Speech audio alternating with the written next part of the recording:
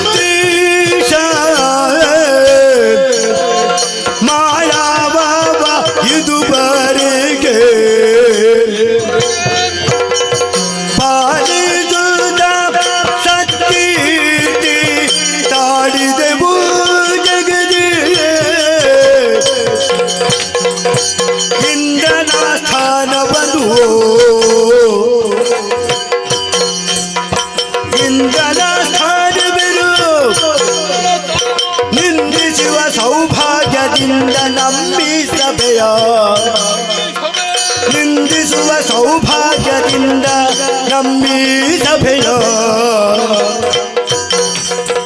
ಚಂದವೇ ನಿಗಿಲೋ ಕೇಳಯ್ಯ ಮಂದಿ ಜಯ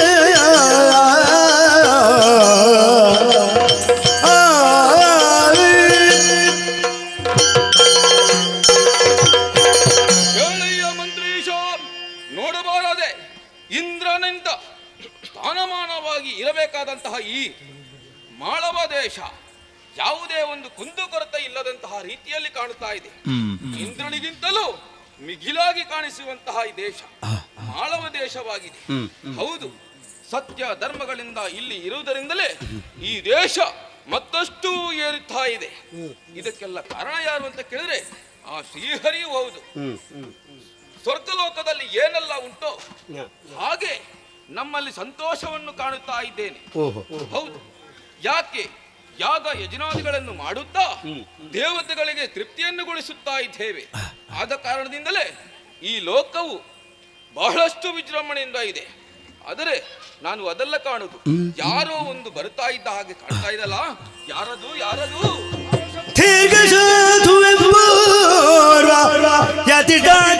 ಬರಲು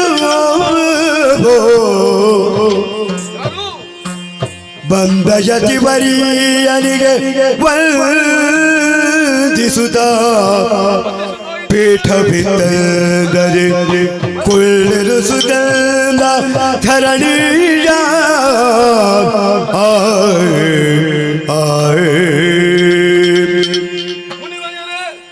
ಇದು ನೀವು ಬರುವಂತಹ ಸಂದರ್ಭದಲ್ಲಿ ಬಂದು ನಿಮ್ಮನ್ನು ಪೀಠದಲ್ಲಿ ಕುಳ್ಳಿರಿಸಿದ್ದೇನೆ.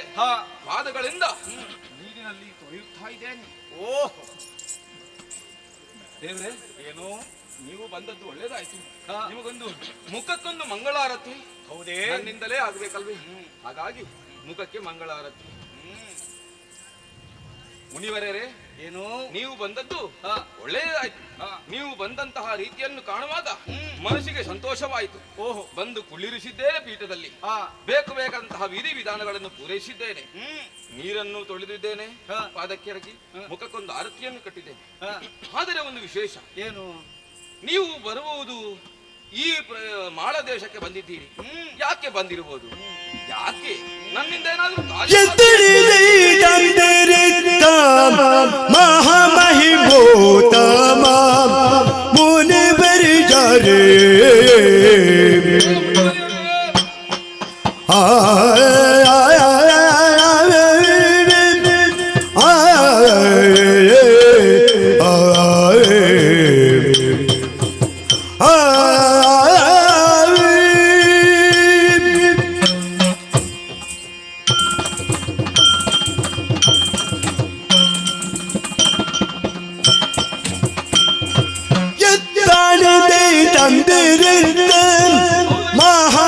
ಮಹಾಮಹಿಮೋತ್ತಮ ಮುನಿವರಿಯರೇ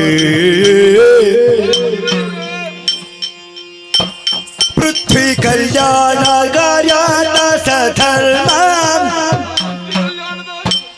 ಪೃಥ್ವಿ ಕಲ್ಯಾಣ ಕಾರ್ಯಾತ ಸಧರ್ಮ ಪ್ರವೃತ್ತಿ ಮಾರ್ಗೋತ್ತಮರೇ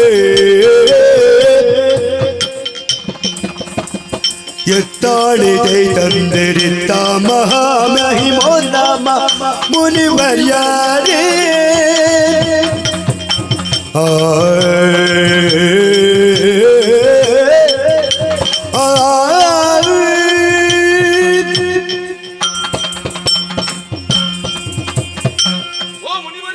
ಹಂಸಪಾದ, ಮತ್ತೊಮ್ಮೆ ಮಗದೊಮ್ಮೆ ನಿಮ್ಮ ಪವಿತ್ರ ಪಾದಕ್ಕೆ ವಂದಿಸಿಕೊಳ್ಳುತ್ತಾ ಇದ್ದೇನೆ. ಎದ್ದೇಳೆಯ ಮುನಿವರಿಯರೇ, ಏನು ಯಾವತ್ತಿನಾಗೆ ಇಂದು ಅಲ್ಲ, ಇವತ್ತು ಬೇರೆ ರೀತಿಯಲ್ಲಿ ಅಂದ್ರೆ ನಿಮ್ಮನ್ನು ಕಾಣುತ್ತಾ ಇದ್ದೇನೆ. ಓಹೋ. ಎತ್ತದಿಂದ ಇತ್ತ ಕಡೆಗೆ ಬಂದಿದ್ದೀರಿ. ಏನಾದರೂ ಕಾರಣ ಬೇಕಲ್ವೇ? ಏನಾದರೂ ಕಾರಣವಿಲ್ಲದೆ ನೀವು ಬರುವವರಲ್ಲ. ಹಾಗಾಗಿ ನಿಮ್ಮಲ್ಲಿ ಕೇಳ್ತಾ ಇದ್ದೇನೆ, ಯಾಕಾಗಿ ನೀವು ಬಂದಿದ್ದೀರಿ? ಏನು ಕಾರ್ಯಗಳು ನಮ್ಮಿ ನಗರಕ್ಕೆ ಬಂದಿರೇ ನಗಬೇಕೆನ್ನಿದ್ದ ಮೌನೀಶರಪ್ಪಣೆ ಆರುದಿತ್ತನು ಜನಲಾಗದೋಡಿದ ಎತ್ತನಿಂದ ತಂದಿರಿದ್ದ ಮಹಾಮಹಿಮೋತ್ತಮ ಮುನಿವರ್ಯರೇ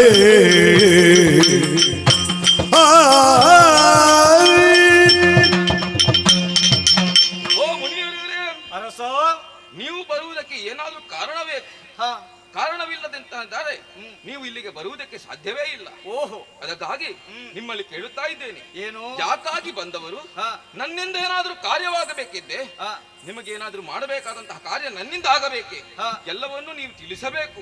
ಯಾಕಾಗಿ ಬಂದದ್ದು? ನನ್ನ ವಿಚಾರವನ್ನು ನಿನಗೆ ತಿಳಿಸಬೇಕು. ಹೌದು. ನಿನಗೆ ತಿರುರೆ ಮೆಚ್ಚಿದೆನಯ್ಯ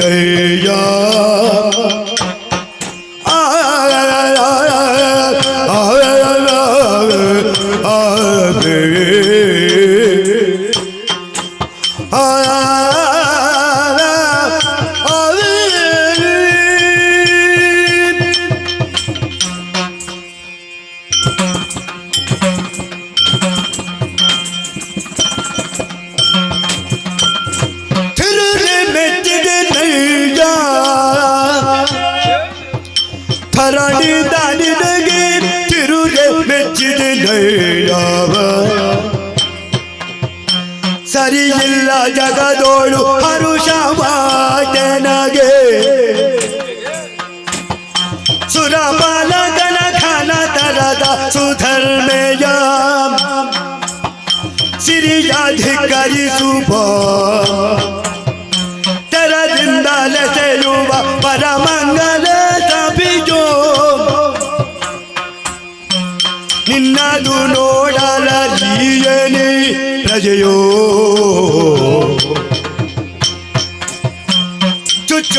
ಶೋಭೆಯು ವಣಿಸಿದು ಮದಿ ಸೌಭಾಗ್ಯ ಕುರು ನೆರೆ ಮನೆಯೋ ತಿರುಗಿ ಮೆಚ್ಚಿದೆ ನೈಜ ಕರಣಿಂದ ನಿನಗೆ ಸರಿಯಿಲ್ಲ ಜಗದೊಳು ಹರ್ಷವಾಯ್ತೆನಗೆ ಕರಣಿದ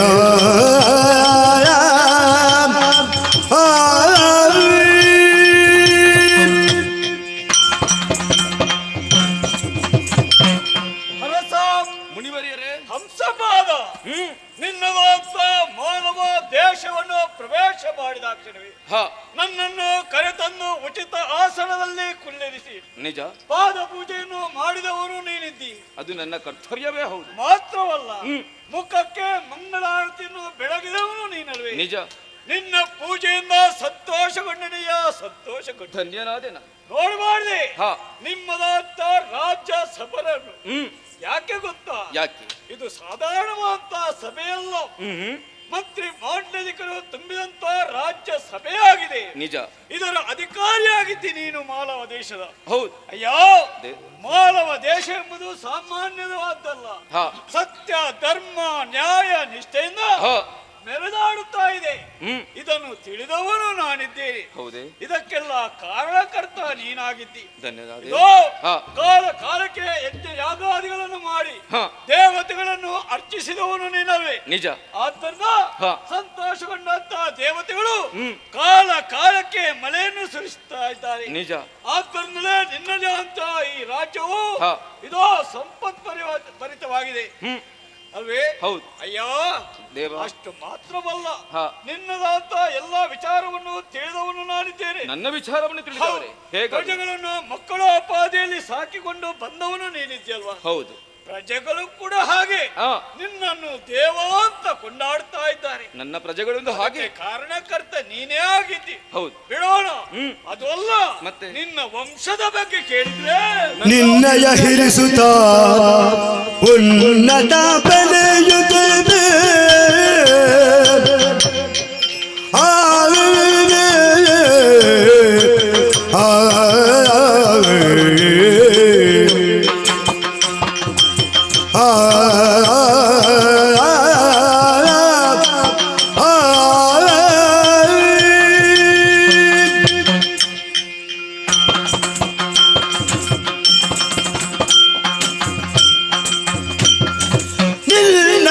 ಹಿರಿದುದ ಉನ್ನತ ಬಲಯುತ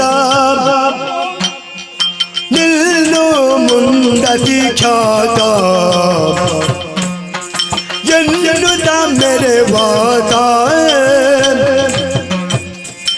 ಎಲ್ಲು ಬಂದರಿದು ಅವನ ಶ್ರೇಯಸನೆಲ್ಲ ನಿನ ಗುರಿದು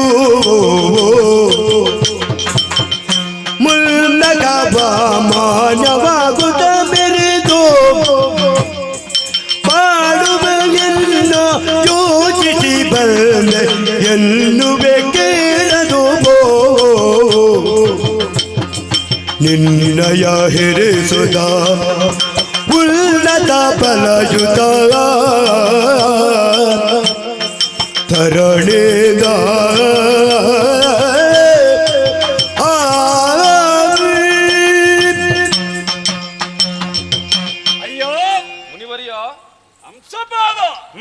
ನಿನ್ನ ಬಗ್ಗೆ ಮಾತ್ರವಲ್ಲ, ನಿನ್ನ ಸಂಸಾರದ ಬಗ್ಗೆಯೂ ನಾನು ಚೆನ್ನಾಗಿ ತಿಳಿದವನಿದ್ದೇನೆ. ನನ್ನ ಸಂಸಾರದ ಬಗ್ಗೆ ತಿಳಿದವರು?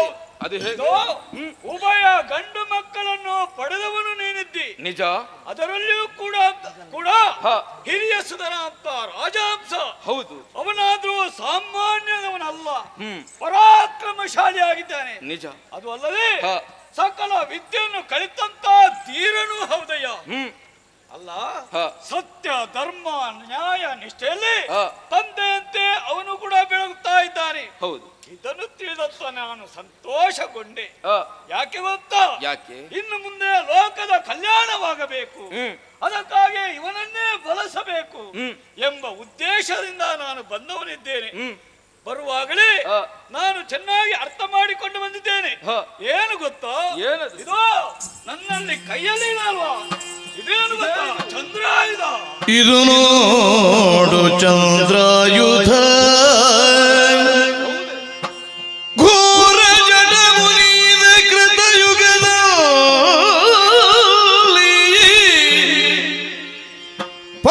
ಪದುಮಜನಿಂದ ಪಡೆದ ರಕ್ಕಸರ ಕೊಲ್ಲಲು ತ್ರೈಲೋಕದೊಳು ಅದ್ಭುತ ಶಕ್ತಿ ಮದನಾರಿಗಳ ನಿಲ್ಲಲು ಪರಂಪರೆಯಿಂದಲೊದಗಿತನ್ನಯ ವಶಕಿದ ನೀವೇ ಕೇಳುಗೋ ಇದು ನೋಡು ಚಂದ್ರಾಯುಧ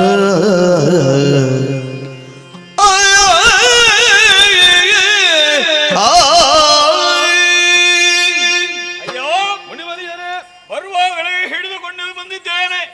ಇದು ಚಂದ್ರಾಯುಧವಾಗಿದೆ. ಚಂದ್ರಾಯುಧವೇ? ಇದು ಎಲ್ಲಿಂದ ದೊರಕಿದ್ದು ಗೊತ್ತಾ? ಎಲ್ಲಿಂದ? ಹಿಂದಕ್ಕಾದ್ರೆ ಕೃತಯುಗದಲ್ಲಿ ಹ. ದುಷ್ಟರು ಮೆರೆದಾಡಿದವರಿದ್ದಾರೆ. ನಿಜ. ಎಲ್ಲರನ್ನು ಗೋಲುಗುಟ್ಟಿಸ್ತಾ ಇದ್ರು. ಹ. ಅಂತ ಸಮಯದಲ್ಲಿ ಹ. ತಪಸ್ಸನ್ನು ಆಚರಿಸಿದಂತ ಘೋರ ಜಟಾಧರಿ ಮುನಿಯು ಹ. ಬ್ರಹ್ಮನನ್ನು ಮೆಚ್ಚಿಸಿ ಹ. ಈ ಚಂದ್ರಾಯುಧವನ್ನು ಪಡೆದವನಿದ್ದಾನೆ. ಓಹೋ. ಮಾತ್ರವಲ್ಲ, ಮತ್ತೆ? ದುರುಳಾದಂತ ರಕ್ಕಸರನ್ನು ತರಿದಿದ್ದಾನೆ. ಓಹೋ. ಲೋಕ ಕಲ್ಯಾಣವನ್ನೇ ಮಾಡಿದ್ದಾನೆ. ಹ. ಅಂತ ಚಂದ್ರಾಯುಧ ಹ. ಮುಂದಕ್ಕೆ ಜಟಾಧರಿಯಲ್ಲೇ ಉಳಿಯಿತು. ಹ. ಆಮೇಲೆ ಆ ಜಟಾಧರಿ ಮುನಿಯು ಹ.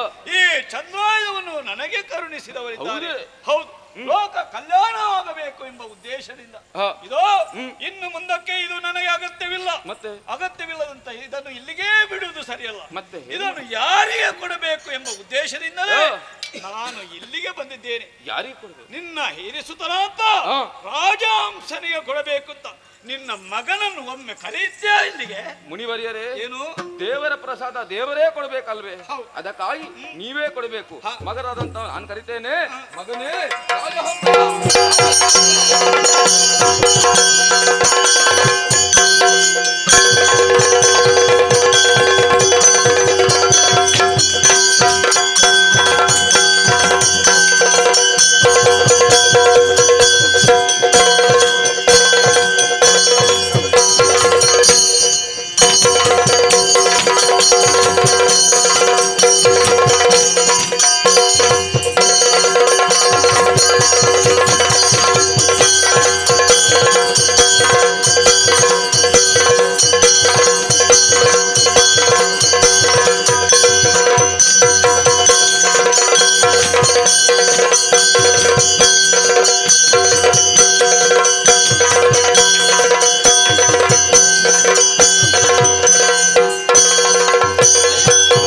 ವಂದಿಸುತ್ತೆಂದನು ಇಂದೇನು ಹೊಸ ಬಗೆಯಿಂದಲಿ ಕರೆದಿರುವೆ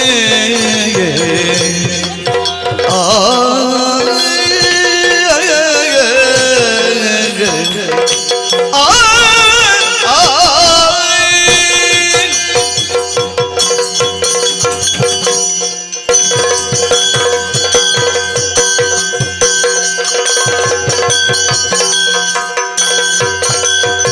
ವಂದಿಸುತ್ತಿದ್ದನು ಇಂದೇನು ಹೊಸವಾಗಿ ಇಂದಲಿ ಕರೆದಿರುವೆ ಚಂದದಿ ಪೇಳ್ಮನದಂದವ ವಿರಜಿಬಿ ಚಂದದಿ ಪೇಳ್ಮನದಂದವ ವಿರಜಿಬಿ ಸಂದೇಹವ ಗುಣದಿಯೇ ವಂದಿಸುತ್ತಿದ್ದನು ಇಂದೇನು ಹೊಸವಾಗಿ ಇಂದಲಿ ಕರೆದಿರುವೆ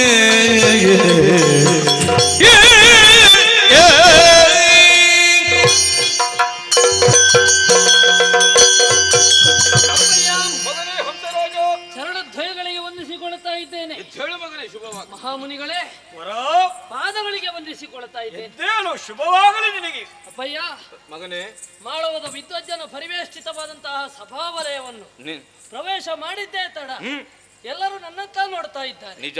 ಏನು ನನ್ನಿಂದ ಆಗಬೇಕೆನ್ನುವ ಹಾಗೆ ಅವರ ಮುಖದ ಭಾವವೇ ತೋರಿಸ್ತಾ ಉಂಟು. ಹೌದು. ಮೊನ್ನೆ ಗುರುಮಠದಿಂದ ಬಂದವ ನಾನು. ನಿಜ.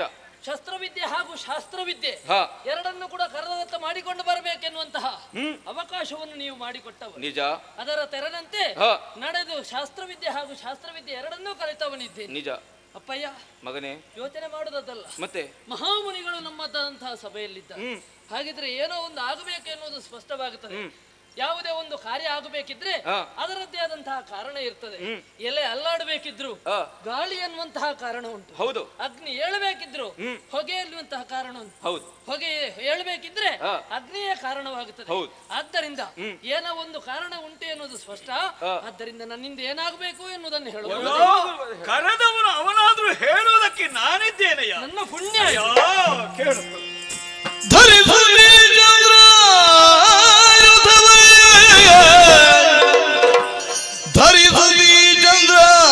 ಚಂದ್ರಾಯುಧವ ಮೂರು ವತ್ಸರ ಧರಣಿಯು ಸಂಚರಿಸಿ ಬಳಿಕಿಲ್ಲಲೇ ಸಕ್ಕು ಹರುಷದಿ ನೀರಾಜ ಹಂಸಗೆಂದರುವುದ ಕುವರಗಿತ್ತು ಹರಸಿ ಬೀಳ್ಗೊಟ್ಟು ಓ ಮಹಾಮುನಿಗಳೇ, ಸಭೆಗೆ ಕರೆದವನು ನಿನ್ನ ತಂದೆ ಇದ್ದಾನೆ. ಹೌದು. ಆದ್ರೆ ಯಾವ ವಿಚಾರವೂ ನಿನಗೆ ತಿಳಿದಿಲ್ಲ. ಈ ವಿಚಾರವನ್ನು ತಿಳಿಸುವುದಕ್ಕಾಗಿ ಈ ದೀರ್ಘ ಸಾಧು ಇಲ್ಲಿಗೆ ಆಗಮನವಾಗಿದೆ. ತಮ್ಮಂತವರೇ ಹೇಳ್ತೀರಿ ಅಂತಾದ್ರೆ ನಮ್ಮ ಪೂರ್ವಜನ್ಮದ ಸುಕೃತದ ಫಲ ಅಂತ ಯೋಚನೆ ಮಾಡಿ. ಅಯ್ಯೋ, ನಿನ್ನದಂತ ಎಲ್ಲಾ ವಿಚಾರವನ್ನು ನಾನು ತಿಳಿದವನಿದ್ದೇನೆ. ಹೌದೇ? ಶಾಸ್ತ್ರ ಹಾಗೂ ಶಸ್ತ್ರ ಇದು ಎರಡನ್ನೂ ನೀನು ಚಿಕ್ಕವನಿರುವಾಗಲೇ ಅಭ್ಯಾಸ ಮಾಡಿದ್ದಿ. ಈಗ ಬೆಳೆದು ಯೌವನಾವಸ್ಥೆಗೆ ಬಂದು ಮುಟ್ಟಿದ್ದಿ. ಅಯ್ಯೋ, ಲೋಕವನ್ನು ಒಮ್ಮೆ ನೋಡಬಾರ್ದು. ಕೆಲವು ಕಡೆ ಅಧರ್ಮವು ತಾನು ಮಾಡುತ್ತಾ ಇದೆ.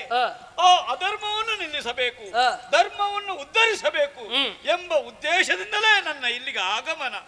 ಬರುವಾಗಲೇ ಈ ಚಂದ್ರಾಯುಧವನ್ನು ಹಿಡಿದುಕೊಂಡು ಬಂದಿದ್ದೇನೆ. ಅದೇ ಯೋಚನೆ ಮಾಡುದು ನಾನು. ಅಯ್ಯೋ, ಇದು ಜಟಾಧರಿ ಮುನಿಯಿಂದ ನನ್ನ ಕೈಗೆ ಬಂದದ್ದು. ಇನ್ನು ಮುಂದಕ್ಕೆ ಇದು ಯಾರಲ್ಲಿ ಇರಬೇಕು ಎಂದು ಭಾವಿಸಿದ್ರೆ ಅದು ನಿನ್ನಲ್ಲಿ ಇರಬೇಕು. ಯಾಕೆ ಗೊತ್ತಾ? ಲೋಕ ಕಲ್ಯಾಣವಾಗಬೇಕು ಎಂಬ ಉದ್ದೇಶದಿಂದ ನೀನು ಲೋಕವನ್ನು ಪರ್ಯಟನೆ ಮಾಡಬೇಕು. 3 ವತ್ಸರಗಳ ಕಾಲ ಎಲ್ಲಿ ಅಧರ್ಮವೋ ತಾಂಡವಾಡ್ತಾ ಉಂಟು ಅಲ್ಲಿ ಧರ್ಮವನ್ನು ಸ್ವಂತೆ ಮಾಡಬೇಕು. ಸಜ್ಜನವರನ್ನು ಪ್ರೀತಿಯಿಂದ ನೋಡಬೇಕು. ಇದು ಸಜ್ಜನರ ಉಳಿವಿಗಾಗಿ, ದುಷ್ಟರ ನಾಶಕ್ಕಾಗಿ ಈ ಚಂದ್ರಾಯುಧವನ್ನು ನಿನಗೆ ನಾನು ನೀಡುತ್ತಾ ಇದ್ದೇನೆಯಾ. ಸ್ವೀಕರಿಸಿದ್ದೇನೆ, ಗೌರವಪೂರ್ವಕವಾಗಿ ಭಕ್ತಿಪೂರ್ವಕವಾಗಿ ಸ್ವೀಕರಿಸಿದ್ದೇನೆ. ಆದಿತ್ಯ ವರ, ಇನ್ನು ಮುಂದೆ ನನ್ನ ಅಗತ್ಯ ಇಲ್ಲಿಗೆ ಇಲ್ಲ. ಅದಕ್ಕಾಗಿ ನನ್ನದಂತ ಆಶ್ರಮದ ಕಡೆಗೆ ಹೋಗ್ತೇನೆ. ಇದು ಆಶೀರ್ವಾದವನ್ನು ನಿಮಗೆ ಇಬ್ಬರಿಗೂ ಮಾಡಿದವನು ನಾನು ಬರ್ತೇನೆಯ್ಯ. ಮಗನೇ, ಮಹಾಮುನಿಗಳು ಬಂದವರಿದ್ದಾರೆ. ಹೌದು. ಬಂದ ಮಾತ್ರ ಅಲ್ಲ, ನಮ್ಮನ್ನು ಬೀಳುಕೊಟ್ಟವರಿದ್ದೆ. ನಿಜ. ಆದ್ರೆ ನಿಮ್ಮ ಮುಖದಲ್ಲಿ ಚಿಂತೆಯ ರೇಖೆಗಳು ಕಾಣ್ತಾ ಉಂಟು.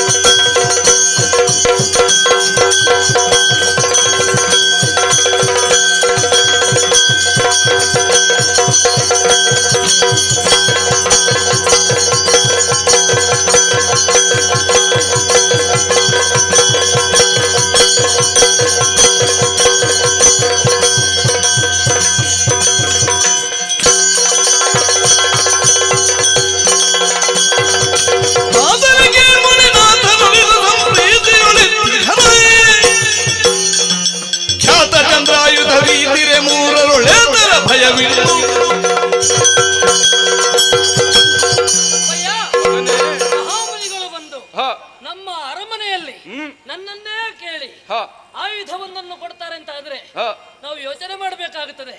ನಾವು ನಡೆಯುವಂತಹ ನಡೆ ಕೇವಲವಾದಂತಹ ನಮ್ಮ ರಾಜ್ಯದ ಸೀಮಿತಕ್ಕೊಳಗಾದದ್ದಲ್ಲ, ಪ್ರಪಂಚವನ್ನು ಪರ್ಯಟನೆ ಮಾಡಬೇಕು ಎನ್ನುವ ಹಾಗೆ ಹೇಳಿದ್ದಾರೆ. ಆದ್ದರಿಂದ ಅವರದ್ದಾದಂತಹ ಮಾತನ್ನು ನೆರವೇರಿಸಬೇಕಾದ್ದು ನಮ್ಮ ಕರ್ತವ್ಯವಾಗುತ್ತದೆ. ಅಪ್ಪಯ್ಯ ಮಗನೇ, ನೀವು ಚಿಂತೆ ಮಾಡುವಂತಹ ಅವಶ್ಯಕತೆಯೇ ಇಲ್ಲ. ಯಾಕೆ ಬಲ್ಲಿರ, ನಾನು ಕಲಿತಂತಹ ವಿದ್ಯೆ ನನ್ನನ್ನು ಕಾಯುತ್ತದೆ ಎನ್ನುವುದರಲ್ಲಿ ಅನುಮಾನವೇ ಇಲ್ಲ. ಆದ್ದರಿಂದ ನಾನೇನು ಮಾಡುವೆ ಬಲ್ಲಿರ? ನಡೆದು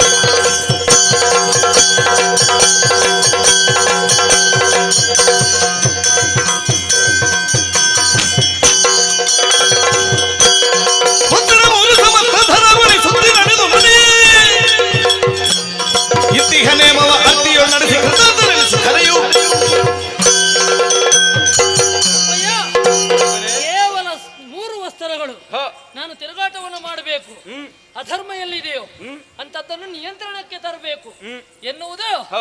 ಆ ಮಹಾಮುನಿಗಳಾದಂತಹ ಯೋಚನೆ. ಹೌದಲ್ವೇ? ಹೌದು. ಅವರ ಯೋಚನೆಯನ್ನು ಯೋಜನಾ ರೂಪಕ್ಕೆ ತರಬೇಕಾದ್ದು ಹ. ನಮ್ಮ ಕರ್ತವ್ಯವಾಗಿದೆ. ಹೌದು. ಆದ್ದರಿಂದ ಈ ಕೂಡಲೇ ಹೊರಡುತ್ತೇನೆ. ಮಾತ್ರವಲ್ಲ, ಯಾವುದಕ್ಕೂ ಭಯ ಪಡುವ ಅವಶ್ಯಕತೆ ಇಲ್ಲ. ಯಾಕೆ?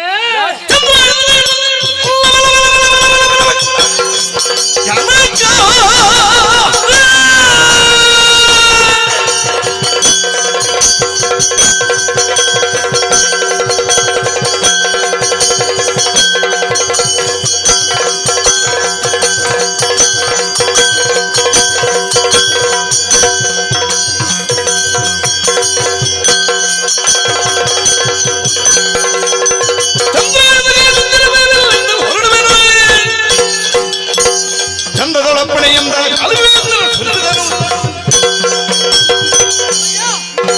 ಮಹಾಮನಿಗಳು ಕೊಟ್ಟಂತಹ ಚಂದ್ರಾಯುಧ ಬ್ರಹ್ಮದೇವನಿಂದ ಜಟಾಮುನಿಗೆ, ತದನಂತರದಲ್ಲಿ ದೀರ್ಘ ಸಾಧು ಮಹಾಮುನಿಗಳಿಗೆ, ತದನಂತರದಲ್ಲಿ ನನಗೆ ಬಂದು ಸೇರಿತು. ನಿಜ. ಹೌದಲ್ವೇ? ಮಹಾಶಕ್ತಿ ಎನ್ನುವುದರಲ್ಲಿ ಯಾವುದೇ ಒಂದು ರೀತಿಯಾದಂತಹ ಅನುಮಾನವಿಲ್ಲ. ರಕ್ಕಸರನ್ನೇ ಕೊಲ್ಲುವಂತಹ ಶಕ್ತಿ ಈ ಆಯುಧಕ್ಕಿದೆ ಎನ್ನುವುದನ್ನು ಅವರೇ ತಿಳಿಸಿದ್ದಾರೆ. ಆದ್ದರಿಂದ ಯೋಚನೆ ಮಾಡುವಂತಹ ಅವಶ್ಯಕತೆ ಇಲ್ಲ.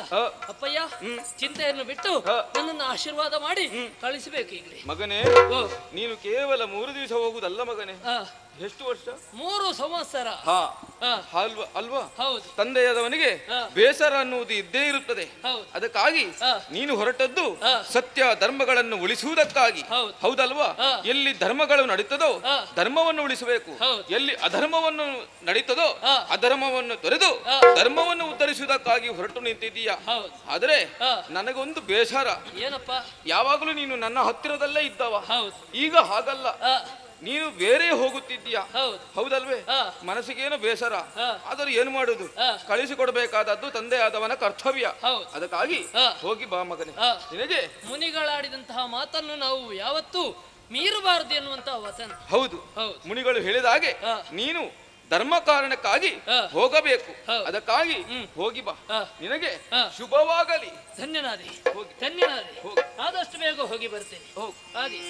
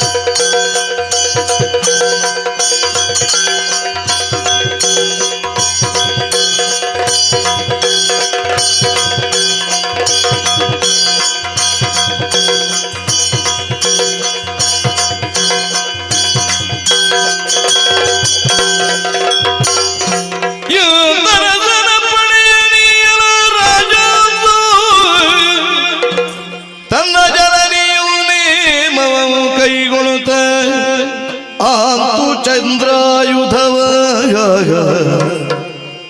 ಉತ್ತರ ದಿಶಾ ಪಥದೊಳೈದಿದು ಕಾಲ್ನಡೆಯುಳು. ಅಮ್ಮನಿಂದ ಆಶೀರ್ವಾದವನ್ನು ಪಡೆದು ನೇರವಾಗಿ ಹೊರಟು ಬಂದವನಿದ್ದೇನೆ. ಪ್ರಪಂಚವನ್ನು ಪರ್ಯಟನೆ ಮಾಡಬೇಕೆನ್ನುವಂತಹ ಉದ್ದೇಶದಿಂದ ಎಲ್ಲಿ ಅಧರ್ಮವು ತಾಂಡವಾಡ್ತಾ ಇದೆಯೋ ಅಂತಹದನ್ನು ತಡೆದವನಿದ್ದೇನೆ. ಹಾಗಾಗಿ ಮುಂದೆ ಮುಂದೆ ಮುಂದೆ ಮುಂದೆ ಬಂದಂತಾದ್ರೆ ಏನು ಆಶ್ಚರ್ಯವನ್ನು ಕಾಣ್ತಾ ಇದ್ದೇನೆ. ದಟ್ಟವಾದಂತಹ ಕಾರಣವಿದು. ಇಲ್ಲೇ ನನ್ನನ್ನು ತಡೆದು ನಿಲ್ಲಿಸ್ತಾ ಉಂಟು. ಹಾಗಿದ್ರೆ ಏನೋ ಒಂದು ಇಲ್ಲಿ ಉಂಟು ಅನ್ನೋದು ಸ್ಪಷ್ಟ. ಏನುಂಟು ಅನ್ನೋದು ಗೊತ್ತಾಗಬೇಕು. ಆದ್ದರಿಂದ ಉತ್ತರ ದಿಕ್ಕನ್ನು ಹಿಡಿದು ಮುಂದುವರಿದು ಬಂದವನಿಗೆ ಏನು ಸಿಗುತ್ತದೆ ಎನ್ನುವ ಹಾಗೆ ನೋಡ್ತೀನಿ. ಆಶ್ಚರ್ಯವನ್ನೇ ಕಾಣ್ತಾ ಇದ್ದೇನೆ. ಸರಿ ಸರಿ, ಈ ಪರಿಸರದಲ್ಲಿ ಇಂತಹ ವ್ಯತ್ಯಾಸವಾಗಬೇಕಿದ್ರೆ ಮಹಾಮುನಿಗಳೇ ಕಾರಣ. ಆದ್ದರಿಂದ ಜಯ ಜಯ ಜಯ ಜಯ ಜಯ ಜಯ ಯಾರು ನೀನೆ ಮಗನೇ, ಈ ರೀತಿಯ ಮನೆಯೂ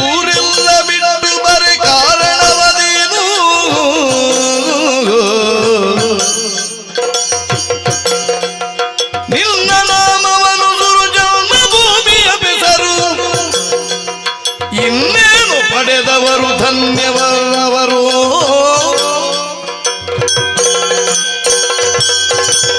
ಮಗು, ಮಹಾಮುನಿಗಳೇ, ನೀನು ಯಾರು ಏನಂತ ನನಗೆ ಗೊತ್ತಾಗ್ಲಿಲ್ಲ. ನೇರವಾಗಿ ಇಲ್ಲಿಗೆ ಬಂದು ನನ್ನ ಕಾಲಿಗೆ ಅಡ್ಡ ಬೀಳುತ್ತಾ ಇದ್ದಿ. ಹೌದು. ಯಾರು ನೀನು? ಯಾರ ಮಗ? ಹೇಳುವೆ ನನ್ನಲ್ಲಿ. ಸ್ವಾಮಿ ಓ, ಕೇಳಬೇಕು. ಲಾಲಿಸನ ವಿಷಯ ಪರಮದಯಾಳು ಮೌನಿವರಿಯ, ಪರಮದಯಾಳು ಮೌನಿವರಿಯ.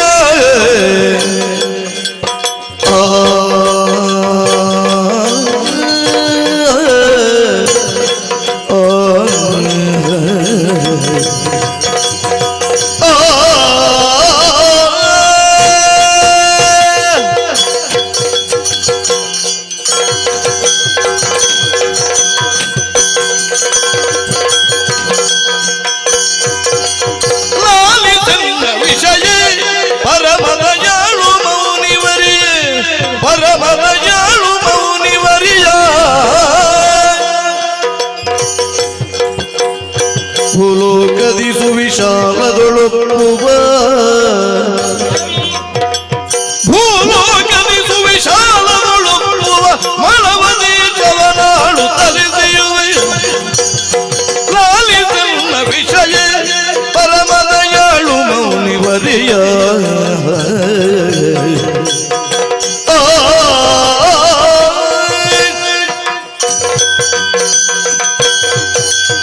ಮಹಾಮುನಿಗಳೇ, ಮಗು, ಸದಾ ಕಾಲ ಲೋಕ ಕಲ್ಯಾಣಕ್ಕಾಗಿ ತಪಸ್ಸನ್ನಾಚರಿಸುತ್ತಾ ತಮ್ಮದಂತ ಜೀವನವನ್ನು ಸವೆಸುವವರು ನೀವಾಗಿದ್ದೀರಿ. ಹೌದು.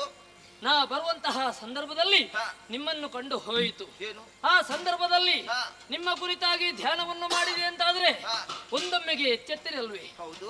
ದಯಾಳುಗಳು ಎನ್ನುವುದರಲ್ಲಿ ಅನುಮಾನ ಇಲ್ಲ. ನಿಮ್ಮದಾದಂತಹ ಧ್ಯಾನಕ್ಕೆ ಭಂಗವನ್ನು ತಂದೊಡ್ಡಿದ್ದನೋ ಎನ್ನುವ ಹಾಗೆ ಒಂದೊಮ್ಮೆಗೆ ಮನಸ್ಸಿನಲ್ಲಿ ಆಯಿತು. ಓಹೋ. ಆಮೇಲೆ ನೀವೇ ಕೇಳಿದಿರಲ್ವ, ಎಲ್ಲಿಂದ ಬಂದವ ಏನು ಎನ್ನುವಂತಹ ವಿಚಾರವನ್ನು ನೀವು ಕೇಳ್ತೀರಿ ಅಂತಾದ್ರೆ ಮನಸ್ಸಿಗೆ ಬಹಳ ಸಂತೋಷವಾಯಿತು. ಆದಿತ್ತು ಮಗು. ಭೂಲೋಕದಲ್ಲಿ ವಿಶಾಲವಾದಂತಹ ಮಾಳವ ದೇಶ, ಮಾಳವ ದೇಶವನ್ನು ಆಳುತ್ತಿರುವಂತಹ ಹಂಸಪಾದ ಮಹಾರಾಜರ ಮಗ ನಾನು. ಓಹೋ. ರಾಜಹಂಸ ಎನ್ನುವ ಹಾಗೆ ನನ್ನ ಹೆಸರು. ಒಳ್ಳೇದಾಗ್ಲಿ. ಹಾಗಿರುತ್ತಾ ಒಂದು ದಿನದಲ್ಲಿ ಏನಾಯ್ತು ಬಲ್ಲಿರ? ಏನು? ಮುನಿಪ ದೀರ್ಘ ಸಾಧು ಬಂದತಿ ಘನತೆಯಿಂದಲುಲಿದೋ.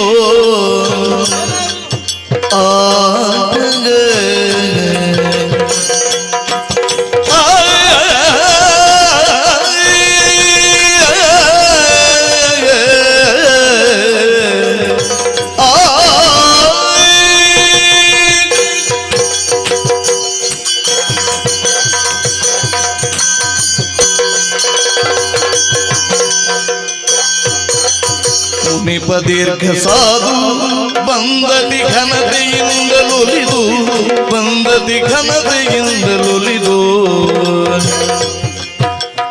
ಎನಗಾಯುಧ ವಿಧರನು ಕರುಣಿಸಿ, ಎನಗಾಯುಧ ವಿಧರನು ಕರುಣಿಸಿ ಜಗವನು ತಿರುಗಲು ಬೇಡನು ಮೂರ್ವತ್ತರ. ಲಾಲಿಸನ್ನ ವಿಷಯ ಪರಮದಯಾಳು ಮೌನಿವರಿಯ.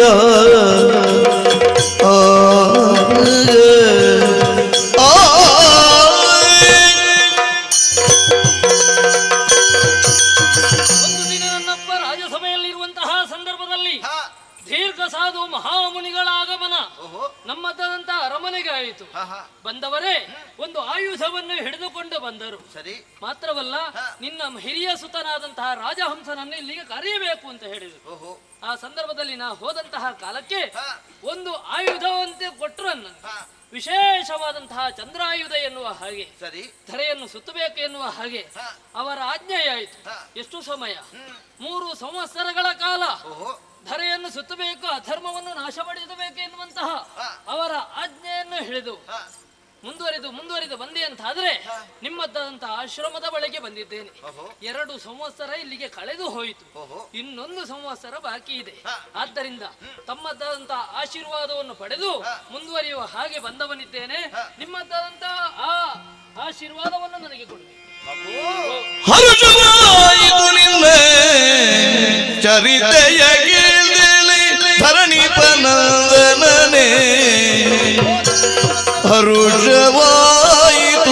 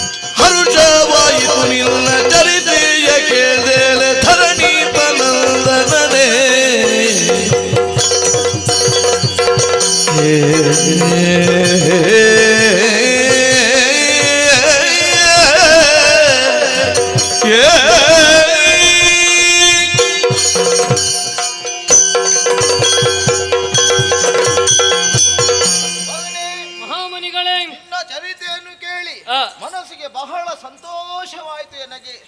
ಯಾಕೆ 3 ಸಂವತ್ಸರಗಳ ಕಾಲ ತಿರುಗಾಟ ಮಾಡ್ಬೇಕಂತ ಕೇಳ್ತಾ ಇದ್ದಿ ನೀನು.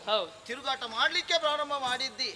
ಆದ್ರೆ 2 ವರ್ಷದ ತಿರುಗಾಟ ನಿನ್ನಲ್ಲಿ ಕಳೆದಾಯ್ತು. ಆದ್ರೆ ಮತ್ತೊಂದು ವರ್ಷದ ತಿರುಗಾಟ ಎಲ್ಲಿ ಮಾಡುದು, ಯಾರ ಜೊತೆ ಮಾಡುದು ಎಂಬ ಚಿಂತೆ ನಿನಗೆ ಹುಟ್ಟಿಕೊಂಡಿದೆ. ವಿನಿಯೋಗವಾಗಬೇಕು. ಹೌದು. ಆದ್ರೆ ಅದನ್ನು ಸಾಧಿಸುವುದಕ್ಕಾಗಿ ಒಳ್ಳೆಯವರ ಬಳಿಗೆ ಅವಕಾಶ ಇದೆ. ಹೌದು. ಆದ್ರೆ ನೀನು ಇಲ್ಲಿ ಬಂದಂತಹ ವೇಳೆಯಲ್ಲಿ ನನ್ನ ಕಾಲಿಗೆ ಬಂದು ಎರಗಿದ್ದಿ, ಬಹಳ ಸಂತೋಷವಾಯಿತು. ಆದ್ರೆ ನೀನು ಕೇಳುವ ಹಾಗೆ 1 ವರ್ಷದ ಕಾಲ ನೀನು ನನ್ನ ಜೊತೆಯಲ್ಲೇ ಇರಬೇಕು. ಅದು ಕೂಡ ಹೇಗೆ? ನನ್ನ ಶಿಷ್ಯನಾಗಿ ಇರಬೇಕು.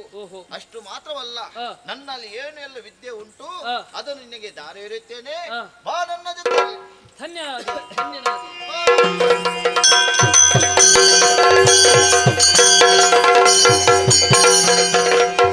ನರನಿ ಕೇಳಿ ಕರದಿ ಯೋಗೀಶ್ವರನು ಬೋಧಿಸಿ ರಾಜಹಂಸನ ಪರಿಣತನಗೊಳಿಸಿದನು ಯೋಗಾಭ್ಯಾಸದ ತ್ವರಿತಗೊಂಡು ಮರೆಯುವುದವರ ಮನಸ್ಕ ಭಾವನೆ ಗುರಿಯ ಮುಟ್ಟಲು ಭಾಸ್ಕರಾಸ್ತ್ರವ ಕರುಣಿಸಿದ ನಿಂತಾಗ ಸಂದುದು ವತ್ಸರವದೊಂದು ಭಾಸ್ಕರಾಸ್ತ್ರವ ಕರುಣಿಸಿದ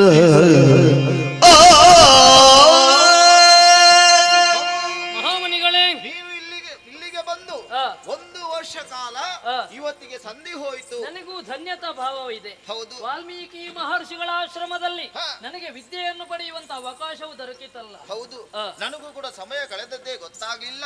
ನಿನ್ನ ಜೊತೆಯಲ್ಲಿ ಇದ್ದುಕೊಂಡು ಇಂದಿಗೆ ವರ್ಷ ಮುಗಿದದ್ದೇ ನನಗೆ ಗೊತ್ತಾಗ್ಲಿಲ್ಲ. ಆದ್ರಿಂದ ಬಹಳ ಸಂತೋಷವಾಯ್ತು. ಆದ್ರೆ ನಿನಗೆ ಇನ್ನು ಇಲ್ಲಿ ನಾನು ನಿಲ್ಲಿಸುವುದು ಸರಿಯಲ್ಲ. ಸಾಧ್ಯ ಆದಷ್ಟು ಕಲ್ತಿದ್ದೆ. ನಿನ್ನ ಸಾಧನೆ ಮಾಡುವುದಕ್ಕೆ ಇನ್ನೂ ಕೆಲವು ಉಂಟು.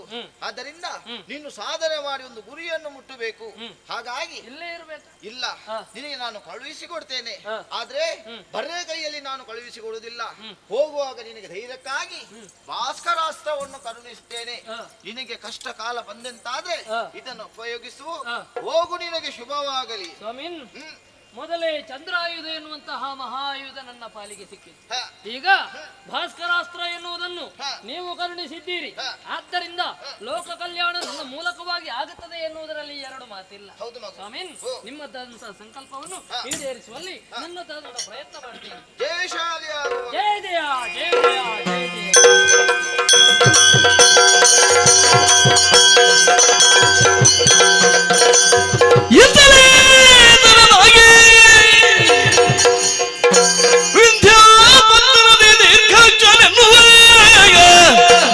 ಧೂರ್ತನೋಲಿಗೆ ಬಿದ್ದು ಸಭೆಯಳು ವಿಸ್ತರಿಸಿದ ನಂದು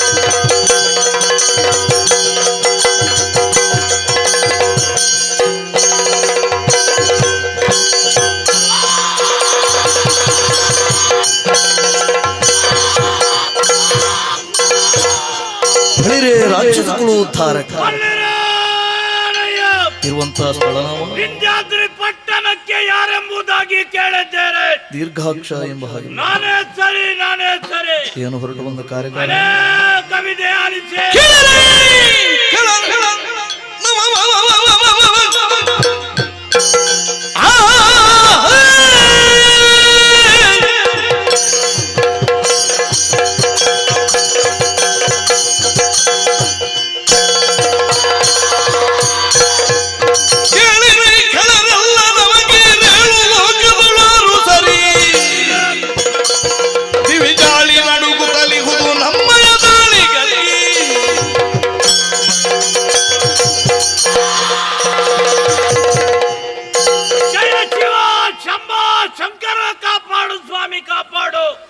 ಎಂದಿನಂತೆ ಪ್ರಾತಃ ಕಾಲದಲ್ಲಿ ಎದ್ದೆ ಕುಲದೇವನಾಗಿರುವಂತಹ ಶಂಕರನನ್ನೇ ಪೂಜಿಸಿ ಅರ್ಚಿಸಿ ತೀರ್ಥ ಪ್ರಸಾದವನ್ನು ಸ್ವೀಕರಿಸಿ ವಿಂಧ್ಯಾದ್ರಿ ಪಟ್ಟಣದ ರಾಜ್ಯ ಚಾವಡಿಯನ್ನು ಪ್ರವೇಶ ಮಾಡಿದ್ದೇನೆ.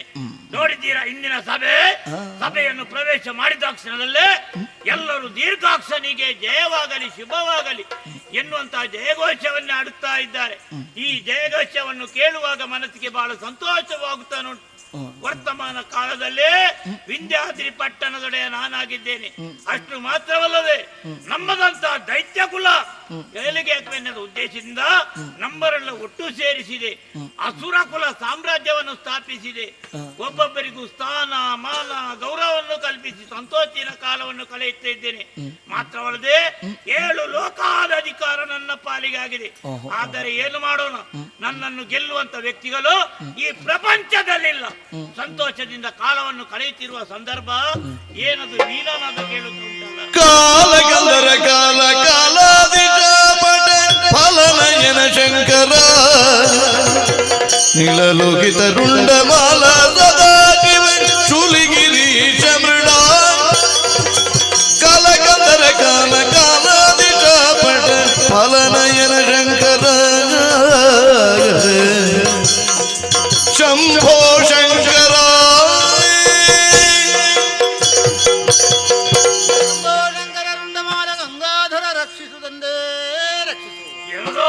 ಬರಲು ಖಳಕೊಳ್ಳಿರಿಸಿ ಪೂಜಿಸಿ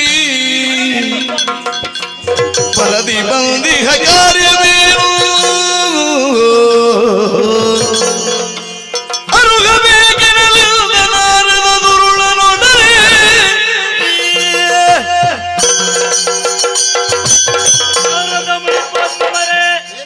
ಸಂತೋಷದಿಂದ ಕಾಲವನ್ನು ಕಳೆಯುತ್ತಿರುವ ಸಂದರ್ಭ ನಿಮ್ಮ ಆಗಮನವಾಯ್ತು ಸ್ವಾಮಿ. ಬಹಳ ಸಂತೋಷವಾಯ್ತು. ನೀವು ಪ್ರವೇಶ ಮಾಡಿದ ಕ್ಷಣವೇ ನಮ್ಮ ಪುರವೇ ಪಾವನವಾಗಿ ಹೋಯಿತು ಸ್ವಾಮಿ.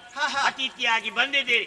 ಬಂದಂತ ನಿಮ್ಮನ್ನು ವಿಧ ವಿಧವಾಗಿ ಪೂಜೆ ಮಾಡಬೇಕೆನ್ನುವ ಆಶಯ ಮನದಲ್ಲುಂಟು. ನಿನ್ನ ಆಶಯ ಅವಕಾಶ ಕೊಟ್ಟರೆ ನಾನು ಖಂಡಿತವಾಗಿ ಮಾಡುವುದಕ್ಕೆ ಸಿದ್ಧನಿದ್ದೇನೆ ಸ್ವಾಮಿ. ಶುದ್ಧವಾದ ಜಲದಿಂದ ನಿಮ್ಮ ಪಾದವನ್ನು ತೊಳೆದಿದ್ದೇನೆ. ಮಾತ್ರವಲ್ಲದೆ ತೀರ್ಥವೆಂದು ಸ್ವೀಕರಿಸಿದ್ದೇನೆ. ಅಷ್ಟು ಮಾತ್ರವಲ್ಲ, ನಮ್ಮಂತೆ ಎಲ್ಲರಿಗೂ ಈ ತೀರ್ಥವನ್ನು ಪ್ರೋತ್ಸಾಹಿಸುವ ನಾನಿದ್ದೇನೆ. ಅಷ್ಟು ಮಾತ್ರವಲ್ಲ ಸ್ವಾಮಿ, ಮುಖಕ್ಕೆ ಮಂಗಳಾರತಿ ಬೆಳಕಬೇಕೆನ್ನುವ ಆಶೆ ನನ್ನ ಬೆಳಗಲೇ ಸ್ವಾಮಿ.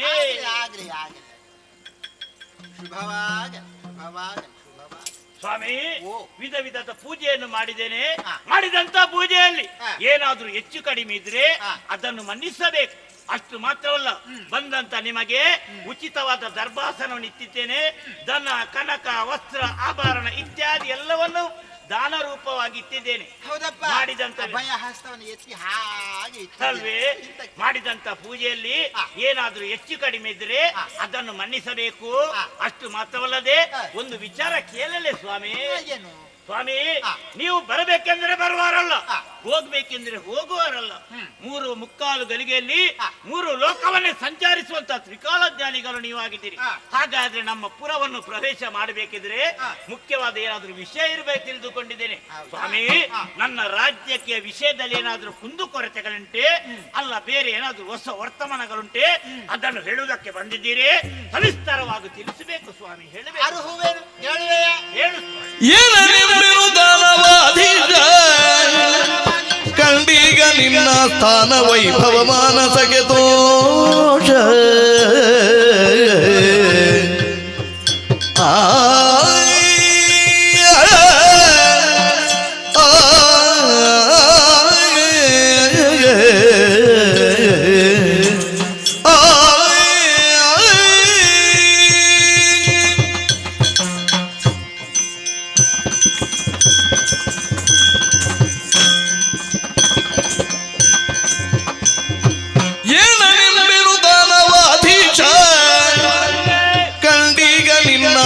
ಸ್ಥಾನ ವೈಭವ ಮಾನಸಕ್ಕೆ ತೋಷ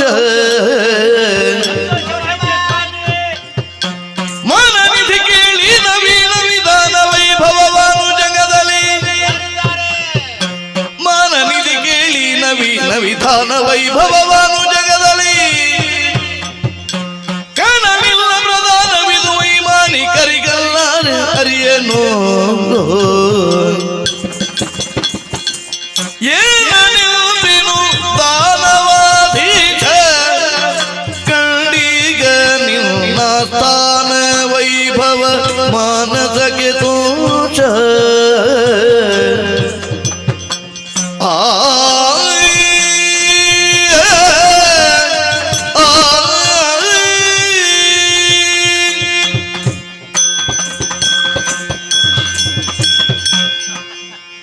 ದೀರ್ಘಾಕ್ಷ ಮುನಿಪೋತ್ತಮರೇ, ಏನು ನಯ ಹ, ಏನು ವಿನಯ. ಹ, ಅಸುರ ಕುಲದಲ್ಲಿ ಜನಿಸಿದರು ಹ.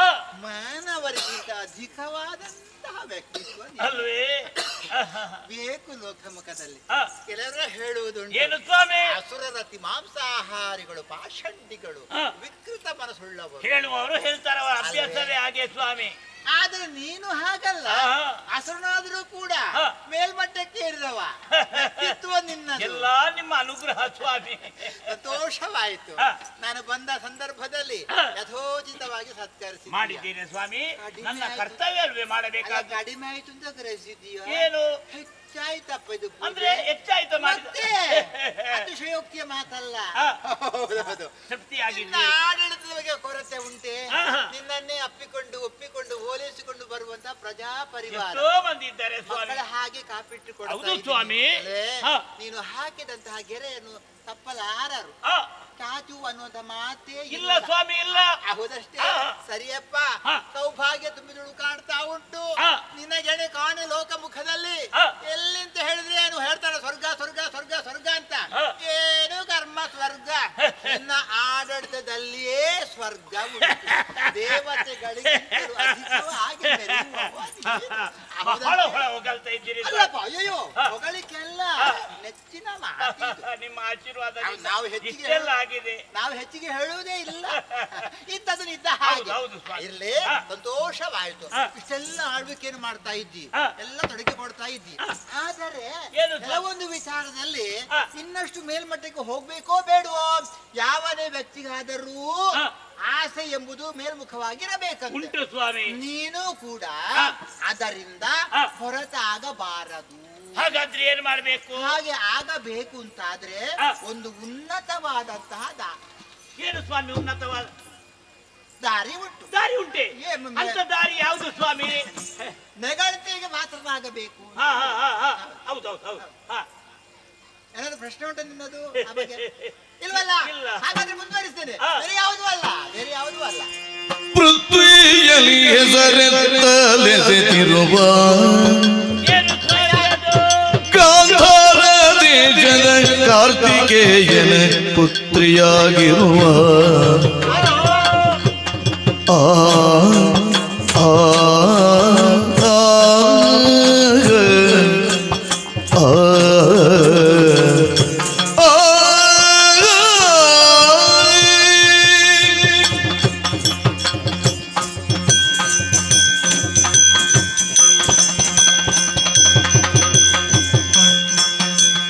ಪೃಥ್ವಿಯಲ್ಲಿ ಹೆಸರೆತ್ತಲೆಸೆದಿರುವ ಗಾಂಧಾರ ದೇಶದ ಕಾರ್ತಿಕೇಯನ ಪುತ್ರಿಯಾಗಿರುವ ವೃತ್ರಕುಶತಪತ್ರ ನೇತ್ರಿಯು ಪುತ್ರಾಳಿಯ ಪ್ರತಿಮೂರ್ತಿ ಅವಳನು ವೃತ್ರಕುಶತಪತ್ರ ನೇತ್ರಿಯು ಪುತ್ಥಳಿಯ ಪ್ರತಿಮೂರ್ತಿ ಅವಳನು ಶಕ್ತಿಯು ಗೆಲಿದಿದ್ದರೆ ಮತ್ತೆ ವೈಭವ ಪೂರ್ತಿಯಾಗುವುದು ಪೃಥ್ವಿಯಲ್ಲಿ ಹೆಸರೆತ್ತಲೆಸೆದಿರುವ ಗಾಂಧಾರ ದೇಶದ ಕಾರ್ತಿಕೇಯನ ಪುತ್ರಿಯಾಗಿರುವ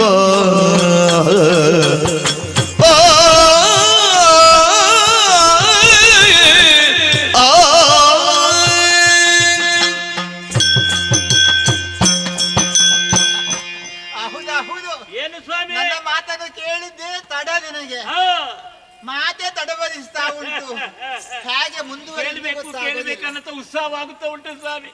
ಹಾಗೆ ನೋಡು, ಹಾ. ಯಾಕೆ ಹಾ.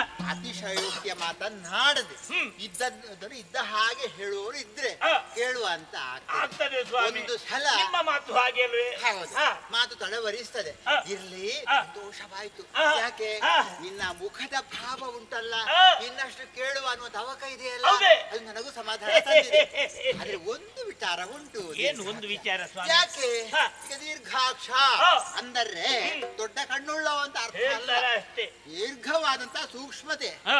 ಏನು ಉಂಟು ಹಾ. ಅದನ್ನು ಗ್ರಹಿಸುವವ ಅಂತ ಅರ್ಥ. ಅಲ್ವಲ್ವೇ? ಮತ್ತೆ ಹೌದು, ಹಾ, ಹಾ, ಹಾ. ಹಾಗಂತ ಹಾ. ನೀನು ಇಷ್ಟಕ್ಕೆ ಸೀಮಿತನಾಗಬಾರದು. ಮತ್ತೆ ಇವತ್ತೇನು ಮಾಡ್ಬೇಕು? ಇಲ್ಲಪ್ಪ, ಇನ್ನಷ್ಟು ಮೇಲ್ಮಟ್ಟಕ್ಕೆ ಹೋಗ್ಬೇಕು ನೀನು. ಇನ್ನಷ್ಟು ಮೇಲ್ಮಟ್ಟಕ್ಕೆ. ಹೌದು, ಹೌದು. ಅಂದ್ರೆ ನನಗೆ ಅರ್ಥವಾಗಿಲ್ಲ ಮೇಲ್ಮಟ್ಟ. ನಾವು ಯಾವತ್ತು ಅಂದ್ರೆ ಕೂಪು ಮಂಡೂಕವಾಗಬಾರದು. ಹಾ, ಹಾ, ಹಾ, ಅದಕ್ಕೆ ಹಾ.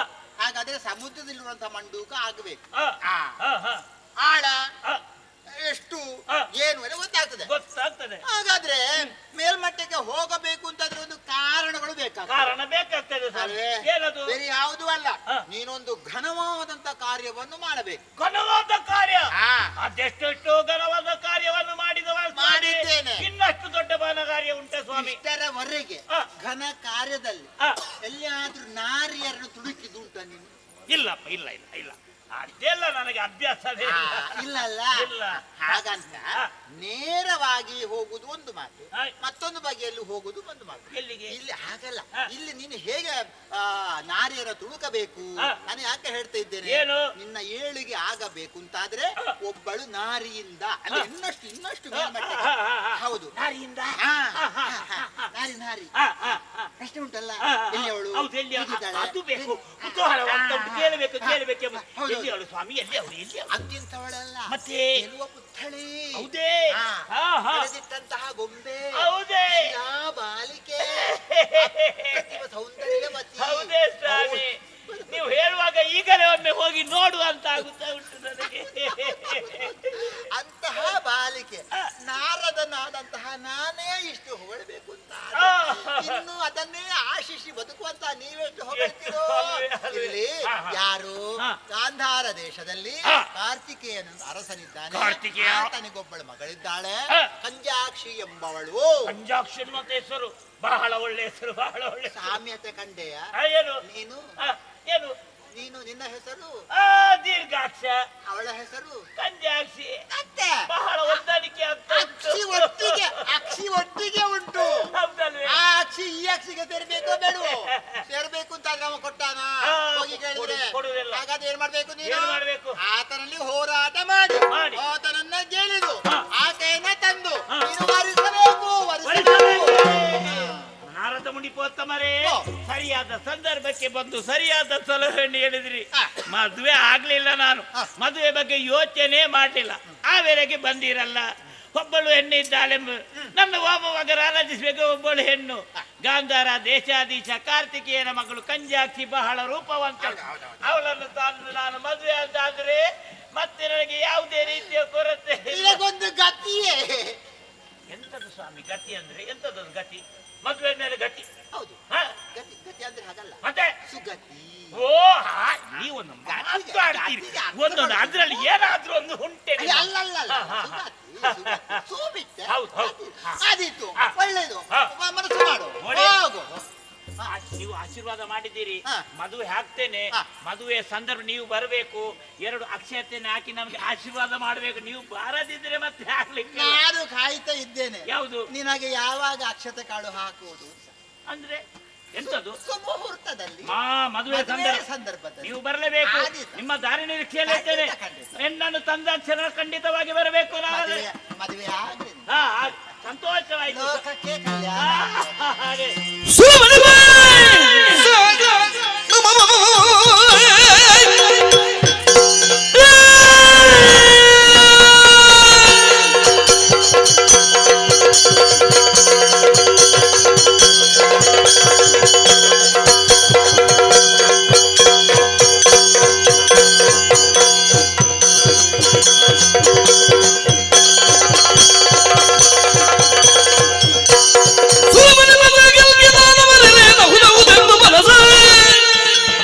ಹೊರಟು ಗಾಂಧಾರವನ ಮುತ್ತಿನ ನಾಗ ವಿಕ್ರಮದಿ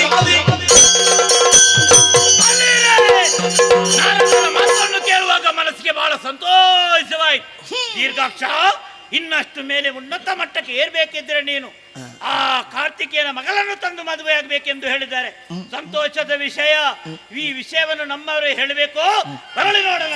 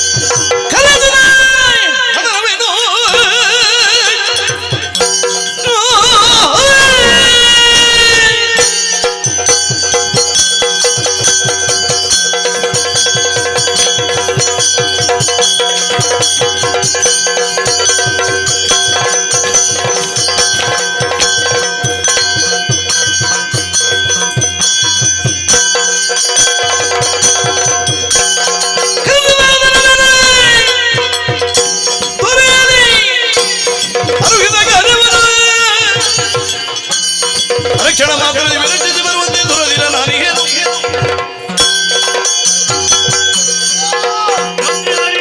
ಮೊದಲಾಗಿ ಪವಿತ್ರ ಮಾತುಗಳಿಗೆ ಹೊಂದಿಸಿಕೊಳ್ಳುತ್ತಾ ಇದ್ದಕ್ಕಿದ್ದಾಗಿ ನಿಮ್ಮ ಕರೆಯನ್ನು ಆಲಿಸಿ ಬಂದಿದ್ದೇನೆ. ನನ್ನಿಂದೇನಾಗಬೇಕು?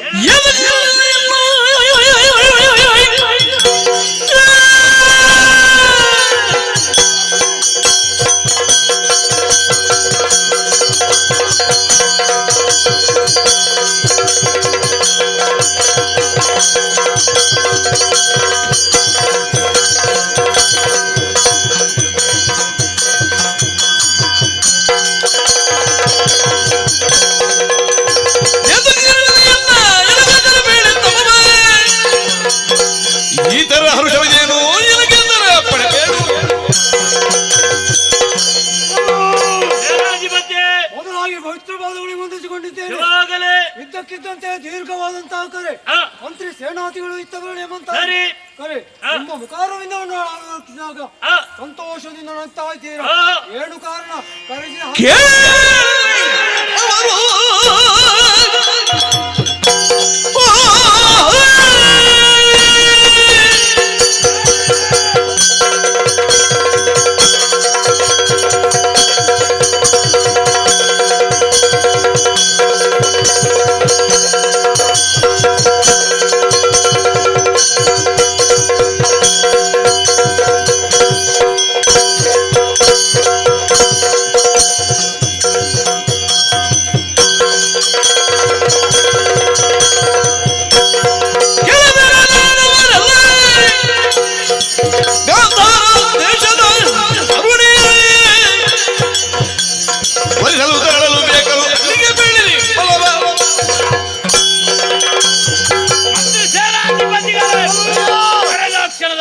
ಓಡಾಡಿಕೊಂಡು ಬಂದಿದ್ದೀರಿ. ಕರೆಯುವುದಕ್ಕೆ ಬಲವಾದ ಕಾರಣ ಹಿರಿಯರು ಲೋಕವನ್ನು ಸ್ವಾಧೀನಪಡಿಸಿಕೊಂಡು ವಿಂಧ್ಯಾದ್ರಿ ಪಟ್ಟಣದಲ್ಲಿ ಸಂತೋಷದಿಂದ ಕಾಲವನ್ನು ಕಳೆಯುತ್ತಿರುವ ಸಂದರ್ಭ. ವೈರಿಗಳೆನ್ನುವುದು ನಮಗೆ ಇಷ್ಟರವರೆಗೆ ಯಾರಿಲ್ಲ. ಏನು ಮಾಡೋಣ? ಈ ವೇಳೆಯಲ್ಲಿ ನಾರದ ಮಹರ್ಷಿಗಳ ಆಗಮನವಾಯಿತು. ಹೌದಪ್ಪ. ಬಂದಂತ ನಾರದರನ್ನು ವಿಧ ವಿಧವಾಗಿ ಪೂಜಿಸಿದೆ. ಬಂದ ಉದ್ದೇಶವೇನೆಂದು ಕೇಳಿದಾಗ, ದೀರ್ಘಾಕ್ಷ, ನೀನು ಹಿರಿಯರು ಲೋಕವನ್ನು ಸ್ವಾಧೀನಪಡಿಸಿ ಸಂತೋಷದಿಂದ ಕಾಲವನ್ನು ಕಳೆಯುತ್ತಿದ್ದಿ. ಇನ್ನು ನೀನು ಉನ್ನತ ಮಟ್ಟವನ್ನು ಏರಬೇಕು. ಹೀಗೆಲ್ಲ ನಿನ್ನ ಕೀರ್ತಿ ಪತ್ರಕ್ಕೆ ನೀನು ಮತ್ತಷ್ಟು ಎತ್ತರಕ್ಕೆ ಆರಿಸಬೇಕು. ಏನು ಮಾಡಬೇಕೆಂದು ಕೇಳಿದಾಕ್ಷಣ ಹೇಳಿದಂತ ಮಾತು. ಗಾಂಧಾರ ದೇಶಾಧೀಶನಾಗಿರುವಂತ ಕಾರ್ತಿಕೇಯನ ಮಗಳು ಕಂಜಾಕ್ಷಿ ಬಹಳ ರೂಪವತಿ ಆಗಿದ್ದಾಳಂತೆ. ನೀನು ಆದಷ್ಟು ಬೇಗ ಅವಳನ್ನು ತಂದು ಮದುವೆಯಾದರೆ ಮತ್ತೆ ನಿನ್ನ ಕೀರ್ತಿ ಪತ್ರಕ್ಕೆ ಮತ್ತಷ್ಟು ಎತ್ತರಕ್ಕೆ ಇರಲು ಸಾಧ್ಯ ಉಂಟು. ಅದಕ್ಕಾಗಿ ಆಕೆಯನ್ನು ತರಲೇಬೇಕೆನ್ನುವ ತೀರ್ಮಾನವನ್ನು ಮಾಡಿದವ ನಾನಿದ್ದೇನೆ. ಅದಕ್ಕಾಗಿ ನಿಮ್ಮನ್ನು ಕರೆಸಿದ್ದೇನೆ. ಏನು ಅಭಿಪ್ರಾಯ ಹೇಳಿ?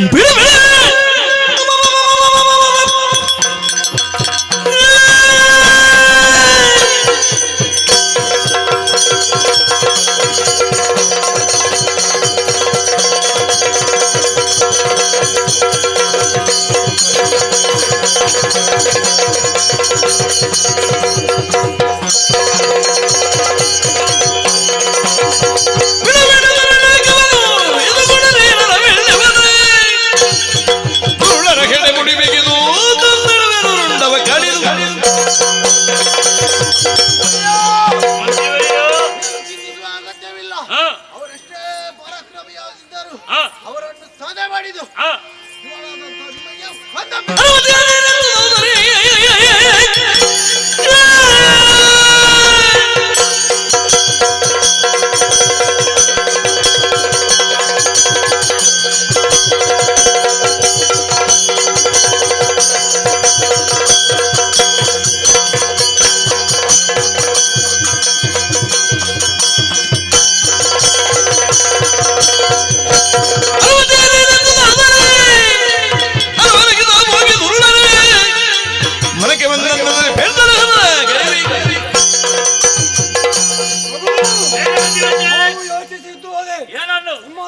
ಚಂದವನ್ನು ಕಾಣಬೇಕೆಂಬುದಾಗಿ ಈ ಹೊತ್ತು ಆ ಚಂದವನ್ನು ಕಾಣುವಂತಹ ಭಾಗ್ಯ ನಮ್ಮ ಪಾಲಿಗಾಗಿದೆ.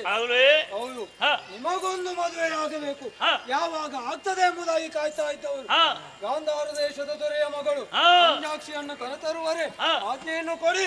ಈ ಕ್ಷಣ ತೆರಳಿ ಅವರನ್ನು ಕರೆದುಕೊಂಡು ಬರ್ತಾರೆ. ಮಂತ್ರಿ ಸೇನಾಧಿಪತಿಗಳೇ, ನಿಮ್ಮ ಒಬ್ಬೊಬ್ಬರ ವೀರ ನುಡಿಗಳನ್ನು ಕೇಳಿದ ಕ್ಷಣದಲ್ಲಿ ಮನಸ್ಸಿಗೆ ಬಹಳ ಸಂತೋಷವಾಯ್ತು. ನಿಮ್ಮಂತೆ ಇರಬೇಕು. ಮಂತ್ರಿ ಸ್ಥಾನದಲ್ಲಿ ನಿಂತು ಸದಾ ಸಲಹೆಯನ್ನು ಕೊಡುವರಾಗಿದ್ದೀರಿ. ಹಾಗಾದ್ರೆ ಈ ವೇಳೆಯಲ್ಲಿ ಹೊರಟಬೇಕಾದ್ದು ನಾವು ಎಲ್ಲಿಗೆ? ಗಾಂಧಾರ ದೇಶವನ್ನು. ಹಾಗಾದ್ರೆ ತಡ ಮಾಡು ಸರಿಯಲ್ಲ. ಸಕಲ ಸೇನೆ ಸಿದ್ಧವಾಗಲೇ ನಡೆಯುವ ಗಾಂಧಾರ ದೇಶ.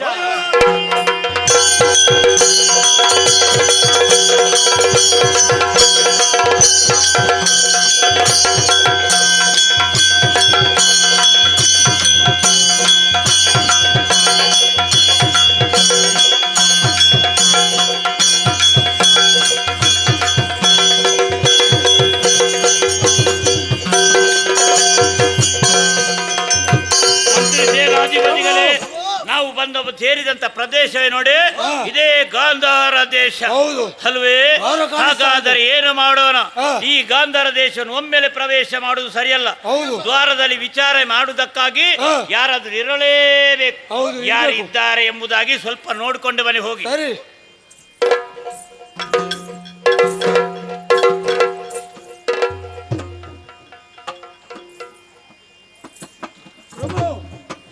ಏನಾಯ್ತು?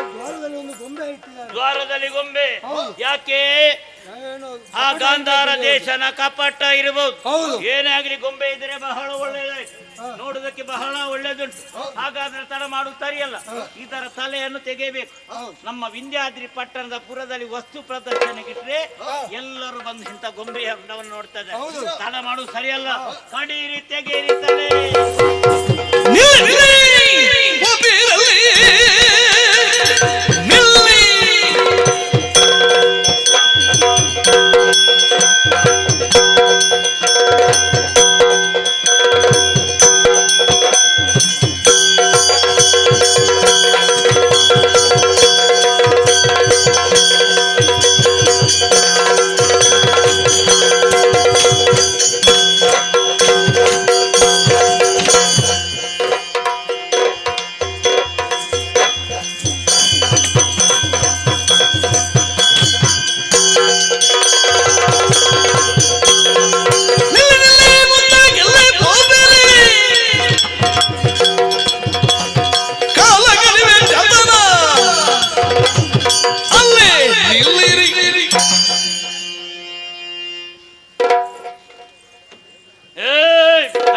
ಇಲ್ಲಿ ಬಾರ. ಏನು ಏನು ಜೀವ ಉಂಟು, ನಾನು ಎತ್ತದು ಗೊಂಬೆ ಅಂತ ಭಾವಿಸಿಕೊಂಡು ಹೆಣದಾಗಿ ನಿನ್ನ ಕಣ್ಣು ಹೊಡೆದು ಹೋಗ್ಲಿಕ್ಕೆ ಸತ್ತ ಹೆಣದಾಗಿ ಕುಳಿತುಕೊಂಡಿದ್ಯಲ್ಲ. ಯಾರು ನಾನು? ನಿನ್ನಂತವ್ರು ಇದ್ರೆ ಕೂಡ ಉದ್ಧಾರ ಆಗೋದಕ್ಕೆ ಸಾಧ್ಯ ಉಂಟೆ? ಹೌದಾ? ಗಾಂಧಾರ ದೇಶ ನನ್ನ ಅಭಿನಯ- ಯಾರು ಬಂದ್ರೆ ಕೂಡ ನಿನಗೆ ಗೊತ್ತಾಗಲಿಕ್ಕಿಲ್ಲ. ಹೇ, ಹೇ. ಧರ್ಮಕ್ಕೆ ನಿನ್ನೊಬ್ಬನನ್ನು ಕೆಲಸಕ್ಕೆ ಇಟ್ಟಿಕೊಂಡಿದ್ದಾನೆ, ಅವನಿಗೆ ತಲೆ ಸರಿ ಇಲ್ಲ, ಅದಕ್ಕೇನು ಮಾಡು? ಹೌದಾ? ಹಾ. ಈಗ ಗೊತ್ತಿಲ್ಲದೆ ನಿಮ್ಮ ಬಳಿಗೆ ಬಂದು ಮಾತಾಡಿದ ನಾನು. ಮತ್ತೇನು? ಗೊತ್ತಿದ್ದೇ ಮಾತಾಡಿ. ಯಾಕೆ? ಬರುವಾಗ ದೊಡ್ಡ ಒಬ್ಬ ಕೇಳಿತು ನಮಗೆ. ಹಾ. ಯಾರೋ ಏನು ದ್ವಾರದಲ್ಲಿ ನೀನು ನಿದ್ದೆ ಮಾಡಿದ ನೀನು? ಹೇ, ಮತ್ತೆ ನಿದ್ದೆ ಮಾಡುವ ಕ್ರಮವೇ ಇಲ್ಲ ನಮ್ದು. ಮತ್ತೇನು ಮಾಡಿದ್ದು? ನಾವು ಸುಮ್ಮನೆ ಕುಳಿತುಕೊಂಡ. ಯಾಕೆ? ಅದೇ ಹಾ. ನಾನೊಂದು ಅಭಿನಯ ಮಾಡಿದ್ದು. ಹಾ, ಯಾವ ಅಭಿನಯ? ಬಂದವರು ಜನ ನಿನ್ನ ಅಭಿನಯಕ್ಕೆ ಮಣ್ಣು ಬೆಳ್ಳಿ ಪಾಪಿ ಮಗನೇ. ಹೇ, ಹೇ, ಹಾ, ಹಾ. ಅದ್ಯಾಕೆ ಹಾ. ನೀವು ನಿನ್ನ ಬಂದವರು ಅಭಿನಯ ಎಲ್ಲ ನಮಗೆಲ್ಲ ಬೇಡ. ಬಂದವರು ಜನ ಹೇಗೆ ಅಂತ ನಿಮ್ಮ ನೋಡುವ ಅಂತ. ಹಾ. ಏನು ಗೊತ್ತಾಯ್ತಾ? ನೋಡುವಾಗ ನಾವು ಜನ ಹೇಗೆ ಎಂಬುದಾಗಿ. ನಿಮಗೆ ವಿದ್ಯಾಗಿರಿಯಲ್ಲಿ ಇಡ್ಲಿಕ್ಕೆ ಎಂತದು? ಎಂತದು? ನನ್ನ ಯಾರು ನಿನ್ನ ಅಪ್ಪನ ಸ್ಥಳ ಅದು? ಎಂತದು? ಎಲೆ ಬಾರ. ಏಯ್, ನಮ್ಮ ಪರಿಚಯ ಆಯ್ತೇನೋ? ಹೇ, ನಿಮ್ಮ ಪರಿಚಯ. ವಿಚಾರ ಮಾಡಬೇಕಾದ್ದು ನಿನ್ನ ಕರ್ತವ್ಯ ಏನು, ನೀನು ವಿಚಾರ ಮಾಡುದಿಲ್ಲ. ಆ. ಹಾಗಾದ್ರೆ ನಾನೇ ವಿಚಾರ ಮಾಡಬೇಕಾದ್ದು ನನ್ನ ಮಾಡ್ತೇನೆ. ಹಾ. ಯಾರು ನೀವು? ಹಾ. ಎಲ್ಲಿಂದ ಬಂದದ್ದು? ಹಾ. ಯಾಕೆ ಬಂದದ್ದು? ಹಾ. ಬಂದ ಊರು ಹಾ. ನಿಮ್ಗೆ ಊರು ಉಂಟಾ? ಉಂಟಲ್ಲ ಚಪ್ಪಟೆ ಪಾಪಿ ಮಗನೇ. ಅಲ್ಲ, ಹಾ, ಮತ್ತೆ ನಿಮ್ಗೆ ಊರು ಉಂಟಾ? ಮತ್ತೆ ಊರಿಲ್ಲದೆ ಊರಿದ್ರೆ ನೋಡುವಾಗ ನಮ್ಮ ಊರು ಇಲ್ಲದವರಾಗೆ ಕಾಣ್ತೇವ ನಾವು. ಅಲ್ಲಲ್ಲ, ಹಾ. ನೀವು ನೋಡುವಾಗ ಎಲ್ಲ ಹೊತ್ತುಕೊಂಡು ಬಂದ ಹಾಗೆ ಕಾಣ್ತಾ ಎಂತದ್ದು ಉಂಟು. ಹೊತ್ತುಕೊಂಡದ್ದು? ಪಾಪಿಯನ್ನ ಕಣ್ಣು ಸರಿ ಉಂಟಾ? ಸರಿಯಾಗಿ ಕಣ್ಣಿಗೆ ಮದ್ದು ಮಾಡ್ಕೋನೇನು ವೈದ್ಯರಲ್ಲಿ? ಯಾಕೆ? ಹಾ, ಮತ್ತೆ ನಿನಗೆ ಕಣ್ಣು ಕಾಣುವುದಿಲ್ಲಲ್ಲ. ಮತ್ತೆ ಎಂತದ್ದು ಹೊತ್ತುಕೊಂಡು ಬಂದದ್ದು?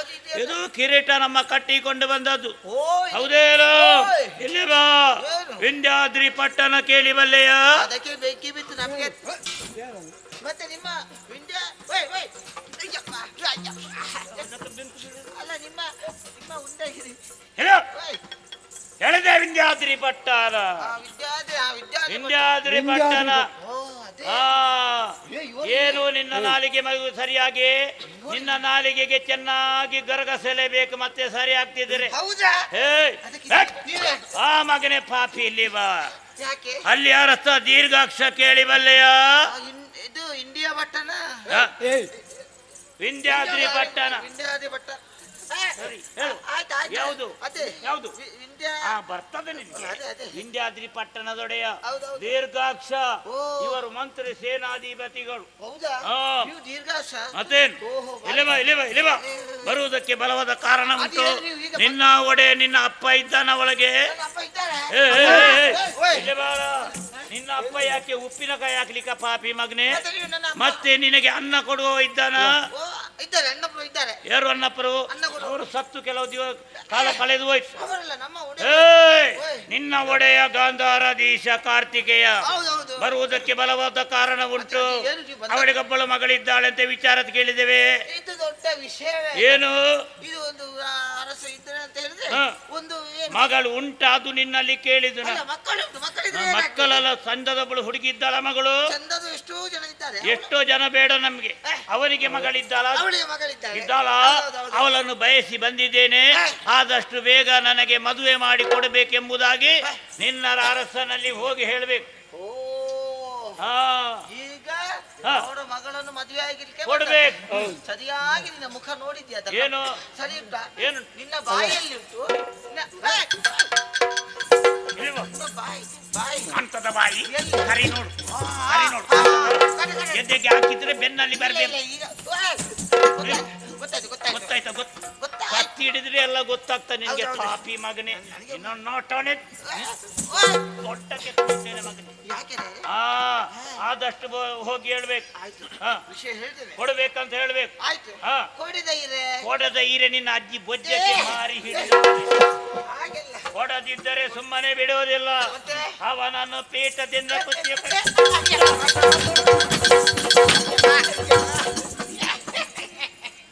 ದೋರನೆ ಹೇಳೋದು.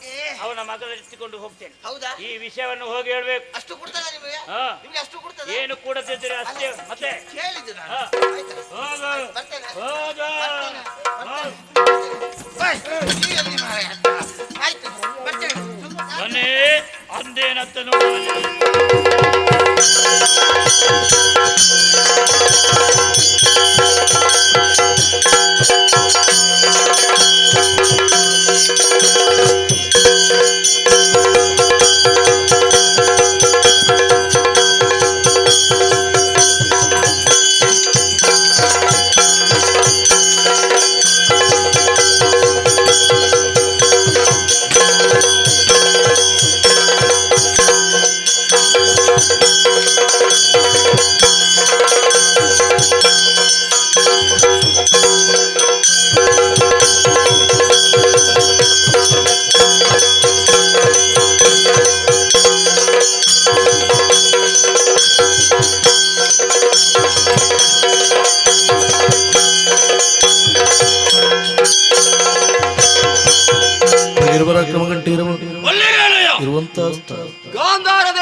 ಅಂತ ಕೇಳಿದ್ದೀರಿ. ಕಾರ್ತಿಕೇಯ ಭೂಪ ಎಂಬ ನಾಳೆ ಸರಿ, ಏನು ಹೊರಟು ಬಂದ ಕಾರ್ಯ ಅನೇಕವಿದೆ, ಆಲಿಸಬೇಕು.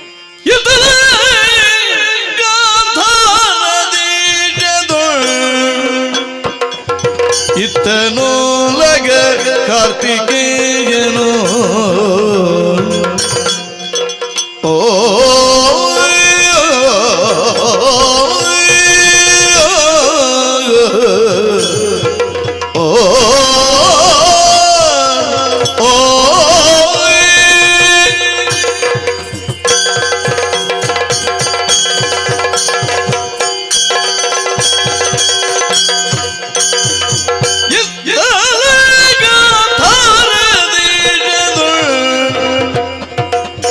ಇತ್ತನೋಲಗ ಕಾರ್ತಿಕೇಯನೋ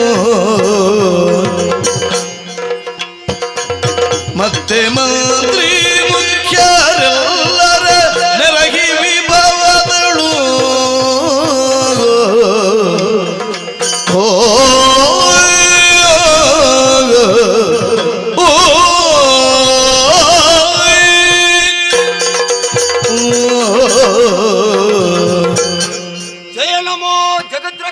ಪರಿಪಾಲಿಸು ಸ್ವಾಮಿ, ಪರಿಪಾಲಿಸು. ಗಾಂಧರ್ವ ದೇಶವಲ್ಲೇ ಆಳ್ವಿಕೆಯನ್ನು ಮಾಡುವಂತಹ ಕಾರ್ತಿಕೇಯ ನಾಮಧೇಯಲ್ಲಿ ಅದೆಷ್ಟೋ ವರ್ಷದಿಂದ ಮೆರೆದಾಡ್ತಾ ಇದ್ದೇನೆ. ಪ್ರಾತಃ ಕಾಲದಲ್ಲಿ ಎದ್ದಂತ ನಾನು ದೇವರಲ್ಲೇ ಪೂಜಿಸುತ್ತಾ ಪ್ರಸಾದವನ್ನೇ ಸ್ವೀಕಾರ ಮಾಡಿ ಓಲಗ ಚಾವಡಿಯಲ್ಲೇ ಪ್ರವೇಶ ಮಾಡಿದ್ದೇನೆ. ಎಲ್ಲರೂ ಜಯಘೋಷವನ್ನು ಮಾಡ್ತಾ ಇದ್ದಾರೆ. ಕಾರ್ತಿಕೇಯಗೆ ಜಯವಾಗಲಿ, ಶುಭವಾಗಲಿ. ಮನಸ್ಸಿಗೆ ಒಂದು ರೀತಿಯ ನೆಮ್ಮದಿ. ಇಷ್ಟೆಲ್ಲ ಜಯಘೋಷ ಮಾಡುವುದಕ್ಕೆ ಇಲ್ಲಿರುವಂತಹ ಪ್ರಜೆಗಳನ್ನೆಲ್ಲ ಮಕ್ಕಳೋಪಾದಿಯಲ್ಲಿ ನೋಡ್ತಾ ಇದ್ದೇನೆ. ಆದ್ದರಿಂದ ಅವರ ಸಂತೋಷವೇ ನನ್ನ ಸಂತೋಷ. ಇಷ್ಟೆಲ್ಲ ಕೊಂಡಾಡ್ತಾ ಇದ್ದಾರೆ. ಒಂದು ಕಡೆಯಿಂದ ಮಂತ್ರಿ ಮಾರೀಕರು ಎಲ್ಲರೂ ನೆರೆದವರಿದ್ದಾರೆ. ಆದರೆ ಪ್ರಾಯಕ್ಕೆ ಬಂದಂತ ನಾನು ಯೋಗ್ಯವಾದಂತಹ ವ್ಯಕ್ತಿಯಾದಂತ ತರುಣಿಯರುಗಳನ್ನು ಮದುವೆಯಾಗಿ ನಮ್ಮ ದಾಂಪತ್ಯ ಜೀವನದಲ್ಲಿ 2 ಮಂದಿ ಮಕ್ಕಳನ್ನು ಹುಟ್ಟಿದ್ದಾರೆ. ಕಂಜಾಕ್ಷಿ, ಕಂಜಾಕ್ಷ, ಒಂದು ಗಂಡು ಮಗು ಮತ್ತೊಂದು ಹೆಣ್ಣೊಬ್ಬಳು. ಪ್ರಾಯಕ್ಕೆ ಬಂದಂತ ಅವರನ್ನು ಯೋಗ್ಯವಾದಂತಹ ಗುರುಮಠಿಗೆ ಕಳುಹಿಸಿಕೊಟ್ಟಿದ್ದೇನೆ. ಬೇಕಾದಂತಹ ವಿದ್ಯೆಗಳನ್ನು ಕಲಿತು ಮತ್ತೆ ಒಂದು ಅರಮನೆಗೆ ಸೇರಿದ್ದಾರೆ. ಮನಸ್ಸಿನಲ್ಲಿ ಒಂದು ರೀತಿಯ ನೆಮ್ಮದಿ. ಅಷ್ಟು ಮಾತ್ರವಲ್ಲ, ಧನಬಲ, ಜನಬಲ, ಸೇನಾಬಲ, ಅಧಿಕಾರ ಬಲ ಎಲ್ಲವೂ ನನ್ನ ಪಾಲಿಗಿದೆ. ಆದ್ದರಿಂದ ಯಾವುದೇ ರೀತಿಯಲ್ಲಿ ಕುಂದು ಕೊರತೆ ನಮ್ಮ ಪಾಲಿಗೆ ಇಲ್ಲ. ಇಷ್ಟೆಲ್ಲ ಸಂತೋಷದಲ್ಲಿ ಇದ್ರು ಕೂಡ ಯಾರೋ ನನ್ನನ್ನು ಕಾಣುತ್ತಾಗಿದ್ದಾರೆ.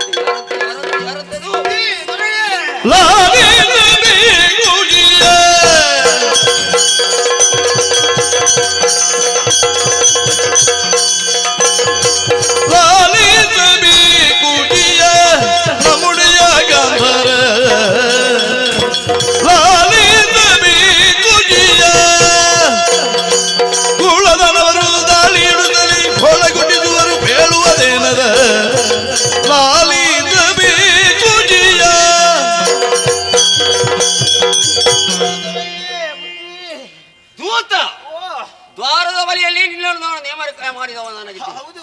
ಆದರೆ ಅಲ್ಲಿರುವ ಇಲ್ಲಿಯಕ್ಕೆ ಓಡೋಡಿ ಬಂದಿದ್ದಿ. ಬರುವುದಕ್ಕೆ ಕಾರಣ ಉಂಟು ಬುದ್ಧಿ. ಏನು ಕಾರಣ? ಅಲ್ಲಿ ನಿಲ್ಲುವುದಕ್ಕೆ ಆಗುದಿಲ್ಲ. ಏನು ಕೂತಲ್ಲಿಗೆ ಏನಾದ್ರು ಇರುವೆ ಬಂದಿಲ್ಲ? ಎಲ್ಲಿ ದ್ವಾರದ ಇರುವೆ ಬಂದದಲ್ಲ ರಾಯರೇ. ಮತ್ತೆ ಅಲ್ಲಿ ನಮ್ಮ ದ್ವಾರದ ಬಳಿಯಲ್ಲಿ ಬಹಳ ದೊಡ್ಡ ಒಂದು ಚೀನಾ ಸೇನೆ ಬಂದಿದೆ. ಯಾವುದು ಚೀನಾ ಸೇನೆ? ಅವ್ರು ಈಗ ಬಂದ್ರ? ಯಾರು? ಚೀನಾ ಅಲ್ಲ, ದೇಶ ಚೀನಾ ಸೇನೆ. ಸೇನೆ ಸೇನೆ ಸೇನೆ ಬಂದರು. ಬಂದವರಲ್ಲೇ ವಿಚಾರಣೆ ಮಾಡಿದೆ. ಯಾರು ನೀವು ಎಲ್ಲಿಂದ ಬಂದದ್ದು, ಯಾಕೆ ಬಂದದ್ದು, ಬಂದ ಉದ್ದೇಶ ಏನು, ನೀವು ಇಲ್ಲಿ ಊರಿಂದಲೇ ಬಂದದ್ದ ಅಲ್ಲ ಬೇರೆ ಕಡೆಯಿಂದ ಬಂದದಂತ ಕೇಳಿದ್ದೆ. ಅಲ್ಲ, ಎಲ್ಲ ಸುತ್ತಾಡಿ ಬಂದದ್ದ ಅಲ್ಲ ಊರಿಂದಲೇ ಬಂದದ್ದು? ಎಲ್ಲ ಸುತ್ತಾಡಿಕೊಂಡು ಬಂದಿದ್ದಾರ ಕರ್ಮ ಯಾರಿಗೂ ಗೊತ್ತು. ಆದ್ರೂ ಇಲ್ಲಿಗೆ ಒಂದು ಬಂದಿದ್ದಾರೆ ಅವರು.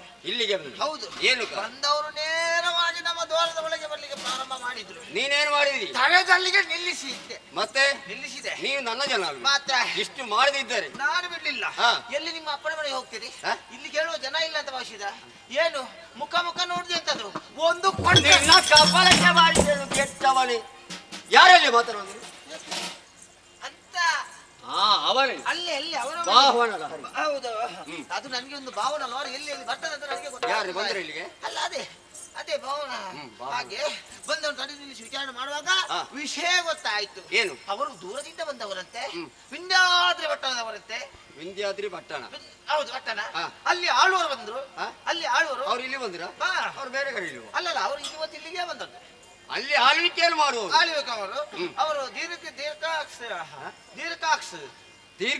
ದೀರ್ಘಾಕ್ಷ ಅವು ಮಾತ್ರ ಬಂದದಲ್ಲ, ಅವರ ಜೊತೆಯಲ್ಲಿ ಕೆಲವರು ಇದ್ದಾರೆ. ಯಾರು? ಮಂತ್ರಿ ಮಾರ್ಬಲ ಬೋರಿ ಮಾಬಲ ಸಹಿತ ಮಂತ್ರಿ ಮಾರ್ಬಲ ಮಂತ್ರಿಗಳನ್ನು ಸೇರಿಕೊಂಡು ಬಂದಿದ್ದಾರೆ. ಎಲ್ಲರೂ ಬಂದಿದ್ದಾರೆ, ಸಕಲ ಸೈನ್ಯಗಳು ಇದೆ. ಹೌದು. ಏನು ಕಾರಣ? ಎಲ್ಲರೂ ಬಂದಿದ್ದಾರೆ.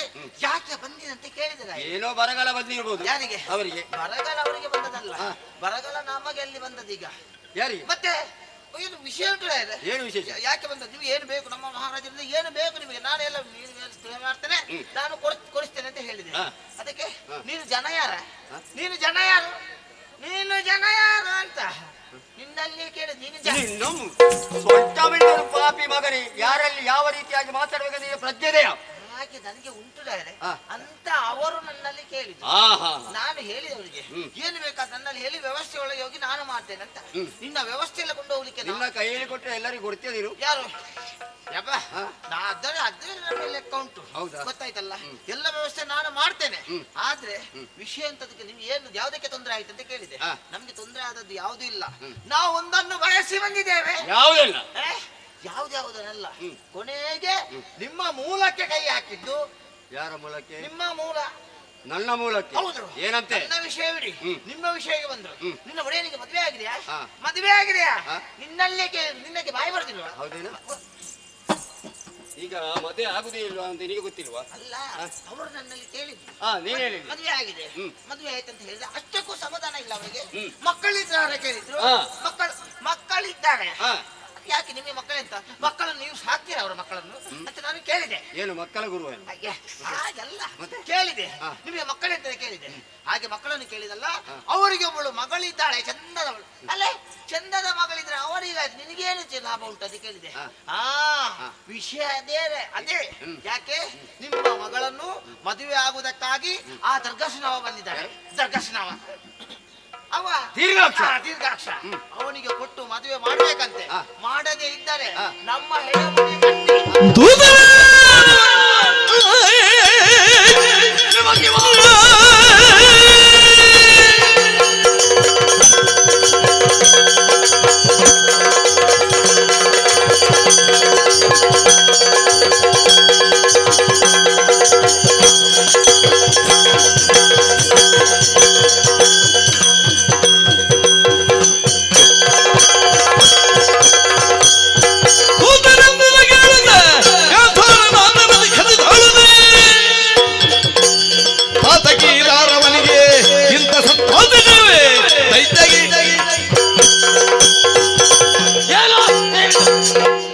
ದೂತನಾಡಿದಂತ ನುಡಿಯನ್ನು ಕೇಳಿದಾಗ ಸಿಟ್ಟು ನಸ್ಗೆ ಇದೆ. ವಿಂಧ್ಯ ಪಟ್ಟಣವನ್ನು ಆಳ್ವಿಕೆಯನ್ನು ಮಾಡುವಂತಹ ದೀರ್ಘಾಕ್ಷ ಸಕಲ ಸೈನ್ಯವನ್ನು ಸೇರಿಕೊಂಡು ಬಂದಿದ್ದಾನೆ. ಯುದ್ಧಕ್ಕೆ ಎಂದು ಭಾವಿಸಿದರೆ ಅಷ್ಟು ಮಾತ್ರವಲ್ಲ, ನನ್ನ ಮಗಳಾದಂತಹ ಕಂಜಾಕ್ಷನ್ನು ಕೊಡ್ಬೇಕಂತೆ. ಅವನಿಗೆ ಕೊಡಬೇಕಾದ್ರೆ ಅವನಿಗೆ ಸರಿಯಾದಂತಹ ಶಿಕ್ಷಣ ಕೊಡಬೇಕು. ಎಲ್ಲಿ ನನ್ನ ಮಗ?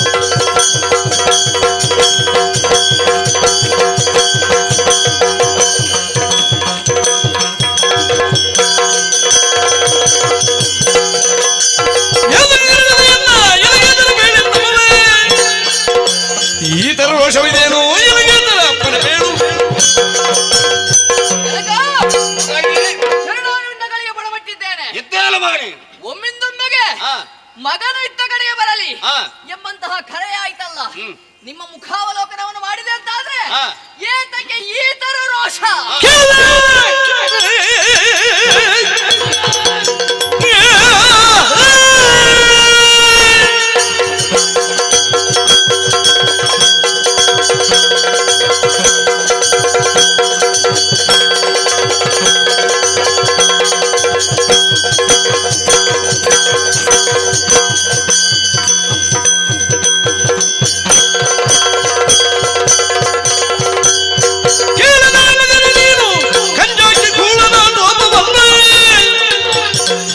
ಬಾಲಕಂಜಾಕ್ಷಿಗಳನ್ನು ಇಚ್ಛಿಸಿದ ಕಾಲವಂತವನಿಗಿನ್ನು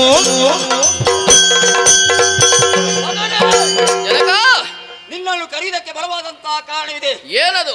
ವಿಂಧ್ಯ ಪಟ್ಟಣದಲ್ಲಿ ಆಳ್ವಿಕೆಯನ್ನು ಮಾಡುವಂತಹ ದೀರ್ಘಾಕ್ಷ ಎಂಬಂತದ್ದು ಸಕಲ ಸೈನ್ಯವನ್ನು ಸೇರಿಕೊಂಡು ನಮ್ಮಲ್ಲಿ ದಾಳಿ ಮಾಡಿದ್ದಾನೆ. ಓಹೋ, ಅವ ದಾಳಿ ಮಾಡಿದಕ್ಕೆ ಚಿಂತೆ ಅಲ್ಲ, ಅವನಲ್ಲಿ ಹೋರಾಡೋದಕ್ಕೆ ಬೇಕಾಗಿ ನಮ್ಮಲ್ಲಿ ಅದೆಷ್ಟೋ ಮಂದಿ ಇದ್ದಾರೆ. ಆದರೆ ಕೊನೆಗೊಂದು ಮಾತನ್ನು ಹೇಳಿದ್ದಾನೆ. ಏನು? ನಿನ್ನ ತಂಗಿಯಾದಂತಹ ಕಂಜಾಕ್ಷನ ಬಯಸಿದ್ದಾರಂತೆ.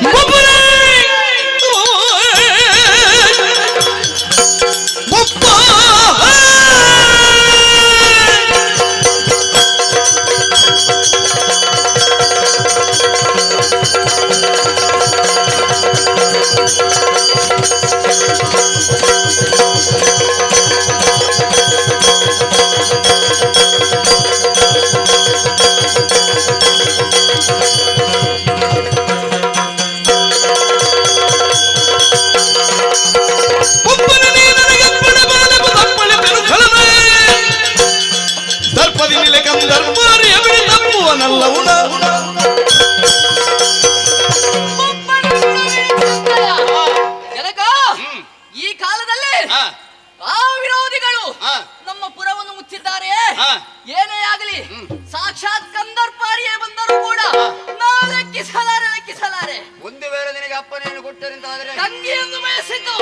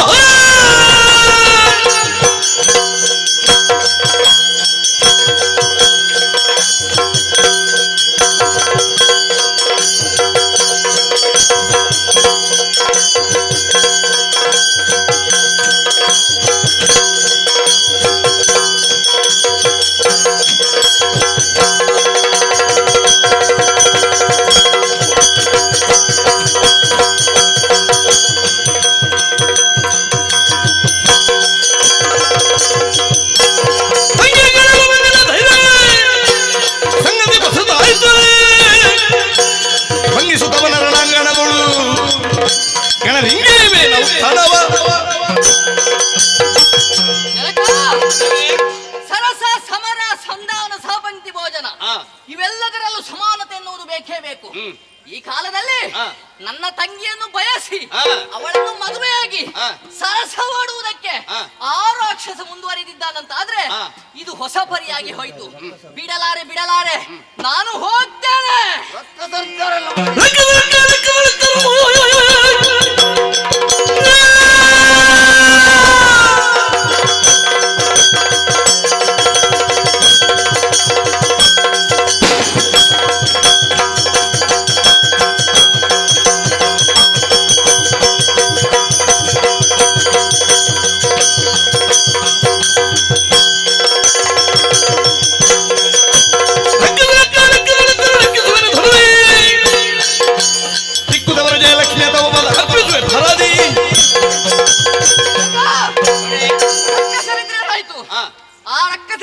ರಕ್ಕಸರನ್ನು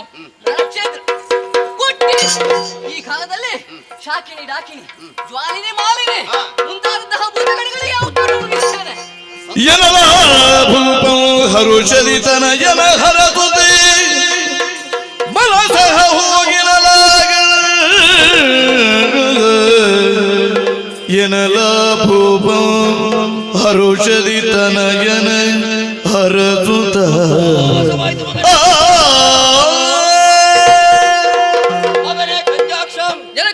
ನೀನಾಡಿದಂತ ನುಡಿಯನ್ನು ಕೇಳಿದಾಗ ನನ್ನ ಮನಸ್ಸಿನಲ್ಲಿ ಸಂತೋಷವಾಯಿತು. ಆಗ್ಲಿ, ಯಾವ ವಿರೋಧಿಗಳು ಬಂದರೂ ಕೂಡ ಅಂತವರನ್ನು ಸದಬಡಿದು ನಾನು ಬರ್ತೇನೆ. ಹೌದು, ಅಷ್ಟು ಮಾತ್ರವಲ್ಲ, ನಿನ್ನ ತಂಗಿಯಾದಂತ ಕಂಜಾಕ್ಷಿಯನ್ನು ಬಯಸಿದ್ದಾನೆ. ಹೌದು, ಅಂತವನಿಗೆ ಸರಿಯಾದ ಶಿಕ್ಷೆಯನ್ನು ನೀನು ಕೊಡ್ತಿ. ಹೌದು ಆದಿತ್ತು ಮಗನೇ.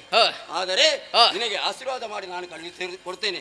ಅಷ್ಟು ಮಾತ್ರವಲ್ಲ, ನಿನಗೆ ಯಾವುದೇ ರೀತಿಯ ಆಯುಧಗಳು ಬೇಕು ಅದನ್ನೆಲ್ಲ ಸಿದ್ಧತೆ ಮಾಡಿಕೊಂಡು ರಥ ಗಜ ಅಶ್ವ ಪದಾತಿಗಳ ಸಹಿತ ಚತುರಂಗ ಸೇನೆಯನ್ನು ಸಿದ್ಧಪಡಿಸಿ ನಡೆಯುವ. ಆದಷ್ಟು ಶೀಘ್ರವಾಗಿ ಹೋಗುವ.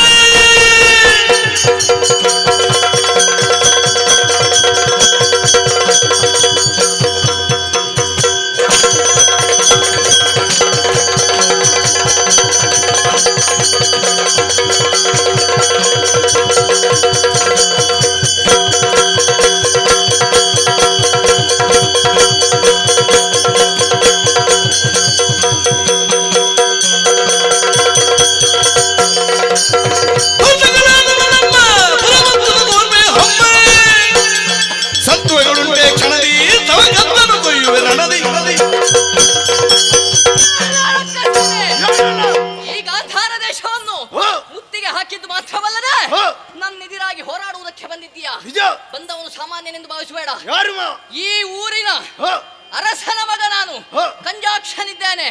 ಈ ಕಾಲದಲ್ಲಿ ನಿನ್ನಲ್ಲಿ ಸತ್ವ ಉಂಟೋ ಇಲ್ವೋ ಎಂಬುದನ್ನು ಪರೀಕ್ಷಿಸ.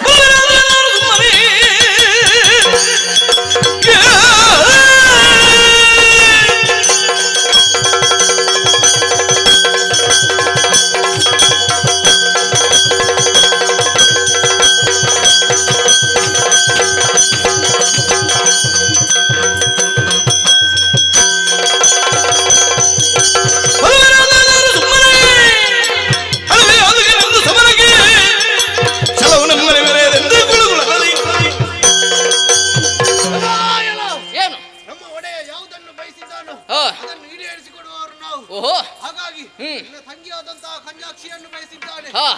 ಅದನ್ನು ನಮ್ಮ ಒಡೆಯನಾದಂತಹ ತಪ್ಪಿಸಿದಂತಾದರೆ ಬದುಕಲು ನಿನ್ನ ತಲೆಗಡಿತೇವೆ ಬಾ.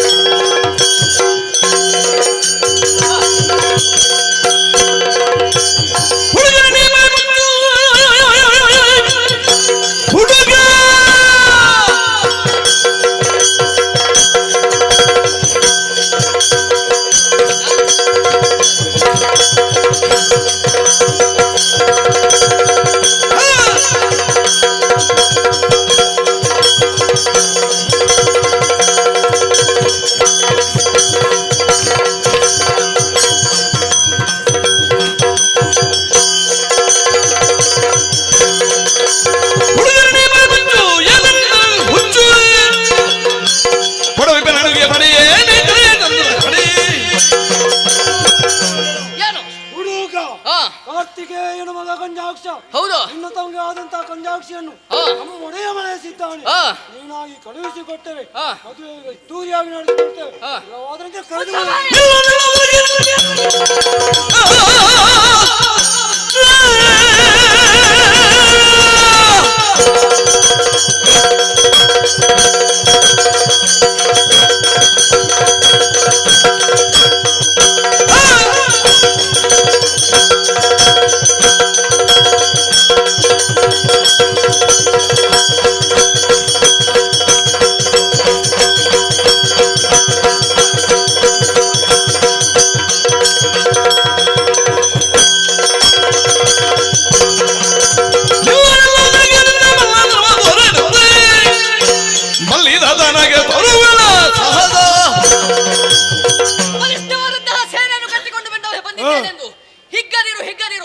ಎಂತಹ ಸೇನಾಬಲ ನಿಮ್ಮಲ್ಲಿದ್ರು ಕೂಡ ಅಂಜುವವನು ನಾನಲ್ಲ.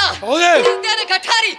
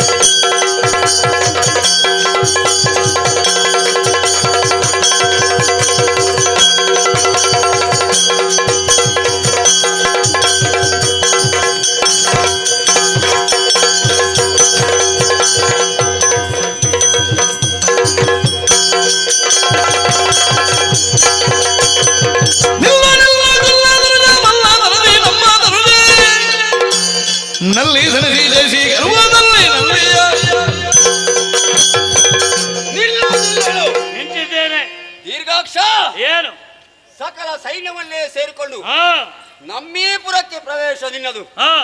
ಅಷ್ಟು ಮಾತ್ರವಲ್ಲ, ಏನು ನಮ್ಮವರಲ್ಲಿ ಹೋರಾಡುವ ಮುಖೇನ ನೀನು ಜಯ ಲಲನೆ ಪಡಿಬೇಕಂತ ಉದ್ದೇಶ ಬಂದದ್ದು. ಅಷ್ಟು ಮಾತ್ರವಲ್ಲದೆ ನನ್ನ ಮಗಳಾದಂತಹ ಕಂಜಾಕ್ಷನ್ನೇ ಬಯಸಿ ಬಂದಂತ ಧೂತ ನೀನಾಗಿದ್ಯಾ. ಆದರೆ ಹೇಳ್ತಾ ಏನನ್ನು ಮರ್ಯಾದೆಯಿಂದ ಬಂದಾಗಿ ಹಿಂದೋದರಿಂದ ಬದುಕುವುದಕ್ಕೆ ಬಿಟ್ಟೇನು. ಇಲ್ಲದಿನ ಕೊಂದನು ಪಾಪಿ.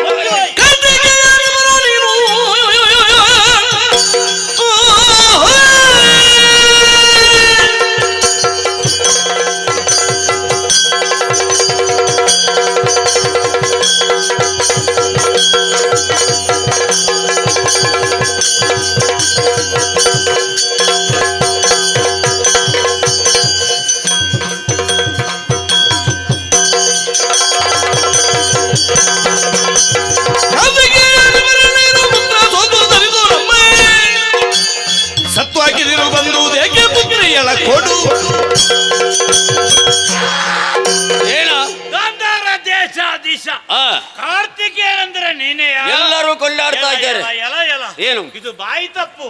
ಕಾರ್ತಿಕೆ ಅಂತ ಕರೆಯಬಹುದು ನಾನು ಬರ್ದು. ಯಾಕೆಂದ್ರೆ ನಿನ್ನನ್ನು ಕಂಡಾಕ್ಷಣ ನಾನು ನಿನ್ನನ್ನು ಮಾವ ಎಂದು ಕರೆಯಬೇಕು. ನಿನ್ನ ಕಪಾಲಕ್ಕೆ ಬಾರಿಸಲು ಕೆಟ್ಟವನೇ ಮಾವ ಏನೋ ಬರುವುದಕ್ಕೆ ಬಲವಾದ ಕಾರಣ ಉಂಟು. ವಿಚಾರ ತಿಳಿದುಕೊಂಡಿದ್ದೇನೆ. ನಿನಗೊಬ್ಬಳು ಚಂದದ ಮಗಳಿದ್ದಾಳೆ ಕಂಜಾಕ್ಷಿ. ಅವಳನ್ನು ಬಯಸಿ ಬಂದಿದ್ದೇನೆ. ಅದಕ್ಕಾಗಿ ತಡ ಮಾಡುದು ಬೇಡ, ಆದಷ್ಟು ಬೇಗ ಮದುವೆ ಮಾಡು.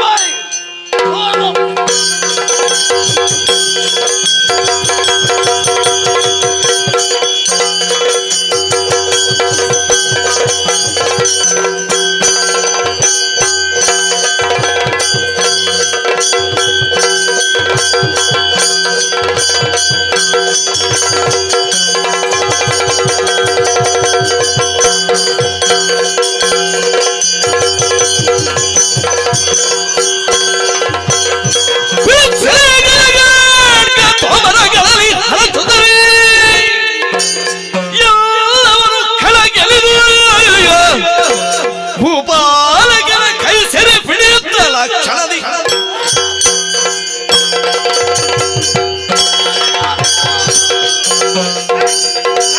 ಕೈಕಾಲು ಕಟ್ಟೆಯಲ್ಲಿ ಬಿಡಬೇಡ. ಸಾಮದಿಂದ ಕೇಳಿದ್ರೆ ಇವನಿಗೆ ನೀತಿ ಪಥ್ಯ ಮಾತ್ರ ಅರ್ಥವಾಗುವುದಿಲ್ಲ. ಕೇಳಿದ್ದೇನೆ ಮಗಳನ್ನು ಕೊಡು ಎಂಬುದಾಗಿ. ಕೊಡುದಿಲ್ಲ ಅಂತ ಹೇಳಿದ 4 ಬಿದ್ದಾಕ್ಷಣ ನಮ್ಮ ಕೈಗೆ ಸೇರೆ ಸಿಕ್ಕಿದ್ದಾನೆ.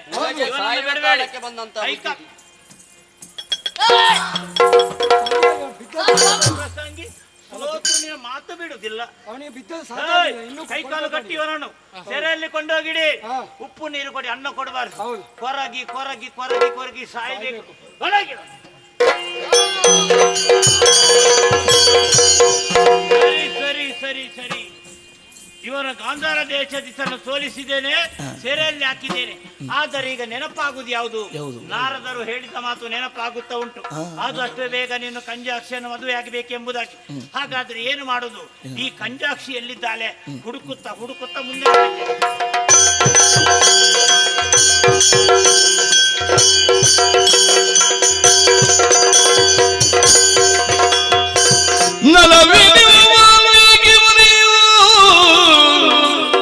ನಿಲಯ ಕೈದನು ನೇಮವನ್ನು ಕೊಂಡು ಉಲಿದು ಬರುತ್ತಿರ ರಾಜಹಂಸನು ಮುನಿಪನಾರದನು.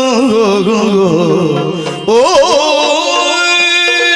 ವಾಲ್ಮೀಕಿ ಮಹರ್ಷಿಗಳ ಆಶೀರ್ವಾದವನ್ನು ಪಡೆದು ಅವರ ಆಶ್ರಮದಿಂದ ನಡೆದು ಇನ್ನೊಮ್ಮೆ ನನ್ನ ಪರವನ್ನು ಸೇರಬೇಕೆನ್ನುವ ಹಾಗೆ ನಡೆದುಕೊಂಡು ಬಂದವನಿದ್ದೇನೆ. ಏನಾಶ್ಚರ್ಯ, ಏನು ಕೇಳ್ತಾ ಇದೆ? ಹರಿಹರಿ ಎನ್ನುತ್ತ ಬರುತ್ತಿರುಳು ಧರಣಿ ಪನಂದನೋ ಹರುಷದಿ ಮುನಿಪನ ಚರಣಕ್ಕೆ ಬಂದಿದೆ ಹರಸುತ್ತಲ ಮನೆಂದನೋ.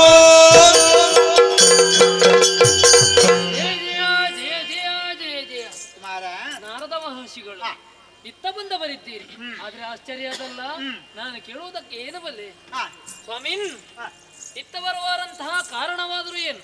ನನ್ನನ್ನೇ ಕಾಣಬೇಕೆನ್ನುವಂತಹ ಉದ್ದೇಶದಿಂದ ಬಂದರು, ಅಥವಾ ಈ ದಾರಿಯಿಂದ ಹೋಗುತ್ತಾ ನನ್ನನ್ನು ಕಂಡು ಬಂದರು ಎನ್ನುವಂತಹ ವಿಚಾರವನ್ನು ತಿಳಿಸುವೀರ? ಮಗನೇ ಕೇಳಿನಯ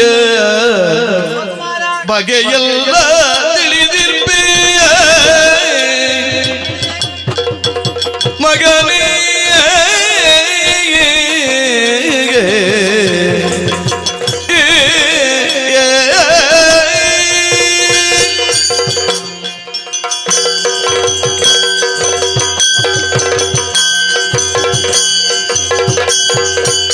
ಮಗನ ಕೇಳಿನಯ ಬಗೆಯೆಲ್ಲ ತಿಳಿದಿರ್ಬೇ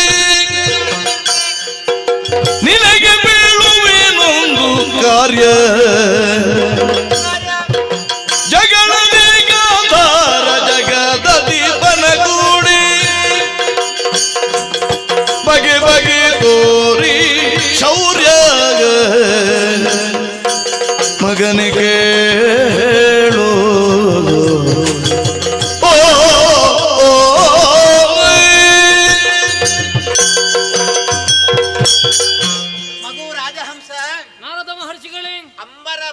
ಸಾಕ್ತಾ ಇದ್ದಂತಹ ನಾನು ನಿನ್ನನ್ನ ಕಂಡೆ, ಹಾಗಾಗಿ ನಿನ್ನೆಡೆಗೆ ನಾನು ಬಂದೆ. ಹೌದೇ? ಬರುವುದಕ್ಕೆ ಮಹತ್ತರವಾದ ಕಾರಣ ಇದೆ. ಏನು ಕಾರಣ? ಯಾಕೆ ಬಲ್ಲೆಯ? ಒಬ್ಬ ವ್ಯಕ್ತಿಯಿಂದ ಒಂದು ಘನ ಕಾರ್ಯ ಆಗಬೇಕು ಅಂತಾದ್ರೆ ಪೂರ್ವ ನಿರ್ಧಾರವಾಗಿರ್ತದೆ, ಆ ನಿರೀಕ್ಷೆಯು ನಮಗಿರ್ತದೆ. ಹಾಗಾಗಿ ನನ್ನ ನಿರೀಕ್ಷೆಯಂತೆ ಕಾರ್ಯ ಆಗಬೇಕು ಅಂತಾದ್ರೆ ಅದು ಬೇರೆ ಯಾರಿಂದಲೂ ಅಲ್ಲ, ನೀನೇ ಸಮರ್ಥ ಎಂಬುದಾಗಿ ಭಾವಿಸಿ ಬಂದವ ನಾನು. ಮತ್ತೆ ನಿನ್ನ ಬಗ್ಗೆ ನಾನು ಹೇಳಬೇಕಾದಿಲ್ಲ, ಸಕಲವನ್ನೂ ತಿಳಿದುಕೊಂಡಿದ್ದೇನೆ, ತವಿಸಿಕೊಂಡವ ನಾನು. ಯೋಗ್ಯತೆಯಲ್ಲಿ ಕಡಿಮೆಯವನಲ್ಲ, ಎಲ್ಲವನ್ನು ಪಡ್ಕೊಂಡಿದ್ದಿ, ಎಲ್ಲರಿಂದ ಆಶೀರ್ವಾದ ಬಲವನ್ನ ಪಡ್ಕೊಂಡವ ನೀನು, ಫಲಾನ್ವಿತನು ಹೌದು. ಹಾಗಂತ ನಾನು ಯಾಕೆ ಬಂದೆ ಇಲ್ಲಿಗೆ? ಬೇರೆ ಯಾವುದು ಅಲ್ಲ, ಈ ಧರ್ಮ ಕಾರ್ಯ ಆಗಬೇಕು ಅಂತಾದ್ರೆ ನಾನು ಕೆಲವರನ್ನೆಲ್ಲ ತೊಡಗಿಸಿಕೊಳ್ಳುವುದಾಗಿ ಇದ್ದೇನೆ. ನಿನಗೆ ಗೊತ್ತಿದ್ದಂತ ವಿಚಾರ, ಕಲಹವನ್ನ ಏರ್ಪಡಿಸಿ ಧರ್ಮವನ್ನು ಉದ್ಧರಿಸ್ತೇನೆ. ಹಾಗೆ ಮೂರು ಮೂರ್ತಿಗಳಿಗೆ ಪ್ರಿಯರಾಗಿದ್ದುಕೊಂಡು ಕೂಡ ಧರ್ಮವನ್ನ ಉದ್ಧರಿಸ್ತೇನೆ. ಹಾಗಾಗಿ ಇಲ್ಲಿಗೆ ಬರಬೇಕು ಅಂತಾದ್ರೆ ಕಾರಣವಿದೆಯಪ್ಪ. ವರ್ತಮಾನ ಕಾಲದಲ್ಲಿ ಗಾಂಧಾರ ದೇಶವನ್ನು ಆಳಿಕೊಂಡು ಬರ್ತಾ ಇದ್ದಾನೆ ಕಾರ್ತಿಕೇಯ. ಹೌದು, ವೀರನು ಹೌದು, ಶೂರನು ಹೌದು. ಆದ್ರೆ ಏನು ಮಾಡುವುದು ಹೇಳು? ಕೆಲವೊಂದು ಸಲ ಈ ಧರ್ಮದ ಹಾದಿ ತಪ್ಪಿದಂತ ವೇಳೆಯಲ್ಲಿ ಮತ್ತೊಬ್ಬರು ಬಂದಾಗ ಆ ರೀತಿ ಆಗುವುದುಂಟು. ಹಾಗೆ ಆಗಿ ಹೋಯಿತು. ಗಾಂಧಾರ ದೇಶಕ್ಕೆ ದೀರ್ಘಾಖ್ಯನಂತ ರಕ್ಕಸ ಮುತ್ತಿಗೆ ಹಾಕಿದ್ದಾಳೆ. ಉದ್ದೇಶ ಒಂದೇ, ಆತನ ಮಗಳು ಅರ್ಥಾತ್ ಕಂಜಾಕ್ಷಿಯನ್ನ ವಿವಾಹ ಆಗುವರೆ ಸಿದ್ಧನಾಗಿ ಬಂದಿದ್ದಾನೆ. ನೇರವಾಗಿ ಕೊಡೋದಕ್ಕಾಗ್ತದೋ? ಹಾಗೆ ಯುದ್ಧ ಏರ್ಪಟ್ಟಿದೆ. ಯುದ್ಧದಲ್ಲಿ ಕಾರ್ತಿಕೇಯ ಹಾಗೂ ಆತನ ಮಗ ಕಂಜಾಕ್ಷ ಸೆರೆಮನಿವಾಸಿಗಳಾಗಿದ್ದಾರೆ. ಅವರನ್ನ ಬಿಡಿಸಬೇಕು. ಬಿಡಿಸುವುದು ಮಾತ್ರ ಅಲ್ಲ, ಈ ದೀರ್ಘಾಕ್ಷರನ್ನ ವಧಿಸಬೇಕು. ಅದಕ್ಕೆ ಸದೃಢ ವ್ಯಕ್ತಿ ಯಾರು ಅಂತ ಕೇಳಿದ್ರೆ ನೀನೆ. ದೀರ್ಘಾಕ್ಷರನ್ನ ವಧಿಸಿ ಆ ಅಪ್ಪ ಮಗನ ಸೆರೆಮನೆಯಿಂದ ಬಿಡಿಸಿದಲ್ಲಿ ನಿನಗೆ ಪ್ರಯೋಜನವಪ್ಪುವುದು. ಹೌದು, ಬೇರೆ ಯಾವ ಬಗೆಯೂ ಅಲ್ಲ.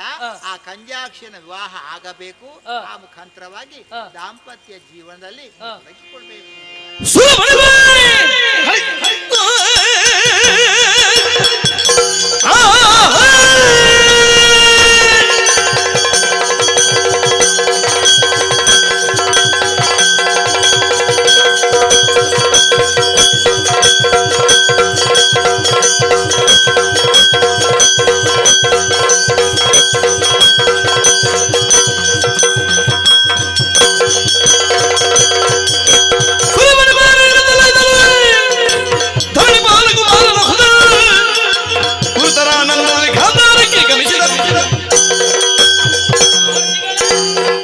ಪ್ರಜಾಪರಿಪಾಲನೆಯನ್ನು ಮಾಡಬೇಕಾದಂತಹ ಅರಸನಾದವನಿಗೆ ಕಷ್ಟ ಒದಗಿ ಬಂತು ಅಂತ ಆದ್ರೆ ಅದನ್ನು ಬಿಡಿಸಬೇಕಾದ ನಮ್ಮಂತವರ ಕರ್ತವ್ಯ. ಹೌದಷ್ಟೇ. ಆದ್ದರಿಂದ ನಿಮ್ಮ ಆಶೀರ್ವಾದವನ್ನು ಪಡೆದು ಈ ಕೂಡಲೇ ಗಾಂಧಾರ ದೇಶಕ್ಕೆ ಹೋಗಿ ದುಷ್ಟವನ್ನು ಶೀಘ್ರಮೇವ ಕಲ್ಯಾಣ ಪ್ರಾಪ್ತಿರಸ್ತು.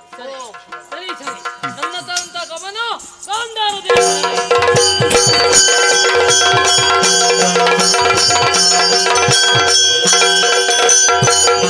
ಇಂಥವ ಬರುತ್ತಿರಲ್ಲ ಭೂಕಾಂತನನು ಸೆರೆಗೊಳಿಟ್ಟು ದೀರ್ಘಾಂಬಕನು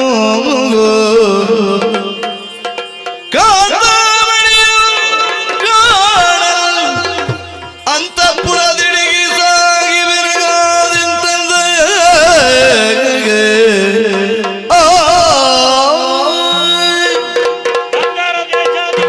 ಕಾರ್ತಿಕೇಯ ಮತ್ತೆ ಮಗನಾದ ಕಂಜಾಕ್ಷನು ಸೆರೆಯಲ್ಲಿರಿಸಿದ್ದೇನೆ. ನಾರದರು ಹೇಳಿದ ಮಾತು ಈಗ ನೆನಪಾಗುತ್ತಾ ಉಂಟು. ಆದಷ್ಟು ಬೇಗ ನೀನು ಅವರನ್ನು ವರಿಸಬೇಕು ಎಂಬುದಾಗಿ. ಅದಕ್ಕಾಗಿ ಮುಂದೆ ಮುಂದೆ ಮುಂದೆ ಮುಂದೆ ಮುಂದೆ ಮುಂದೆ ಬಂದಿದ್ದೇನೆ. ಎಲ್ಲಿ ನೋಡಿದ್ರೆ ಇವಳು ಕಾಣುವುದಿಲ್ಲಲ್ಲಪ್ಪ, ಎಲ್ಲಿ ಹೋಗಿದ್ದಾಳೆ ಇವಳು? ಸರಿ ಸರಿ, ಇನ್ನು ಮುಂದೆ ಬಂದಿದ್ದೇನೆ. ನೋಡಿದೆ ಅಂತ ದೂರದಲ್ಲಿ ಅಂತಃಪುರವನ್ನು ಕಾಣುತ್ತಾ ಉಂಟು, ನೋಡುತ್ತೇನಂತೆ.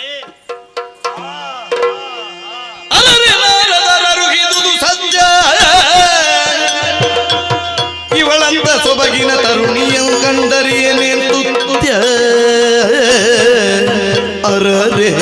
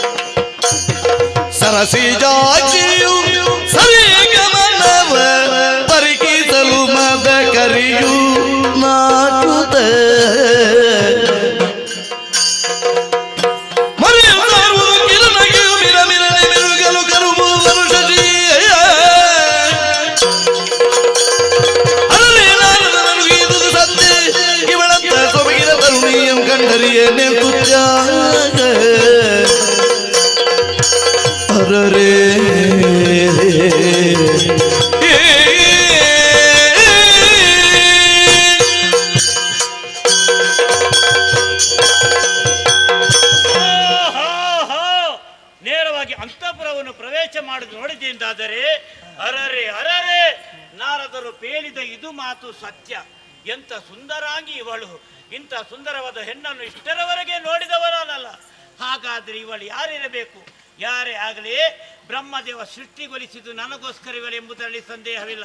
ಹಾಗಾದ್ರೆ ನನ್ನಷ್ಟಕ್ಕೆ ನಾನು ಮಾತಾಡುದಲ್ಲ, ಹೋಗಿ ಅವಳಲ್ಲಿ ಸ್ವಲ್ಪ ಮಾತಾಡ್ತೇನಂತೆ. ಸುಂದರಿ ಮನೆ, ಸುಂದರಿ ಮನೆ, ನಾನು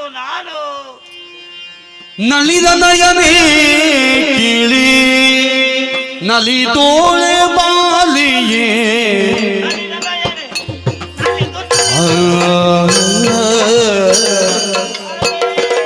ಬಾಲೆ ಕೇಳಿ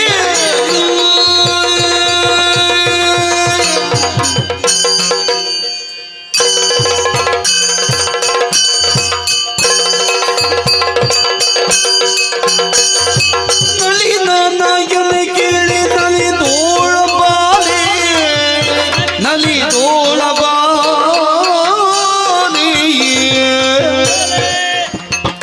ನಲಿದೇಳೆ ಕೋಮಲೆ ಚೆಲುವಿನ ಮಾಲೆ ನಲಿದೇಳೆ ಕೋಮಲೆ ಚೆಲುವಿನ ಮಾಲೆ ಬಳಿ ಬಂದೆ ನಿದು ನೀಲೆ ಮೊಳಗಲಿಸೀನಿ ಇಲ್ಲಿಗೆ ನೀನೋರ್ವಳೆಗಳ ಶಶಿಪಾಲೆ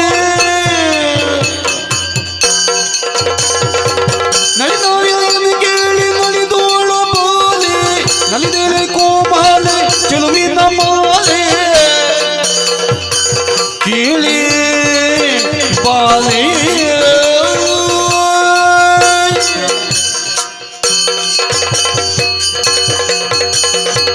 ಓ ಸುಂದರಿ ಮನೆ, ನಾನು ಕರೆದಾಕ್ಷಣ ಆಚೆ ನೋಡ್ತಾ ಇದ್ದೆ. ಇಲ್ಲಿಗೆ ನೋಡು ಓ ಸುಂದರಿ ಮನೆ. ಅಲ್ಲ ಓ ನಲಿನ ನಯನೆ, ನಾನು ಬಂದಿದ್ದೇನೆ. ನನ್ನನ್ನು ಕಂಡಾಕ್ಷಣ ನೀನು ನಲಿದು ನನ್ನ ಹತ್ತಿರ ಬಾರೆ.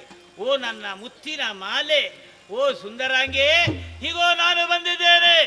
ಅಯ್ಯ, ನಿನ್ನನ್ನು ಕಂಡಾಕ್ಷಣ ನನಗೆ ಏನೋ ಆಗುತ್ತಾ ಉಂಟು. ಇದಕ್ಕೆ ಕಾರಣ ಏನೆಂದು ನನ್ನಷ್ಟಕ್ಕೆ ನಾನು ಆಲೋಚಿಸಿದರೆ ಇದಕ್ಕೆಲ್ಲ ಮೂಲ ಕಾರಣವ ಆ ನಂಗ. ಅವನಲ್ಲಿದ್ದಂತಹ ಪಂಚ ಶರಗಳನ್ನು ಪ್ರಯೋಗಿಸಿದ ದೆಸೆಯಿಂದಾಗಿ ಬಲಲಿ ಬೆಂಡ ಆಗಿದ್ದೇನೆ. ಆದರೆ ನಿನ್ನರು ಹೇಳ್ತಾ ಇದ್ದೇನೆ, ಓ ಸುಂದರಿ ಮನೆ, ಈಗೋ ನಿನಗೋಸ್ಕರ ನಾನು ಬಂದಿದ್ದೇನೆ. ಆದಷ್ಟು ಬೇಗ ನನ್ನನ್ನು ವರಿಸು. ಬಾ ಬಾ ಬಾ. ದುರುಳ ರಕ್ತ ನೀನು ಮರುಳಾಗಿ ನೀನು ಹರಟದರನ್ನೊಡನೆ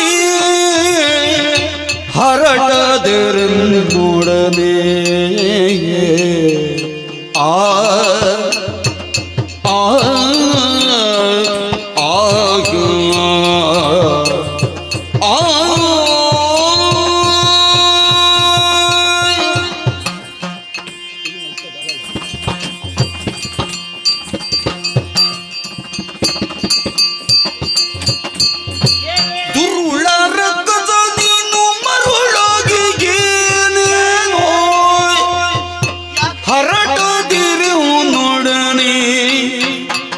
ಹರಟದಿರನ್ನೊಡನೆ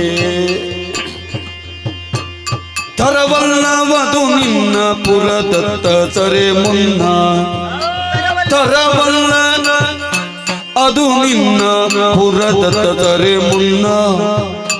ಪರಿವಾರ ಸಹಿತೊಡನೆ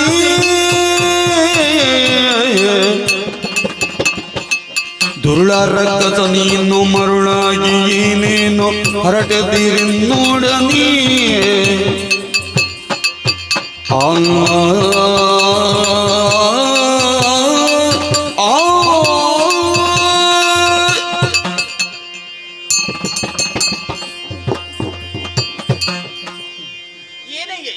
ಏನು ದೂರ? ಯಾರು? ನನಗೆ ದೂರ ನಿಂತು ಮಾತಾಡುವ ಅಭ್ಯಾಸವಿಲ್ಲ. ಹತ್ತಿರ ನಿಂತು ಮಾತಾಡುವ ಹಾಗಲ್ಲ. ನೀನು ನನ್ನ ಹತ್ತಿರ ಕರೆದಲ್ಲ ನಾನು. ಮತ್ತೆ ಯಾಕೆ? ನಿನ್ನ ಗಮನವನ್ನು ನನ್ನೆಡೆ ಸೆಳೆದುಕೊಂಡದ್ದು ನಾನು. ಹೌದಾ? ಭಯಗೊಂಡಿದ್ದೇನೆ ನಾನು. ಹೌದಾ? ಭಯ ಪಡಬೇಡ, ಭಯ ಪಡಬೇಕಾದ ಅಗತ್ಯವೇ ಇಲ್ಲ. ಯಾವುದೋ ಒಂದು ಯೋಚನಾ ಲೋಕದಲ್ಲಿ ವಿಹರಿಸ್ತಾ ಇದ್ದವಳು ನಾನು. ಏನು ಯಾವ ಯೋಚನೆ? ನೀನು ನನ್ನ ಯೋಚನೆಯಲ್ಲಿ ಇದ್ದೆ ಅಂತ. ಮತ್ತೆ ಇಲ್ಲ, ಹ, ಬಂದಂತಹ ನೀನು ಹ, ಬಗೆ ಬಗೆಯಾಗಿ ನನ್ನನ್ನು ವರ್ಣಿಸ್ತಾ ಇದ್ದ, ಹೌದಪ್ಪ. ವಿಧ ವಿಧವಾಗಿ ನನ್ನನ್ನು ಹೊಗಳುತ್ತಾ ಇದ್ದ. ನಿನ್ನನ್ನು ಕಂಡಾಕ್ಷಣ ವರ್ಣಿಸಲೇಬೇಕಲ್ವೇ? ಹೊಗಳಬೇಕಾತಿ ಹ, ಒಂದು ಸುಂದರವಾದಂತಹ ವಸ್ತುವನ್ನಾಗಲಿ ವ್ಯಕ್ತಿಯನ್ನಾಗಲಿ ಹ, ಕಂಡಾಗ ಹ, ಅದು ಸುಂದರವಾಗಿ ಉಂಟು ತಾದ್ರೆ ಹ. ಅದನ್ನು ಹೊಗಳುವುದರಲ್ಲಿ ಯಾವ ಅದು ನಿನಗೆ ಗೊತ್ತುಂಟು, ಅಷ್ಟೆಲ್ಲನೆ ಗೊತ್ತುಂಟು, ಹೋಗಲಿ. ಹ, ಹಾಗಂತ ಹ, ಇನ್ನೊಬ್ಬರ ಮಾತು ಹ, ಯಾವತ್ತು ಮತ್ತೊಬ್ಬರ ಹ. ಮನಸ್ಸನ್ನು ಅರಳಿಸುವ ಹಾಗಿರಬೇಕು ತಾನೆ, ಏನಾಯ್ತು ಈಗ? ಮನಸ್ಸನ್ನು ಕೆರಳಿಸುವ ಹಾಗಿರಬಾರದು. ಏನು ನಾನು ಕೆರಳಿಸಿದ್ದೇನ? ನೀನು ನಿನ್ನ ಮನಸ್ಸನ್ನು ಅರಳಿಸುವುದಕ್ಕಾಗಿಯೇ ಬಂದಿದ್ದೇನೆ. ಹ, ನಿನ್ನನ್ನು ಕಂಡೆ ನಾನು ಆ, ಆ, ಮಾತ್ರವಲ್ಲ, ಹ.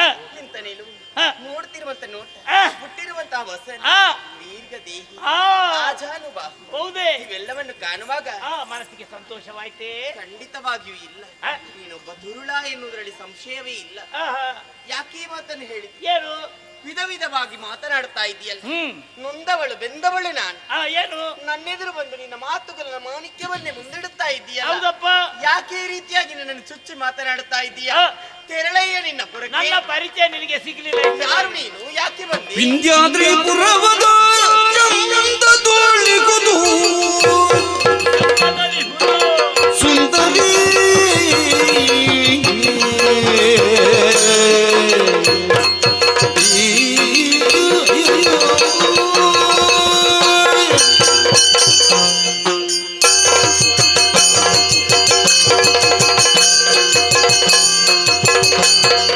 ವಿಂಧ್ಯಾದ್ರಿ ಪುರವದ ಚಂದ ತೋಳಿಗುದು ಸುಂದರಿ ನಾನು ಹೊಂದಿಗೆಯಗುದು ವಿಂಧ್ಯಾದ್ರಿ ಪರ್ವತ ಚಂದದೊಳಿಗುದು ಸುಂದರಿ ನನ್ನನ್ನು ಹೊಂದಿಗೆಯಗುದು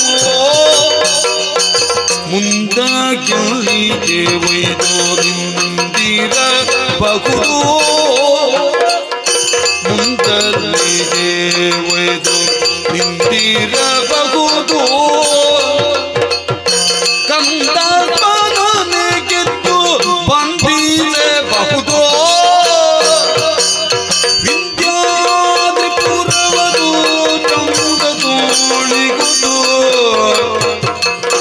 ಸುಂದರಿ ಕೇಳಿ ಬಾಳೆ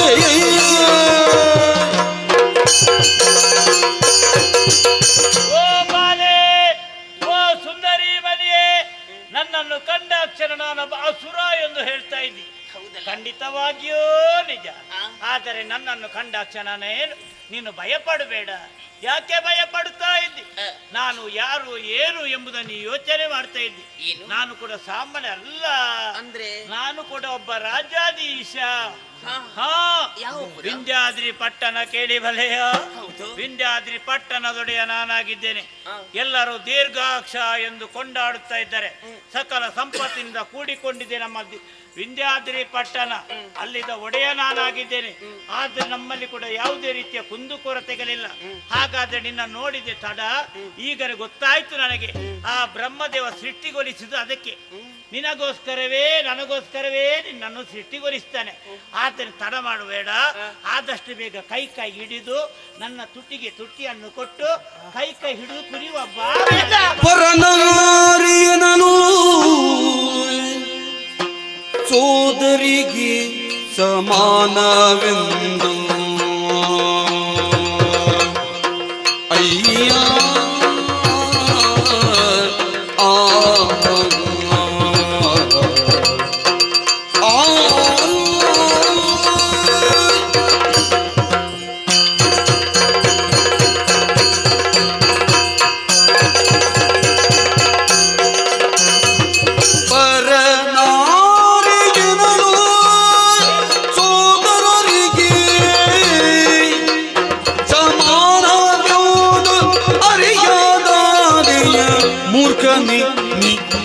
ಅರಿಯದಾದೆಯ ಮೂರ್ಖನಿಗೆ ಬರಿದೆ ನಿನ್ನಯ ಭಾಗ್ಯ ಸಿರಿ ಎಲ್ಲವ ಬಿಟ್ಟು ಬರಿದೆ ನಿನ್ನಯ ಭಾಗ್ಯ ಸಿರಿ ಎಲ್ಲವ ಬಿಟ್ಟು ನರಕದಿರುವೆಯ ಸುಮ್ಮನೆ ದುರುಳರ ಮರುಳಾಗಿಯೇನೇನೋ ಹರಟದೆ ನೊಡಲಿಗೆ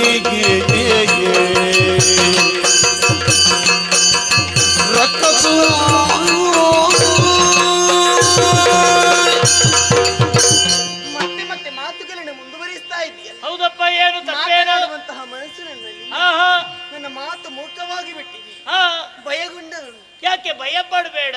ಮಾತ್ರವಲ್ಲ, ನಾನು ಯಾರ ಮಗಳು ಎನ್ನುವುದಾಗಿ ಚೆನ್ನಾಗಿ ನಿನಗೆ ಗೊತ್ತು ತಾನೆ? ಗೊತ್ತುಂಟು. ವರ್ತಮಾನ ಕಾಲದಲ್ಲಿ ಗಾಂಧಾರಪುರವನ್ನು ಆಳುವಂತಹ ಕಾರ್ತಿಕೇಯ ಹೌದು ಅವರ ಮಗಳಲ್ವೇ ನಾನು. ಗೊತ್ತುಂಟು. ಹಾಗಂತ ನಾನೇನು ಸಾಮಾನ್ಯದವಲ್ಲ, ಏನು ಅವರ ಮಗಳು ನಾನು. ಹಾಗಾಗಿ ಅವರನ್ನು ಸೆರೆಮನೆಯಲ್ಲಿರಿಸಿದಂತ ವಿಷಯವೂ ನನಗೆ ಅಯ್ಯೋ, ಎಲ್ಲ ವಿಚಾರಣೆ ತಿಳಿದುಕೊಂಡಿದ್ದೆ. ಹಾಗಿದ್ರೆ ಅಬಲೆಯಾದಂತಹ ನನ್ನ ಮನಸ್ಸಿಗೆ ಎಷ್ಟು ನೋವಾಗಿರ್ಲಿಕ್ಕಿಲ್ಲ ಹೇಳು. ಆ ಸಮಯದಲ್ಲಿ ಬಂದು ಕಾಮವೀಕ್ಷೆಯನ್ನು ಬೇಡುತ್ತಾ ಇದೆಯಲ್ಲ, ಏನು ತಪ್ಪೇನುಂಟು? ಹೆಣ್ಣೆಂದ್ರೆ ಏನು ಅಂತ ಭಾವಿಸಿಕೊಂಡು, ಏನು ಹೆಣ್ಣೆಂದ್ರೆ ಹೆಣ್ಣನ್ನು ಯಾವತ್ತು ಪೂಜನೀಯ ಭಾವದಿಂದ ಕಾಣಬೇಕಂತೆ. ಎಲ್ಲಿ ಹೆಣ್ಣನ್ನು ಪೂಜಿಸ್ತಾರೋ ಅಲ್ಲಿ ದೇವರ ಸಾನ್ನಿಧ್ಯವೇ ಇರ್ತದೆಯಂತೆ. ಪರಿಣಾರಿಯಾದಂತಹ ನನ್ನನ್ನು ಸಹೋದರಿ ಸಮಾನವೋ ಅಥವಾ ತಾಯಿ ಸಮಾನವಾಗಿಯೂ ಅಂತ ಭಾವನೆ ನನಗೆ ಬರುವುದೇ ಇಲ್ಲ ನಿನ್ನನ್ನು ಕಂಡಾಕ್ಷಣ. ಇಲ್ಲ, ಮರಳು ಮಾತನಾಡಬೇಡ. ಯಾಕೆ? ಕೈ ಮುಗಿದು ಬೇಡಿಕೊಳ್ತಾ ಇದ್ದೇನೆ, ಹೋಗು ನೀನು, ನಡೆ ಇಲ್ಲಿಂದ. ಸಾಕು ಕಾಮಿನಿ ಇಂತು ನೀನೇಕೆ ನುಡಿಯುವೆ ಪಾಮಿನಿ, ನೀ ಕಾಣೆಕೆಲೆ ಎಂಬುದು ಮನ ಮಾಡಬೇಕದಿನ ದಿನ ಬಂದು.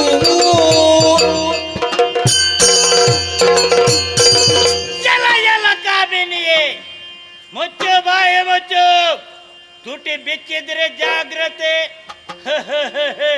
ಅಧಿಕ ಪ್ರಸಂಗ ಕೊಟ್ಟರೆ ಉಂಟು ನನಗೆ. ಇಷ್ಟರವರೆಗೆ ಇನ್ನೊಬ್ಬಳು ಚಂದದ ಹೆಣ್ಣು ಅಂತ ಉದ್ದೇಶದಿಂದ ನಯ ವಿನಯದಲ್ಲಿ ಮಾತಾಡಿದೆ ನಾನು. ನನ್ನ ಮಾತು ನಿನಗೆ ಪಥ್ಯವಾಗುವುದಿಲ್ಲ.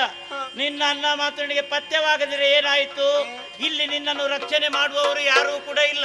ನಿನ್ನ ಅಣ್ಣನನ್ನು ನಿನ್ನ ಅಪ್ಪನನ್ನು ಸೆರೆಯಲ್ಲಿ ಹಾಕಿದ್ದೇನೆ. ಈಗ ಇರೋದು ನಾನು ಒಬ್ಬನೇ.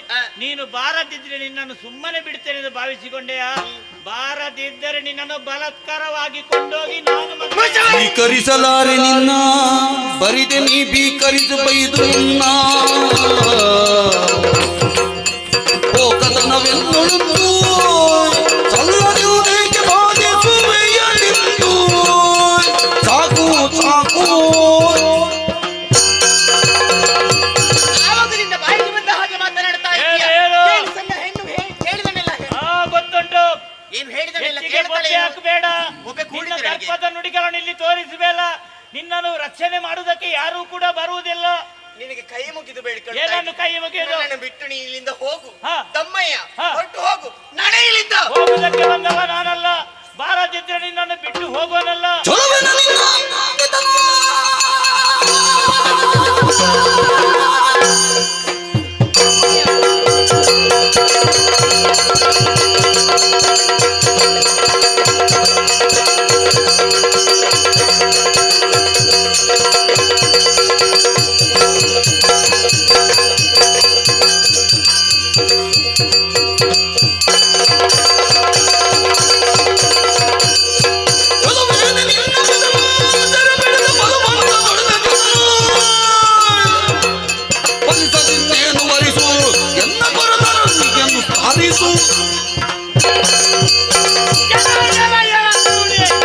ಸಾಕು ಮಾಡು ನೀನು. ಕಾಡಿದ್ರು ಬೇಡಿದ್ರು ನಿನ್ನನ್ನು ಬಿಡುವುದಿಲ್ಲ.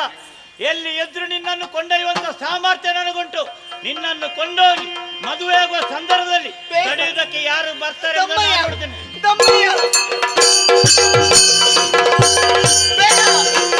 ಹೋಗ್ತೇನೆ ನೀನು.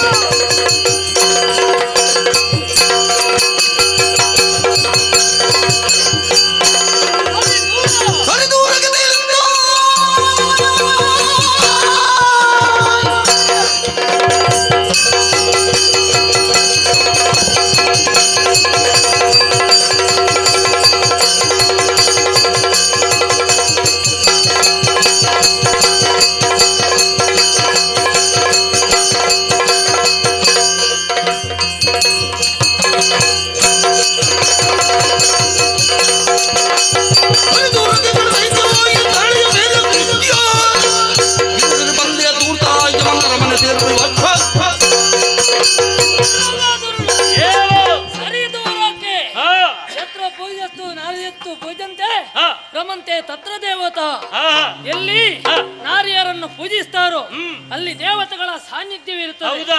ಅಂತದರಲ್ಲಿ ನಾರಿಯನ್ನು ಸೆಳೆಯುವುದಕ್ಕಾಗಿ ಮುಂದಾಗುತ್ತಾ ಇದ್ದ. ಏನು ಮಾಡ್ತಾ ಇದ್ದೀಯೋ ತಲೆಯಲ್ಲಿ ಉಂಟು ತಾನೆ. ಆದ್ದರಿಂದ ಅವಳನ್ನು ಬಿಡಿಸುವುದಕ್ಕಾಗಿ ಇಲ್ಲಿವರೆಗೆ ಬಂದವನಿದ್ದೇನೆ. ಆದ್ದರಿಂದ ಮಾಡಿದ್ದು ಅಪರಾಧವಾಯಿತು ಎನ್ನುವ ಹಾಗೆ ಯಾರು ನೀನು? ದೂರ ಸರಿದ್ರೆ ಸಾರಿ, ಇಲ್ಲದಿದ್ರೆ ಕಡ್ದೆ.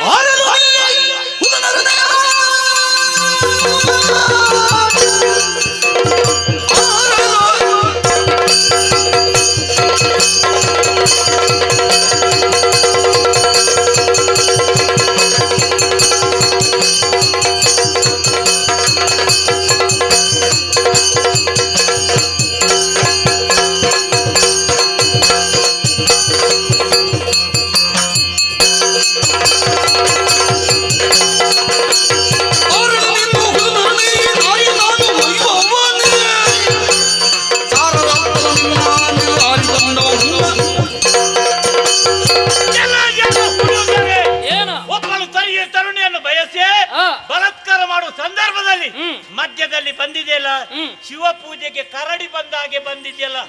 ಏ ತರಳನೆ, ಯಾರು ನೀನು? ಯಾವ ಉದ್ದೇಶವನ್ನಿಟ್ಟು ಬಂದಿ? ನಿನ್ನ ಹೆಸರೇನು ಹೇಳು.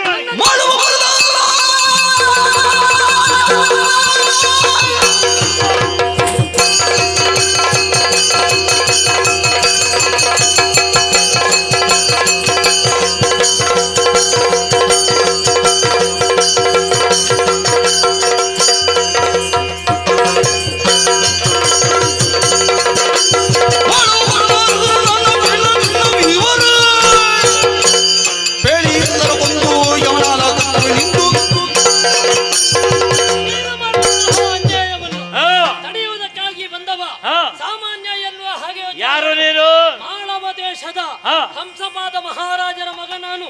ರಾಜಹಂಸ ಎನ್ನುವ ಹಾಗೆ ನನ್ನ ಹೆಸರು. ಹೌದಾ? ಇದು ಚಂದ್ರಾಯುಧ ಇರುವುದು ಯಾಕೆ ಬಲ್ಲೆಯೋ? ನಿನ್ನಂತಹ ಅಧರ್ಮಿಗಳ ನಿನ್ನ ಹೆಸರು ರಾಜಹಂಸ.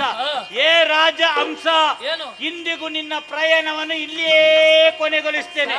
ಇನ್ನು ಮುಂದೆ ಹೋಗಬಾರದು ನೀನು. ಹೌದೇನೋ? ನೀನು ಯಾರಾದ್ರೂ ನನಗೇನೋ ಲಕ್ಷ್ಯವಲ್ಲ. ನಿನ್ನನ್ನು ಬಡಿದೋಡಿಸಿ ಆಕೆಯನ್ನು ಕೊಂಡೊಯ್ಯುವಾಗ ತಡೆಯುವವರು ಯಾರಿದ್ದಾರೆ?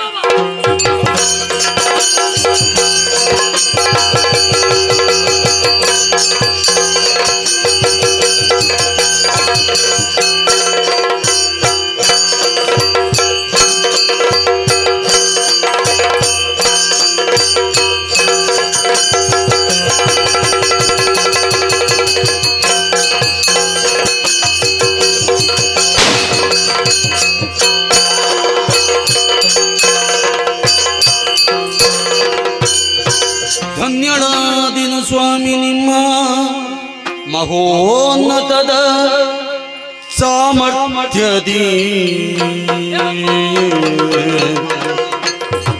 ಕುನ್ನಿಗಳ ನಳಿದೀಗ ಮನಕ್ಕೆ ಪ್ರಸನ್ನವಾದು. ಕುನ್ನಿಗಳನ ಅಣಿದೀಗ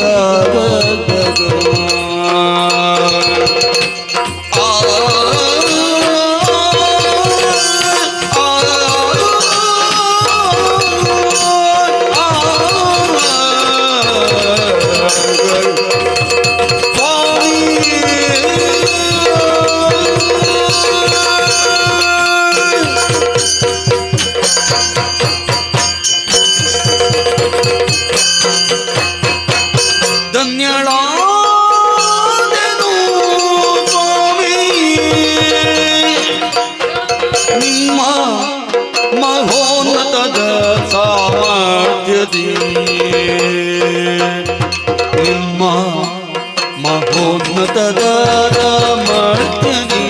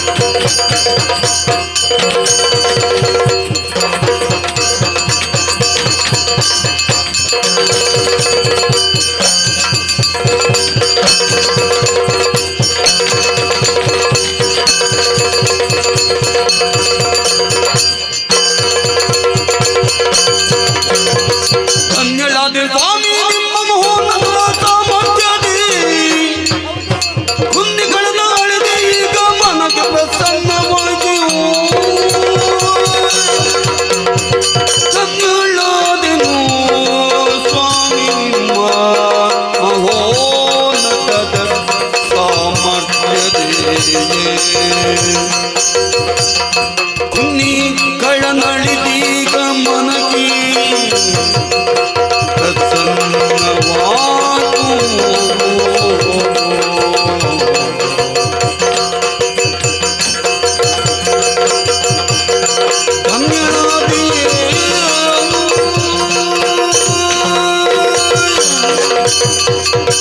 ಸ್ವಾಮಿ ಧನ್ಯನಾದಿ.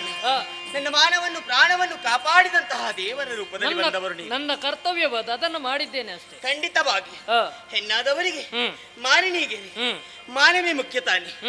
ಮಾನಿನಿಯಾದಂತಹ ನನ್ನನ್ನು ನನ್ನ ಮಾನವನ್ನು ಪ್ರಾಣವನ್ನು ಕಾಪಾಡಿದಂತಹ ದೇವನಿ ಈ ಹೊತ್ತಿಗೆ ದುರುಳನಾದಂತಹ ಆತನ ಕೊಂದು ಮನಸ್ಸಿಗೆ ಸಂತೋಷ ಆಗುವ ಹಾಗೆ ಮಾಡಿದೀರಲ್ಲ, ಅದಕ್ಕೆ ಹರ್ಷವಾಯಿತು.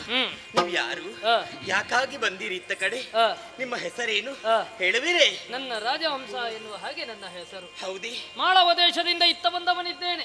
ಹಂಸಪಾದ ಮಹಾರಾಜರ ಮಗನ. ಆದ್ದರಿಂದ ನಿನಗೆ ಬಂದಂತಹ ಸಂಕಷ್ಟವನ್ನು ದೂರೀಕರಿಸಿದ್ದೇನೆ. ನನ್ನ ದಾರಿಯತ್ತ ಹೋಗಬಹುದು. ತಡಿಬೇಕು, ಇನ್ನೊಂದು ಆಸೆ ಇದೆ ಮನಸ್ಸಿಗೆ. ಏನದು? ದುರುಳದಾನವ ಎನ್ನ ಪಿತನನು ಹೊರಗಿದ ಎಲ್ಲೋ ತೆರೆಯೊಳು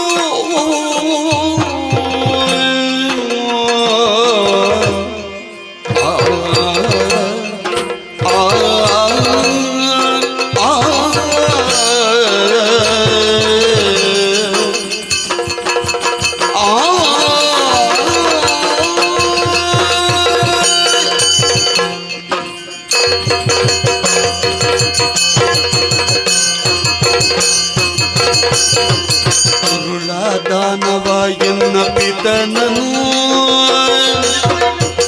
ಹೊರಗಡೆಯೋಳು ತೆರೆಯೋಳು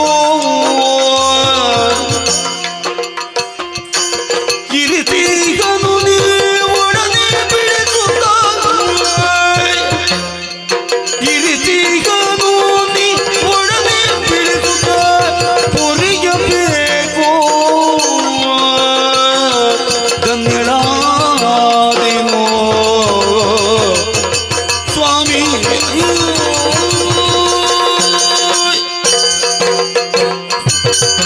ದೇವರ ನನ್ನನ್ನು ನೀವು ಕಾಪಾಡಿದ್ದು ಮಾತ್ರವಲ್ಲ, ನಿಮಗೆ ಇನ್ನೊಂದು ಕೆಲಸವಿದೆ. ನನಗೆ ಅಂದ್ರೆ ಗಾಂಧಾರಪುರವನ್ನು ಆಳುವವರು ನನ್ನಪ್ಪ ಕಾರ್ತಿಕೇಯ ಎನ್ನುವ ಹಾಗೆ ಹೆಸರನ್ನು ಕೇಳಿದ್ದೀರೇ ಏನು? ಅವರಿಗಿಬ್ಬರು ಮಕ್ಕಳು. ನಾನೇ ಕಂಜಾಕ್ಷಿ ಎನ್ನುವ ಹಾಗೆ, ನನಗೊಬ್ಬ ತಮ್ಮನಿದ್ದಾನೆ ಕಂಜಾಕ್ಷ ಎನ್ನುವ ಹಾಗೆ. ಈ ದುರುಳ ನನ್ನನ್ನು ಮಾತ್ರ ಪೀಡಿಸುವುದಲ್ಲ, ನನ್ನ ಅಪ್ಪನನ್ನು ಹಾಗೂ ನನ್ನ ಸಹೋದರನನ್ನು ಬಂಧಿಸಿದ್ದಾನೆ. ಹಾಗಾಗಿ ಪುಣ್ಯಾತ್ಮರಾದಂತಹ ನೀವು ಅವರಿಬ್ಬರನ್ನು ಕಾಪಾಡಬೇಕು. ಮಾತ್ರವಲ್ಲ, ನನ್ನ ಪ್ರಾಣವನ್ನು ಮಾನವನ್ನು ಕಾಪಾಡಿದ ಕಾರಣ ಶಾಶ್ವತವಾಗಿ ನಿಮ್ಮ ಸೇವೆಯನ್ನು ಮಾಡುವುದಕ್ಕೊಂದು ಅವಕಾಶವನ್ನು ನನಗೆ ಕಲ್ಪಿಸಿಕೊಡ್ಬೇಕು. ರಾಜ ಚಾವಡಿಯಲ್ಲಿ ಮೆರೆಯಬೇಕಾದಂತಹ ಮಹಾರಾಜ ಇಂದು ಸೆರೆಮನೆಯಲ್ಲಿದ್ದಾರೆ. ಹೌದೇ? ಬಂಧಿತನಾಗಿದ್ದಾನೆ. ಸರಿ ಸರಿ, ಆತನನ್ನು ಈ ಕೂಡಲೇ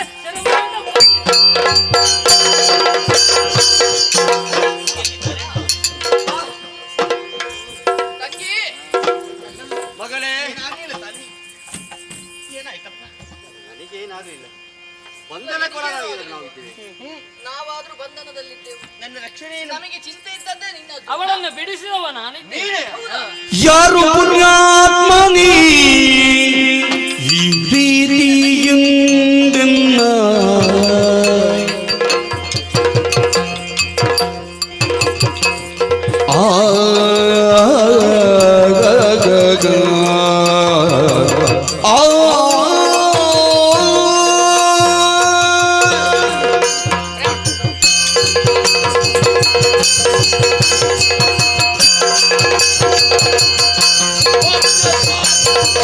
ಯಾರು ಪುಣ್ಯಾತ್ಮನಿ ಈ ರೀತಿಯೋ ಇನ್ನ ಘೋರ ಬಂಧನದಿ ಪಾರು ಮಾಡಿದವ ಪುರವೆಲ್ಲಿ ಪಿತನಾರು ಸರಿ ಹೊತ್ತಿನೊಳಗಿದ್ದ ಪುರವೆಲ್ಲಿ ಪಿತನಾರು ಸರಿ ಹೊತ್ತಿನೊಳಗಿದ್ದ ಸರಿದ ಬಗೆ ಪದದೆಲ್ಲ ದುರುಳ ಮಾನೇನ ಯಾರು ಪುಣ್ಯಾತ್ಮ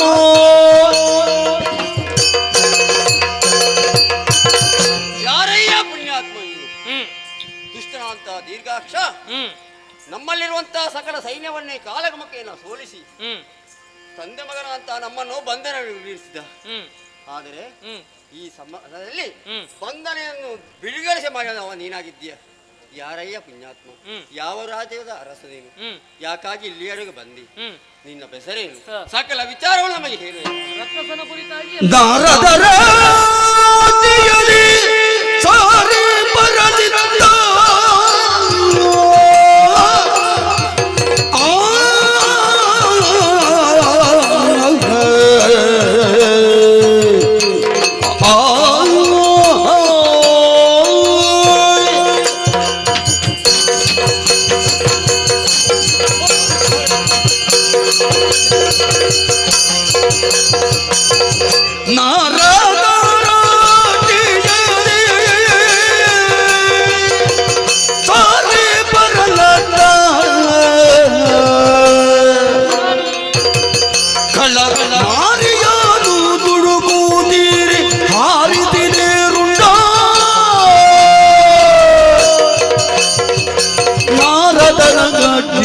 ಸಾರಿ ಬರಲಿದ್ದ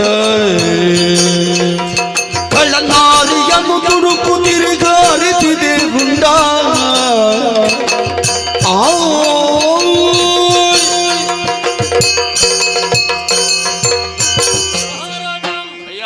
ಬಂಧನದಲ್ಲಿರುವಂತಹ ನಿಮ್ಮನ್ನು ಬಿಡಿಸಿದವ ನಾನು ಯಾರು ಎನ್ನುವ ಹಾಗೆ ಪ್ರಶ್ನೆ ಮೂಡಿತಲ್ವೇ? ಇಷ್ಟೊಂದು ಮಹತ್ತರವಾದಂತಹ ಕಾರ್ಯ ಮಾಡಿದವ ಯಾರು ನೀನು? ಈ ಭೂಲೋಕದಲ್ಲಿ ವಿಶಾಲವಾದಂತಹ ಮಾಳವ ದೇಶ ಅದನ್ನು ಆಳುತ್ತಾ ಬರುವವರು ನನ್ನ ಅಪ್ಪನಾದಂತಹ ಹಂಸಪಾದ ಮಹಾರಾಜರು. ಅವರ ಪ್ರೀತಿಯ ಸುಕುಮಾರ ನಾನಾಗಿದ್ದೇನೆ. ರಾಜ ಹಂಸ ಎನ್ನುವ ಹಾಗೆ ನನ್ನ ಹೆಸರು. ಹೀಗೆ ತಿರುಗಾಟದಲ್ಲಿರುವಂತಹ ಸಂದರ್ಭದಲ್ಲಿ ಒಂದು ದಿನ ನಾರದರ ಆಗಮನವಾಯಿತು. ಮಾತ್ರವಲ್ಲ, ಗಾಂಧಾರ ದೇಶದಲ್ಲಿ ಈ ರೀತಿಯಾದಂತಹ ಅನ್ಯಾಯವಾಗುತ್ತಾ ಇದೆ ಎನ್ನುವಂತಹ ಸಂದೇಶವನ್ನು ಕೊಟ್ಟರು. ನಿಮ್ಮನ್ನೆಲ್ಲ ಬಿಡಿಸಬೇಕೆನ್ನುವ ಹಾಗೆ ಆದೇಶವನ್ನು ಮಾಡಿದರು. ಅವರ ಆದೇಶವನ್ನು ಶಿರಸಾವಹಿಸಿ ಬಂದವನಿದ್ದೇನೆ ನಿಮ್ಮದಾದಂತಹ ಗಾಂಧಾರ ದೇಶಕ್ಕೆ. ಬಂದು ನೋಡಿದೆ ಅಂತ ಆದ್ರೆ ಖಳನಾದಂತಹ ದೀರ್ಘಾಕ್ಷ ನಿನ್ನ ಮಗಳಾದಂತಹ ಕಂಜಾಕ್ಷಿಯನ್ನು ಬಲತ್ಕರಿಸುವುದಕ್ಕಾಗಿ ಮುಂದಾದಂತಹ ಸಂದರ್ಭದಲ್ಲಿ ಹಿಡಿದಂತಹ ಚಂದ್ರಾಯುಧದಲ್ಲಿ ಅವನದ್ದಾದಂತಹ ಕತ್ತನ್ನು ಕತ್ತರಿಸಿದವನಿದ್ದೇನೆ. ಯಮನಾಲಯಕ್ಕೆ ಸಂದವನಿದ್ದಾನೆ. ಅವನ ಕಥೆ ಮುಗಿಯಿತು. ಹೌದು, ನಿಮ್ಮನ್ನೆಲ್ಲ ಬಂಧನದಿಂದ ಬಿಡಿಸಿ ಈ ರೀತಿಯಾಗಿ ಬಂದು ನಿಂತವನಿದ್ದೇನೆ. ಅಯ್ಯ, ನನ್ನ ನಿಮ್ಮಿಂದ ಒಂದು ಅಪ್ಪಣೆಯಾಗಬೇಕು. ನಾನು ಬಂದಂತಹ ಕಾರ್ಯ ಪೂರ್ಣವಾಗಿದೆ ಎನ್ನುವುದರಲ್ಲಿ ಅನುಮಾನ ಇಲ್ಲ. ಆದ್ದರಿಂದ ನನ್ನನ್ನು ನನ್ನ ಪುರದತ್ತ ಹೋಗುವಂತೆ. ಒಂದು ಮಾತು ಅಯ್ಯ, ನಿನ್ನ ಅಂತರಂಗದ ಭಾವನೆಯನ್ನು ಅರ್ಥ ಮಾಡಿಕೊಂಡೆ. ದುಷ್ಟರನ್ನು ವಧಿಸುವುದಕ್ಕೆ ಬೇಕಾಗಿ ಇಲ್ಲಿವರೆಗೆ ಬಂದೆ. ಅಂತಹ ದೀರ್ಘದರ್ಶನನ್ನು ವಧಿಸಿ ಮತ್ತೆ ನಿನ್ನ ಪುರವನ್ನು ಸೇರುತ್ತಿ. ಇಂತಹ ಘನ ಕಾರ್ಯವನ್ನು ಎಸಗಿದೆವ ನೀನಾಗಿದ್ದೀಯ. ರಾಜನಾದಂತಹ ನಾನು, ಪ್ರಜೆಗಳನ್ನು ಬರೆಯುವಂತಹ ನಾನು ಇಂದು ಬಂಧನದಲ್ಲಿದ್ದೇ. ಬಂಧನದಲ್ಲಿ ಬಿಡಿಸುವ ನೀನಾದ್ರೂ ಕೂಡ ನಿನ್ನ ಮೇಲೆ ಮಮಕಾರವ ನನ್ನ ಪಾಲಿಗೆ ಹುಟ್ಟುತ್ತಾ ಇದೆ. ಆದ್ದರಿಂದ ಒಂದು ಮಾತನ್ನು ಹೇಳ್ತಾ ಇದ್ದೇನೆ. ಏನದು? ಮನಸ್ಸಿನಲ್ಲಿ ಬೇಸರವನ್ನು ಇಟ್ಟುಕೊಳ್ಳಬಾರದು, ಬೇರೇನಲ್ಲ. ರಾಜರಾದಂತ ನಾನು ನನ್ನ ಮಗಳ ಅಂತ ನಿನಗೆ ಕೊಟ್ಟು ಮದುವೆ ಮಾಡಿಸಬೇಕೆಂದು ತೀರ್ಮಾನವನ್ನು ಕೈಗೊಂಡೆ. ನಾನು ನಿಮ್ಮ ಮಗಳನ್ನು ನಿನಗೆ ಕೊಟ್ಟು ಮದುವೆ ಮಾಡಬೇಕಂತ. ನಾರದರಿಂದ ಆದಂತಹ ಆಣತಿಯೂ ಇದೆ. ಅರಸನ ಮಗಳಾದಂತಹ ಕಂಜಾಕ್ಷಿಯನ್ನು ನೀವು ವರಿಸಬೇಕು ಎನ್ನುವ ಹಾಗೆ ದೇವವಾಣಿಯೇ ಆಯಿತು ಅಂತ ಆದ ಮೇಲೆ ನಾವೆಲ್ಲ ಯಾರು ಅದನ್ನು ತಡೆಯುವುದಕ್ಕೆ ಅಲ್ವೇ? ಆದರೆ ಈಗ ಮಗಳಲ್ಲಿ ಕೇಳಬೇಕು. ಮಗಳಲ್ಲಿ ನಾನು ಮೊದಲೇ ಕೇಳಿದ್ದೇನೆ. ಆದ್ದರಿಂದ ತಡ ಮಾಡು ಸರಿಯಲ್ಲ. ಮಗಳಲ್ಲಿ ಆಯಿತು, ಮಗನಲ್ಲಿ ಕೇಳಬೇಕು. ಅವನಲ್ಲಿ ಕೂಡ ಕೇಳಿದ್ದೇನೆ ನಾನು. ರಾಜಹಂಸ, ಈಗ ಅಣ್ಣನಾದವನು ಯಾವತ್ತು ತಂದೆಯ ನಂತರ ರಕ್ಷಕ ಎಂದರೆ ಅಣ್ಣನೇ, ತಂಗಿ. ಆದ್ರೆ ಆ ಕಾಲದಲ್ಲಿ ತಂದೆಯವನೂ ಆಗಲಿ ಅಥವಾ ಅಣ್ಣನೂ ಆಗಲಿ ರಕ್ಷಣೆ ಮಾಡಲು ಅಸಾಧ್ಯವಾದ ಕಾಲದಲ್ಲಿ ಮತ್ತೊಬ್ಬ ಪುರುಷನು ರಕ್ಷಣೆ ಮಾಡಿದ ಅಂತ ಆದ್ರೆ ಅವನು ಗಂಡನಾಗುವುದಕ್ಕೆ ಯಾವತ್ತಿದ್ರೂ ಅರ್ಹತೆಯನ್ನು ಹೊಂದಿದವನೆಂದೇ ಅರ್ಥ. ಹಾಗಾಗಿ ನಿನಗಿಂತ ಒಳ್ಳೆಯ ಗಂಡಿನ್ ಯಾರಿದ್ದಾರೆ ಹೇಳು? ನಿಮ್ಮೆಲ್ಲರ ಆಶೆ ಹೀಗುಂಟು ಅಂತಾದ್ರೆ ಅದನ್ನು ಮೀರುವುದಕ್ಕೆ ಯಾರಿಂದಲೂ ಸಾಧ್ಯ ಇಲ್ಲ. ಆದ್ದರಿಂದ ವಿವಾಹ ಸಮಾರಂಭ ಒಂದು ಕ್ರಮದಿಂದಲೇ ಆಗಬೇಕು. ಹೌದಲ್ವೇ? ಅಪ್ಪ, ಬೇಕಾದಂತಹ ಸಿದ್ಧತೆಯನ್ನು ನಾನೇ ಮಾಡ್ತೇನೆ. ಸಿದ್ಧತೆಯನ್ನು ನೀನು ಮಾಡುವ ಮಗನೇ. ಪುರೋಹಿತರು, ನಮ್ಮ ಕುಲ ಪುರೋಹಿತರು ಇದ್ದಾರೆ. ಓಲೆಯಲ್ಲಿ ಬರೆದು ಕೊಟ್ಟಿದ್ದೇನೆ ಮೊದಲೇ ನಾನು. ಬರ್ಬೇಕಿತ್ತು, ಏನು ಬರಲಿಲ್ಲ ಅವರು.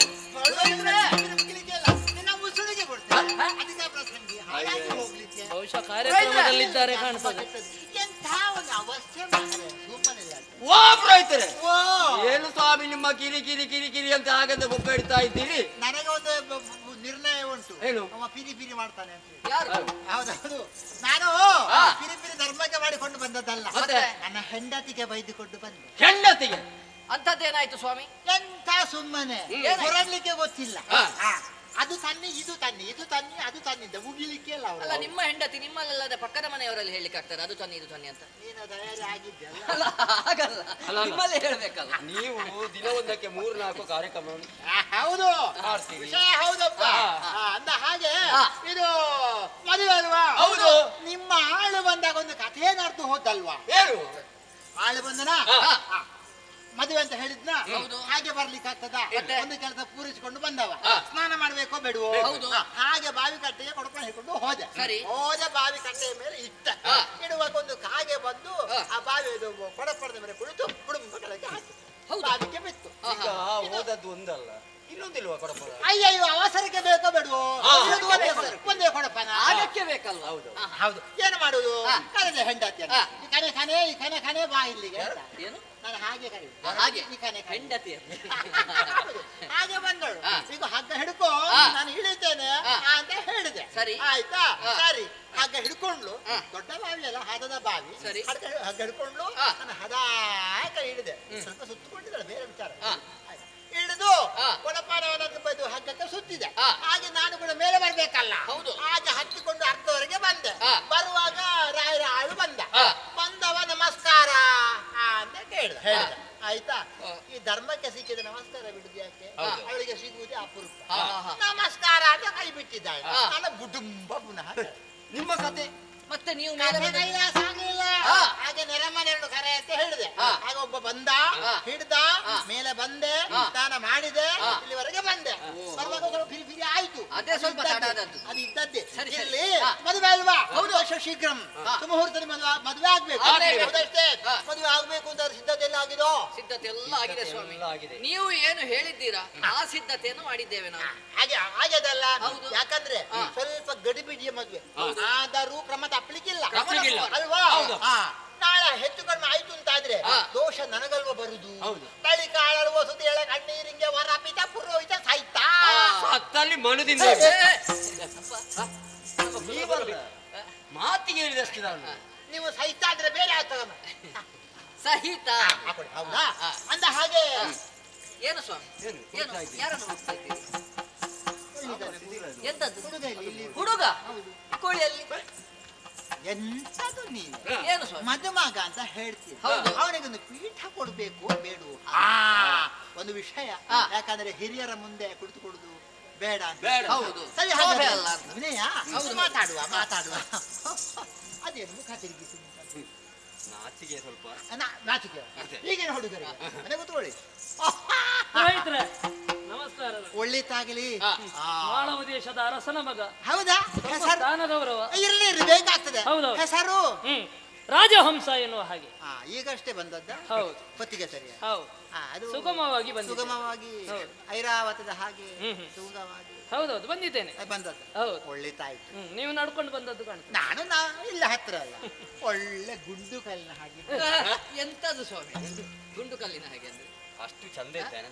ಚಂದ ಗಟ್ಟಿ ಮುಟ್ಟಾಗಿ ನಾವೆಲ್ಲ ವಾಡಿಕೆಯಲ್ಲಿ ಹಾಗೆ ಹೇಳುದಲ್ಲ. ಹುಡುಗ ಹೇಗಿದ್ದಾನೆ? ತೊಂದರೆ ಇಲ್ಲ, ಗುಂಡುಗಲ್ಲ ಹಾಗಿದ್ದಾನೆ.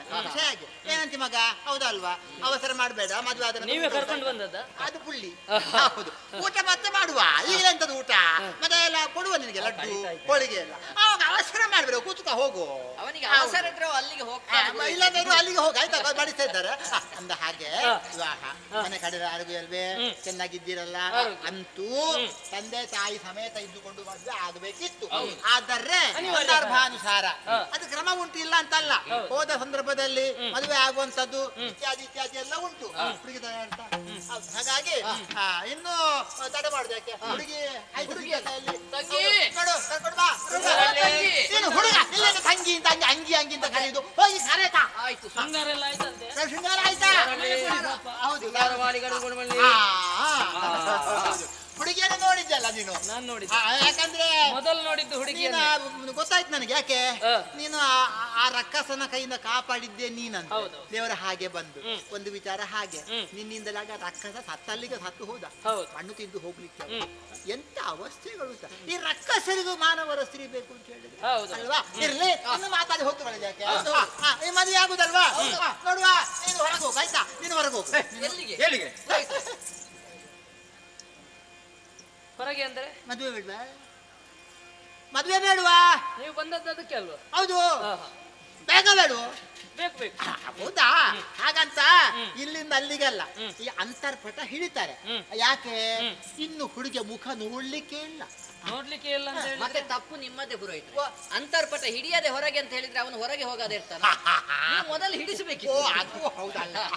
ನನಗೆ ಪಟವೇ ಈಗ ಗೊತ್ತಾಯ್ತಾ? ಈಗ ಹುಡುಗಿ ಒಳಗೆ, ಹುಡುಗ ಹೊರಗೆ, ಅಂತರ್ಪಟದಿಂದ ಹೊರಗೆ, ಹುಡುಗಿ ಒಳಗೆ ಆಯ್ತಲ್ಲ. ಈಗ ವಿಷಯ ಏನು ಅಂತ ಹೇಳಿದ್ರೆ ರಾಯ್ರೆ, ಈಗ ಹುಡುಗಿಗೆ ಹಾರ ನೀವೇ ಕೊಡ್ಬೇಕು. ಯಾಕೆ?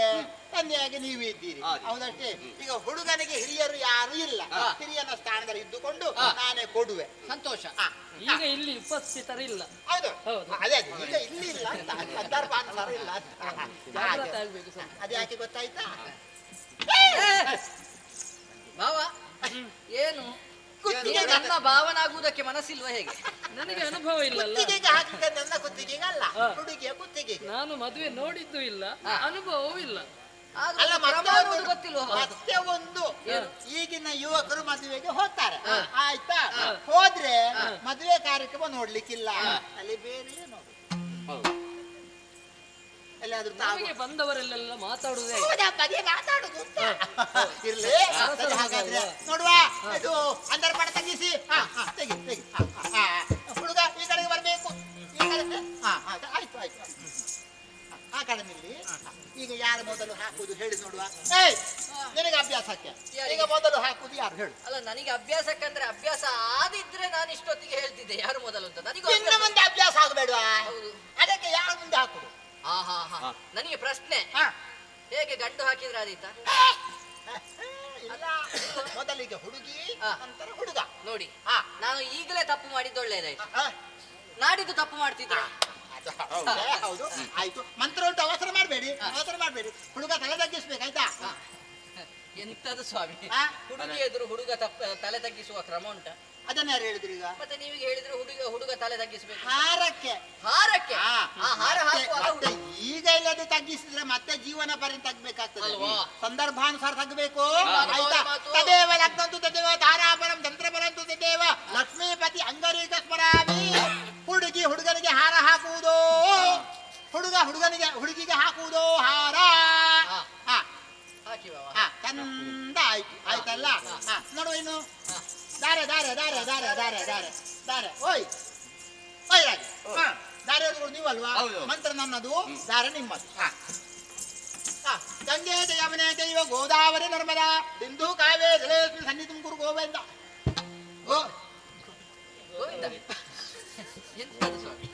ಎಡೆಯಲ್ಲಿ ಕೆಲವು ಮಂತ್ರಗಳು ಬಂದು ಸೇರಿ ಹೋಗ್ತಾರೆ ಅಲ್ವಾ? ನೀವು ಮದುವೆ ಕಾರ್ಯಕ್ರಮ ಮಾತ್ರ ಅಲ್ಲ, ಇನ್ನೊಂದು ಕಡೆ ಹೌದಲ್ಲ. ನೋಡೋದ ಅದು ಕರಿಮಣಿ ಕರಿಮಣಿ ಕರಿಮಣಿ ಕರಿಮಣಿ ಕರಿಮಣಿ ಕರಿಮಣಿ ಮಾಂಗಲ್ಯ ಮಾಂಗಲ್ಯ ಅದು ನೋಡುವ. ಇಲ್ಲಿ ಇಲ್ಲಿ ನೋಡುವ, ಕಟ್ಟಿ ಕಟ್ಟಿ ಮಾಂಗಲ್ಯಂ ತಂತು ನಾನೇನ ಮಮ ಜೀವನ ಹೇತುನಾ ಕಂಠೆ ಬದ್ನಾಮಿ ನೀವು ಹೇಳಿಲ್ಲ. ಗಟ್ಟಿ ಮೇಳ ಗಟ್ಟಿ ಮೇಳ ಗಟ್ಟಿ ಮೇಳದವರು ಬರ್ಲಿಲ್ಲ. ಗಟ್ಟಿ ಮೇಳ ಆಮಂತ್ರಣ ಕೊಟ್ಟಿದ್ದೇವೆ, ಬರಲಿಲ್ಲ ಅವರು. ಅವಸರ ಅಲ್ವಾ? ಸಿಡಿಮದ್ದಿನವ ಇಲ್ವಾ? ಎಂತದು ಪುರೋಹಿತ? ಸಿಡಿಮದ್ದಿನವ ಯಾಕೆ ಬಿಡ್ಲಿಕ್ಕೆ? ಸಿಡಿಮದ್ದು ಬಂದ್ರೆ ಮಾತ್ರ ನನ್ನ ತಂಗಿಯ ಮದುವೆ ಆಗುದು. ಗಮ್ಮತ್ತಿಗೆ ಉಂಟ ಅಂತ ಕೇಳಿದ್ರು. ನಾನು ವಿಜೃಂಭಣೆದಲ್ಲ ಅಂತ ಹೇಳಿದ್ದ. ಅದು ಯಾರು ಮಾಡಿ. ಆಯ್ತು ಆಯ್ತು. ಈಗ ಯಾಕೆಲ್ಲ ಹಿಂದೆ ಹೋಗಿ ಕೂತ್ಕೊಂಡು ಗೊತ್ತಾಗುದಿಲ್ಲ. ಈಗ ಪೋಡಿಗೆ ಹಾಪುಂಡ ಮುಲ್ಪ ಈತ ಜಾಗ ಇದ್ದ ಅಪ್ಪೆಂಜಿನ ಅಪ್ಪೇರ ಉಂಡ ಅದಕ್ಕೆ ಒಂದು ನೇಜಿ ಬಿತ್ತಾರೆ ಉಂಟ ಮತ್ತೆ ಎದುರು ಕುಳ್ಳರ ಅಂತ ಮದುವೆ ಕಾರ್ಯಕ್ರಮ ಪುರ ತೋರ ಬರ ಅದನ್ನೇ ಆಚೆ ಹಾಕಿದ್ರೆ ಮತ್ತೆಂತ ಮಾಡೋದು? ನೀವು ಯಾಕೆ ಈಗ ಅವರಲ್ಲಿ ಮಾತನಾಡ್ತೀರಿ? ಐನದ ಪೊಂಜಿನ ಬೇಗ ಬಲೆ ಹಿಂಗ ಮೋನೆ ಹೋಜಿಲ್ಲ ಸ್ವಲ್ಪ ಯಾಕೆ ಆರತಿ ಎತ್ತಲಿಕ್ಕೆ.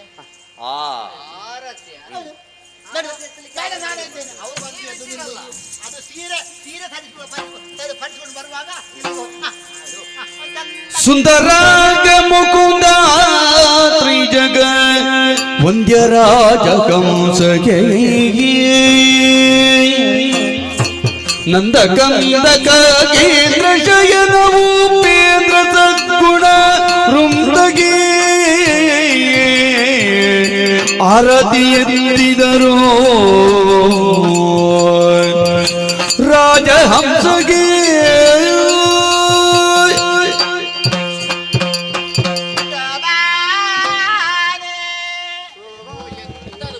ಶೋಭಾನೆಯನ್ನು ಅಷ್ಟೊಂದು ಕರ್ಕಶವಾಗಿ ಆಡ್ತೀರಿ.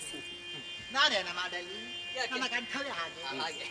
ಹೌದು, ಇನ್ನೊಂದು ಕ್ರಮ ಮಾಡುವ.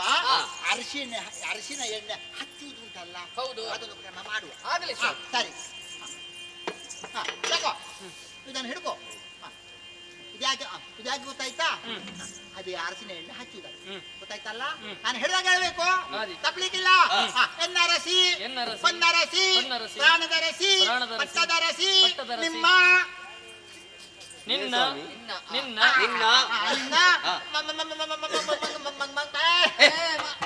ಮಂಗಳಕರವಾದ ಮುಖಕ್ಕೆ ಅರಿಶಿನ ಎಣ್ಣೆ ಹಚ್ಚುವೆ. ಸಿಲಿಕ್ಕಿಲ್ಲ, ಅದು ಬಣ್ಣ ಹೋಗ್ತದೆ, ಅಲಂಕಾರ ಹೋಗ್ತದೆ. ಹೌದು, ನಾನು ಹೇಳಿದಾಗ ಹೇಳ್ಬೇಕು, ನಾಚಿಕೆ ಮಾಡ್ಲಿಕ್ಕಿಲ್ಲ, ಗೊತ್ತಾಯ್ತಲ್ಲ? ಎನ್ನರಸ, ಹೊನ್ನರಸ, ಪಟ್ಟದರಸ, ಪ್ರಾಣದರಸ, ನಿನ್ನ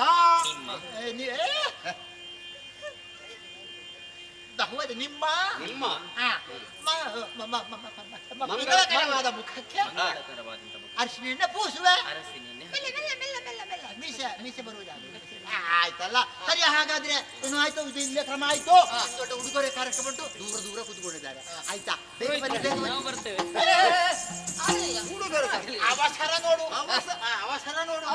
3 ವರ್ಷ ಆಯ್ತು ಮನೆ ಬಿಟ್ಟು. ನನಗೆ ಗೊತ್ತುಂಟು, 3 ವರ್ಷ ಮದುವೆ. ಅದು ಮನೆ ಬಿಟ್ಟದ್ದಕ್ಕಲ್ಲ, ಒಂದು ಹತ್ತಿರಕ್ಕೆ ಹೆಂಡತಿ ಬಂತು ಅಂತ ಅವಸರ ಆಗುದು ತೋರಿಸುವುದಕ್ಕೆ. ಇರ್ಲಿ, ಕ್ರಮ ಉಂಟು, ಉಡುಗೊರೆ ಕಾರ್ಯಕ್ರಮ ಉಂಟು. ಬನ್ನಿ.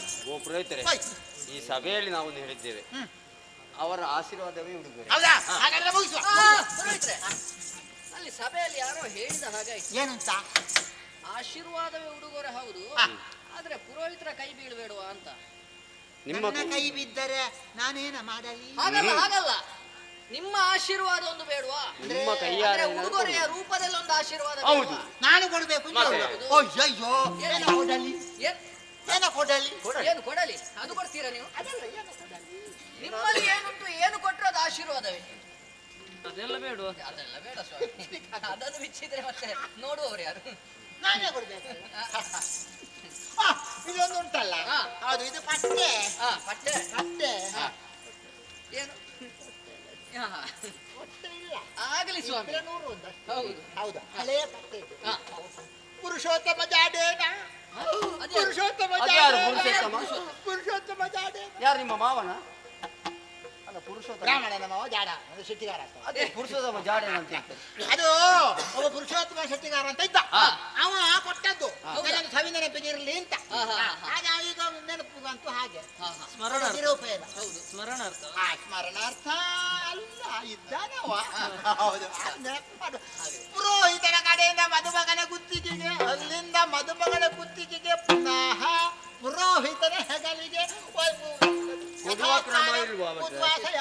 ಎಷ್ಟು ಮದುವೆ ಮಾಡಿದ್ದೀರಿ ಸ್ವಾಮಿ? ಅವಸರಕ್ಕೆ ಅಲ್ವಾ, ಮದುವೆ ತುಂಬಾ ಆಯ್ತು ಇದ್ರಲ್ಲಿ. ಹೀಗೆ ಅವಸರಕ್ಕೂ ಏನಿಲ್ಲ. ಮತ್ತೊಂದು ಹುಡುಗಿಯನ್ನು ಇಳಿಸಿಕೊಡುವ ಅಲ್ವಾ? ಸರಿ, ಮುಂದೆ ಬರ್ಬೇಕಮ್ಮ. ಯಾಕೆ ಹೇಳಬೇಕು, ಯಾಕೆ ಮಾತಾಡ್ಬೇಕು? ಎತ್ತಿ ಆಡಿದವರು ಇದ್ದಾರೆ ಅಲ್ವಾ, ಗೆಳತಿಯರಿದ್ದಾರೆ. ನಾಳೆ ಹೋಗುವ ಹೇಳಿಯಾರಲ್ಲ, ಒಂದು ಮಾತು ಹೇಳಿದ ಹೋದ್ರು ಹುಡುಗಿ. ಹೌದು, ಆ ಮಾತು ಬರಬಾರ್ದು. ಕೈ ಮುಗಿ ಮಗ, ಬೇಡಿಕೊ ಮಗ. ಬೇಡಿಕೊ. ಎಂತದು ಸ್ವಾಮಿ ಬೇಡಿಕೊ ಅಂದ್ರೆ? ಅವಳಿಗೆ ಮೊದಲ ಮದುವೆ, ಅವಳಿಗೆ ಅಭ್ಯಾಸ ಉಂಟ. ಮತ್ತೊಂದು ಮದುವೆ ಬೇಡ. ತಪ್ಪಿಯು ಮತ್ತೊಂದು ಮದುವೆ ಅಂತಲ್ಲ, ಅವಳಿಗೆ ಮಾತನಾಡಿ ಅಭ್ಯಾಸ ಇಲ್ಲ. ಹಾಗೆ ಇರ್ಲಿ, ನಾನೇ ಹೇಳಿಕೊಡುವೆ. ಅಳಬಾರ್ದು ಮಗ, ಕಣ್ಣೀರು ಸುರಿಸಬೇಡ. ಏನು ಸಣ್ಣ ಪ್ರಾಯದಲ್ಲ. ಹೌದೌದು, ಚಿಕ್ಕ ಪ್ರಾಯದ ಬಾಲೆ. ಅದು ಬೇಡ, ಅದು ಮುಗ್ದಿದೆ.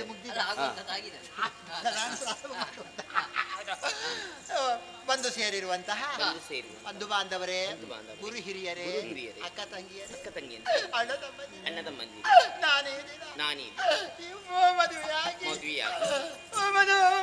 ಗಂಡನ ಮದುವೆ ಸೇರು ಉಳಿದೆ.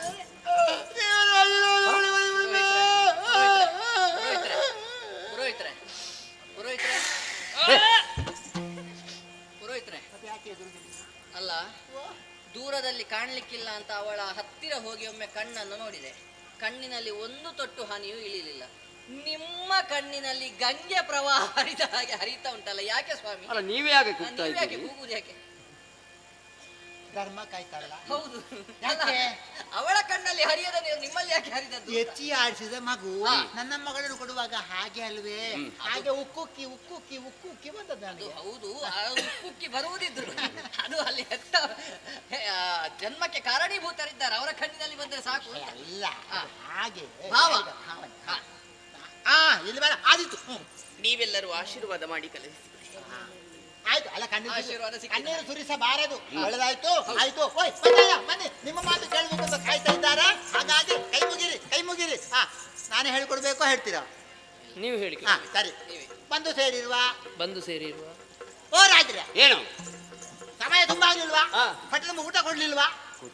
ಮತ್ತೆ ಏನು ಸ್ವರ ಇಲ್ಲ? ಅಲ್ಲ, ಅದು ಮತ್ತೆ ಅಲ್ವಪ್ಪ, ಎಲ್ಲ ಕಾರ್ಯಕ್ರಮ ಆಗಿ. ಅಲ್ಲ, ಆದರೂ ಇಷ್ಟವರೆಗೆ ಬದುಕುವಿಲ್ವಾ? ಹೌದು, ಸಮಯ ಆಗಿಲ್ವಾ? ಅದಕ್ಕೆ ಬೇಕಾದ ಫಲವಸ್ತುಗಳನ್ನೆಲ್ಲ ಮತ್ತೆ ಕೊಟ್ಟ ನಾವೆಲ್ಲ ಸ್ವರ ಸ್ವಲ್ಪ ಎತ್ತರಿಸಿ, ತುಂಬಾ ದೊಡ್ಡ ಸಭೆ. ಸ್ವರದ ಗಾಂಭೀರ್ಯತೆ ಇರಲಿ. ಹೌದು, ಎತ್ತರಿಸಿ.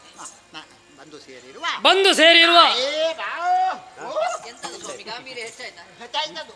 ತಗ್ಗಿಸ್ಬೇಕು, ಸ್ವಲ್ಪ ತಗ್ಗಿಸು. ಮಧ್ಯಮದಲ್ಲಿ ಬರಲಿ. ಬಂದು ಸೇರಿರುವ ಬಂದು ಸೇರಿರುವ ಬಂಧು ಬಾಂಧವರೇ, ಗುರು ಹಿರಿಯರೇ, ಅಕ್ಕ ತಂಗಿಯರೇ, ನಾನು ಈ ದಿನ ಕಂಜಿಯಾಕ್ಷಿ ಎಂಬವಳನ್ನು ವಿವಾಹವಾಗಿ ನನ್ನ ಊರಿಗೆ ಕರೆದುಕೊಂಡು ಹೋಗ್ತೇನೆ.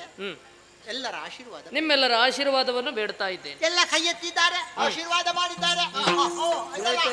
ನೀವೊಂದು ಆಶೀರ್ವಾದ ಮಾಡ್ಬೇಕು. ಹೌದು. ಉತ್ತರೋತ್ತರ ಅಭಿವೃದ್ಧಿ ದೀರ್ಘ ಸುಮಂಗಲೀ ಭವ. ತಂಗಿ, ತಂದೆಯವರ ಆಶೀರ್ವಾದವನ್ನು ಪಡೆದ ಆಗಲಿ.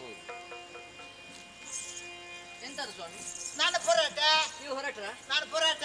ಹೊರಡಿ. ಅವರಿಗೆ ಕೊಡುದು. ಹೌದಾ? ನೀವು ನಾಳೆ ಮದುವೆ ಆಗಿ ಬರ್ತೇನೆ ನಾನು. ನೀವೇ ಬೇಕಲ್ವಾ ಸರ್? ಯಾರ ಎದುರಲ್ಲಿ ಅಲ್ಲ, ನಾವು ನಿಮಗೆ ಕಾಣುವಂತ ರೀತಿಯಲ್ಲಿ ಈಗ ಸ್ವಲ್ಪ ಕೊಡ್ತಾ ಇದ್ದೇನೆ. ಮತ್ತೆ ಭಂಡಾರಿಗಳಲ್ಲಿ ಹೋದ್ರೆ 4 ಮಂದಿ ಇದ್ದಾರೆ. ಹೌದಾ? ಆಯ್ತು, ಅಲ್ಲಿ ಕೊಡ್ತಾರೆ. ನಿಮಗೆ ಭಂಡಾರದಲ್ಲಿ ಎಷ್ಟುಂಟು ಮೊಗೆದು ಕೊಡ್ತಾರೆ. ಹೌದಾ? ನಿಮಗೆ ತೆಕ್ಕೊಂಡು ಹೋಗಲಿಕ್ಕೆ ಕಷ್ಟ. ಇಟ್ಕೊಳ್ಳಿ ಜಾಗ ಇಲ್ಲ. ನೀವು ಹಾಗೆ ಕೊಟ್ಟದನ್ನು ಇಲ್ಲಿ ಮಗನಿಗೆ ಕೊಟ್ಟಿದ್ದೇನೆ. ಮತ್ತೆ ಸ್ವಾಮಿ, ಇದು ನನಗೆ ಕೊಟ್ಟೆ. ಅಲ್ಲಿಗೆ ತಲುಪಿಸಬೇಕು. ಬೇರೆ ಕಾರ್ಯಕ್ರಮ. ಹಾಗೆ ಸರಿ. ಆದೀತು ಸ್ವಾಮಿ, ಸಂತೋಷ ಆಯ್ತು. ಅಲ್ಲಿ ಅಂದಿರಿ, ನನ್ನ ಮಗಳಂತ ಕಂಜಾಕ್ಷನ್ ನೀವು ಮದುವೆಯಾಗಿದ್ದೀರಿ, ಬಹಳ ಸಂತೋಷವಾಯಿತು. ಆದರೆ ಸಭಿಕರಲ್ಲಿ ವಿಜ್ಞಾಪನೆ ನಾನು ಮಾಡ್ತಾ ಇದ್ದೇನೆ. ಈ ಸಭಿಕರಲ್ಲಿ ಅದೆಷ್ಟೋ ಮಂದಿ ಎತ್ತಿ ಆಡಿ ಮುದ್ದಾಡಿದಂತ ನನ್ನ ಮಗಳು ಇಂದಿಯಾಗ ನನ್ನ ಕೈಯಾರೆ ನಿಮಗೆ ದಾರಿ ಎಳೆದು ಕೊಟ್ಟಿದ್ದೇನೆ. ಏನೋ ತಿಳಿಯದೆ ತಪ್ಪು ಮಾಡಿದರೆ ತಾವದನ್ನು ಕಂಕ್ಷಿಸುವುದು.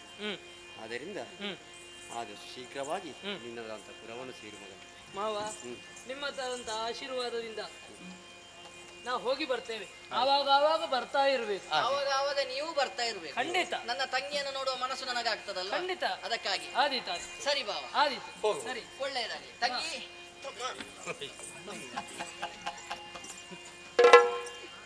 ಹೋಗಿ ಬಾ. ಒಳ್ಳೆಯದಾಗಲಿ. ಹೋಗಿ ಬರ್ತೇವೆ. ಹೋಗಿ ಬರ್ತೇವೆ.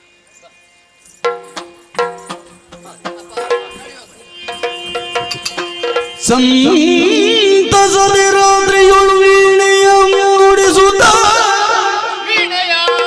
ಅತ್ಯಂತ ಸುಸ್ವರದಿಂದ ಪಾಡುತ್ತಿರನು.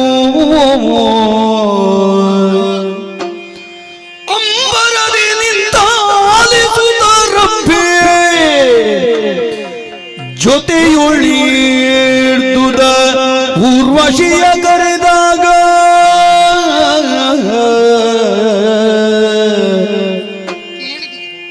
ಆಲಿಸಿದೆಯ ಸುಸ್ವರವನು ತಾಳಬದ್ಧ ವಾಕ್ಯದನು. ಆ ಆ ಆ ಆ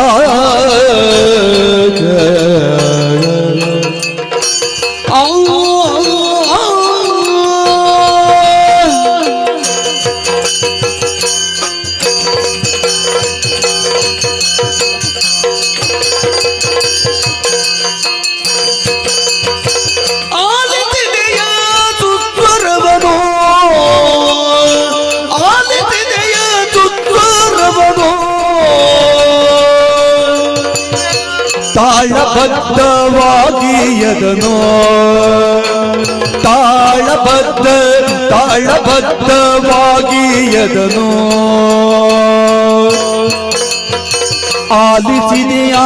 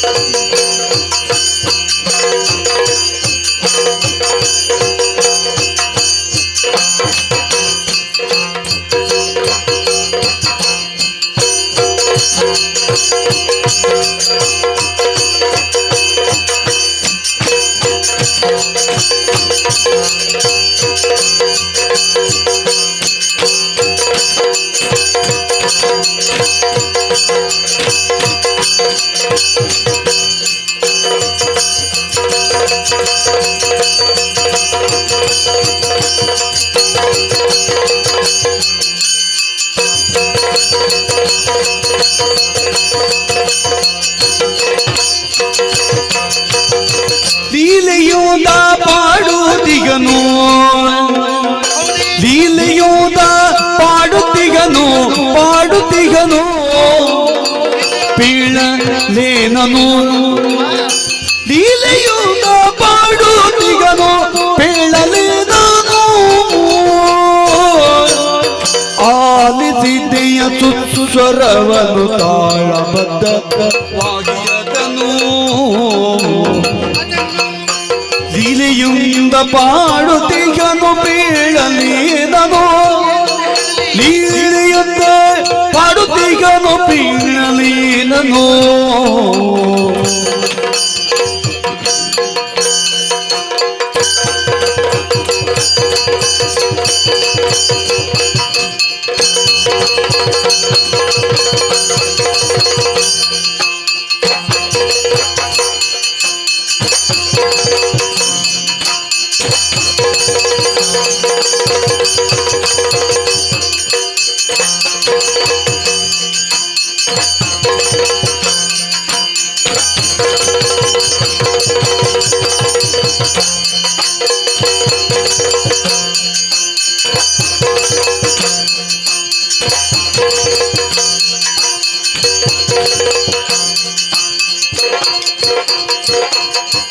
ಆಲಿಸಿದೆಯಾ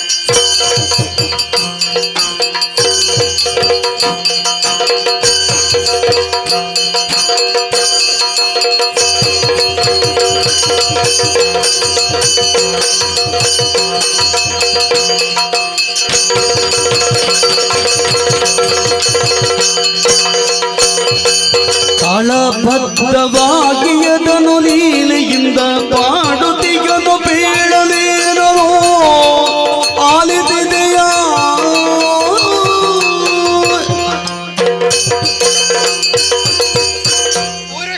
ಏನೇ ರಂಬೆ ನೋಡಿದೆಯಾ ಏನು ಮನಸ್ಸಿಗೆ ಯಾಕೋ ಸಂತೋಷ ಅಧಿಕವಾಗುತ್ತಾ ಉಂಟು ಏನು ಸಂತೋಷ ದೇವೇಂದ್ರನ ಆಸ್ಥಾನದಲ್ಲಿ ಆತನ ಮನಸ್ಸಿನ ಬೇಸರವನ್ನು ಕಳೆದಕ್ಕೆ ಬೇಕಾಗಿ ಸದಾಕಾಲ ನೃತ್ಯವನ್ನು ಮಾಡುವರು ನಾವು ಹೌದು ರಂಬೆ ನಾನು ಊರ್ವಶಿ ನೀನು ಆದ ಇನ್ನೊಂದು ದಿವಸ ಯಾಕೆ ಗೊತ್ತು ಬೇಸರವು ಒಂದು ಕಡೆಯಲ್ಲುಂಟು ಸಂತೋಷ ಮತ್ತೊಂದು ಕಡೆಯಲ್ಲುಂಟು ನಮ್ಮ ಮನಸ್ಸಿನ ಬೇಸರವನ್ನು ಕಳೆಯಬೇಕು ನಮ್ಮಂತಹ ದೇವಲೋಕದಲ್ಲಿ ನೋಡಿದ್ದನ್ನೇ ನೋಡುವುದು ಆಗಣಿಸಿದ್ದನ್ನೇ ಆಗಣಿಸಿದ್ದು ಹೊಸತನೆಂಬುದು ಇಲ್ಲ ಹೊಸತನನ್ನು ಕಾಣಬೇಕಾದರೆ ಈ ಹೊತ್ತಿಗೆ ತಿರುಗಾಟ ಮಾಡಬೇಕು ನಮಗೆ ಬಯಸಿದವಳು ನಾನು ಹಾಗೆ ಮಾಡುತ್ತಾ ಬಂದಿದ್ದೇವೆ ಹೌದು ಮಾಡುತ್ತಾ ಬಂದ ತಕ್ಷಣದಲ್ಲಿ ನಾವೇ ನಡೆದುಕೊಂಡು ಬಂದದೆ ಹೇಳು ಆಹಾ, ನಮಗಾಗಿ ವಿಮಾನ ಕಾಯುತ್ತಿತ್ತು.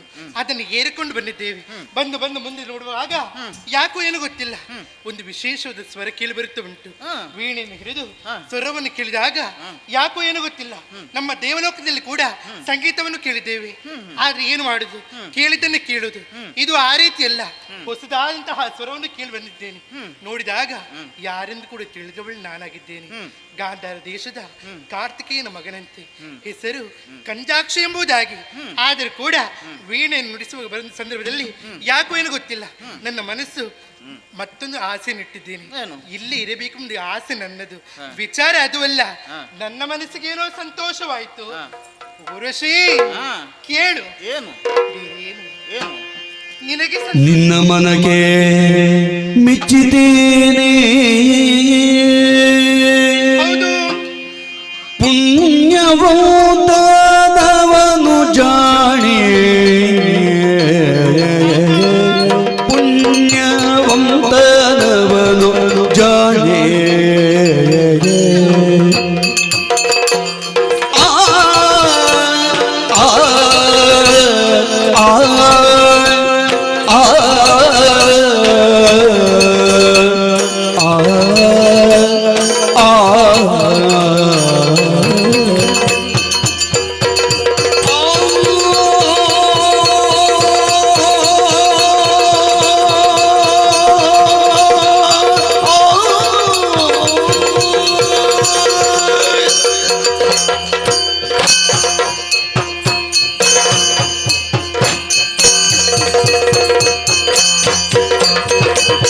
ನಿನ್ನ ಮನಗೆ ಮೆಚ್ಚಿದ್ದೇನೆ,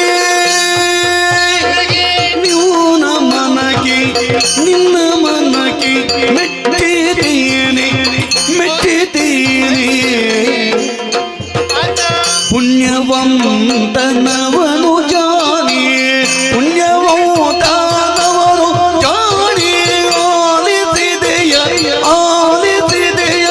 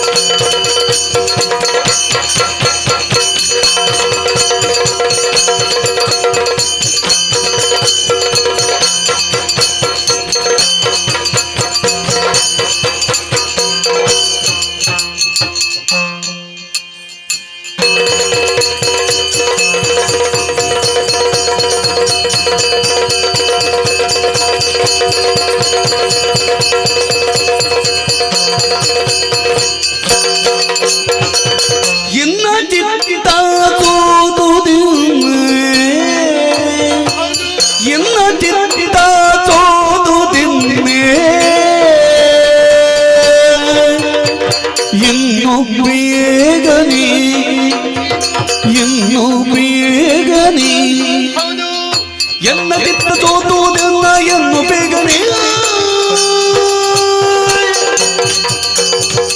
ಆಲಿಸಿದೆಯ ಸುತ್ತರವನು ತಳಬದ್ಧವಾಗಿಯದನು ಪ್ರೀತಿಯಿಂದ ಪಾಡುತ್ತೀಯನು ಬೇಡವೇನನು ಆಲಿಸಿದೆಯ ಆಲಿಸಿದೆಯ ಮೆಚ್ಚಿದ್ದೇನೆ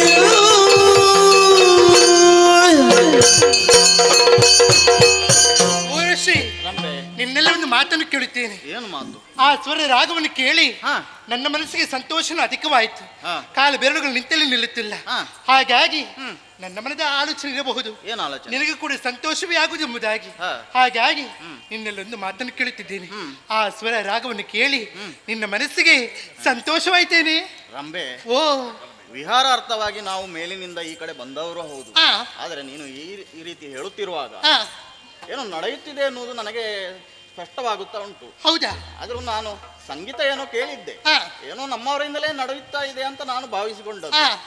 ಆದ್ರೆ ಇಲ್ಲಿ ನಿನ್ನ ಮಾತನ್ನು ಕೇಳುವಾಗ ಏನೋ ಆ ಕಡೆ ಇಲ್ಲ. ನೀನು ಆಡ್ತಿರುವಂತಹ ಮಾತೇನು? ಈ ಸ್ವರ ರಾಗ ಕೇಳಿದಾಗ ನಮ್ಮಂತಹ ದೇವಲೋಕದ ಸ್ವರಮದಕ್ಕೆ ಕೇಳುತ್ತಿದ್ದಿ. ಸ್ಪಷ್ಟವಾಗಿ ಹೇಳಬೇಕಾ, ಇದು ದೇವಲೋಕ ಸ್ವರ ಅಲ್ಲವೇ ಅಲ್ಲ. ದೇವಲೋಕದಲ್ಲಿ ಸದಾ ಕಾಲ ಸ್ವರ ರಾಗ ತಾಳ ಎಲ್ಲವನ್ನು ಕೇಳಿದವರು ನಾವು. ಆದ್ರೆ ಈ ಸ್ವರವನ್ನು ಕೇಳಿದಾಗ ಹೊಸದಂತಹ ಸ್ವರ, ಹೊಸದಂತಹ ರಾಗ ತಾಳ ಕೇಳಿ ಬರುತ್ತಾ ಉಂಟು. ಅದಕ್ಕಾಗಿ ಹೇಳಿದ್ದೇನೆ, ಇನ್ನು ಮುಂದೆ ಹೋಗುದು ಸರಿಯಲ್ಲ. ಇಲ್ಲೇ ನಿಂತುಕೊಂಡು ಅವರು ಆಡುತ್ತಿದ್ದ ಸಂಗೀತವನ್ನು ವೀಣೆಯನ್ನು ಕಣ್ಣಾರೆ ನೋಡಿಕೊಂಡು ಇಲ್ಲೇ ನಿಲ್ಲೋಣ ನಾವು.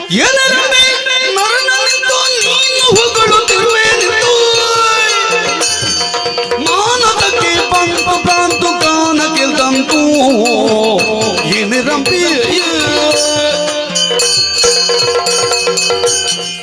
ಊರ್ವಶಿ, ನಾವು ಬಂದದ್ದಲ್ಲಿಂದ ಹೇಳು.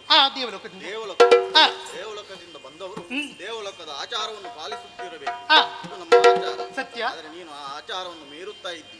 ನಾವು ನಿಂತಿರುವಂತಹ ದೇಶ ಯಾವುದು? ಇದು ಗಾಂಧಾರ ದೇಶ. ಸತ್ಯವೇ? ಕೇಳಿ ಕೇಳಿ ಈ ಗಾಂಧಾರದವರು ಮೊದಲೇ ಮೋಸಗಾರರು. ಹೌದಾ? ನಡೆಯುವುದೆಲ್ಲ ಮೋಸ. ಇಂತ ಈ ವೀಣಾನಾದ ಎಲ್ಲ ನಮ್ಮ ಸುರಲೋಕದಲ್ಲಿ ಎಷ್ಟೆಲ್ಲ ನಡೆಯುವುದಿಲ್ಲ ಹೇಳು. ನೀನು ಆಡಿದ ಮಾತೇನು? ಅಲ್ಲಿ ನೋಡು, ಪರೀಕ್ಷೆ ಮಾಡಿ ನೋಡು. ಅದೊಂದು ವೀಣೆ ನುಡಿಸುವವನ ಮುಖವಾದ ಏನು ಏನಾಗಿದೆ? ವೀಣೆ ನುಡಿಸುವ ಭಂಗಿಯ. ಅಯ್ಯೋ, ವೀಣೆ ನುಡಿಸುವವರು ಹಾಗೆ ಕುಳಿತುಕೊಳ್ತಾರ? ವೀಣೆ ನುಡಿಸುವ ಹಾಗೆ ಇರ್ತಾನ? ಇಲ್ಲವಾ? ಅದು ವೀಣೆ ಎಲ್ಲ ಬಿಡು, ಯಾವುದೋ ಭೂಲೋಕದ ಸಾಮಾನ್ಯ ಕಿಂದರಿಯದು. ಅಂತದಕ್ಕೆಲ್ಲ ನೀನು ಮರಳಾಗಬೇಡ. ಊರ್ವಶಿ, ಎನಗೆ ಭ್ರಾಂತಿಯಲ್ಲ ಕಾಲವನಿತ ತೆಗೆದು ನೀನು ಮಾನದಾನದದೇನು ತೊಲಿಗದು ಕೇಂದ್ರವನಿಸಲೇ ಬನ ಎನಗೆ ಭ್ರಾಂತಿಯಲ್ಲ. ಊರ್ವಶಿ, ನೀನೆಷ್ಟೇ ನೀತಿ ಮಾತನಾಡಿದರೂ ಕೂಡ ನಿನ್ನ ಮಾತನ್ನು ಕೇಳೋದಕ್ಕೆ ನಾನು ಸಿದ್ಧವಾಗಿಲ್ಲ. ಏನು ಹೇಳುದು? ನನಗೆ ಮರುಳಂತೆ ಹೇಳುದ? ಸದಾ ಕಾಲ ನಿನ್ನ ಜೊತೆ ಇದ್ದವಳು ನಾನು. ನೀನು ನನಗಿಂತಹ ಮಾತನಾಡುದು ಹೇಳು. ಹಾಗಾಗಿ ನೀನು ಎಷ್ಟೇ ಮಾತನಾಡಿದ್ರು ಕೂಡ ನಿನ್ನ ಮಾತು ಕೇಳುದಿಲ್ಲ. ಒಂದು ಮಾತನ್ನು ಹೇಳುತ್ತೇವೆ, ಇಷ್ಟು ಇಂಥ ಸ್ವರವನ್ನು ಕೇಳಿದವ ನಾನಲ್ಲ, ನೀನು ಕೂಡ ಅಲ್ಲ. ಹಾಗೆ ಇಲ್ಲಿ ಇದ್ದುಕೊಂಡು ಜೊತೆಯಲ್ಲಿ ಆ ಸ್ವರವನ್ನು ಕೇಳುತ್ತಿರೋಣವೇ? ಅಲ್ಲಿವರೆಗೆ ಮನಸ್ಸಾಯ್ತು. ತನ್ನೆರೆದ ರೆಕ್ಕೆಯ ವಿಷದ ಪಿಂಡನು ಕೆಳಗಿ ಕಂಡಾಚರ ಮಾಡುವುದು ಸರಿ ಮುಂದಾಗ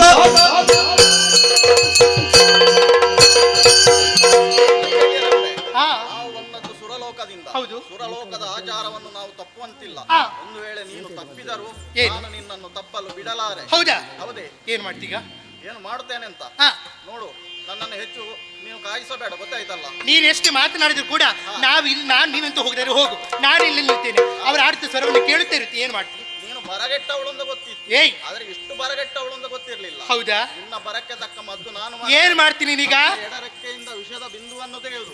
ನೋಡು, ಅವನ ಶರೀರಕ್ಕೆ ಪ್ರೋಕ್ಷಿಸುತ್ತೆ.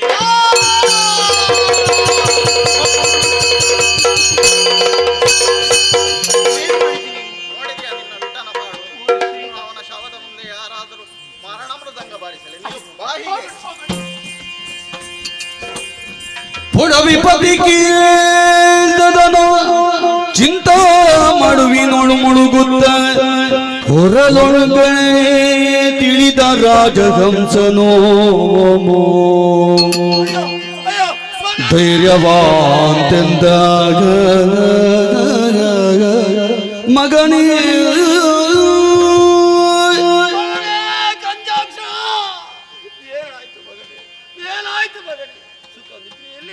ಜೀವನವನ್ನು ಸಾಗಿಸುವಂತ ನೀನು ಇನ್ನು ನಿದ್ರಾವಸ್ಥೆಗೆ ತೆರಳಿ ಹೋದೆಯ ಮಗನೇ. ಮಗನೇ, ನಿನ್ನ ಅಂತ್ಯ ಸಂಸ್ಕಾರವನ್ನು ಮಾಡುವಂತ ಈ ದುರ್ಯೋಗದಲ್ಲ ಪಾಲಿಗೆ ದೊರಕಿದೆ ಮಗನೇ. ಆದರೆ ನೀನು ಮಾಡುವುದಕ್ಕೆ ಅಂತ್ಯಸ್ಕಾರವನ್ನು ಮಾಡಬೇಕಾದ್ರೆ ಭೂತ ಪ್ರೇತಾದಿಗಳು ಅಡ್ಡ ಬರ್ತಾ ಇದೆ. ಏನು ಮಾಡುದು? ಮಗನೇ ಮಾವ ನೀವು ಇದಕ್ಕಾಗಿ ಚಿಂತಿಸಲು ಫಲವಿದೆ ಜಗತ್ತಿಗೆ.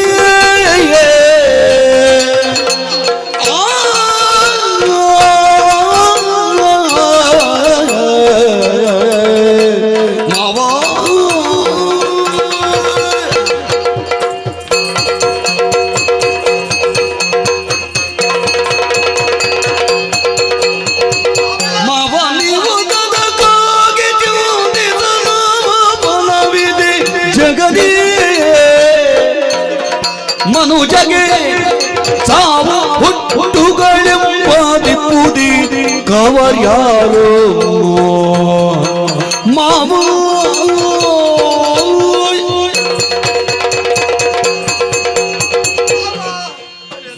ಏನಿದು ಮಾವ, ನಿಮ್ಮ ದುಃಖ ನನಗೂ ಅರ್ಥವಾಗುತ್ತದೆ. ಮಗನ ಪಾರ್ಥಿವ ಶರೀರದ ಮುಂದೆ ಕುಳಿತುಕೊಂಡು ಈ ರೀತಿಯಾಗಿ ರೋಧಿಸುತ್ತಾ ಇದ್ದಿ. ನೀವಾದರೂ ಯಾರು? ಒಂದು ರಾಜ್ಯದ ಅರಸನಾಗಿ ಈ ರೀತಿ ದುಃಖಿಸಿದ್ದೀರಿ ಎಂದಾದರೆ ಇಲ್ಲಿ ರಾಜ್ಯದಲ್ಲಿರುವಂತಹ ಸಭಿಕರದು ನಿನ್ನನ್ನು ನೋಡಿ ಬಹಳಷ್ಟು ದುಃಖ ಪಡುತ್ತಾರೆ. ಹಾಗಾಗಿ ಹೇಳುವುದಿಷ್ಟೇ ಮಾವ, ಈ ಪ್ರಪಂಚದಲ್ಲಿ ಹುಟ್ಟಿದವ ಒಂದಲ್ಲ ಒಂದು ಕಾಲದಲ್ಲಿ ಸಾಯಲೇಬೇಕಾಗುತ್ತದೆ. ಸತ್ತ ಎಂದಾದ ಮಾತ್ರಕ್ಕೆ ದುಃಖಿಸುತ್ತಾ ಇರುವುದಲ್ಲ, ಇನ್ನೊಬ್ಬರಿಗೆ ಧೈರ್ಯದ ಮಾತನ್ನು ಹೇಳಬೇಕಂತಹ ನೀನು ಈ ರೀತಿಯಾಗಿ ದುಃಖಿಸಿದೆ ಎಂದಾದ್ರೆ ಮುಂದೇನು? ಆದ್ರೆ ನಿನ್ನ ಮಗನ ಅಳಿದ್ದಾನೆಂದಾದ ಬಳಿಕ ಸಂಸ್ಕಾರವನ್ನು ಒದಗಿಸಬೇಕಾದ್ದು ನಿನ್ನ ಧರ್ಮ. ಹೆಣದ ಮುಂದೆ ಈ ರೀತಿಯಾಗಿ ಕುಳಿತುಕೊಂಡು ಅಳುತ್ತಾ ಕುಳಿತ್ರೆ ಸಂಸ್ಕಾರವನ್ನಾದರೂ ಯಾವಾಗ ನೆರವೇರಿಸುವುದಕ್ಕೆ ಸಾಧ್ಯ ಉಂಟು? ಮಾವ ಯಾಕೆ ಅಳುತ್ತಾ ಇದ್ದೀರಿ ಅದನ್ನಾದ್ರೂ ಅಳಿಯ ನೀನಾಡಿದುದು ಸಗಜವೀ ಅಳಿದ ಬೀಗದ ಪ್ರೇತರಾಕ್ಷಸ.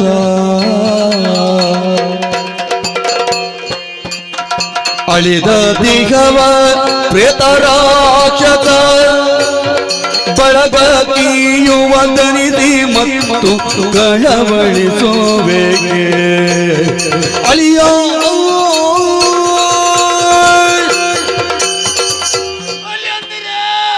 ಮಾವ ಅಳಬೇಡಿ ಮಾವ, ಧೈರ್ಯದ ಮಾತನ್ನು ಹೇಳ್ತಾ ಇದ್ದೀನಿ.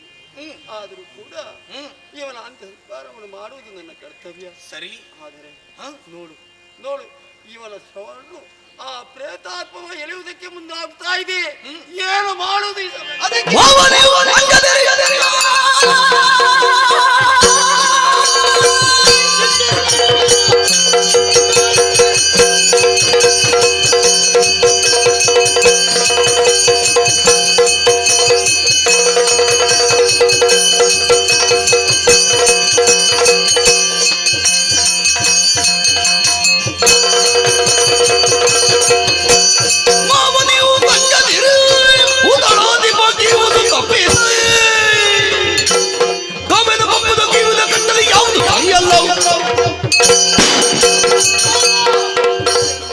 ತಿಳಿದೆ ಯಥಾರ್ಥಕ್ಕಾದ್ರೆ ಹೇಳ್ಬೇಕು ಅಂತಾದ್ರೆ ನಿನಗೆ ಬೇಸರ. ಆ ಬೇತಾಳಾದಿಗಳಿಂದ ಹಸಿ ಶವವನ್ನ ಎಳೆಯುವುದಕ್ಕೆ ಮುಂದಾಗುತ್ತಾರೆ ಅನ್ನುವಂತಹ ಚಿಂತೆಯನ್ನು ಬಿಟ್ಟು ಬಿಡಿ. ಅವರ ಸಿದ್ಧಾಂತ ಏನುಂಟು ಅದನ್ನು ಬದಲಿಸಿ ಈ ರಾಜಹಂಸ ಬರ್ತಾನೆ, ನಾನೇ ಅದರ ಸಾಮಾನ್ಯದವರೇ ಹೇಳು. ಹಿಂದಕ್ಕಾದ್ರೂ ಚಂದ್ರಾಯುಧವನ್ನ ಪಡೆದವ, ನನ್ನಿಂದ ಯಾವುದು ಸಾಧ್ಯವಾಗುವುದಿಲ್ಲೋ ಅದನ್ನ ಸಾಧ್ಯವಾಗುತ್ತದನ್ನುವ ಹಾಗೆ ಪ್ರಪಂಚಕ್ಕೆ ತೋರಿಸಿಕೊಡಬಹುದಂತಹ ಸಾಮರ್ಥ್ಯವನ್ನು ಹೊಂದಿದವ. ಮಾವ ಚಿಂತೆಯನ್ನು ಬಿಟ್ಟು ಬಿಡು, ಈ ಪಾರ್ಥಿವ ಶರೀರವನ್ನು ನನಗೊಪ್ಪಿಸು. ನಾನು ಈ ಶರೀರವನ್ನು ನಾನು ಕಾಪಾಡಿಕೊಳ್ತೀನಿ. ಆದರೆ ಆ ಪ್ರೇತಾತ್ಮಕ್ಕೆ ಸ್ವರ್ಗತಿಯನ್ನು ನೀವು ಕೊಡ್ತಾ ಇದ್ದೀಯಾ? ಆದರೆ ಈ ಹೆಣವನ್ನು ಕಾಯುವುದು ಯಾರು? ನಾನಿದ್ದೇನೆ ಮಾವ, ನೀವೇನು ಚಿಂತಿಸಬೇಡಿ. ಆದಿತ್ತು ಅರೆಂದಿರೆ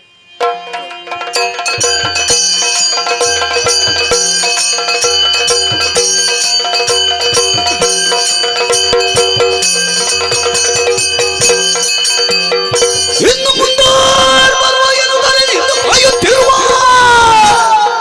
ಗಂಡದ ರುಂಡವನ್ನು ಬೇತಾಳಾರುಳಿದ ಭೂತಗಳು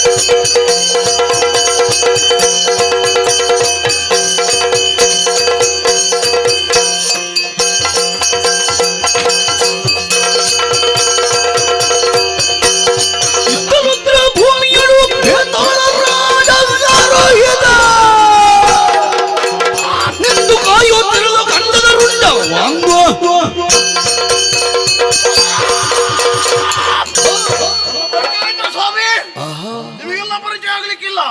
ಯಾಕೆ ಬಲ್ಲಿರ? ನಿಮ್ಮ ಜಾತಿಯವರು ನಾವಲ್ಲ, ಮತ್ತೆ ನಮ್ಮದು ವರ್ಗವೇ ಬೇರೆ. ಈ ಪ್ರಪಂಚದಲ್ಲಿ 3 ವರ್ಗವಿದೆ ಬೇರೆಯಾದದ್ದು. ಯಾವುದೆಲ್ಲ? ಒಂದು ಭೂತಗಳ ವರ್ಗ, ಆಮೇಲೆ ಪ್ರೇತಗಳ ವರ್ಗ, ಇನ್ನೊಂದು ಬೇತಾಳಗಳ ವರ್ಗ. ಅದು ಈ 3ನೇ ವರ್ಗಕ್ಕೆ ನಾವು ಸೇರಿದ್ದು. ಸರಿ ಸರಿ ಸರಿ ಸರಿ, ನಮ್ಮ ಬಗ್ಗೆ ಆಲೋಚನೆ ಮಾಡಿದ್ರೆ ಏನಾಯ್ತು? ಬಹಳ ವಿಶೇಷವೇ. ಸರಿ, ಬೇತಾಳಗಳೆನ್ನುವ ಹಾಗೆ ಈ ಲೋಕದಲ್ಲಿ ನಾವು ಕರೆಸಿಕೊಂಡವರು. ನಾವು ಈಗ ಕಣ್ಣಿಗೆ ಕಾಣಿಸ್ತೇವೆ ಹಾಗೆಂದು ಈ ಲೋಕದಲ್ಲಿರುವಂತಹ ಪ್ರಾಪಂಚಿಕರ ಕಣ್ಣಿಗೆ ಕಾಣದೇ ಇರುವಂತ ವ್ಯವಹಾರವನ್ನು ಮಾಡುವಂತ ಇದ್ರೆ ಈ ಬೇತಾಳಗಳು ಮಾತ್ರ. ಅದೆಷ್ಟೋ ಮಂದಿ ಬೇತಾಳಗಳ ವರ್ಗ ನಮ್ಮಲ್ಲಿ ನೆರೆದಿರುವಂತಹ ಕ್ಷಣವನ್ನು ಕಾಡುತ್ತೇವೆ. ಇವರಿಗೆಲ್ಲ ರಾಜರಾಗಿ ಮೆರೆದಂತ ದಶೆಯಿಂದ ನನ್ನನ್ನು ಬೇತಾಳ ರಾಜ ಎನ್ನುವ ಹಾಗೆ ಕರೀತಾ ಇದ್ದಾರೆ. ಇದು ರುದ್ರಭೂಮಿ. ಈ ರುದ್ರಭೂಮಿಯನ್ನು ಸೇರಿದಂತ ಯಾವುದೇ ಒಂದು ಶರೀರ ಇದ್ದರೂ ಕೂಡ ನಮ್ಮ ಅಪ್ಪನೇ ಇಲ್ಲದೆ ಯಾವನೂ ಮುಟ್ಟುವ ಹಾಗಿಲ್ಲ. ಒಂದು ವೇಳೆ ಮುಟ್ಟಿದ್ರೆ ಅವನಿಗೆ ಕಠಿಣವಾದ ಶಿಕ್ಷೆಯನ್ನು ಕೊಟ್ಟೆವು. ಅಂತಹ ಸಾಮರ್ಥ್ಯ ನಮ್ಮಲ್ಲಿದೆ. ಆದ್ರೆ ಬೇತಾಳ ಬೇತಾಳ ಅಂತ ತಾತ್ಸಾರ ಮಾಡಬೇಡಿ. ನಮ್ಮ ಯೋಗ್ಯತೆ ಅಪಾರವಾದದ್ದು. ನಿಮ್ಮ ತಾಳವಾದ್ರೂ ತಪ್ಪಿತು, ಬೇತಾಳನ ತಾಳ ತಪ್ಪು ಹಾಗಿಲ್ಲ. ನಿಯಮ ನಿಷ್ಠೆಯನ್ನು ಪಾಲಿಸುತ್ತಾ ಇಷ್ಟರವರೆಗೆ ರುದ್ರಭೂಮಿಯನ್ನು ನಾನು ಕಾಯ್ತಾ ಇದ್ದೇನೆ. ನಾನು ಒಬ್ಬನೇ ಅಲ್ಲ, ನಮ್ಮ ಜಾತಿಯವರು ಬಹಳ ಮಂದಿ ಇದ್ದಾರೆ. ಎಲ್ಲವರು ಕೂಡ ಸಹಕಾರವನ್ನು ಕೊಡುವುದರ ಮೂಲಕ ನಡೆದಂತ ಏಳಿಗೆ ಕಾರಣರಾಗಿದ್ದಾರೆ. ಸಂತೋಷದ ವಿಷಯ. ಇವತ್ತು ಕೂಡ ಹಾಗೆ ಯಾರು ಈ ರುದ್ರಭೂಮಿಯನ್ನು ಪ್ರವೇಶ ಮಾಡ್ತಾರೆ, ಯಾರ ಹೆಣ ಈ ರುದ್ರಭೂಮಿಯನ್ನು ಸೇರ್ತದೆ ಎನ್ನುವುದನ್ನು ತಿಳಿಯಬೇಕು. ಆ ಹೆಣವನ್ನು ಇಲ್ಲಿಗೆ ತರಬೇಕು ಅಂತ ನಮ್ಮಲ್ಲಿ ಅದೆಷ್ಟು ಬಂದಿದ್ದಾರೆ. ಅದರಲ್ಲಿ ಒಬ್ಬರನ್ನು ಕಳಿಸಿಕೊಟ್ಟೆ, ಅವನೇ ಬೇತಾಳ. ಇರುವರಲ್ಲಿ ದೊಡ್ಡ ಬೇತಾಳ, ಅವರನ್ನು ಕಳಿಸಿಕೊಟ್ಟಿದ್ದೇನೆ. ಹೋದವನ ಸುಳಿವಿಲ್ಲ. ಎಲ್ಲಿ ಹಾಳಾಗಿ ಹೋದನ, ಏನು ಮಾಡ್ತಾನ, ಏನು ವಿಷಯವ ಇನ್ನೂ ನನಗೆ ಗೊತ್ತಾಗಲಿಲ್ಲಲ್ಲ.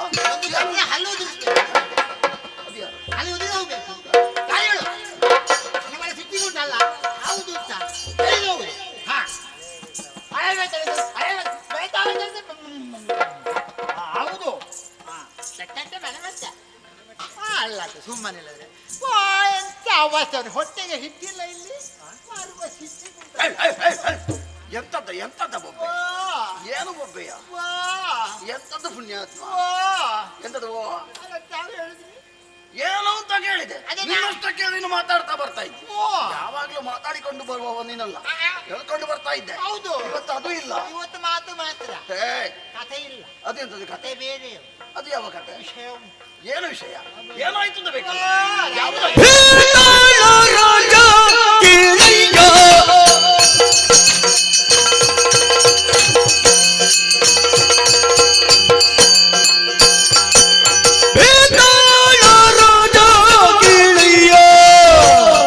ನಾವೆಂಬ ಗುಡಿಯ ಬಿತಾಳ ರಾಜ ಕೇಳಯ್ಯ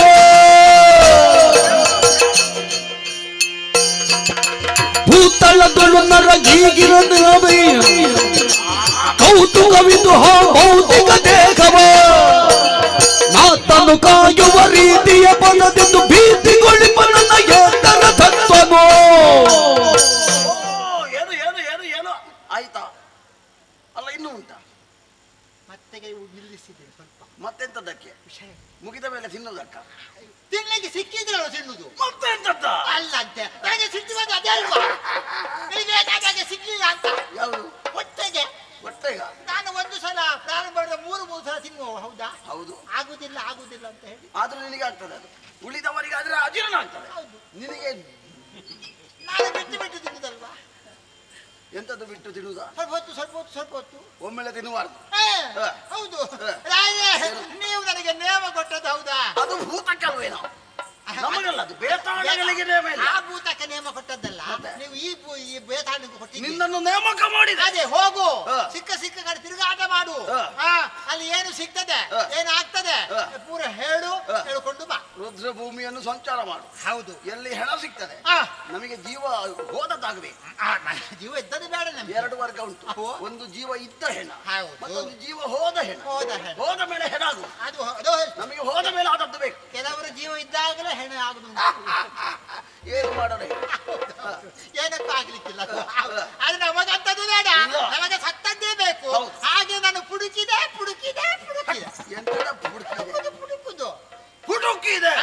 ಹುಡುಕಿದ್ಯಾ ಹೌದು ಸಿಕ್ಕಿತ ರಾಯರೇ ಈ ಮಾನವರಿಗೆ ಎಷ್ಟು ಧೈರ್ಯ ಮಾನವರಿಗೆ ಧೈರ್ಯ ಹೌದು ಅದು ಯಾಕೆ ಹಾಗೆ ಹೇಳುವುದು ಎಂತ ಅವಶ್ಯ ಗೊತ್ತುಂಟ ಏನಾಯ್ತಾ ಕೈ ಹಾಕ್ಲಿಕ್ಕೆ ಗೊತ್ತಿಲ್ಲ ಕೈ ಹಾಕ್ಲಿಕ್ಕೆ ಗೊತ್ತಿಲ್ಲ ಕೈ ಎತ್ತುದೆ ಎಲ್ಲಿಗೆ ಹತ್ತಿ ಎತ್ತುದು ಯಾರು ಕಾಲು ಎತ್ತುದು ಮಾನವರು ಜೀವ ಇದ್ದವರು ಹಾಗೆ ಮಾಡ್ತಾರೆ ಹೌದು ಮತ್ತೆ ಸತ್ತವರು ಮಾಡ್ತಾರ ಸತ್ತವರಲ್ಲ ಇದು ಜೀವ ಇದ್ದವರೇ ನೀನು ಸತ್ತವರ ಬಳಿಗೆ ಹೋದದ್ದ ಜೀವ ಇದ್ದವರ ಬಳಿಗೆ ಹೋದದ್ದು ಸತ್ತವರ ಬಳಿಗೆ ಆದ್ರೆ ನಾನೀಗ ಹೇಳುತ್ತಿರುವುದು ಜೀವ ಇದ್ದವರ ಬಗ್ಗೆ ಅದು ಕೂಡ ಮಾನವರ ಮಾನವರಿಗೆ ಅಷ್ಟು ಧೈರ್ಯ ಹೌದೇನೋ ಜೀವ ಇದ್ದವರು ಅಂತ ಹೇಳಿದ್ದೆ ಸತ್ತವರ ಬಳಿಗೆ ಹೋದಾಗ ಜೀವ ಇದ್ದವರು ಸಿಕ್ಕಿದ್ದ ಅಲ್ಲ ಜೀವ ಇದ್ದವರ ಬಳಿಯಲ್ಲಿ ಸತ್ತವ ಇದ್ದಾನ ನನಗೆ ಆಚಾರ್ಯ ಅವರಿಗೆ ಯಾಕೆ ಸಿಟ್ಟು ಬಾರದು ಇಬ್ಬರಿಗೆ ಮಧ್ಯದವರ ಮತ್ತೆ ಆಶ್ಚರ್ಯ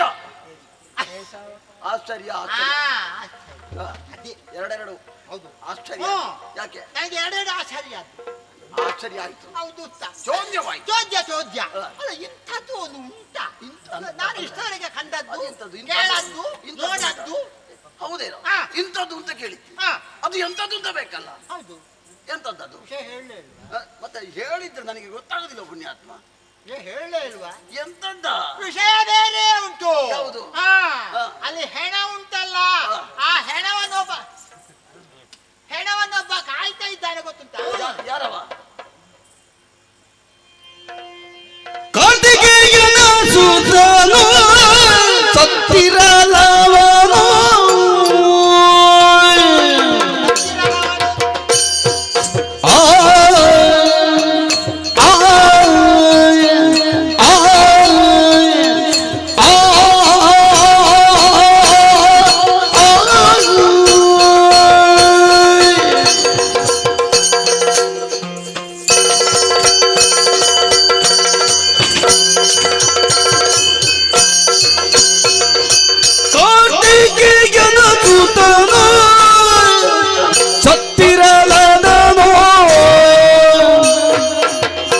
ಯುದ್ಧಗಳವ ಕಾಯುತ್ತಿಯನು.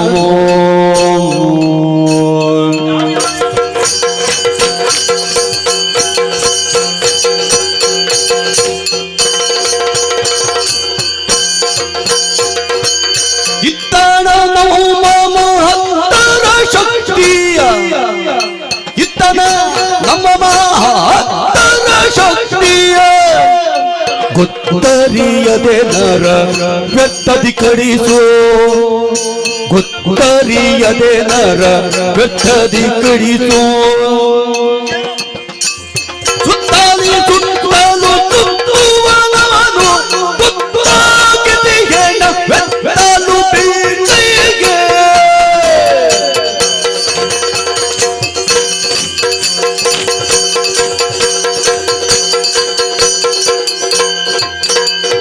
ಬೇತಾಳ ರಾಜ ಲಾಲಿಸಯ್ಯ, ನಾವೆಂಬ ನುಡಿಯ ಬೇತಾಳ ರಾಜ ಲಾಲಿಸಯ್ಯ. ಕೇಳಯ್ಯ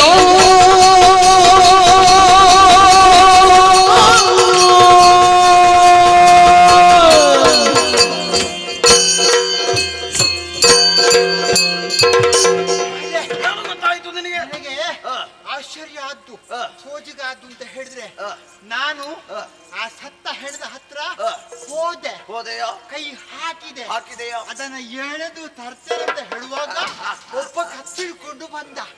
ಎಳೆಯುವಾಗ ಯಾರು ನೀನ? ಅಲ್ಲ, ನೀನು ಎಳೆಯುವಾಗ ಬಂದದ್ದ? ಎಂತದ್ದು ನೀನು ಎಳೆಯುವಾಗ? ಅದೇ ಹೆಣ ಎಳೆಯುವಾಗ, ಹೆಣವನ್ನು ಎಳೆಯುವಾಗ ಒಬ್ಬ ಬಂದ. ಸತ್ತದ್ದು ಯಾರು? ಅವ ಇದ್ದಾನಲ್ಲ, ಕಾರ್ತಿಕೇಯ ಅನ್ನುವ. ಹೌದು, ಅಲ್ಲಿ ಅರಸ ಗಾಂಧಾರದ ಅವನ ಮಗ ಕಂಜೂಸು ಎನ್ನುವ. ಎಂತದ ಕಂಜೂಸು? ಕಂಜಾಕ್ಷ. ಅವ ಸತ್ತದ್ದು. ಸತ್ತಾಗ ನಮಗೆ ಬೇಕಲ್ಲ, ಅರಸನ ಮಗ ಸತ್ತ ವಿಷಯ ಯಾಕೆ ನಾನು ಅಲ್ಲಿಗೆ ಹೋದ್ದು. ನೀವೆಲ್ಲೂ ಆಜ್ಞಾಪಿಸಿದ್ದವನಿಗೆ ನಿನ್ನ ದೇಶದಲ್ಲಿ ಯಾರು ಸತ್ತರು ನಮಗೆ ತಂದು ಒಪ್ಪಿಸತಕ್ಕದ್ದು. ಸುಡಬಾರ್ದು, ಸುಡಬಾರ್ದು, ಹೆದರಿಯೇ ನಮಗೆ ಕಲಿಸಿಕೊಟ್ಟಿದ್ದ. ಈ ಸಲ ಹಾಗೆ ಮುಟ್ಲಿಲ್ಲ. ಯಾರ್ಯಾರು ಸತ್ತದ್ದಲ್ಲ, ಅವನ ಮಗನೇ ಸತ್ತದ್ದು. ಹಾಗೆ ನಾನು ಹೋದೆ. ಹೋಗುವ ಸಂದರ್ಭದಲ್ಲಿ ಅಲ್ಲಿ ಒಬ್ಬ ಇದ್ದಾನೆ. ಯಾರು ಅವನು ಕಾಯುವವ. ಬಹುಶಃ ಅವನ ಅಪ್ಪ ಇರ್ಬೇಕು. ಅಪ್ಪ ಅಲ್ಲ, ಅವನ ಅಳಿಯ. ಮನೆ ತೊಳಿಯ. ಎಂತದ ತೊಳಿ? ಅವನದ್ದೇ. ಯಾರ ಅಳಿಯ? ಅವನ ಹೆಸರು ಎಂತದ್ದು? ಅಂಶು. ಅಂಶು? ಅಂಶು ಯಾವ? ರಾಜಹಂಶು. ರಾಜಹಂಸನೆನ್ನುವವ ಕತ್ತೆ ಹಿಡ್ಕೊಂಡು ಸುತ್ತಾಡ್ತಾ ಇದ್ದಾನೆ. ಹೇಳಿದ ಒಂದೇ ಮಾತು, ಎಲ್ಲಿಯಾದ್ರೂ ನೀವು ಬಂದರೆ ಹೆಣವನ್ನು ತಕೊಂಡು ಹೋದರೆ ನಿಮ್ಮ ಕೈ ಕಡ್ದೇನು, ಕಾಲು ಕಡ್ದೇನು, ತಲೆ ಕಡ್ದೇನು ಹೇಳಿದ್ರು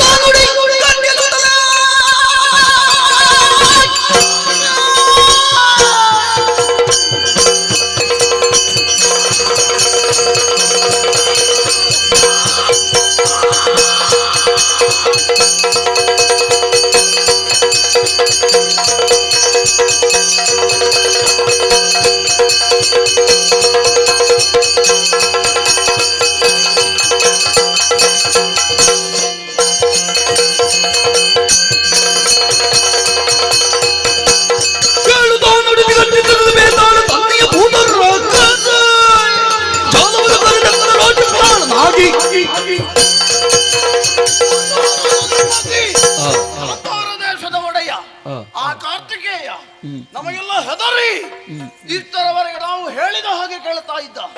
ಆದರೆ ಈ ಹೊತ್ತಿನಲ್ಲಿ ತನ್ನ ಮಗನಾದಂತ ಕಂಜಾಕ್ಷ ಅಳಿವಾದಂತ ಸಂದರ್ಭದಲ್ಲಿ ಅದೋ ಅವಳ ರಕ್ಷಣೆಗಾಗಿ ರಾಜಹಂಸ ಎನ್ನುವ ಒಂದು ನಿಂತಿದ್ದಾನೇನಂತ ವರ್ತಮಾನವನ್ನು ಕೇಳಿಸಿಕೊಂಡೆ.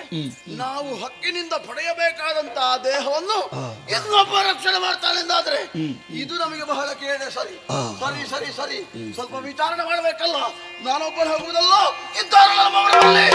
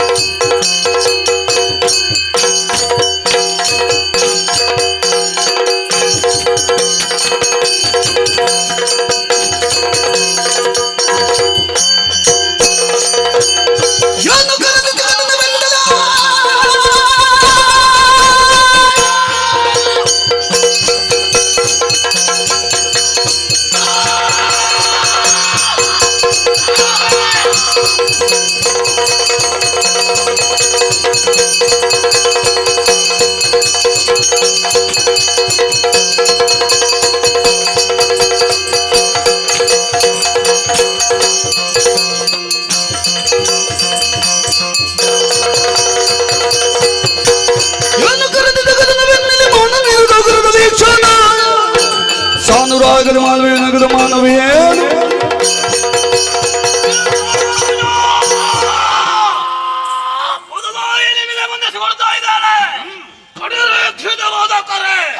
ಕರೆಯನ್ನು ಆಲಿಸಿ ಓಡಿಕೊಂಡು ಬಂದವನಿದ್ದಾನೆ. ನಿಮ್ಮ ಮುಖವನ್ನು ನೋಡಿದಂತಾದರೆ ಏನೋ ಒಂದು ವ್ಯತ್ಯಾಸ. ಏನಾಯ್ತು ನಮ್ಮಲ್ಲಿ ಹೇಳಿ.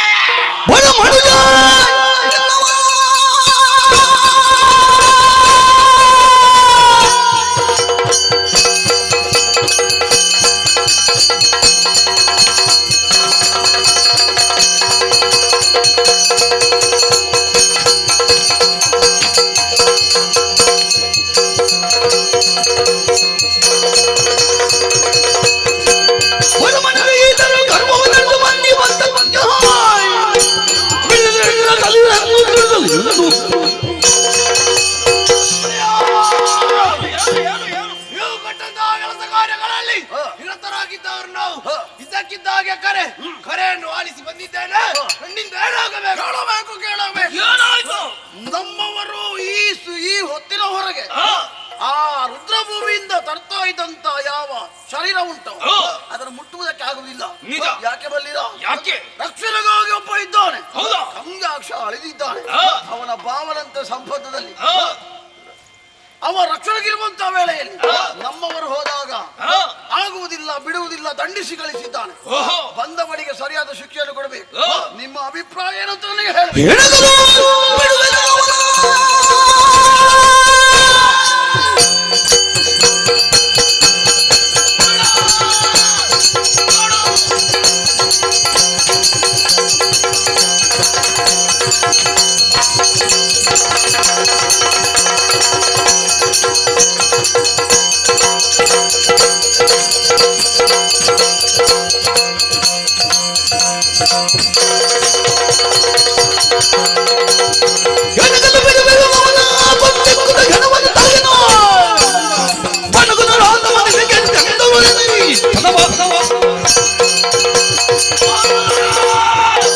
ಯಾರೇ ಆಗಲಿ ನಾವು ತಿನ್ನುವಂತಹ ಹಣವನ್ನ ತಡಿತಾನಂತಾದ್ರೆ ಆತನನ್ನು ಬಿಡಬಾರದು.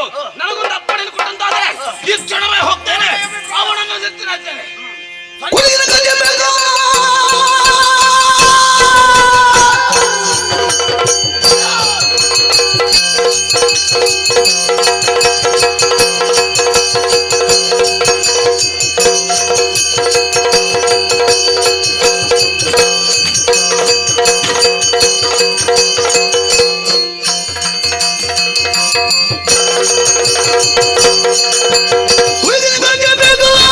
ಭೂಮಿಯ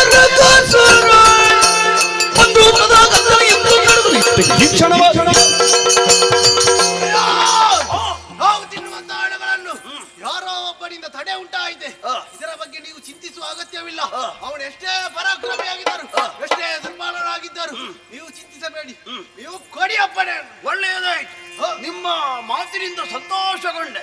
ಆದ್ರೆ ಹೋಗಬೇಕಾದ್ರು ಇಲ್ಲಿಗಲ್ಲ, ರುದ್ರಭೂಮಿಗಲ್ವೇನೋ. ಹಾಗಾಗಿ ಸಕಲ ಸಿದ್ಧತೆಯನ್ನು ಮಾಡಿಕೊಳ್ಬೇಕು. ನಾವು ತಿನ್ನುವಂತದ್ದನ್ನು, ನಾವು ಮುಟ್ಟುವಂತದ್ದನ್ನು, ನಾವು ಹಕ್ಕಿನಿಂದ ಪಡೆಯಬೇಕಾದನ್ನು ಇನ್ನೊಬ್ಬ ಪಡೆಯುವುದಕ್ಕೆ ಮುಂದುವರಿತಾ ಇದ್ದಾನೆಂದಾದ್ರೆ ಯಾವ ಕಾಲಕ್ಕೂ ಬಿಡುವ ಇಷ್ಟರವರೆಗೆ ನಾವು ಯಾರತ್ತೂ ಕೇಳಲಿಲ್ಲ. ಹೌದಾ? ಆದ್ರೆ ಇವತ್ತು ಹಾಗಲ್ಲ. ನಮಗೆ ತಡೆಯನ್ನು ಮಾಡಿದಂತಾದ್ರೆ ಆತನನ್ನು ಬಿಡಬಹುದು. ಇಲ್ಲ, ಅವನನ್ನು ಮೊದಲು ತಿನ್ಬೇಕು. ಹೌದಾ? ಹೌದು. ಒಂದು ಒಳ್ಳೆಯ ವ್ಯವಸ್ಥೆಯೊಂದಿಗೆ ಹೌದು, ಅಲ್ಲಿಯವರೆಗೆ ಹೋಗಬೇಕು. ಸಿದ್ಧರಾಗಿ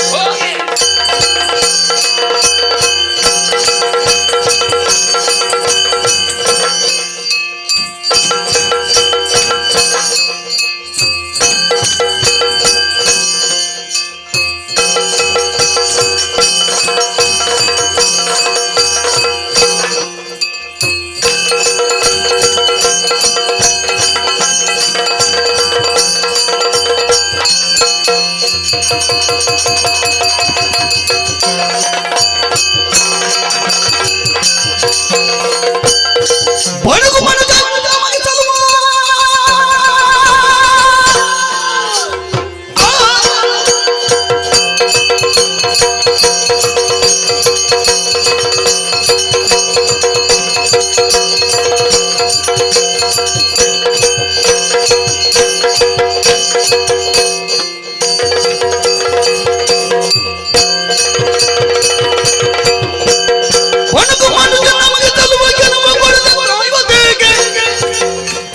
ಶರಣದುಳಿತು ಶರಣು ಹೊಕ್ಕು ಮಣಿದು ಬದುಕಿಕೋ.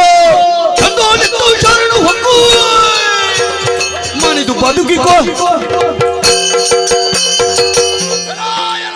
ಏನಲ್ಲ ನಾವು ತಿನ್ನುವಂತ ಹಣಗಳನ್ನು ಕಡೆಯಲು ಮುಂದಾದೆಯ.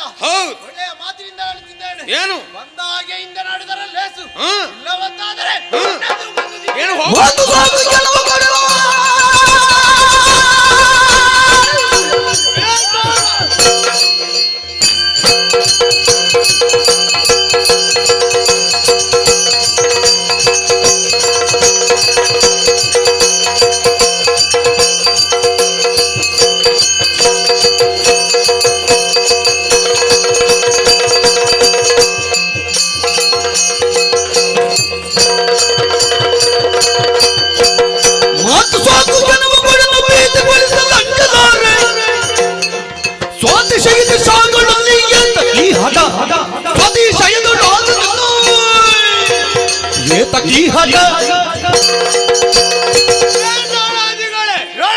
ಇದುವರೆಗೆ ನೀವೇನೆಲ್ಲ ಮಾಡಿದ್ದೀರೋ ಅದೆಲ್ಲವೂ ನಮಗೆ ಗೊತ್ತಾಗಿದೆ. ಮಾನವ ಧರ್ಮದ ಪ್ರಕಾರವಾಗಿ ಸಂಸ್ಕಾರವನ್ನು ಒದಗಿಸುವುದಕ್ಕೆ ನೀವು ತಡೆಯನ್ನು ಓಡ್ತೀರಿ, ಹಸಿ ಹಸಿ ತಿಂತೀರಿ ಎಂದಾದ್ರೆ ನಿಮ್ಮನ್ನು ವಿರೋಧಿಸಕ್ಕೆ ಬೇಕಾಗಿಯೇ ಬಂದವ ರಾಜಹಂಸ ಅನ್ನುವ ಹಾಗೆ ನನ್ನ ಹೆಸರು. ಒಳ್ಳೆಯ ಮಾತಿನಲ್ಲಿ ಹೇಳ್ತೇನೆ, ಈ ಸಿದ್ಧಾಂತವನ್ನು ಬದಲಿಸಿ ಇಲ್ಲಿಂದ ನಡೆದಿರು ಒಳ್ಳೆಯದು. ಇಲ್ಲ ಅಂತಾದ್ರೆ ನಿನ್ನನ್ನು ಕೊಂದೆ.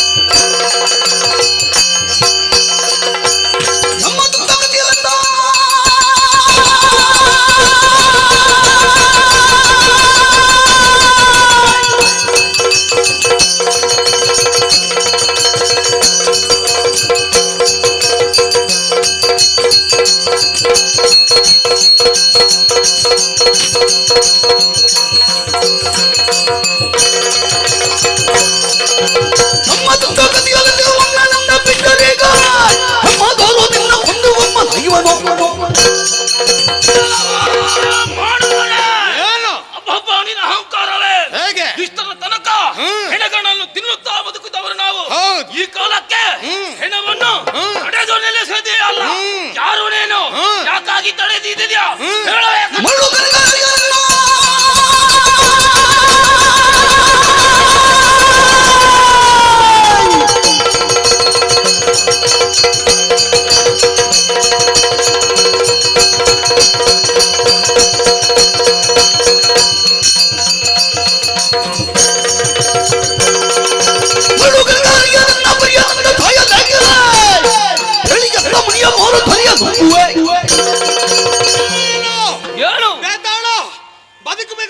ಸಾವಿರ ದಾರಿ ಉಂಟು. ಆದ್ರೆ ಹಣವನ್ನೇ ತಿಂದು ಬದುಕೊಂತಹ ಜಾಯಮಾನವನ್ನು ಹೊಂದಿದವ. ಯಾಕೆ ನಾನು ವಿರುದ್ಧವಾಗಿ ನಿಂತಿದ್ದೇನೆ? ಹಸಿ ಹಸಿ ತಿನ್ನಬಾರದು ಅನ್ನೋ ಉದ್ದೇಶದಿಂದ. ಹಾಗಾಗಿ ಹೇಳುದಿಷ್ಟೇ, ಬಂದ ಹಾಗೆ ಹೊಟ್ಟೆ ಎಲ್ಲ ಇಷ್ಟರ ತನಕ ನಾವು ತಿಂದದ್ದು ಹೆಣ, ಹಸಿ ಹಸಿಯ ತಿಂದದ್ದು. ಈ ಕಾಲಕ್ಕೆ ನೀನು ತಡೆದು ನಿಲ್ಲಿಸಿದೆ ಹೊಟ್ಟೆಗಿಲ್ಲದೆ ಸಾಯಿವೆ. ಮೊದಲು ನಿನ್ನನ್ನು ಕೊಂದು ನಿನ್ನನ್ನು ತಿಂದು ಆಮೇಲೆ ಅದನ್ನು ತಿನ್ನುವಂತಹ ಸಾಮರ್ಥ್ಯ ಉಂಟು ನನಗೆ. ನಿನಗೆ ಉಂಟ ಸಾಮರ್ಥ್ಯ? ನೀನು ಎಷ್ಟು ಹೆಣ ತಿಂದ್ರು ದಪ್ಪಾಗುದಿಷ್ಟೆ ಅಂತ. ನಾವು ತಿಂದರು ಹೀಗೆ, ನೀನು ತಿಂತ್ಯಾ? ನಿನಗೆ ಸ್ವಲ್ಪ ಕೊಡ್ತೇನೆ. ನಮಗೆ ಅದೆಲ್ಲ ಬೇಡ. ಮತ್ತೆ ಅದೆಲ್ಲ ಆಗುವಂತದ್ದು ಅಹಂಕಾರವೇ. ನಿನ್ನ ಬುದ್ಧಿಗೆ ಅಷ್ಟು ಬಾರ.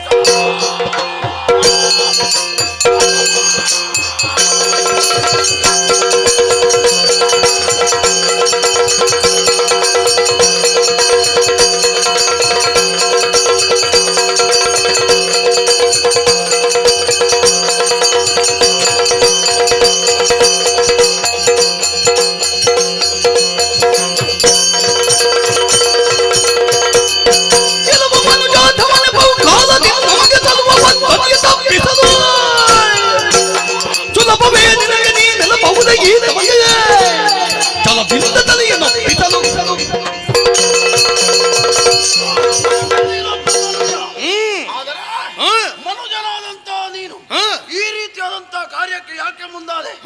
ನಾವು ಪಡೆಯಬೇಕಾದಂತ, ನಾವು ತಿನ್ನಬೇಕಾದಂತ, ಆ ಪ್ರಾಣವನ್ನು ಕಳಗೊಂಡಂತ ಆ ಹೆಣವನ್ನು ರಕ್ಷಣೆ ಮಾಡುವುದಕ್ಕೆ ಮುಂದಾದೆಯಲ್ಲ. ನೀನು ಮನುಜನಲ್ಲ, ನೀನೊಬ್ಬ ಅಧಮ. ಹಾಗಾಗಿ ಒಳ್ಳೆಯ ಮಾತಿನಲ್ಲಿ ಅದನ್ನು ಬಿಟ್ಟುಕೊಟ್ಟರೆ ನಿನಗೆ ಬದುಕುವುದಕ್ಕೆ ಅವಕಾಶ ಇಲ್ಲ ಅಂತಾದ್ರೆ, ಒಂದು ವೇಳೆ ಮುಂದುವರಿದು ಹೋದ್ರೆ ಬಂದವ ಸಾಮಾನ್ಯ ವ್ಯಕ್ತಿ ಅಲ್ಲ. ಏನು ಮಹಾ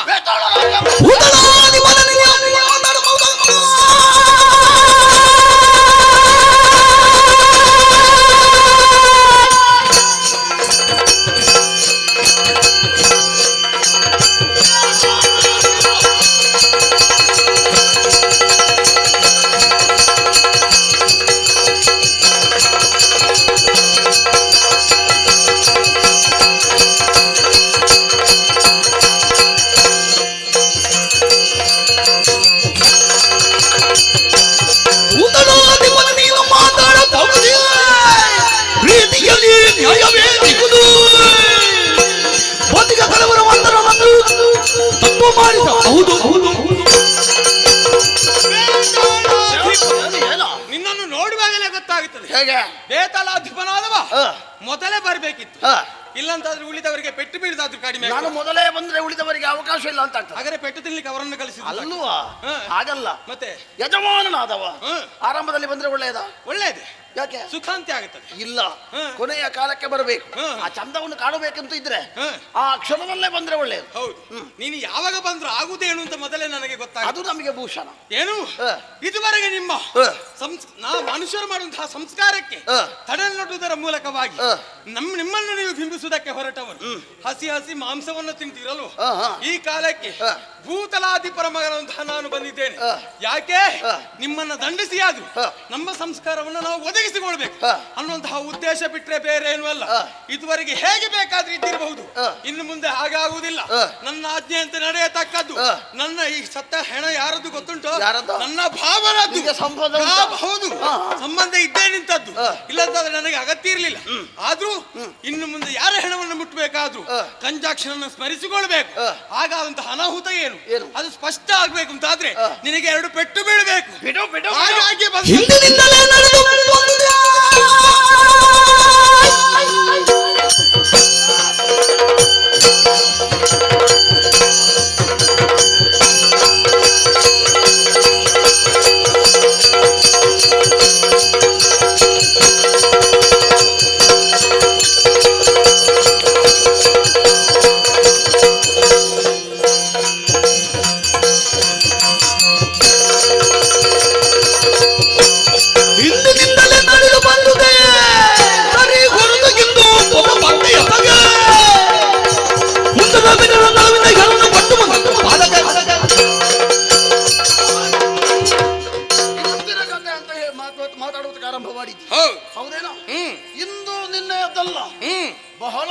ಶರಣಾಗತೆ ಓಹೋ ನಡೆದು ಬಂದ ದಾರಿ ಹಾ.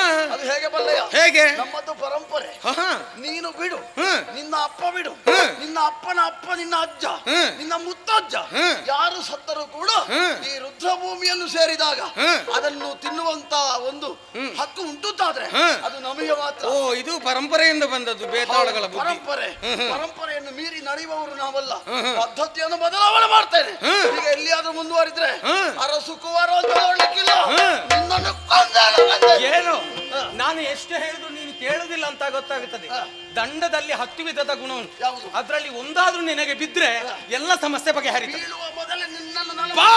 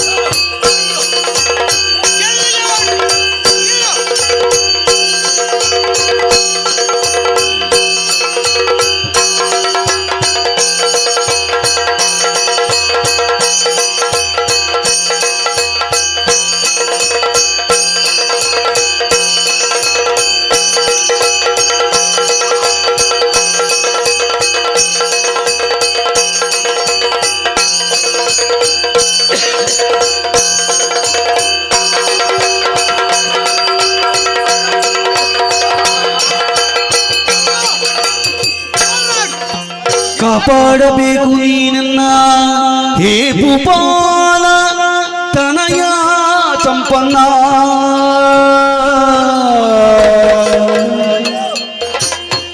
ಕೋಪಿಸದಿರು ಸುಪ್ರತಾಪನಗುದು ನೀನು ಈ ಪರಿಯೊಳ ಟೋಪ ತೋಟೆ ಮಹಾಪುರುಷ ಬಲಿ ಮಾಪಿ ಮಾಡಿ ಕಾಪಾಡಬೇಕು ನೀಯನ್ನ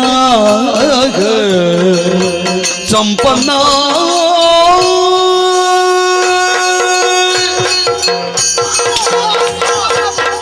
ಹೇಳಿದ್ದು ನಿನಗೆ ಅರ್ಥ ಆಗುದಿಲ್ಲ. ಎರಡು ಬೆಟ್ಟು ಬೀಳುವಾಗ ಎಲ್ಲ ಗೊತ್ತಾಗುತ್ತದೆ ನಿನಗೆ. ಸಾಮಾನ್ಯವಾಗಿ ತಿಳಿದು ಇನ್ನಲ್ಲಿ ಹೋರಾಟಕ್ಕೆ ಮುಂದಾದೆ. ಸರಿ, ಕೈ ಸೋತವ ಬೇತಾಳ ರಾಜ. ಹೌದಲ್ಲ? ಇನ್ನೇನು ಉಳಿದಿದೆ ಅಂದ್ರೆ ಖಂಡಿತ ಇಲ್ಲ. ಅಯ್ಯ, ಓ, ನೀನು ಇನ್ನು ಮುಂದುವರಿಬಾರ್ದು. ಅಂದ್ರೆ ಸೋಲನ್ನು ಒಪ್ಪಿಕೊಂಡವ ನಾನಿದ್ದೇನೆ. ಬೇತಾಳನ ತಾಳ ತಪ್ಪಿತು ಅಂತ ಕಾಣ್ತದೆ. ಹೋಯ್ತು ಅಂತ ಕಾಣ್ತದೆ. ಇಷ್ಟರವರೆಗೆ ತಪ್ಪಲಿಲ್ಲ, ಈಗ ತಪ್ಪಿತು ಅಂತ ಇದ್ರೆ ನೀನು ಯಾರು ಎನ್ನುವುದು ಪ್ರಶ್ನೆ ಆಗ್ತದೆ. ನೀನೊಬ್ಬ ಮಹಾಪುರುಷ ಎನ್ನುವುದನ್ನು ಈ ಸಂದರ್ಭದಲ್ಲಿ ಅರ್ಥ ಮಾಡಿಕೊಂಡೆ. ನೀನು ಮಹಾಪುರುಷನಾದರೆ ನೀನು ಧರಿಸಿದಂತ ಆಯುಧ ಅದು ಬಹಳ ವಿಶೇಷವಾದದ್ದು ಎನ್ನುವುದನ್ನು ಈ ಕಾಲಕ್ಕೆ ಅರ್ಥ ಮಾಡಿಕೊಂಡವ ನಾನಿದ್ದೆ. ಸರಿ, ಅಪರಾಧವಾಯಿತು, ಕ್ಷಮೆಯನ್ನು ತೋರಬೇಕು. ನೀನು ಮಾಡಬೇಕಾದ್ದು ಏನು? ಏನು? ನನಗೊಂದು ಮಾಪಿಯನ್ನು ನೀನು ಅನುಗ್ರಹ ಮಾಡಬೇಕು. ಹೌದಾ? ಕ್ಷಮೆ ಕೊಡಬೇಕು. ಕ್ಷಮೆ ಕೊಡಬೇಕು. ಕೊಡಬೇಕು. ನೀನು ಕೊಟ್ರೆ ನಿನ್ನ ಸಹಕಾರಕ್ಕೆ ನಾನಿದ್ದೆ. ಹೌದಾ?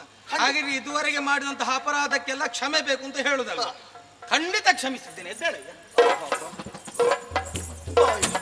ಅಯ್ಯ ಬೇತಾಳ, ಮನಸ್ಸಿಗೆ ನೆಮ್ಮದಿ ಆಯ್ತು. ಹೌದಾ?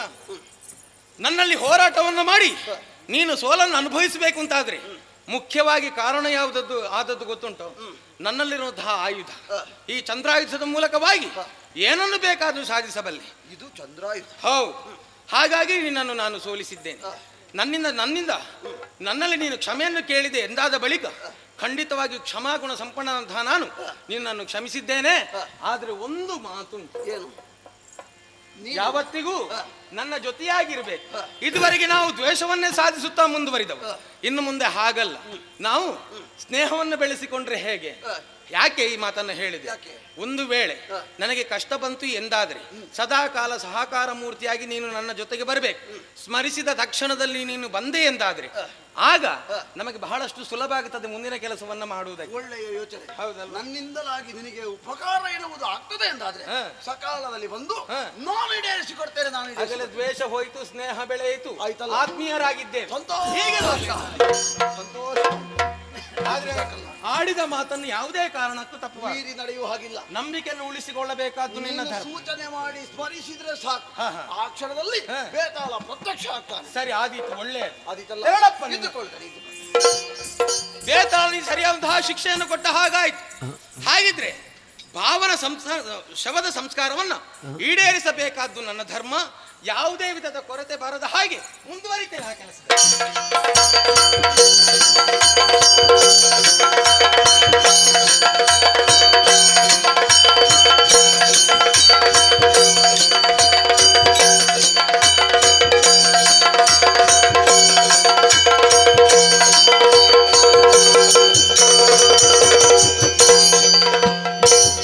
ಇಂದಾದುದೆಲ್ಲವೂ ತಿಳಿದು ಊರ್ವಶಿಯು, ಇಂದಾದುದೆಲ್ಲವೂ ತಿಳಿದು ಊರ್ವಶಿಯು ಕರುಣೆಯಿಂದ ಅಮೃತದ ಬಿದ್ದ ಸುರಿಸಿ, ಕರುಣೆಯಿಂದ ಅಮೃತ ಬಿದ್ದ ಸುರಿಸಿ ಕಂಜಾಕ್ಷನೆಂದು ನಿತ್ಯ ತಿಳಿದದ್ದದೇ.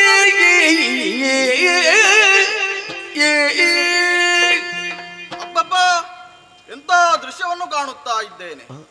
ರಂಬೆಯ ಮಾತಿಗೆ ಮತ್ಸರಪಟ್ಟು ನಾನೇ ಕೈಯಾರೆ ವಿಷವನ್ನು ಇಕ್ಕಿದಂತಹ ಈ ದೇಹ ಇಂದು ಈ ಶವದ ಮುಂದೆ ಎಂತೆಂತ ವಿದ್ಯಮಾನಗಳು ಘಟನೆಗಳು ನಡೆಯುತ್ತಾ ಇದೆ. ನಡೆಯುವುದನ್ನೆಲ್ಲ ಗಮನಿಸಿದವಾಗ ಮನಸ್ಸಿನಲ್ಲಿ ಪಶ್ಚಾತ್ತಾಪ ಉಂಟಾಗುತ್ತಾ ಇದೆ, ಕರುಣೆ ಉಂಟಾಗುತ್ತಾ ಇದೆ ಈತನ ಮೇಲೆ. ನನ್ನಿಂದಲೇ ಆದಂತಹ ತಪ್ಪು ಆದ ಕಾರಣ ಅದನ್ನು ನಾನೇ ಸರಿಪಡಿಸಿಕೊಳ್ಳಬೇಕು. ವಿಷವನ್ನು ಇಕ್ಕಿದರೇನಾಯಿತಂತೆ, ನನ್ನ ಬಳಿ ಅಮೃತ ಇಲ್ಲವೇ, ಈತನ ಮೇಲೆ ಅಮೃತ ವರ್ಷವನ್ನೇ ಸುರಿಸುತ್ತೇನಂತೆ.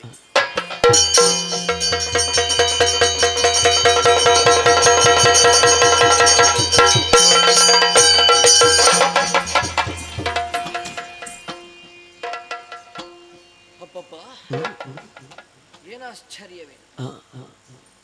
ನಿದ್ದೆಯಿಂದ ಎಚ್ಚೆತ್ತುಕೊಂಡ ಹಾಗೆ ಎಚ್ಚೆತ್ತೆ, ಕಣ್ಣು ಬಿಟ್ಟ ತಕ್ಷಣವೇ ಮನೋಹರವಾದಂತಹ ಒಂದು ದೃಶ್ಯವನ್ನು ಕಂಡೆ. ಇಲ್ಲಿಯವರೆಗೆ ಕಾಣದ್ದನ್ನು ನಾ ಕಂಡೆ. ಹಾಗಲಿ ನಾನಿರುವುದು ಸ್ಮಶಾನದಲ್ಲಿ, ನೇರವಾಗಿ ಅಂತಃಪುರಕ್ಕೆ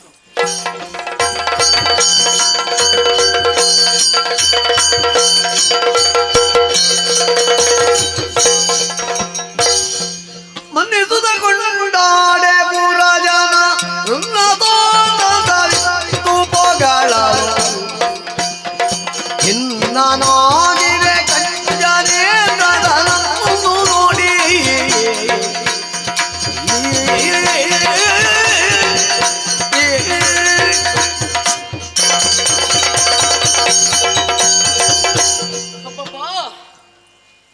ಅಂದು ಕಂಡಂತಹ ದೃಶ್ಯ ಇನ್ನು ನನ್ನ ಕಣ್ಣಿನಿಂದ ಮಾಸಿ ಹೋಗಲಿಲ್ಲ.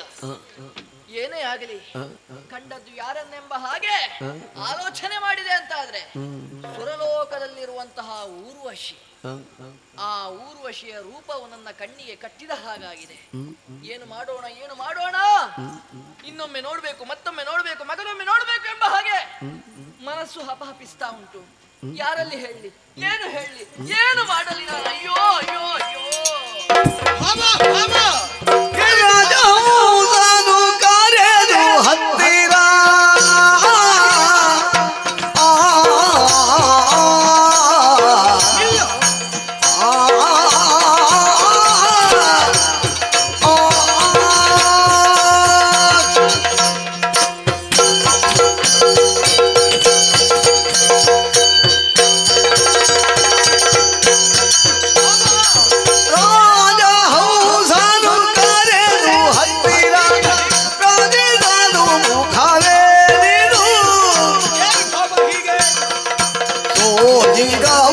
ಮನಕ್ಕೆ ಯೋಜನೆ ಮಾಜಾದು ಸುರು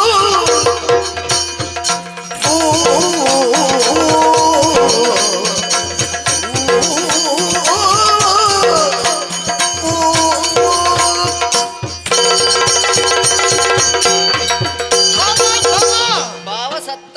ಯಾಕೋ ಏನಾಯ್ತು ನಿನಗೆ? ಏನು ಹೇಳಲಿ ಬಾವ, ಇದುವರೆಗೆ ನೀನು ಅಸುನೀಗಿದ್ದವ, ಹೌದು, ಶವವಾಗಿದ್ದವ ಎದ್ದಿದ್ದಿ ಎಂದಾದ ಬಳಿಕ ನಮ್ಮ ಪುರದಲ್ಲೆಲ್ಲ ಹಬ್ಬವನ್ನೇ ಆಚರಿಸುತ್ತಾ ಇದ್ದಾರೆ. ಯಾರ ಕಣ್ಣುಗಳನ್ನು ನಮ್ಮಂತಹ ಸ್ಥಿತಿಯಲ್ಲಿ ಅವರೇ ಇರಲಿಲ್ಲ. ಯಾಕೆ? ಸತ್ತವ ಎಂದಾದ್ರೂ ಬದುಕಿ ಬರೋದಕ್ಕೆ ಸಾಧ್ಯ ಉಂಟು. ಆದ್ರೆ ಇನ್ನು ನೀನು ಬದುಕಿದ್ದಿ ಎಂದಾದ್ರೆ ಅದೇ ಒಂದು ವಿಧದ ವಿಸ್ಮಯ ತಾನೆ. ಅವರಿಗೆ ಹಬ್ಬ, ನನ್ನ ಬಾಳೆ ಕತ್ತಲೆ ಆದ ಹಾಗೆ ನನಗನಿಸುತ್ತಾ ಉಂಟು. ನೀನು ಸಂತೋಷದಲ್ಲಿ ಇರಬೇಕಾದವ, ಈ ರೀತಿಯಾಗಿ ದುಃಖಿಸುತ್ತಾ ಪುರದಲ್ಲಿ ಒಂದು ಬದಿಯಲ್ಲಿ ಕುಳಿತಿದ್ದಿ ಎಂದಾದ್ರೆ ಮನಸ್ಸಿನಲ್ಲಿ ಹತ್ತು ಹಲವು ವಿಧದ ಪ್ರಶ್ನೆಗಳು ಮನೆ ಮಾಡ್ತದೆ. ಭಾವ, ಯಾಕೆ ಭಾವ? ಚಿಂತೆ ಏನಾಗಿದೆ ನಿನಗೆ? ಹೇಳಬೇಕು ಭಾವ.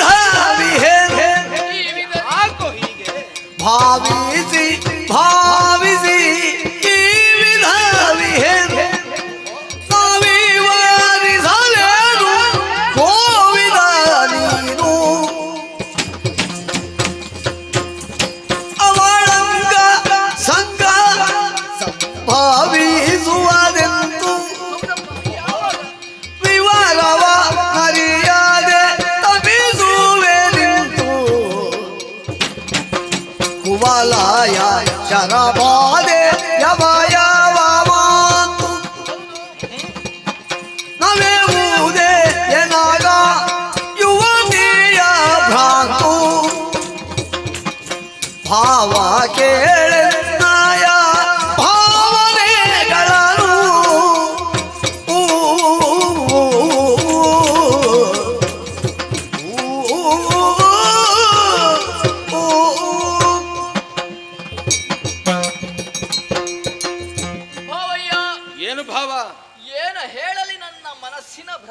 ಅಲ್ಲ, ಇದ್ದದನ್ನು ಹೇಳು. ಮನಸ್ಸಿನಲ್ಲಿ ಇದ್ದದನ್ನು ಹಾಗೆ ಒಳಗಿರಿಸಿಕೊಳ್ಬಾರ್ದು. ಹೇಳಿದ್ರೆ ಹಗುರ ಆಗುತ್ತದೆ. ಮನಸ್ಸು ಹಗುರವಾದೀತು, ಆದ್ರೆ ಇದು ಹೇಳಿ ಮನಸ್ಸು ಹಗುರವಾಗುವಂತಹ ವಿಷಯ ಅಲ್ಲ ಅಂತ. ಹಾಗಿದ್ರೆ ಇದು ಒಂದು ರೀತಿಯ ಆಸೆ ಅಂತ ಹೇಳಬಹುದು. ಆ ಆಸೆ ತೀರಿದ್ರೆ ಮಾತ್ರ ಮನಸ್ಸು ಹಗುರವಾಗಬಹುದು. ಈಗ ಆಶೆಯ ವೇದನೆ ಅಲ್ವಾ? ಓಹೋ, ಆಶೆಯಿಂದ ವೇದನೆಗೊಳಗಾಗಿದ್ದೇನೆ, ಬೇರೆ ಏನೂ ಅಲ್ಲ ಭಾವ. ಏನು? ನೀನೇ ಹೇಳಿದೆ, ಸತ್ತು ಬದುಕಿದವ ನಾನು. ಸತ್ತಂತಹ ನಾನು ಕಣ್ಬಿಟ್ಟ ತಕ್ಷಣವೇ ಕಂಡದ್ದು ಒಬ್ಬಳಾಕೆ ಸೌಂದರ್ಯವತಿಯನ್ನು. ಹೌದಪ್ಪ. ಯಾರು ಯಾರು ಯಾರು ಯಾರು ಎಂಬ ಹಾಗೆ ನಾನೊಮ್ಮೆ ಆಲೋಚನೆ ಮಾಡಿದೆ. ಆಮೇಲೆ ಗೊತ್ತಾಯ್ತು, ಆ ಅಪ್ರತಿಮ ಸೌಂದರ್ಯವತಿ ಬೇರೆ ಯಾರು ಅಲ್ಲ, ಸ್ವರ್ಗಲೋಕದಲ್ಲಿರುವಂತಹ ಊರ್ವಶಿ ಎಂಬ ಹಾಗೆ. ಊರ್ವಶಿ? ಹೌದು. ಅಂತಹ ಸೌಂದರ್ಯ ರಾಶಿಯನ್ನು ನಾನು ಇದುವರೆಗೂ ನೋಡಿದವನಲ್ಲ. ಭೂಲೋಕ ವಾಸಿಯಾದಂತಹ ನಾನು ಇಲ್ಲಿಯವರೆಗೆ ಅನೇಕ ಸ್ತ್ರೀಯರನ್ನು, ಅಂದ್ರೆ ಅನೇಕ ಸ್ತ್ರೀಯರ ರೂಪವನ್ನು ಕಂಡವನಿದ್ದೇನೆ. ಯಾರನ್ನು ನಾ ಮೆಚ್ಚಿಕೊಂಡವನಲ್ಲ. ಆದ್ರೆ ಇಂದಿನ ದಿನ ನನ್ನ ಕಣ್ಗಳಿಗೆ, ನನ್ನ ಮನಸ್ಸಿಗೆ ಮೆಚ್ಚುಗೆಯಾದದ್ದು ಯಾರು ಅಂತ ಕೇಳಿದ್ರೆ ಯಾರು? ಆ ಊರ್ವಶಿಯೊಬ್ಬಳೆ. ನನಗೀಗ ಅನಿಸುತ್ತಾ ಉಂಟು, ಏನು? ಅಂದೊಮ್ಮೆ ಕಂಡಳು, ಮತ್ತೆ ಯಾವತ್ತಿಗೂ ಕಂಡವಳಲ್ಲ. ಸ್ವರ್ಗಲೋಕದವರು ಅಂತಾದ್ರೆ ಎಲ್ಲಿ ಸಿಗುತ್ತಾರೆ ಪುಣ್ಯಾತ್ಮ ಹಾಗೆಲ್ಲ ನೋಡುದಕ್ಕೆ? ನನಗದು ಗೊತ್ತಿಲ್ಲ. ನನ್ನ ಮನಸ್ಸಿನಲ್ಲಿರುವ ವೇದನ ಒಂದೇ ಈಗ. ನಾನು ಯಾವತ್ತು ಅವಳ ಸಂಘವನ್ನು ಸನಿಹಿಸ್ತೇನೆ ಎಂಬ ಹಾಗೆ ಮನಸ್ಸು ಹಪಹಪಿಸ್ತಾ ಉಂಟು ಭಾವ. ನೀನೇ ಏನಾದ್ರೂ ಮಾಡ್ಬೇಕು. ಆ ಮನ್ಮಥನ ಶರಾಘತಿ ನನ್ನನ್ನು ಘಾತಿಸಿದೆ. ಕಳೆದುಕೊಂಡು ಈ ವಿಧರಿ ಮರುಗದಿರು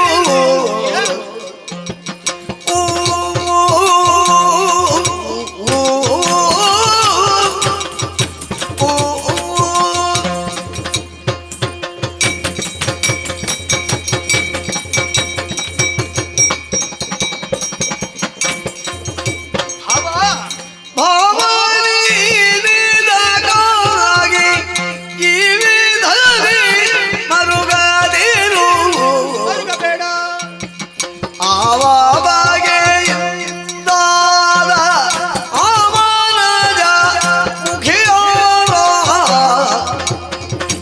ತಂದು ನಿನಗೊಪ್ಪಿಸುವೆ ಚಂದ್ರಾಯುಧದ ಶಕ್ತಿ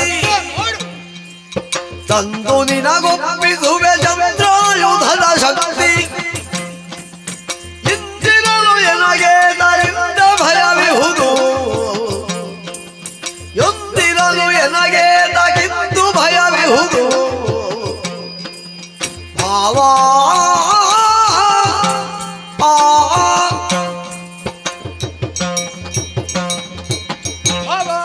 ಏನು ಭಾವ? ಒಂದು ಕಾಲದಲ್ಲಿ ಚೇತನವನ್ನೇ ಕಳೆದುಕೊಂಡವ ಪುನಶ್ಚೇತನಗೊಳ್ಳಬೇಕು ಅಂತಾದ್ರೆ ಆ ಕ್ಷಣದಲ್ಲಿ ಕಂಡದ್ದು ಯಾರನ್ನ? ಊರ್ವಶಿ. ಊರ್ವಶಿ, ಹೌದು. ಹಾಗಿದ್ರೆ ಇದರ ಅರ್ಥ ಏನು? ಏನು? ಸತ್ತಂತಹ ನಿನ್ನನ್ನು ಬದುಕಿಸಿದ ಒಳೆಯೇ ಎಂದರ್ಥ ತಾನೆ. ಓಹೋ, ಇಲ್ಲಂತಾದ್ರೆ ಅವಳನ್ನೇ ನೋಡ್ಬೇಕು ಅಂತ ಅದೇ ಕಾಲದಲ್ಲಿ ಅವಳ ಹತ್ತಿರದಲ್ಲಿ ಇರ್ಬೇಕು ಅಂತ ಏನು? ನನ್ನ ಕಣ್ಗಳಿಗೆ ಗೋಚರವಾದದ್ದು ಅವಳೇ ಮೊದಲಾಗಿ. ಇಂತಹ ಪ್ರಶ್ನೆಗಳು ಮೂಡಿ ಬರ್ತವೆ. ಆದರೆ ನೀನು ಮನಸ್ಸು ಮಾಡಿದ್ದು ಹೇಗೆ? ಸ್ವರ್ಗಲೋಕದ ಊರ್ವಶಿಯನ್ನು ವಿವಾಹವಾಗಬೇಕು, ಅವಳನ್ನು ಅನುಭವಿಸಬೇಕು. ಹೌದು. ಇಂತಹ ಒಂದು ಇಚ್ಛೆಗೊಳಗಾಗಿದ್ಯಲ್ಲ ಭಾವ. ಏನು ಭಾವ? ಒಂದು ಕ್ಷಣಕ್ಕೆ ಇದು ಮರಳಾಟದ ಮಾತು ಅಂತಾಗುತ್ತದೆ. ಯಾಕೆ? ನಾವಿರುವುದು ಭೂಲೋಕದಲ್ಲಿ, ಸ್ವರ್ಗಲೋಕದಲ್ಲಿರುವಂತಹ ಊರ್ವಶಿಯನ್ನು ಬಯಸಬೇಕು ಅಂತಾದ್ರೆ ಇದು ಎಷ್ಟರ ಮಟ್ಟಿಗೆ ಹುಚ್ಚು ಕಲ್ಪನೆ ಅಂತ ನಾನು ಆಲೋಚನೆ ಮಾಡ್ತೀನಿ ಭಾವ.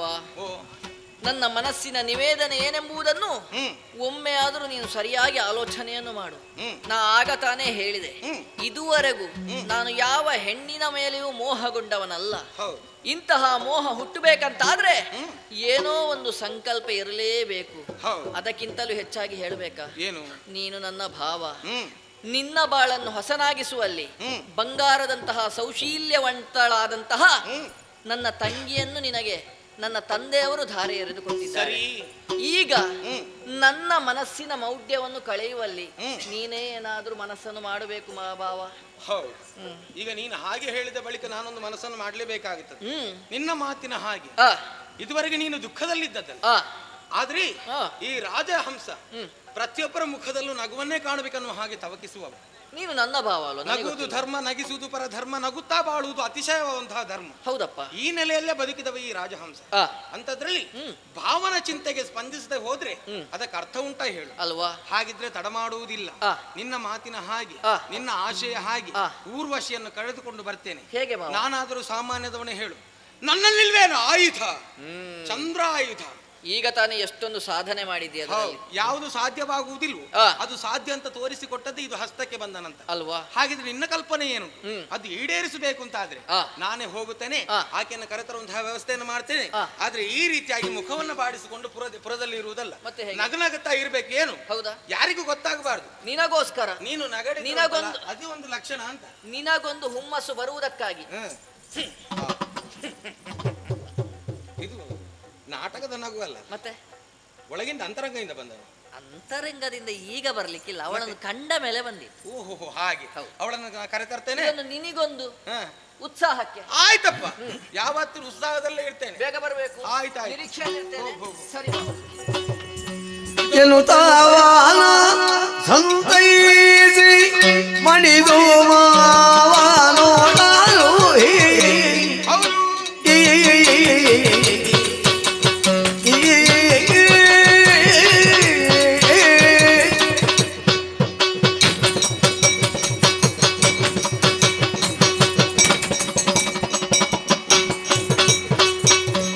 ಎನ್ನುತ್ತಾವಾನ ಸಂತೈಸಿ ಮಣಿದು ಮಾವಾನೋಡಾರು ಎಲ್ಲವನ್ನು ಹೇಳಿದೆ. ಸನುಮಾತಾವ ಉಳಿದುದ ಪಾಳೆಯಾರು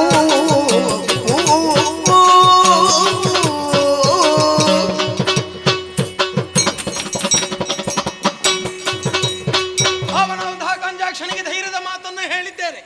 ಅಷ್ಟೇ ಈ ವಿಚಾರ ಮಾವನಿಗೆ ಗೊತ್ತಾಗಬೇಕು ಎಂಬಂತಹ ದೃಷ್ಟಿಯಿಂದಲೇ ಮಾವನಲ್ಲಿ ತಿಳಿಸಿದ್ದೇ ತಡ, ಹರಸಿದ್ದಾರೆ ಎಂದಾದ ಬಳಿಕ ಆಲೋಚನೆ ಮಾಡುವುದು ನಾನು ಅದನ್ನಲ್ಲ, ಹೇಳುವುದಕ್ಕೆ ಸುಲಭದಲ್ಲಿ ಹೇಳಿಬಿಟ್ಟಿದ್ದೇನೆ. ಸ್ವರ್ಗಲೋಕವನ್ನ ಏರ್ತೇನೆ, ಊರ್ವಶಿಯನ್ನು ಕರೆತರ್ತೇನೆ ಅನ್ನುವ ಹಾಗೆ ಸ್ವರ್ಗಲೋಕವನ್ನು ಭೂಲೋಕದಲ್ಲಿ ನಿಂತುಕೊಂಡು ಹೀಗೆ ನೋಡ್ಬೇಕಷ್ಟೇ. ಯಾರಾದ್ರೂ ಹೇರುವಂತಹ ಪ್ರಯತ್ನವನ್ನು ಮಾಡಿದ್ದಾರೆ, ಆದ್ರೆ ಪ್ರಯತ್ನವನ್ನ ಮಾಡಬೇಕು ಎಂದಿದ್ದರೆ ಈ ಕಾಲಕ್ಕೆ ಸಹಾಯಕ್ಕಾಗಿ ಯಾರಾದ್ರೂ ಬೇಕಾಗುತ್ತದೆ. ಹಾಗಿದ್ರೆ ಯಾರು ಸಹಾಯಕ್ಕೆ ಒದಗಿ ಬರುವವರು, ಯಾರು ಬರುವವರು ಅಂತ ಆಲೋಚನೆ ಮಾಡಿದ್ರೆ ಥಟ್ಟನೆ ನೆನಪಿಗೆ ಬಂತು, ಹಿಂದಕ್ಕಾದ್ರೂ ನನ್ನಿಂದ ಸೋದಂತಹ ಬೇತಾಳ ಕಷ್ಟ ಒದಗಿ ಬಂತು ಅಥವಾ ಏನಾದ್ರೂ ಸಮಸ್ಯೆ ಬಂತು ಎಂದಾದ್ರೆ ನನ್ನನ್ನು ಸ್ಮರಿಸಿಕೊಂಡ್ರೆ ಸಾಕು, ತಕ್ಷಣದಲ್ಲಿ ಪ್ರತ್ಯಕ್ಷನಾಗ್ತೇನೆ ಅನ್ನೋ ಹಾಗೆ ಹೇಳಿದ್ದಾನಲ್ಲ. ನಂಬಿಕೆಗೆ ದ್ರೋಹವನ್ನು ಮಾಡುವವನಲ್ಲ ಬೇತಾಳ. ಇದು ಸ್ಪಷ್ಟ ಆಗ್ಬೇಕು ಅಂತಾದ್ರೆ ಈ ಕಾಲಕ್ಕೆ ಆತನನ್ನು ಸ್ಮರಿಸಿಕೊಳ್ಬೇಕಾಗುತ್ತದೆ. ಬೇತಾಳ ಎಲ್ಲಿದ್ದೀಯ ಬೇತಾಳ?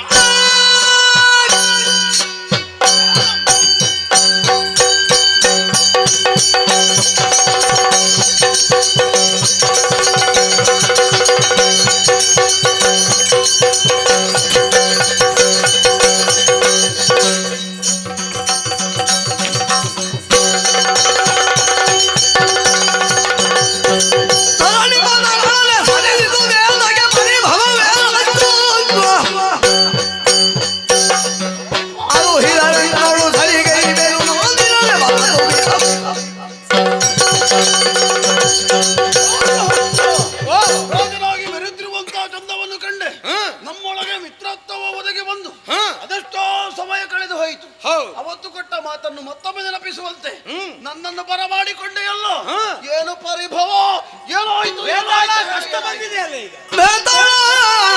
ಕೇಳೊಂದು ಮಾತಿನ ಬಗೆಗಿಂದು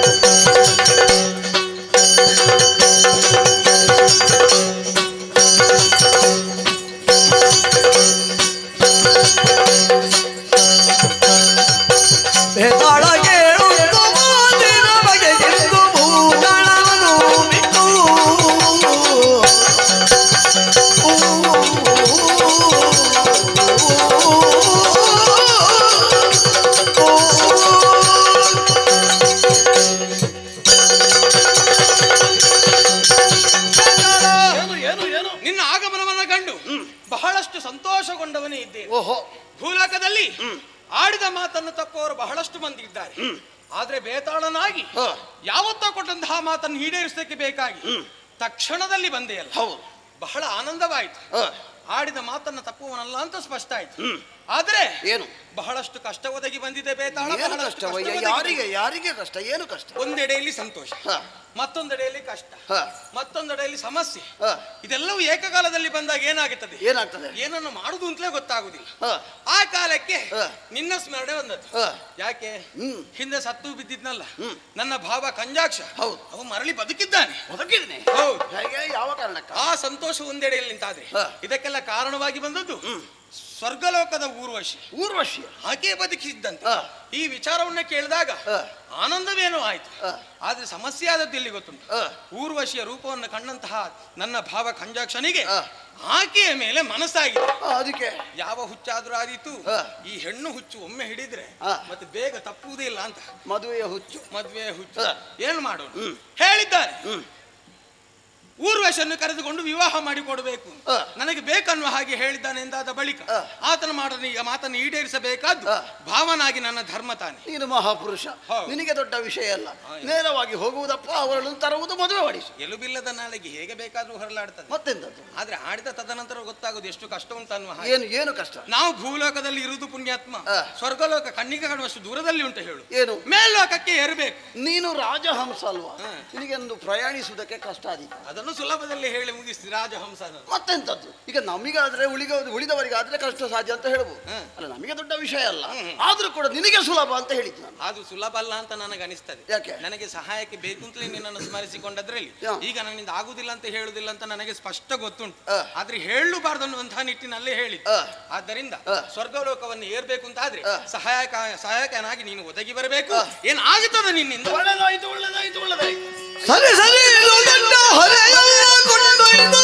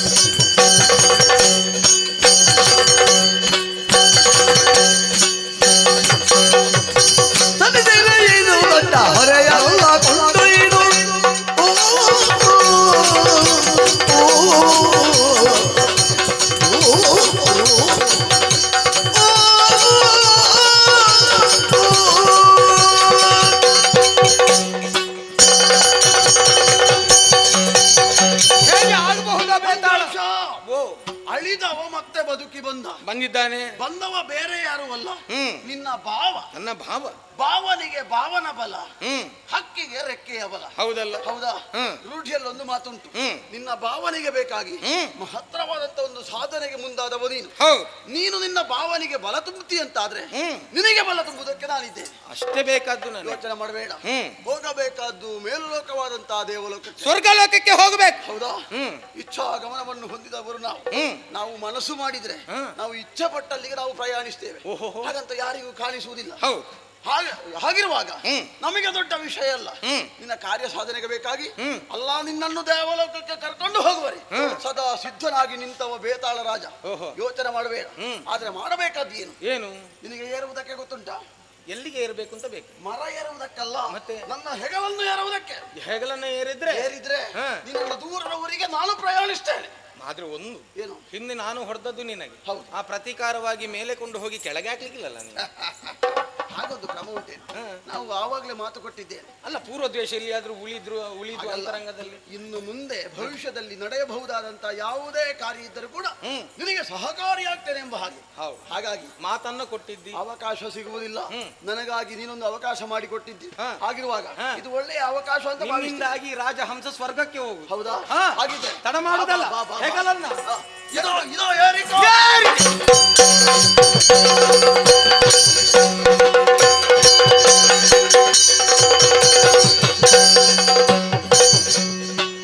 ಸುರಪರಂದನೆ ಸೂರ್ಯಕಾಂತಿಯು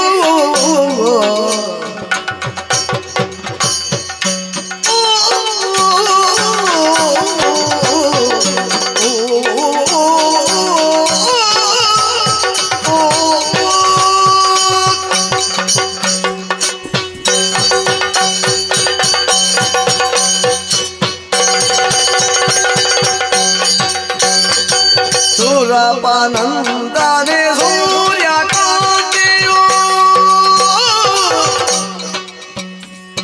ಪರಿಮಳಿಪ ಸುಮಗಳನ್ನು ಕೊಯ್ಯುತ್ತ ಸುಮಗಳನ್ನು ಕೊಯ್ಯುತ್ತ ಸುಮಗಳನ್ನು ಕೊಯ್ಯುತ್ತ ಕೊಯ್ಯುತ್ತ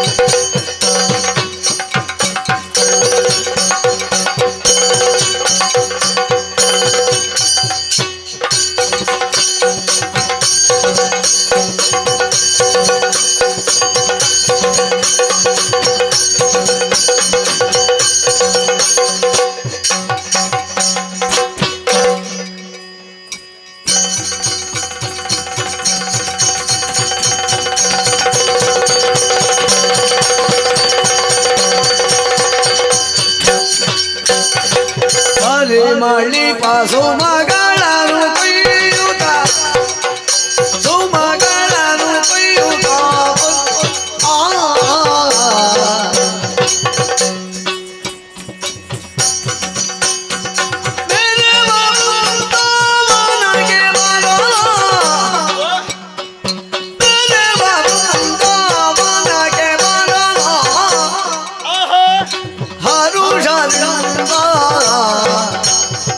मेरे वृंदावन के बराला हरुषन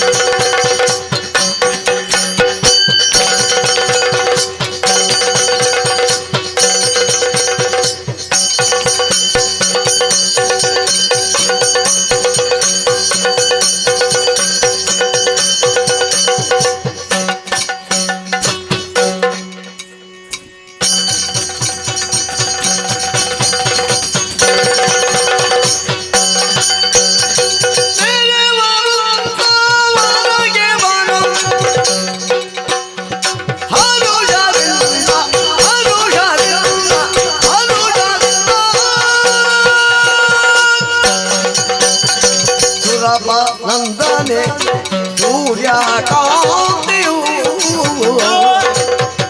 सुरप नंदने सूर्य कांतियु परिमಳಿಪ ಸುಮಗಳನ್ನು ಕೊಯ್ಯುತ್ತ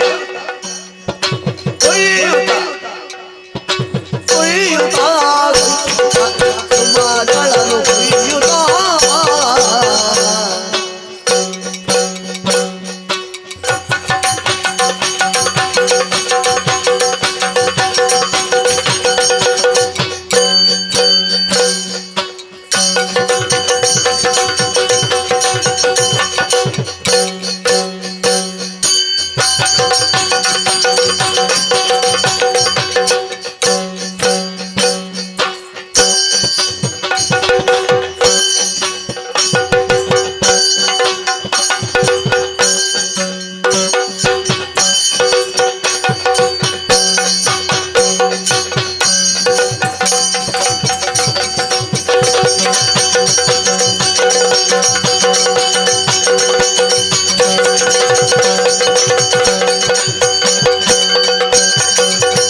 ಪರಂತನೆ ಸೂರ್ಯ ಕಾಂತಿಯು ಪರಿಮಳಿಪ ಸುಮಗಳನ್ನು ಕೊಯ್ಯುತ್ತ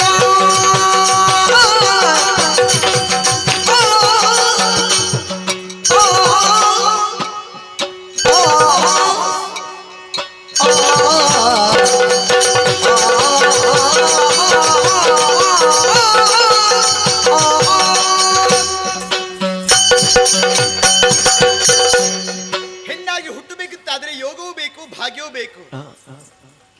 ಹೆಣ್ಣು ಹುಟ್ಟಿ ಹೆಣ್ಣಿನ ಜೀವನ ಸಾರ್ಥಕ ಮಾಡಿಕೊಳ್ಳಬೇಕಂತಾದ್ರೆ ಉತ್ತಮ ತಂದೆ ತಾಯರ ಮಕ್ಕಳಾಗಿ ಜನಿಸಬೇಕು. ನಾನಂತೂ ಭಾಗ್ಯವಂತೆಯೇ ಸರಿ.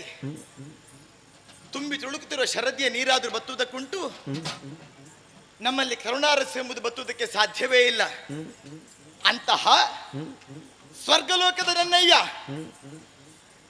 ಇಂದ್ರನ ಮಗಳು ನಾನು. ಪ್ರೀತಿಯಿಂದ ಸೂರ್ಯಕಾಂತಿಯನ್ನು ಕೊಂಡಾಡುತ್ತಾ ಇದ್ದಾರೆ. ಕುಲೋತ್ಸವ ಅಂತ ವಿದ್ಯೆಯನ್ನು ಕಲಿಯುವುದರ ಮೂಲಕ ಇಷ್ಟೇ ಎತ್ತರಕ್ಕೆ ಬೆಳೆದೆ. ಜೀವನದಲ್ಲಿ ಯಾವುದೇ ಕೊರತೆ ನನಗಿಲ್ಲ. ಯಾಕೆ? ಕಾಲೊತ್ತುವುದಕ್ಕೆ ಕೈ ಹೊತ್ತಿಗೆ ಎಷ್ಟೋ ಮಂದಿ ಸೇವಕರನ್ನ ಬಳಿ ಇರ್ತಾರೆ. ಆದ್ರೆ ಇನ್ನು ನಾ ಅಪ್ಪನಿಂದ ಆಶೀರ್ವಾದ ಪಡೆದುಕೊಂಡೆ.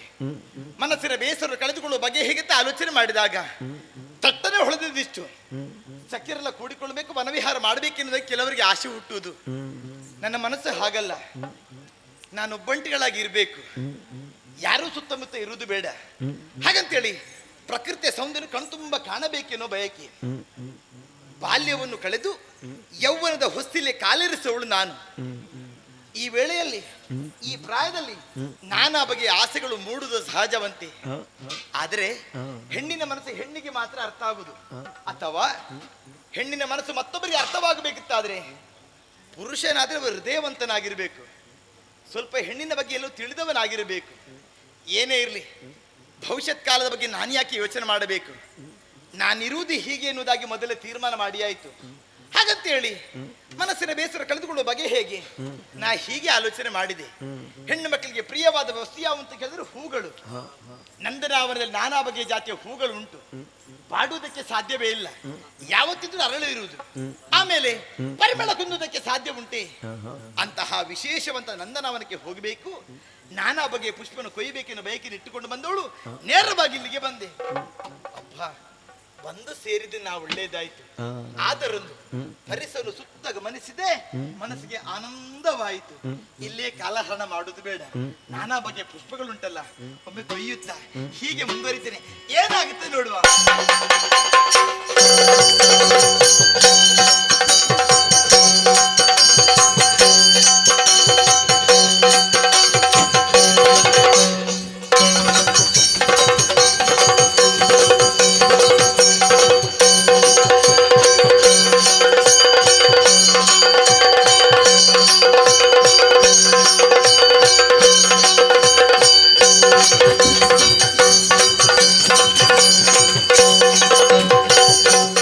ಸುದೂರದಿ ಕಂಡವ ಬೆಕ್ಕ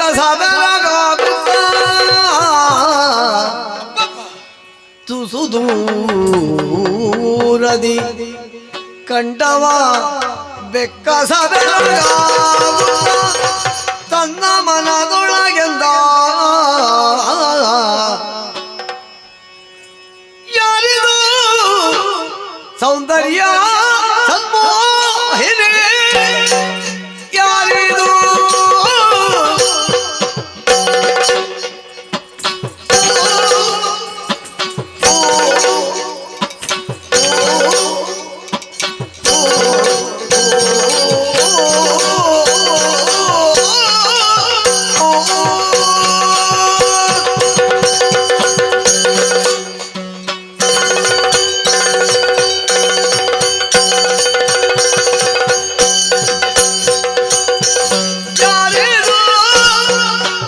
ಸೌಂದರ್ಯ ಸನ್ಮೋಹಿನಿ?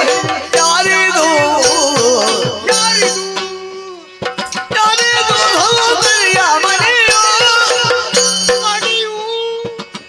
ವಯ್ಯಾರದ ಸ್ಮರಣರಾಗಿಣಿಯು ವಯ್ಯಾರದ ಸ್ಮರಣರಾಗಿಣಿಯು ಸ್ಮರಣರಾಗಿಣಿಯು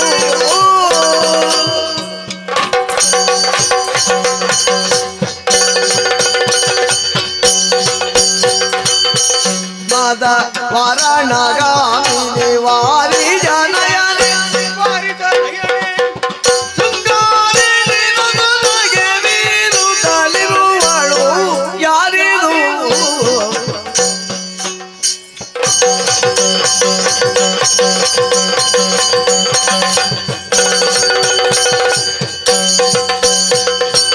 ಮಲಗನೆ ನಡೆ ತಂದು ಆಭಾಗ ಪ್ರದೇಶದಿ ಇಲ್ಲಿದೆಯೊಳಸವನೋ ಎಂದು ಸೊಬಗೇಳು ತಲಿರುವುದೇನು? ಅಲ ಹೇಳಲಿ ಕಳ್ಳವಲ್ಲ ನೀಲಳಕಿಯು ಮೆಲ್ಲನೇಳಲು ಬೀಸುವ ಗಾಳಿಗೆಂತ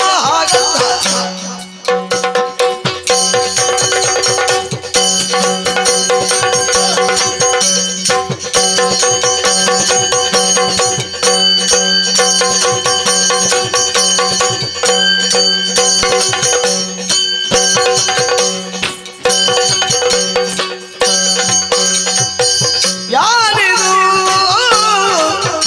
ಸೌಂದರ್ಯ ಸನ್ಮೋಹಿನಿ? ಯಾರಿದು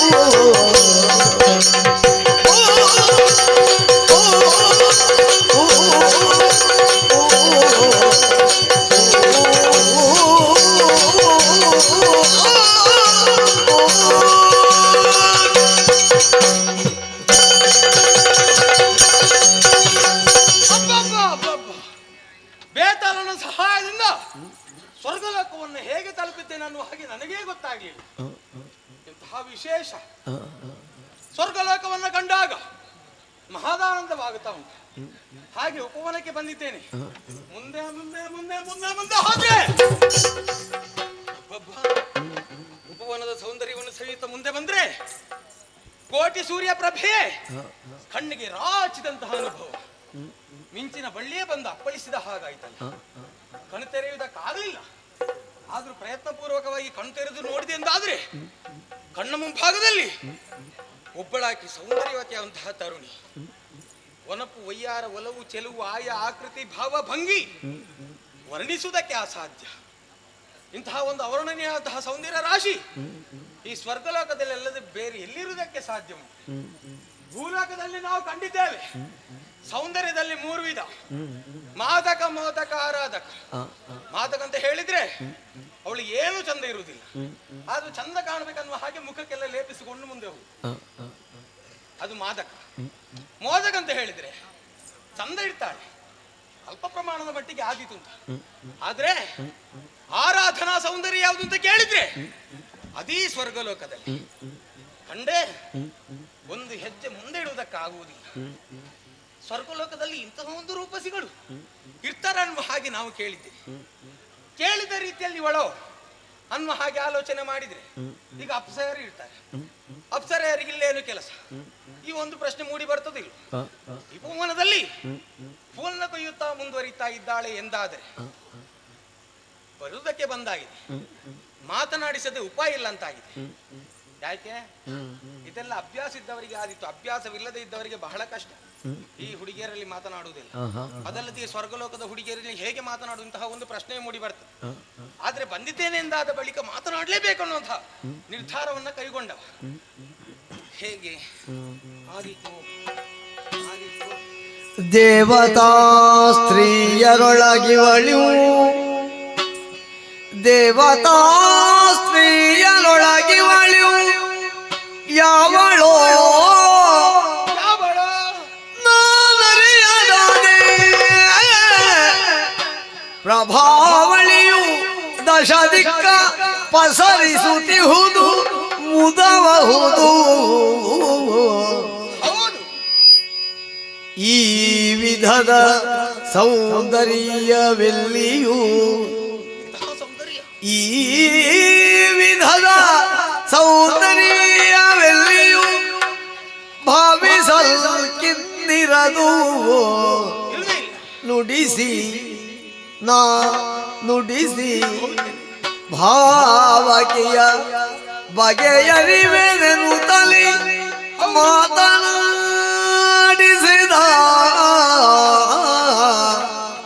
ದೇವತಾ ಸ್ತ್ರೀಯರೊಳಗೆ ಇವಳು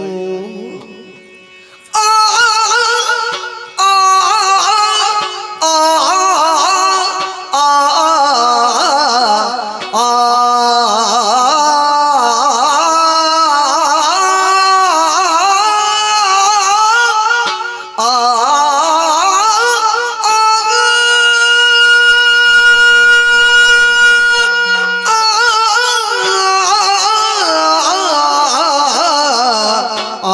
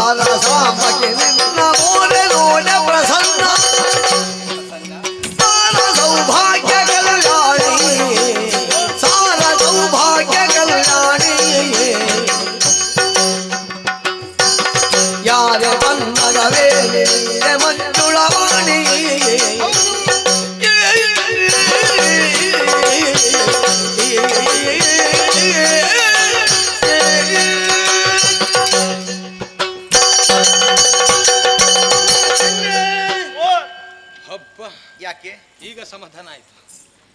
ಅಂತರಂಗದಲ್ಲಿ ಒಂದು ಪ್ರಶ್ನೆ ಇತ್ತು. ಯಾವುದು? ನಾನು ಮಾತನಾಡಿಸಿದ್ರೆ ಮಾತನಾಡ್ತಾಳೋ ಇಲ್ವೋ ಅನ್ನುವಂತಹ ಒಂದು ಸಂದೇಹ. ನಿನ್ನ ಬಾಯಿಂದ ಒಂದು ಶಬ್ದ ಹೊರ ಬಂತಲ್ಲ, ನಿನ್ನ ಸ್ವರ ಕೇಳಿದ ಬಳಿಕ ನನ್ನನ್ನು ನಾನು ಕಳೆದುಕೊಂಡೆ. ಯಾಕೆಪ್ಪ? ಈಗ ಸ್ಪಂದನೆ ಇದ್ರೆ ಮಾತ್ರ ಪ್ರತಿಸ್ಪಂದನೆ ಬರುವುದು. ಅದು ಖಂಡಿತ. ಇಲ್ಲಂತಾದ್ರೆ ನೇರ ಹೋಗುದು, ಅಲ್ಲಿ ನಿಲ್ಲಿಕ್ಕಿಲ್ಲ. ನಾನು ಯಾರು, ನೀನು ಯಾರು? ಹೌದು. ಆದ್ರೆ ನೀನು ಮಾತನಾಡಿದ ಬಳಿಕ ನಿನ್ನನ್ನು ನೋಡಿದೆ. ನಿನ್ನಂತಹ ರೂಪಸಿ ಈ ಸ್ವರ್ಗಲೋಕದಲ್ಲಿ ಅಲ್ಲದೆ ಬೇರೆ ಎಲ್ಲಿ ಇರುವುದಕ್ಕೆ ಸಾಧ್ಯ ಇಲ್ಲ. ಮನಸ್ಸಿಜನ ಮತದಾನೆಯು, ಮನ್ಮಥನ ರತ್ನನಿಧಾನೆ, ಅಂಗಜ ಮಂತ್ರಸೂತ್ರ ಟಿಪ್ಪಣಿ, ಮಾನಿತರಿಗೆ ಅತಿಥೈವ, ಈಗ ಹೊಗಳುದ, ಸುಜ್ಞಾನ ಕನ್ಯೆಯ ಮಾತೃಭವನ ಸ್ಥಾನ, ಮುಗುಲೋಕದ ಮೋಹನವಶ್ಯ ಚಿತ್ರ, ಸಂಸಾರ ಸುಖ ಸಾಕಾರಿ, ಜನನಯನ ಕಾರಾಗಾರಿ, ಮುನಿ ಧೈರ್ಯ ಸರ್ವಸ್ವಾಪಹಾರಿ, ಪರಿಕಾಂಕ್ಷಿಗಳ ಚಿತ್ತ ಚೋರಿ ವಿಹಾರಿ, ಉತ್ತಮ ನಾರಿ ಅಂತ ಗೊತ್ತಾಗುತ್ತೆ. ಹಾಗಿದ್ರೆ ತಿರುಗಾಟದಲ್ಲಿ ತುಂಬಾ ಹುಡುಗಿಯರು ನೋಡಿದ್ದೀರಿ? ತುಂಬಾ ಹುಡುಗಿಯರನ್ನು ನೋಡಿದ್ದೇನೆ. ಆದ್ರೆ ನೋಡಿದ್ದೆಲ್ಲ ಕಣ್ಣಿಗೆ ಹಿಡಿತದಂತಲ್ಲ. ಈಗ ಕೆಲವೊಮ್ಮೆ ಮೂಖನಾದ್ರೂ ಮಾತನಾಡ್ತಾನೆ, ಖಂಡಿತವಾಗಿ ಮಾತಾಡ್ಬೇಕು. ಅಂತಹ ಒಂದು ಸಂದರ್ಭ ಒದಗಿ ಬಂದಾಗ ಏನೂ ತಿಳಿವಳಿಕಿಲ್ಲದವ ಕವಿಯೂ ಆಗುತ್ತಾನೆ. ಖಂಡಿತ. ಅಂತಹ ಒಂದು ಸನ್ನಿವೇಶ ಎದುರಾದಾಗ ಈಗ ನನ್ನ ಮನಸ್ಸಿನಲ್ಲಿಯೂ ಹಾಗೆ. ಹೇಗೆ? ಇದಕ್ಕೆಲ್ಲ ಗುರು ಬೇಕು ಅಂತಿಲ್ಲ. ಮತ್ತೆ ನಿನ್ನ ರೂಪವನ್ನು ನೋಡಿದ ಬಳಿಕ ತನ್ನಿಂದ ತಾನೇ ಹೊರಬಂದಂತಹ ಮಾತುಗಳು. ಓ ಹೆಣ್ಣೆ, ಏನು?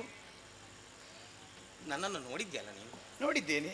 ನಿನ್ನನ್ನು ಕೂಡ ನೋಡಿದ್ದೇನೆ. ಒಳ್ಳೆಯದು, ಬಹಳ ಸಂತೋಷವಾಗಿದೆ. ಕಣ್ಣು ನೋಡುವುದರಲ್ಲಿ ತಪ್ಪಿಲ್ಲ, ನೋಡುವುದಕ್ಕಿರುವುದು ಕಣ್ಣು. ಹೌದು. ಆದರೆ ಅಂತರಂಗದಲ್ಲಿ ಪ್ರಶ್ನೆ ಏನು? ಸ್ವರ್ಗಲೋಕದಲ್ಲಿ ಯಾರು ನೀನು? ನಿನ್ನ ಅಪ್ಪ ಯಾರು? ಎಲ್ಲ ವಿಚಾರವನ್ನ ಹೇಳ್ತೀಯೇನೆ? ಅಯ್ಯ ನರನಾಥ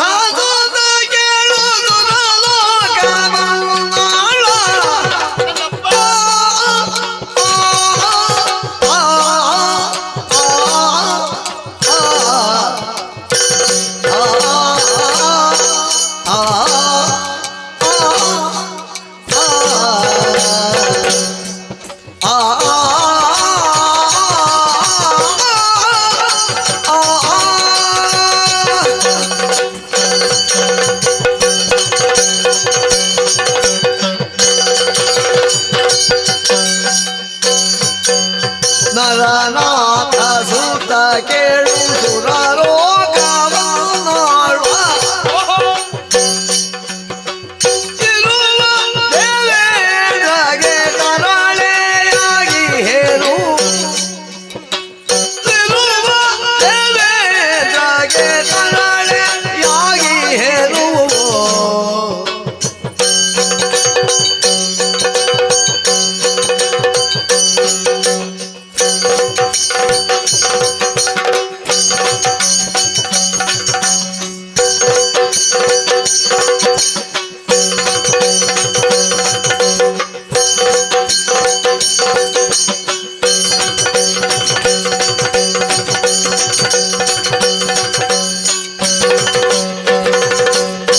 ನರನಾಥ ಸುತ್ತ ಕೇಳು ಸುರಲೋಕವನ್ನು ಮಾಡುತ್ತಿರುವ ದೇವೇಂದ್ರಗೆ ಕರಾಳೆ ಹೇಳು.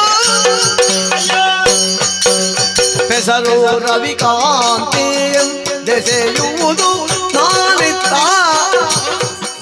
ಹೆಸರು ರವಿಕಾಂತಿ ದೆಸೆಯುವುದು ನಾನಿತ್ತ. ಕುಸುಮಗಳ ಕೊಯ್ಯಲು, ಕುಸುಮಗಳ ಕೊಯ್ಯಲು ಕೊಯ್ಯಲು ಹೊಸಗೆಯು ಬಂದೆಯೇ.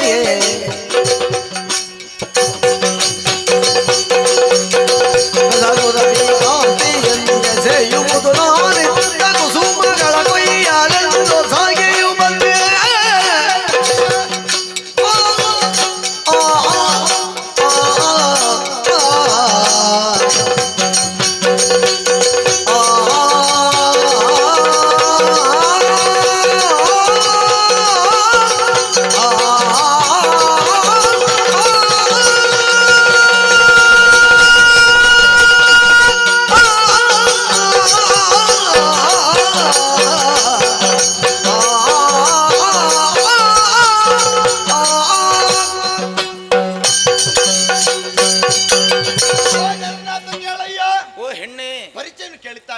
ಕೇಳಿದೆ. ಎಲ್ಲರ ಹಾಗೆ ನೀನಲ್ಲ, ಕಾಮುಕತನದಿಂದ ವರ್ತಿಸುವುದಾದ್ರೆ ನಿನ್ನನ್ನು ಕಂಡಾಗ್ಲೇ ಅರ್ಥ ಮಾಡಿಕೊಂಡಿರ್ಬೇಕಿತ್ತು. ನಿನ್ನ ಹಾವ ಭಾವ ನಡೆ ಇದನ್ನ ಅರ್ಥ ಮಾಡಿಕೊಂಡೆ. ಬಹುಶಃ ಒಳ್ಳೆ ಸಂಸ್ಕಾರವಂತ ಅಪ್ಪ ಅಮ್ಮನಿಗೆ ಹುಟ್ಟಿದ ಮಗ ನೀನು ಎನ್ನುವುದಾಗಿ. ಒಳ್ಳೆ ಅಪ್ಪನಿಗೆ ಹುಟ್ಟಿದ್ರೆ ಹಾಗೆ ಗುಣವೂ ಬದಲಾಗುತ್ತೆ. ಖಂಡಿತವಾಗಿ. ಅಬ್ಬಾ, ನಿನ್ನ ಅಮ್ಮ ಎಂತ ಪುಣ್ಯ ಗರ್ಭೆಯ, ಎಷ್ಟು ದೊಡ್ಡ ಹೊಟ್ಟೆಯವಳ. ಅಂದ್ರೆ ನೀ ಹೆರುವುದಕ್ಕಾಗಿ. ಓ ಹಾಗೆ, ನೀ ಭಾಗ್ಯವಂತೆ ಸರಿ. ನಾ ಎನಿಸಿಕೊಂಡದ್ದು ಏನು, ನೀ ಭಾಗ್ಯವಂತ, ನಾ ಭಾಗ್ಯವಂತೆ. ನಿನ್ನನ್ನು ಕಂಡು ಮಾತಾಡುವಂತ ಆಸೆ ನನಗೂ ಹುಟ್ಟಿತಲ್ಲ. ಸ್ವರ್ಗದಲ್ಲಿ ಆಸೆಗಳು ಮೂಡುವುದು ಸಹಜ. ಆದ್ರೆ ಇಂಥವರಲ್ಲಿ ಮಾತಾಡ್ಬೇಕೆನ್ನುವ ಆಸೆ ಇರುವುದಿಲ್ಲ. ನಾ ಬಂದ ಕಾರಣ ಇಷ್ಟೇ. ಸುಮಗಳು ನರಸುತ್ತಾ ಈ ಕಡೆಗೆ ಬಂದವಳು ನಾನು. ಎಲ್ಲಿಂಟಪ್ಪ ಆ ಕುಸುಮ, ಆ ಸುಮ ಎಲ್ಲಿ ಸಿಗಬಹುದು ಎನ್ನುವುದಾಗಿ ನನ್ನ ಮನಸ್ಸಲ್ಲಿ ಆಸೆ ಇತ್ತು. ಅಂದ್ರೆ ನಾನಾ ಬಗೆಯ ಪುಷ್ಪಗಳಲ್ಲಿ ಉಂಟು, ನನ್ನ ಮನಸ್ಸಿನ ಕುಸುಮವೇ ಬೇರೆಯಾಗಿತ್ತು. ಆ ಕುಸುಮನ ಹೃದಯ ಒಳಗೆ ನಾ ಹೀಗೆ ಎನಿಸಿಕೊಂಡಿದ್ದೆ. ಈ ಹುಡುಗಿಯರ ಒಂದು ದೊಡ್ಡ ಸಮಸ್ಯೆ ಅಂತ ಹೇಳಿದ್ರೆ ಅದು ಯಾವ ಸಮಸ್ಯೆ? ನನಗೆ ಇಂಥದ್ದು ಬೇಕು ಅಂತ ಹೇಳಿದ್ರೆ ಅಂತದ್ದೇ ಆಗಬೇಕು ಅಂತ ಹಠ ಹಿಡಿಯುದು. ಅಲ್ಲಲ್ಲ, ಬ್ರಹ್ಮದೇವ ಬಹುಶಃ ಹೀಗಿರ್ಬೇಕು. ವೇದ ಬೀಜಕದ ಹೆಸರು ಬಂದದ್ದು ಯಾಕೆ? ಬಹುಶಃ ಮನಸ್ಸಿನ ಸಂಕಲ್ಪ ಈಡೇರಿಸುವುದಕ್ಕಾಗಿ ಇಂಥದ್ದೇ ಸೃಷ್ಟಿ ಮಾಡಿ ಕಳುಹಿಸಬೇಕೆನ್ನೋ ಕಾರಣಕ್ಕಾಗಿ ಹೀಗೆ ಉಂಟು ಮಾಡಿರ್ಬೇಕು ಬಹುಶಃ. ನಿನ್ನನ್ನೇ ಕಳುಹಿಸಿಕೊಟ್ರಲ್ಲ. ಓ ಹಾಗೆ. ಹೌದಪ್ಪ, ಸುಮದಂತೆ ನೀ ನನಗೆ ಸಿಕ್ಕಿದವ. ಪರಿಚಯ ಕೇಳಿದ್ದೆಲ್ಲ ಕೇಳಿದೆ. ಅಂದ್ರೆ ಇಲ್ಲಿ ಒಡೆಯ ನನ್ನಪ್ಪ, ಇಲ್ಲಿ ಸ್ವರ್ಗಲೋಕ. ಹೌದು, ದೇವೇಂದ್ರ. ಹಾ, ನಿನ್ನಪ್ಪ ದೇವೇಂದ್ರರ ಮಗಳು ನಾನು. ಪ್ರೀತಿಯಿಂದ ಎಲ್ಲರೂ ಒಮ್ಮೆ ಕರೀತಾರೆ, ಸೂರ್ಯಕಾಂತಿ ಪ್ರೀತಿಯಿಂದ ಬೇರೆ ಇನ್ನೊಂದು ಹಾಗೆಲ್ಲ ಉಂಟು. ಅಲ್ಲ, ಅವಾಗ ಕರಿಬಹುದು. ಕೆಲವರು ಉದ್ದೆ ಅದ್ರ ಗಿಡ್ಡ ಮಾಡ್ತಾರೆ, ಸೂರ್ಯಕಾಂತಿ ಇದ್ರೆ ಏ ಸೂರ್ಯ ಹೀಗೆ ಬಾ ಅಂತ ಕರೀತಾರೆ. ಹಾಗೆ ಕೆಲವರು ಹೀಗಿದ್ರೆ ಕರಿಬಹುದು, ಅದನ್ನು ತಪ್ಪಲ್ಲ. ಹಾಗಂತೇಳಿ ನನ್ನಪ್ಪ ಪ್ರೀತಿಯಿಂದ ಕರೆಯುವುದು ಸೂರ್ಯಕಾಂತಿ ಎನ್ನುವುದಾಗಿ. ಸುಮೋನ್ ಅರಸುತ್ತ ಈ ಕಡೆಗೆ ಬಂದೆ. ನನ್ನಲ್ಲಿ ಇಷ್ಟೊತ್ತು ಮಾತಾಡಿದೆ ಇಲ್ಲ. ಹೌದು ಪುಣ್ಯಾತ್ಮ, ನೀ ಯಾರಂತ ಗೊತ್ತೇ ಆಗ್ಲಿಲ್ಲ. ನನ್ನ ಪರಿಚಯ ಬೇಕಾ?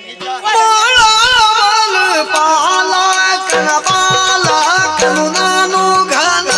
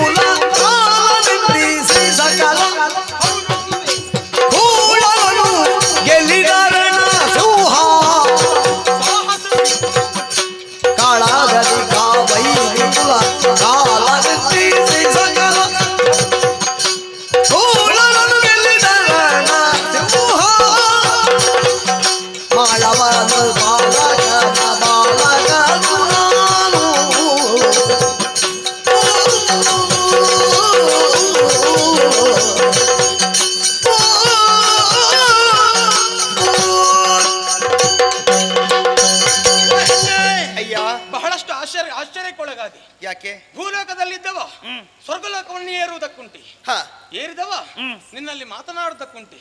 ಆದ್ರೆ ಕಾರ್ಯಕಾರಣಗಳಿಲ್ಲದೆ ನನಗೆ ಇಲ್ಲಿಗೆ ಬರುವಂತಹ ಅವಶ್ಯಕತೆ ಇರಲಿಲ್ಲ. ಅಂದ್ರೆ ನೀವೀಗ ಭೂಲೋಕದವರ? ಹೌದು. ಹೌದಾ? ಭೂಲೋಕದವ ನಾನು. ಯಾವುದೋ ಒಂದು ಉದ್ದೇಶದಿಂದ ಬಂದವ. ಆದ್ರೆ ದಾರಿ ತಪ್ಪಿ ಬಂದ್ರ? ದಾರಿ ತಪ್ಪಿ ಬರುವುದಲ್ಲ, ಮತ್ತೆ ಸ್ವರ್ಗಲೋಕಕ್ಕೆ ಬರಬೇಕು ಅಂತಲೇ ಬಂದದ್ದು. ಆದ್ರೆ ನಿನ್ನನ್ನು ಕಂಡ ಬಳಿಕ, ನಿನ್ನ ಪರಿಚಯವನ್ನು ಹೇಳಿದ್ದೆ ಎಂದಾದ ಬಳಿಕ ನನ್ನ ವಿಚಾರವನ್ನು ಹೇಳಬೇಕು. ಖಂಡಿತ ಬೇಕು. ಭೂಲೋಕದಲ್ಲಿ ಮಾಳವ ದೇಶ ಅಂತ ಉಂಟು. ಅಲ್ಲಿ ನನ್ನ ಅಪ್ಪ ಹಂಸಪಾದ. ಹಂಸಪಾದ? ಹೌದು. ಅವರ ಪ್ರೀತಿಯ ಮಗ ರಾಜಹಂಸ ಅನ್ನುವ ಹಾಗೆ ನನ್ನ ಹೆಸರು. ಓ, ವೇಗವನ್ನು ಕಂಡಾಗ ಅರ್ಥ ಮಾಡಿಕೊಂಡೆ ನೀವು ಬಹುಶಃ ರಾಜಹಂಸ ಎನ್ನುವುದಾಗಿ. ಹೌದು. ಅಬ್ಬ, ಅತ್ಯಂತ ವೇಗದಲ್ಲೇ ಹೆಸರನ್ನು ನಿಮ್ಮ ನಡೆಯಲ್ಲಿ ಅರ್ಥವಾಯಿತು. ಸರಿ. ಇಳೆಯಲ್ಲಿ ಯಾರು ಸಾಹಸಿಗರು ನನ್ನ ಮುಂದೆ ಏನು ಅಲ್ಲ ಅಂತ ಮಾಡಿ ತೋರಿಸಿದ. ಹೌದಾ? ಹೌದು. ಸಾಹಸ ಸಿಂಹನೆಂದೇ ಖ್ಯಾತಿಯನ್ನು ಹೊಂದಿದವ ಈ ರಾಜಹಂಸ. ಸಂಸ್ಕಾರ ಎನ್ನುವುದು ಹುಟ್ಟಿನಿಂದಲೇ ಬಂದದ್ದರಿಂದ ನಿನ್ನಲ್ಲಿ ಇಷ್ಟೊಂದು ವಿಧಾನದಲ್ಲಿ ಮಾತನಾಡುವುದಕ್ಕೆ ಸಾಧ್ಯವಾಯಿತು. ಹಾಗಾಗಿ ನನ್ನ ಪರಿಚಯವನ್ನು ಹೇಳಿದ್ದೇನೆ. ಆದ್ರೆ ಅಂತರಂಗದಲ್ಲಿರುವಂತಹ ಭಾವನೆಯನ್ನು ಅಂತರಂಗದಲ್ಲಿ ಇರಿಸಿಕೊಳ್ಳುವುದಿಲ್ಲ, ಹಾಗೆ ಹೊರ ಹಾಗತ್ತೆ. ಏನಾಯ್ತು ನಿಮಗೆ? ನಿನ್ನನ್ನು ನೋಡಿದ ಬಳಿಕ ನಿನ್ನನ್ನು ನೋಡಿದ ಬಳಿಕ ಆ ಬಹುಶಃ ಈಗ ಬೆರಳು ಸರಿ ಇಲ್ವಾ? ಕೈ ಸರಿ ಎಂತದ್ದು ನೀವು? ಹಾಗಲ್ಲ. ಮತ್ತೆ ಬೆರಳು ಕೈಯಲ್ಲಿ ನೋಡಿ ಏನು ಮಾಡುದು? ಹಾಗಲ್ವೇ? ಮತ್ತೆ ನಿನ್ನನ್ನು ನೋಡಿದ ಬಳಿಕ ನನ್ನ ಹೆಸರು ಸೂರ್ಯಕಾಂತಿ. ಅಯ್ಯೋ, ನಾನೇ ಇಂದ್ರನ ಮಗಳು ಸೂರ್ಯಕಾಂತಿ ನಾನೇ. ನೀನು ಹೋದ್ರೆ ಮತ್ತೆ ನನಗಿಲ್ಲಿ ಏನು ಕೆಲಸ? ಮತ್ತೆ ನಿನ್ನನ್ನು ನೋಡಿದ ಬಳಿಕ ಎಂತದ್ದು ಗೊತ್ತಾಗಬೇಕಲ್ಲ. ತಡವರಿಸ್ತದೆ ಹಾಗೆಲ್ಲ ಹೇಳಿ. ಅಲ್ಲ, ಇಷ್ಟು ಮಾತಾಡಿದವರಿಗೆ ಈ ವಾಕ್ಯ ಹೇಳಿಕೆ ತಡವರಿಸುವುದು ಯಾಕೆ? ಅದೇ ಅಂದ್ರೆ ನಿನ್ನ ಮೇಲೆ ನನ್ನ ಮನಸ್ಸಾಗಿದೆ, ಪ್ರೀತಿ ಉಂಟಾಗಿದೆ. ಅದಕ್ಕೆ ಅಯ್ಯ ರಾಜಹಂಸ, ಇತ್ತಾನಿ ಬಂದುದು ಸಾವಿರ ತಿಳಿಯೇ ಸಾವಿರ ತಿಳಿಯೇ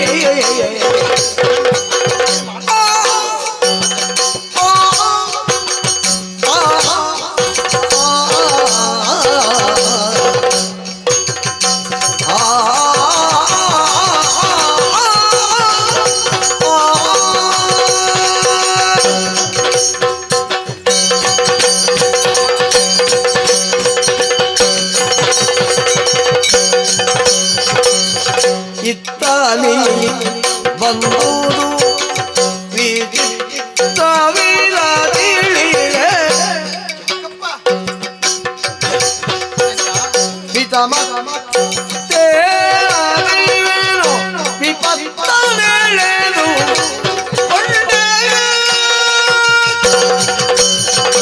ನರರು ನಿಜ ದೇಹದಲ್ಲಿ ಬರುವುದಿಲ್ಲಿಗ ಸಾಧ್ಯ ನರರು ನಿಜ ದೇಹದಲ್ಲಿ ಬರುವುದಿಲ್ಲಿಗ ಸಾಧ್ಯ ಮನ ಪುಣ್ಯ ಬೇಕಾದ ಕರಿಯ ನೀನು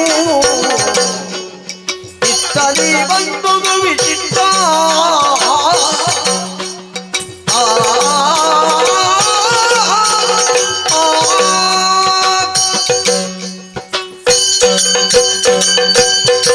ಅಯ್ಯ ರಾಜಹಂಸರೇ, ನೀ ನಾಡಿದ ನುಡಿಯನ್ನು ಕೇಳಿದಾಗ ಪಕ್ಕ ನಗ ಬಂದು ಹೋಯಿತು. ಮನಸ್ಸಲ್ಲಿರುವ ಆಸೆಯನ್ನು ಹೇಳಿದ್ದೇನೋ ಸತ್ಯ ಸರಿ. ಆದ್ರೆ ಒಂದು ವಿಷಯ, ಏನು? ನೀವೇನು ನೇರವಾಗಿ ಮಾತಾಡಿದ್ದೀರಿ. ಹೌದು, ಸುತ್ತು ಬಳಸಿ ಮಾತಾಡೋ ಅಭ್ಯಾಸ ನಿಮಗಿಲ್ಲ ಅಂತ ಅರ್ಥವಾಯಿತು. ನೇರ ದಿಟ್ಟ ನಿರಂತರ. ನಮ್ಮದು ಹಾಗೆ ಠಾ ಠಾ ಡಾ ಣ ಮತ್ತಿಲ್ಲ, ಒಂದೇ ಉತ್ತರ. ಆದರೆ ಹೇಳುವುದಕ್ಕೆ ಮುಂಚೆ ನಾನೊಂದು ಮಾತನ್ನು ಹೇಳ್ತಾ ಇದ್ದೇನೆ. ಯಾವುದು? ಎಲ್ಲಾದ್ರೂ ನೀವು ಬಂದದ್ದು ನನಗೆ ವಿಚಿತ್ರವಾಯಿತು. ಯಾಕೆ? ನನ್ನ ಅಪ್ಪನಿಗೆ ಎಲ್ಲಾದ್ರೂ ಈ ವಿಷಯ ಗೊತ್ತಾದ್ರೆ ಮೊದಲೇ ಸಿಟ್ಟವರಿಗೆ. ಓಹೋ, ಅಂದ್ರೆ ರಕ್ಕಸರ ದಾಳಿ ಆವಾಗ ಆಗುತ್ತಾ ಇರ್ತದೆ. ಯಾರು ಹೇಗೆ ಬರ್ತಾರಂತ ಹೇಳುದಕ್ಕೆ ಸಾಧ್ಯವೇ ಇಲ್ಲ. ವಿಧಿಯಿಂದಲೂ ಶಂಕರನಿಂದಲೂ ವರವನ್ನು ಪಡೆದುಕೊಂಡು ನೇರವಾಗಿ ಸ್ವರ್ಗವನ್ನು ಏರಿ ಇಂದ್ರಾದಿಸುವುದು ಬಡಿದೋಡಿಸೋ ಪ್ರಕರಣ. ನನ್ನಪ್ಪ ಓಡಿದ್ರು ಕೂಡ ಜಯ ಸಿಗುದು ಮತ್ತೆ ಅವರಿಗೆ. ಯಾಕೆ? ದೇವತೆಗಳಿದ್ದಾರೆ. ಓಹೋ, ಅಂದ್ರೆ ತ್ರಿಮೂರ್ತಿಗಳು ಮೆಚ್ಚುಗದ್ದುಗೆಯನ್ನು ಕೊಟ್ಟದ್ದು. ಸರಿ. ಆದುದರಿಂದ ನನ್ನಪ್ಪನಿಗೆ ನೀವು ಬಂದಂತ ವಿಷಯ ಗೊತ್ತಾದ್ರೆ ಏನಾಗುತ್ತೆ ನನಗೆ ಗೊತ್ತಿಲ್ಲ. ಅವನಿಗೆ ಪೀಠ ಬಿಡ್ಲಿಕ್ಕೆ ಮನಸ್ಸು ಇಲ್ಲ, ಪೀಠ ಅಂತ ಬಿಟ್ಟು ಹೋಗುವುದು ಅದು ಅವರಿಗೆ ಮನ್ವಂತರ, ಒಂದು ಮನ್ವಂತರ ಅವರಿಗೆ. ಆದರೊಂದು ವಿಷಯ ನಾ ಯೋಚನೆ ಮಾಡುವುದು, ಅಪ್ಪ ಭೂಲೋಕದವರು ನೇರವಾಗಿ ಹೀಗೆ ಬರುವುದಕ್ಕುಂಟೆ ಸ್ವರ್ಗಕ್ಕೆ? ಇಲ್ವೇ ಇಲ್ಲ, ಖಂಡಿತವಾಗಿಲ್ಲ. ಹಾಗಿದ್ರೆ ಪುಣ್ಯ ಸಂಚಯನನ್ನು ಮಾಡಿಕೊಂಡೇ ಬರಬೇಕು ಹೊರತು ಪಾಪಿಗಳಿಗೆ ಪ್ರವೇಶ ಇಲ್ಲ, ಆಗುವುದೇ ಇಲ್ಲ. ಹಾಗಂತೇಳಿ ನಿಜವೇ ದಾರಿಯಾಗಿ ನೀವು ಬಂದಿದ್ದೀರಂತೆ. ಬಹುಶಃ ನೀವು ಸಾಮಾನ್ಯದವರಲ್ಲ. ಆದುದರಿಂದ ಹೇಳ್ತಾ ಇದ್ದೀನಿ, ಏನು? ಹೇಗೂ ಬಂದಿದ್ದೀರಿ, ಬಂದಿದ್ದೇನೆ. ಬಂದ ಕಾರ್ಯ ಪೂರ್ಣವಾಗದಂತೆ ಹೇಳಿ ನೀ ಹಿಂದಕ್ಕೆ ಹೋದ್ರೆ ಏನೂ ಸಮಸ್ಯೆ ಆಗ್ಲಿಕ್ಕಿಲ್ಲ. ನಾವು ವಿಷಯ ಇಲ್ಲಿಗೆ ಬಿಡುವ, ನೀವು ಹೋಗಿ ಕಾಮಿನಿ ಇದನ್ನೆಲ್ಲ ಗಜಗಾಮಿನಿ ಮುನಿಪ ವಾಲ್ಮೀಕಿಯನ್ನು ಸೇವಿಸಿದ ಘನಪುಣ್ಯ ಪಡೆದಿರುವೆನು. ಮುನಿಪ ವಾಲ್ಮೀಕಿಯನ್ನು ಸೇವಿಸಿದ ಘನಪುಣ್ಯ ಪಡೆದಿರುವೆನು. ಭಯವಿಲ್ಲವೆನಗೆ ಬಾಳೆ, ಭಯವಿಲ್ಲವೆನಗೆ ಬಾಳೆ, ಸ್ಪಷ್ಟವಾಗಿಯೇ ಬೇಡದಿದ್ದ ಮೇಲೆ ಬಯಕೆಯಾಗಿಪ್ಪು ನನಗೆ, ಬಯಕೆಯಾಗಿಪ್ಪು ನನಗೆ, ತವಯೋಟನೆಯ ಹಿತವೇ ನಿನಗೆ. ಈಗ ಹಾಗೆ ಹೋಗುದಕ್ಕೆ ಇಷ್ಟೊತ್ತು ಮಾತನಾಡಿದ ಅಲ್ಲ, ಅಪ್ಪನಿಗೆ ಗೊತ್ತಾದ ಸಮಸ್ಯೆ ಅಗತ್ಯ ಉಂಟು ಮಾತನಾಡುವ? ಅಪ್ಪನಿಗೆ ಗೊತ್ತಾದ್ರೆ ಸಮಸ್ಯೆ ಆದಿತ್ತು. ಅಗತ್ಯ ಉಂಟು ಅಂತ ಕೇಳಿದ್ರೆ ಖಂಡಿತ ಅಗತ್ಯ ಉಂಟು. ನೀನು ಬೇಕನ್ನುವಂತ ಹಂಬಲ ಬಿಟ್ರೆ ಬೇರೆ ಏನೂ ಇಲ್ಲ. ಸಶರೀರನಾಗಿ ನಾನು ಸ್ವರ್ಗವನ್ನೇ ಏರಿದ್ದೇನೆ ಎಂದಾದ ಬಳಿಕ ನನ್ನ ಸಾಮರ್ಥ್ಯ ಏನು ಅಂತ ನಿನಗೆ ಗೊತ್ತಿರಲೇಬೇಕು. ಸಾಮರ್ಥ್ಯ ಹೌದು.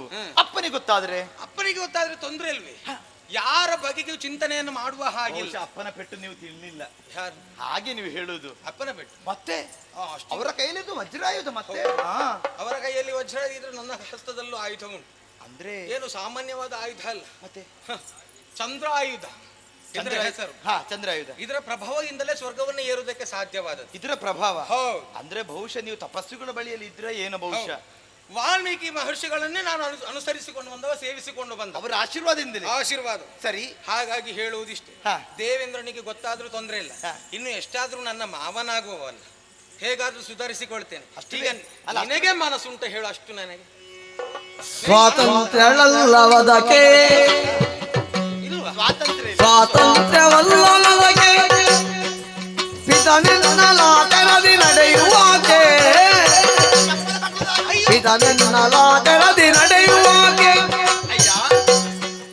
ಯಾತಕಿನ್ನ ಯೋಜನೆ ಯಾತಕಿನ್ನ ಯೋಜನೆ ಅದರಿಂದ ಮಾತಾಡಲೆಂದು ನಾನೇ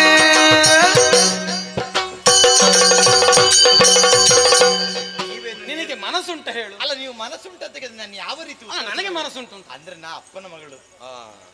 ಉಳಿದವರೆಲ್ಲ ಅಪ್ಪನ ಆಡಿದ ನುಡಿಯನ್ನು ಯಾವುದೇ ಕಾರಣಕ್ಕೆ ಮೀರಿ ನಡೆದವಳು ನಾನಲ್ಲ. ಅಪ್ಪ ಒಂದು ಹೆಜ್ಜೆ ಇಟ್ರೆ ಮತ್ತೊಂದು ಹೆಜ್ಜೆ ಇಡಬೇಕು. ಅಪ್ಪನ ಹತ್ರ ಕೇಳುದು, ಅಪ್ಪ ನಾ ಹೆಜ್ಜೆ ಇಡ್ಲಾ ಬೇಡ ಅಂತ ಕೇಳುದು.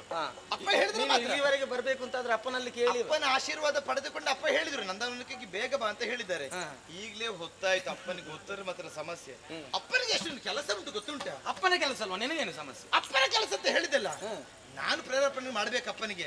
ಅಪ್ಪ ಹೀಗೆ ಮಾಡಿದ್ರೆ ಒಳ್ಳೆ ಆಗ್ತದೆ ಹೇಳಬೇಕು. ಅಂದ್ರೆ ಅಪ್ಪನ ಮಗಳ ಸಂಬಂಧ ಎನ್ನುವುದು ಹಾಗೆ. ಅದರಲ್ಲೂ ನನಗೆ ಸ್ವಾತಂತ್ರ್ಯ ಎನ್ನುವುದಿಲ್ಲ. ನಾವೆಷ್ಟಾದ್ರೂ ಹೆಣ್ಣು ಮಕ್ಕಳು, ಗಂಡಸರು ಹಾಗಲ್ಲ, ಹೇಗೂ ಬೇಕಾ ನಡೀತಾರೆ, ಎಲ್ಲಿ ನಡೆಯಬಹುದು, ತೊಂದರೆ ಇಲ್ಲ. ಆದ್ರೆ ಹೆಣ್ಣಿಗೆ ಒಂದು ಸಂಕೋಲ ಎನ್ನುವುದು ಇದೆ, ಅದ್ರ ನಾಚಿಕೆ. ಅಂದರೆ ನಾನೀಗ ತಂದೆ ಆಧೀನದಲ್ಲಿದ್ದೇನೆ. ಸರಿ. ಅಂದ್ರೆ ಬಾಲ್ಯವನ್ನು ಕಳೆದು ಯೌವನದ ಹೊಸ್ತಿಲಿ ಕಾಲಿರಿಸವಳು ನಾನು. ಆದುದರಿಂದ ಎಲ್ಲಾದ್ರೂ ಮದುವೆಯ ಬಗ್ಗೆ ಏನಾದ್ರೂ ಮಾತಾಡ್ಲಿಕ್ಕಿದ್ರೆ ನೀವು ಅಪ್ಪನ ಹತ್ರ ಮಾತಾಡಿ, ನನ್ನ ಅಪ್ಪ ಎಲ್ಲಾದ್ರೂ ಆಯ್ತು ಅಂತ ಹೇಳಿದ್ರೆ. ಏನು ಕೇಳದೆ ನಿನ್ನನ್ನು ಕರೆದುಕೊಂಡು ಹೋಗುವಂತ ಆಲೋಚನೆ ಅಲ್ಲ, ನನ್ನಪ್ಪ ಆಯ್ತು ಹೇಳಲಿಕ್ಕಿಲ್ಲ, ಆಯ್ತು ಅಂತ ಹೇಳಿದ್ರೆ. ಆಯ್ತು ಅಂತ ಹೇಳಿಸುವ ಹಾಗೆ ನಾನು ಮಾಡ್ತೇನೆ. ಸೂರ್ಯಕಾಂತಿಯ ಮದುವೆ. ಹೌದಾ? ಹೌದು, ಅಷ್ಟೇ ಬೇಕಾದದ್ದು ನನಗೆ. ನಿನ್ನ ಮನಸ್ಸು ಉಂಟು ಅಂತ ಮತ್ತೆ ಅಲ್ಲಿಂದ ನಾನು ಒಪ್ಪಿಸಿಕೊಳ್ತೇನೆ. ನನಗೆ ಅಪ್ಪ ಹೇಳಿದ್ರೆ ನಾನು ಹೇಳಿಸಿಕೊಳ್ತೇನೆ. ನನಗೆ ಹೇಳಲಿಕ್ಕೆ ಆಗುದಿಲ್ಲ, ಹಾಗೆ ನೀನು ಹೇಳಬೇಡ, ನಾನೇ ಮಾತನಾಡ್ತೇನೆ. ಹೌದಾ? ತದನಂತರವೇ ನಮ್ಮ ವಿವಾಹ ಎಲ್ಲ ಸುಖಾಂತ್ಯ ಆಗುತ್ತದೆ. ಇಲ್ಲಿಯವರೆಗೆ ಬಂದ ಬಳಿಕ ನಿನ್ನಂತವಳನ್ನು ಬಿಟ್ಟು ಹೋಗುವುದಕ್ಕೆ ಸಾಧ್ಯ ಉಂಟೇನೆ? ಮದುವೆ ಆಗುದೇ. ಆಯ್ತು ನೋಡು. ಹಾಗಿದ್ರೆ ಭೂಲೋಕದವರು ಹೇಳಿದ ಮಾತನ್ನು ತಪ್ಪುವುದಿಲ್ಲ. ಅದಿಲ್ಲ ಸ್ವರ್ಗದವರು ಏನು ಅಂತ ಗೊತ್ತಿಲ್ಲ. ಅಲ್ಲ, ಸ್ವರ್ಗ ಲೋಕದಲ್ಲಿ ಹೇಳಿದ ಮಾತಿಗೆ ತಪ್ಪೋರಲ್ಲ. ನಾನಂತೂ ತಪ್ಪಲಿಕ್ಕಿಲ್ಲ, ನನ್ನ ಅಪ್ಪನೂ ತಪ್ಪಲಿಕ್ಕಿಲ್ಲ. ನಿಮಗೆ ಕೊಟ್ಟರೆ ನಿಮ್ಮ ಪುಣ್ಯ. ಅವ ಒಂದು ವೇಳೆ ತಪ್ಪಿಸಿದ್ರು ಅವನಿಗೆ ಸಮಸ್ಯೆ ಉಂಟು. ಹೌದಾ? ಹೌದು. ಅದು ಆಗುದಿಲ್ಲ. ಇನ್ನೇನಾಗ್ತದೆ ಅಂತ ಹೇಳಿ ನಾ ಹಿಂದಿಂದ ಸ್ವಲ್ಪ ತೆರೆಯ ಮರೆಯಲ್ಲಿ ನೋಡ್ತೇನೆ. ಆಯ್ತು, ಎಲ್ಲವೂ ಸುಖಾಂತ್ಯ ಆಗುತ್ತದೆ. ಏನಾಗುದು ಬೇಡ, ಏನಾಗುದಿಲ್ಲ. ಅದಕ್ಕೆ ಬೇಕಾಗಿ ನನಗೂ ಆದಿತ್ತು ಅಂತಾಗಿದೆ. ನಿನ್ನ ಮೇಲೆ ಮನಸ್ಸಾಗಿದೆ, ಮತ್ತೇನು ಪ್ರೀತಿ ಮಾಡಬಾರದು, ಮಾಡಿದ ಮೇಲೆ ಜಗಕ್ಕೆ ತಿಳಿಯಬಾರದು. ಹೆದರಬಾರದು. ನಾನು ಸ್ವರ್ಗದಲ್ಲ, ಭೂಲೋಕಕ್ಕೆ ಗೊತ್ತಾಗುದು ಬೇಡ ಅಂತ ಹೇಳಿದ್ದೆ ನಾನು. ಹಾಗೇನಾಗುದಿಲ್ಲ. ಏಕ ಮನಸ್ಸಿನಲ್ಲಿ ಪ್ರೀತಿ ಮಾಡಿದ್ದೆ. ಯಾವುದೋ ಒಂದು ಉದ್ದೇಶವನ್ನು ಇರಿಸಿಕೊಂಡು ಬಂದ. ಸೂರ್ಯಕಾಂತಿಯನ್ನು ನೋಡಿದ ಬಳಿಕ ವಿವಾಹವನ್ನು ಆಗಬೇಕನ್ನುವಂತಹ ನಿರ್ಣಯಕ್ಕೆ ಬದ್ಧನಾಗಿದ್ದೇನೆ. ಆದ್ರೆ ಈ ವಿಚಾರ ದೇವೇಂದ್ರನಿಗೆ ಗೊತ್ತಾಗಬೇಕು, ತದನಂತರ ವಿವಾಹವಾಗಬೇಕು. ಮುಂದೇನಾಗುತ್ತದೆ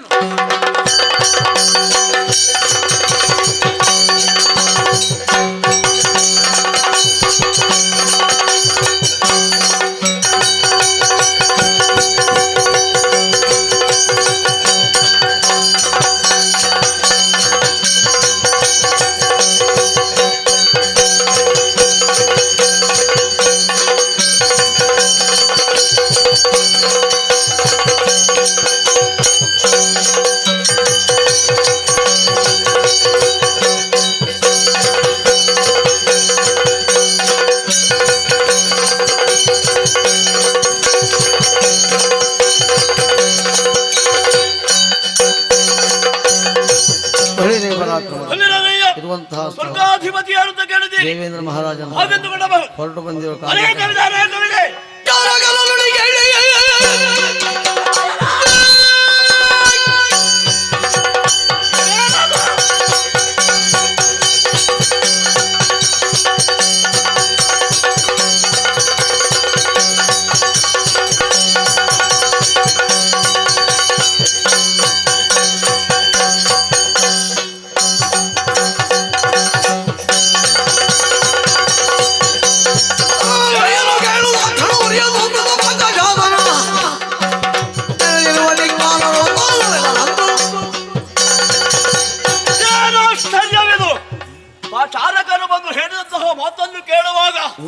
ಒಮ್ಮಿಂದೊಮ್ಮೆಲೆ ರೋಷ ಉಕ್ಕಿ ಬರುತ್ತಾ ಇದೆ.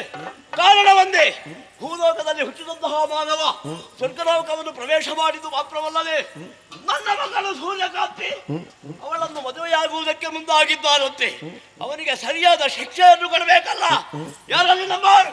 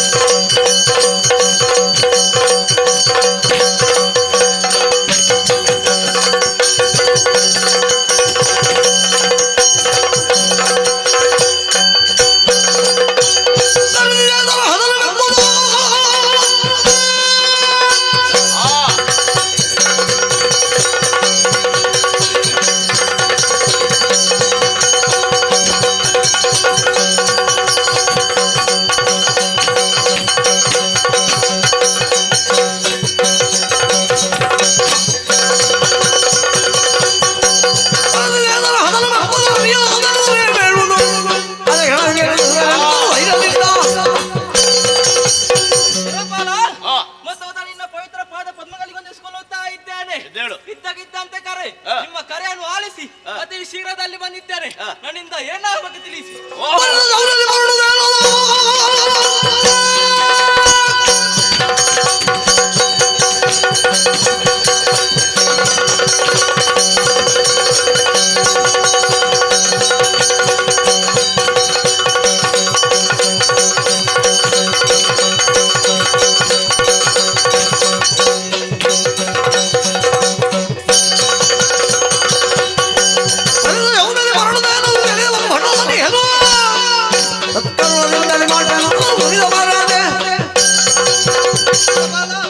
ವಂದಿಸಿಕೊಂಡಿದ್ದೇನೆ. ನಮ್ಮ ಕಾರ್ಯದಲ್ಲಿ ತೊಡಗಿರುವಂತಹ ಸಂದರ್ಭದಲ್ಲಿ ನಿಮ್ಮ ದೀರ್ಘವಾದಂತಹ ಕರೆಯನ್ನು ಅನುಸರಿಸಿ ಬಂದಿದ್ದೇನೆ. ಏನಾಗಬೇಕು ತಿಳಿಸಿ.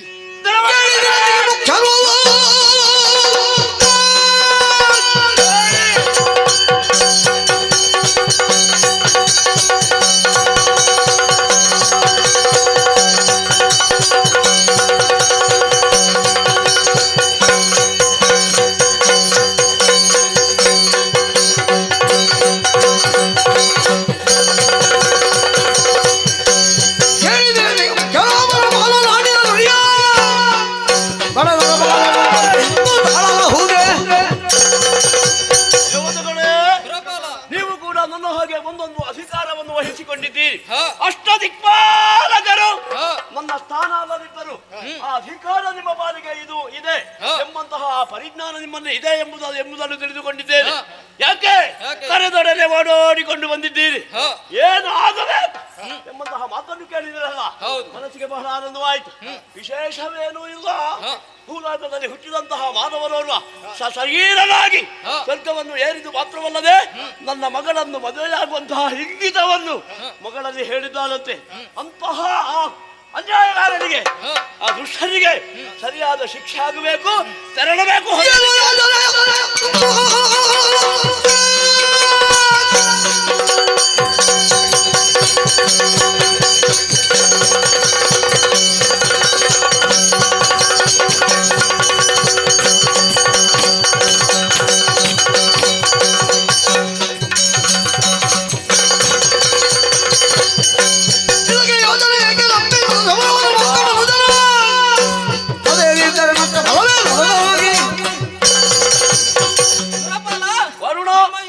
ತಿಳಿಯದೆ ನಿಮ್ಮ ಮಗಳ ಜೊತೆ ಸರಸಾಡುವುದಕ್ಕೆ ಮುಂದಾದನೆ.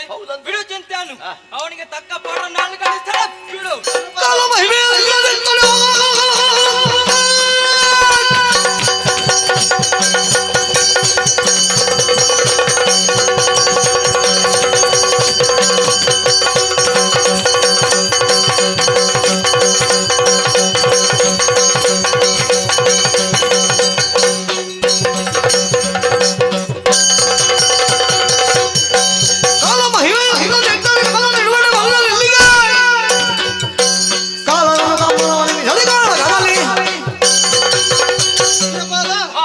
ಸಾಮಾನ್ಯ ಮಾನವ ನಿಮ್ಮ ಮಗಳನ್ನು ಬಯಸಿದ್ದಾನಲ್ಲ, ಅವನ ಅಹಂಕಾರವನ್ನು ನಾನು ಇಳಿಸುತ್ತೇನೆ, ಬಿಡಿ ಚಿಂತೆಯನ್ನು. ಎಲ್ಲರೂ ಹೋಗೋಣ.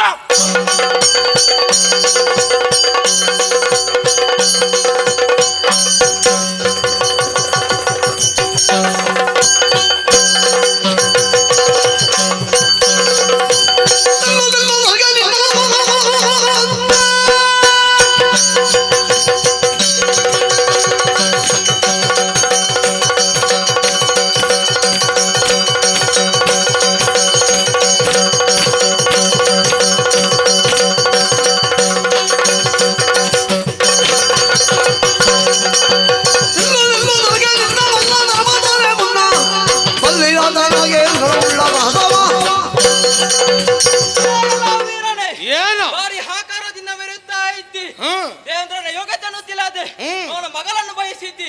ಹಾಗಾಗಿ ನಿಂಗೆ ತಕ್ಕ ಪಾಠವನ್ನು ಕಲಿಸಿಕ್ಕೆ ಬಂದವನೇ ಅಗ್ನಿ.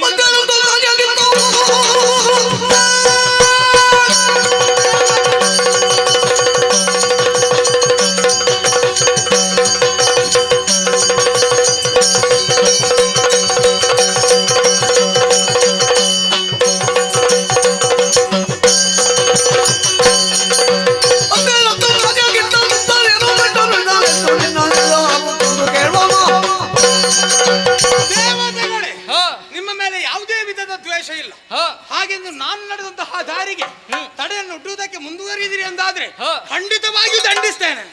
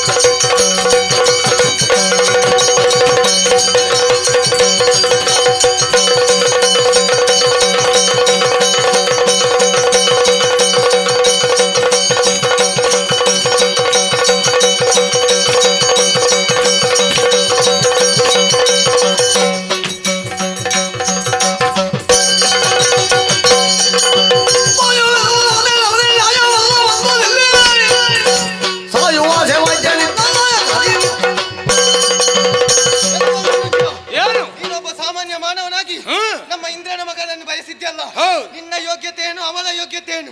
ನಿನಗೇನು ಸಾಯುವ ಆಸೆಯ? ನನ್ನಿಂದ ನಿನ್ನನ್ನು ಕಾಪಾಡುವುದು ಯಾರಂತ ನೋಡ್ತೇನೆ. ಮುಚ್ಚ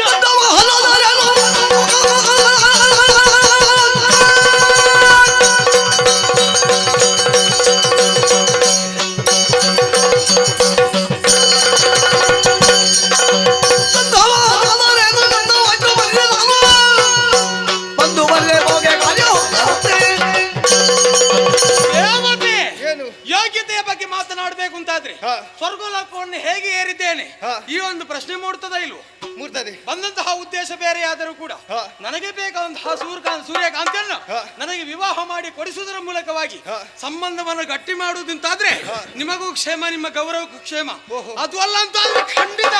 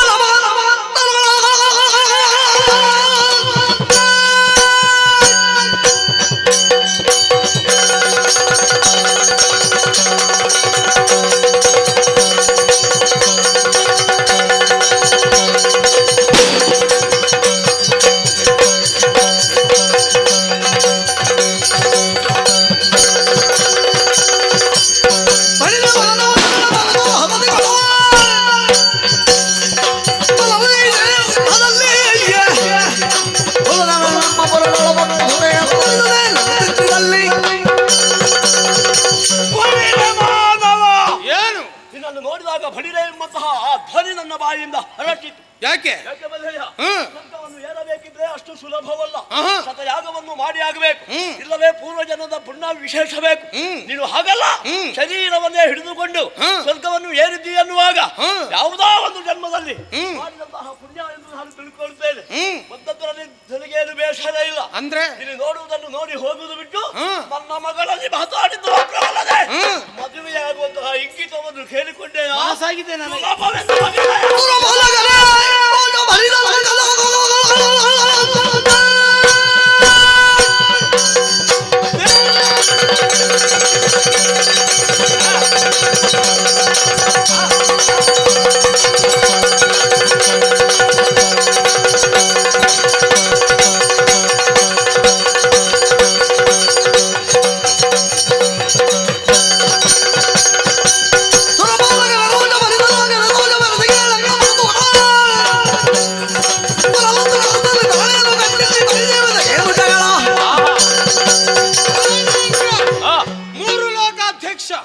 ನಿನ್ನ ಮೇಲೆ ಅಭಿಮಾನ ಉಂಟು ಯಾಕೆ?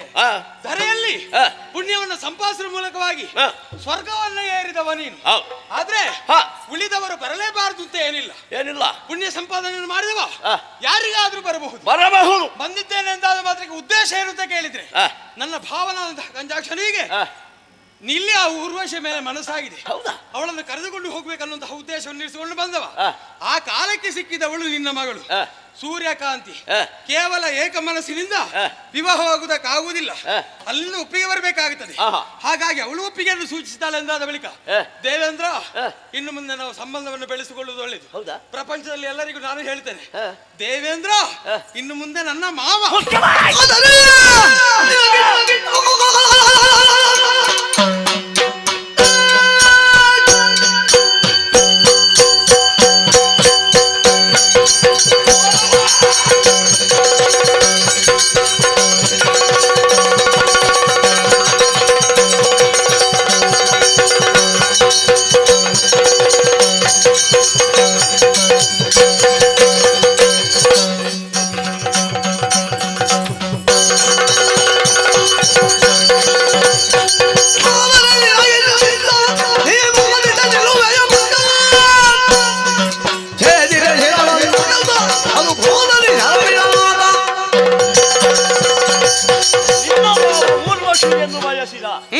ನೀನು ನನ್ನ ಮಗಳನ್ನು ಬಯಸಿದೆ. ಹೌದು, ನಿನ್ನ ಸಂತಾನದವರೆಲ್ಲರೂ ಕೂಡ ಸ್ವರ್ಗಲೋಕದಲ್ಲಿರುವಂತಹ ನಾರಿಯರನ್ನೇ ಬಯಸಿ ಬಂದು ಮದುವೆಯಾದರೆ ಸ್ವರ್ಗಲೋಕಕ್ಕೆ ಇರುವಂತಹ ಮರ್ಯಾದೆ ಎಲ್ಲಿ ಉಳಿಯುವುದಕ್ಕೆ ಸಾಧ್ಯವಿದೆ.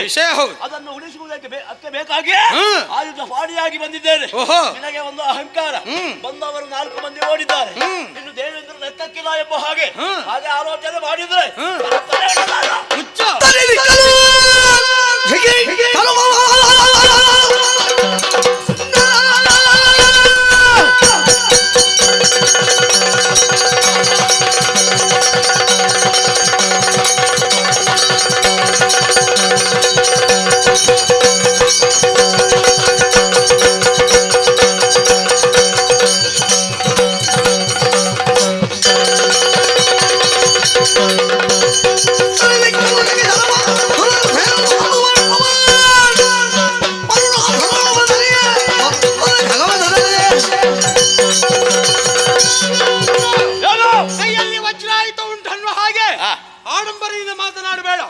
ನೀನು ವಜ್ರಾಯುಧದಲ್ಲಿ ಎಷ್ಟೆಲ್ಲ ಸೋತಿದ್ದೇನೆ ಹಾಗೆ ನನಗೂ ಗೊತ್ತಿದೆ.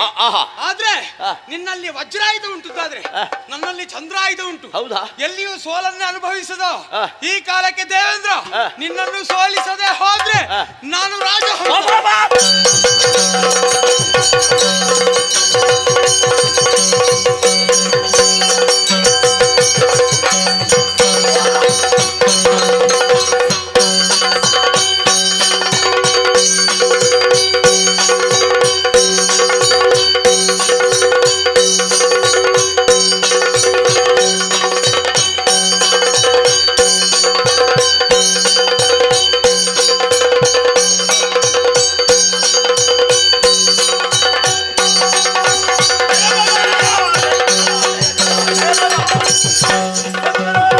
ಪಾಲಿಸು ಪರಮ ಪವನ ಪಾರ್ವತೀಶ ಪಾಲನಯನ ಪರಮೇಶ ಗಿರೀಶ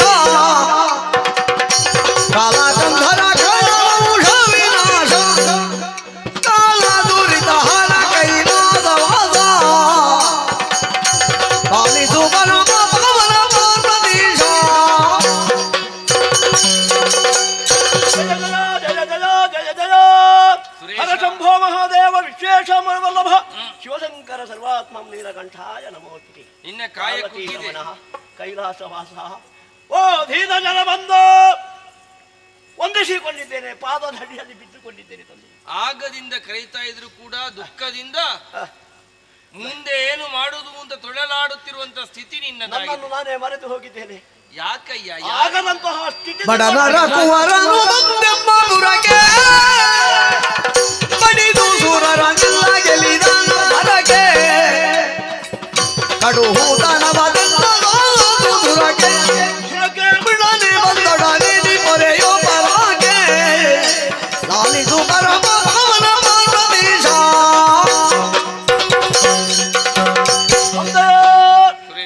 ನಡೆಯಬಾರದಂತಹ ಪರಿಸ್ಥಿತಿ ನಮ್ಮ ನಾಗಲೋಕದಲ್ಲಿ ನಡೆದಿದೆ. ಯಾರಿಂದ? ಎಂಬುದರಿಂದಲೇ ನನ್ನ ಮನಸ್ಸು ಎಲ್ಲಿಗೋ ಓಡಿ ಹೋಗಿದೆ. ನನ್ನನ್ನು ನಾನೇ ಮರೆತು ಹೋಗಿದ್ದೇನೆ. ಕಾರಣ? ಆದ್ದರಿಂದಲೇ ಹೆದರಿಕೆಯಿಂದ ಓಡೋಡಿಕೊಂಡು ಕಾಲಬುಡದಲ್ಲಿ ನನ್ನ ಭಿನ್ನಪವನ್ನು ತೋಡಿಕೊಳ್ಳುವುದಕ್ಕೆ ವಿನಮ್ರತೆಯಿಂದ ಕೇಳಿಕೊಳ್ಳುತ್ತಾ ಇದ್ದೇನೆ ತಂದೆಯೇ. ಯಾರಿಂದ ಭಯಯ್ಯ? ಮೂರು ಲೋಕದ ಅಧ್ಯಕ್ಷನಾದ ನಿನಗೆ ನಿರಾತಂಕವಾಗಿ ಆಳ್ವಿಕೆಯನ್ನು ಮಾಡುತ್ತಿರುವವ ನಾನು. ಸ್ವರ್ಗದಲ್ಲಿ ಯಾವುದಕ್ಕೂ ತೊಂದರೆ ಇಲ್ಲ, ಸಂತೋಷದಿಂದಲೇ ಇದೆ. ಆದರೆ ಏನ್ ಮಾಡೋಣ? ಏನಾಯ್ತು? ಪ್ರಪಂಚದಲ್ಲಿ ಯಾಗವನ್ನು ಮಾಡಿಯೋ ಪುಣ್ಯವನ್ನು ಸಂಪಾದನೆ ಮಾಡಿಯೋ ಸ್ವರ್ಗ ಲೋಕಕ್ಕೆ ಮಾನವರು ಬರುವುದೇನೋ ಸ್ವಾಭಾವಿಕ. ಆದರೆ ಈಗ ಹಾಗಲ್ಲ. ಮಾನವನೋರ್ವ ಮಾಳವದವನಂತೆ, ರಾಜ ಹಂಸನಂತೆ, ಅಂದ್ರೆ ದೊಡ್ಡ ಹಂಸ ಅಂತ ಲೆಕ್ಕ ಅದಕ್ಕೆ. ಅಂತಹ ವ್ಯಕ್ತಿ ಶರೀರನಾಗಿ ಸ್ವರ್ಗವನ್ನು ಏರಿದು ಮಾತ್ರವಲ್ಲದೆ ನನ್ನ ಮಗಳು ಸೂರ್ಯಕಾಂತಿಯನ್ನು ಮದುವೆಯಾಗುವುದಕ್ಕೆ ಅವಳನ್ನು ಕೇಳಿಕೊಂಡನಂತೆ. ಅಷ್ಟೇ ಅಲ್ಲ, ಅವನ ಭಾವನೆಗೆ ಊರ್ವಶಿಯನ್ನು ಕರೆದುಕೊಂಡು ಹೋಗಿ ಮದುವೆ ಮಾಡುವಂತಹ ಇರಾದೆಯಂತೆ ಕೇಳುವುದಕ್ಕೆ ಹೋದಂತಹ ನಮ್ಮವರನ್ನೆಲ್ಲ ಬಡಿದಟ್ಟಿದ. ಕೊನೆಗೆ ನಾನು ಹೋದೆ. ನನಗೂ ಕೂಡ ಯುದ್ಧವನ್ನು ಮಾಡುವುದಕ್ಕೆ ಸಾಧ್ಯನಾಗಿ ಅಲ್ಲಿಂದ ಓಡಿದ್ದೇನೆ. ನಮಗೆ ಕಷ್ಟ ಬಂದಿದೆ, ಪರಿಹರಿಸಬೇಕು, ಅವರಿಗೆ ಶಿಕ್ಷೆಯನ್ನು ಮಾಡಬೇಕು.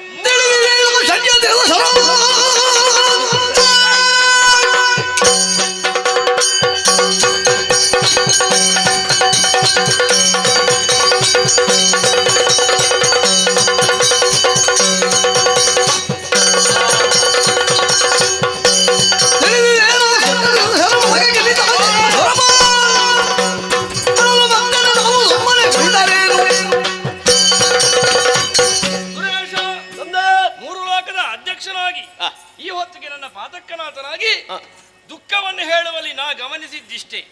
ನಿನಗೆ ಕಷ್ಟ ಬಂತು ಎನ್ನುವ ಕಾರಣಕ್ಕಾಗೆಲ್ಲ ನಿನ್ನ ಕಣ್ಣೀರು.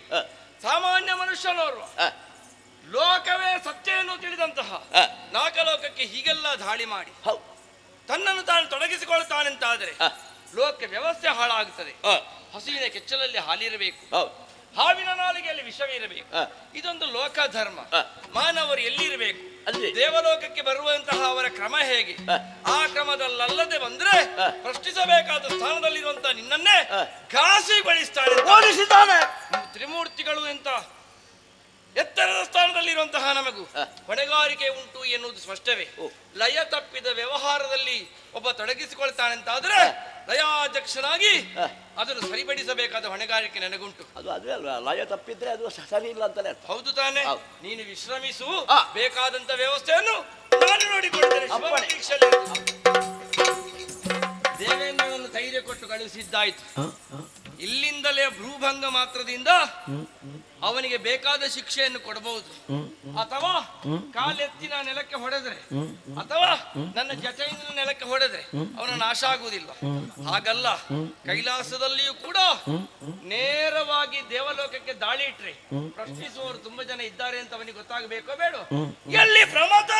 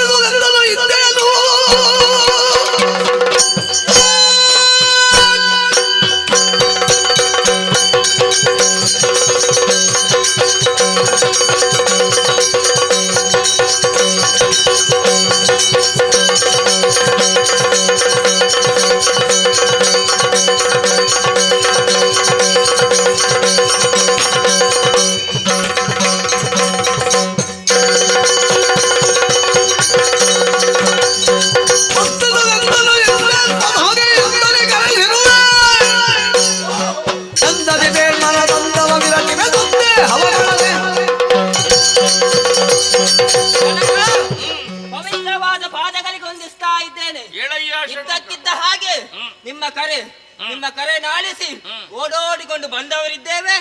ಏನಾಗಬೇಕು?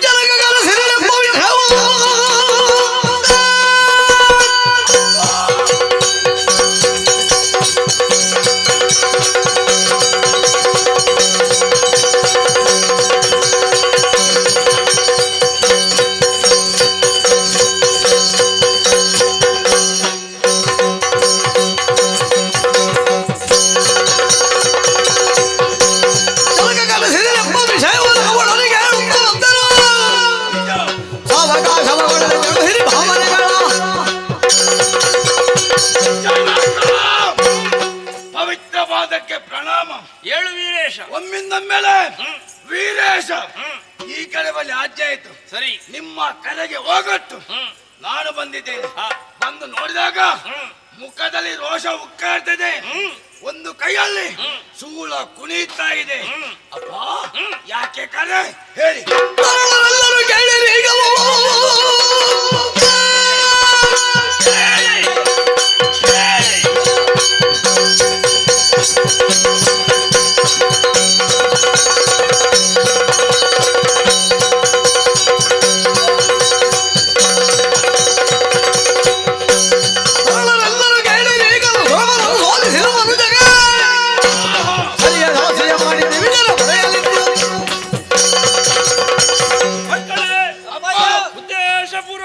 ನಿಮ್ಮನ್ನು ಕರೆದವನಿದ್ದೆ. ಏನಪ್ಪಯ್ಯ? ಮೂರು ಲೋಕದ ಯೋಗಕ್ಷೇಮವನ್ನು ನೋಡಿಕೊಳ್ಳಬೇಕಾದಂತಹ ಹೊಣೆಗಾರಿಕೆಯನ್ನು ತ್ರಿಮೂರ್ತಿಗಳಾದಂತಹ ನಾವೇ ದೇವೇಂದ್ರನಿಗೆ ಕೊಟ್ಟವರಿಗೆ ಅಂತಹ ನಾಲ್ಕಲೋಕಕ್ಕೆ ಸಾಮಾನ್ಯ ಮನುಷ್ಯನೋರ್ವನ ದಾಳಿಯಾಗಿದೆ ಎಂದು ಕಾರಣ ದೇವೇಂದ್ರನ ಮಗಳನ್ನು ಬಯಸಿದ್ದಾನೆ.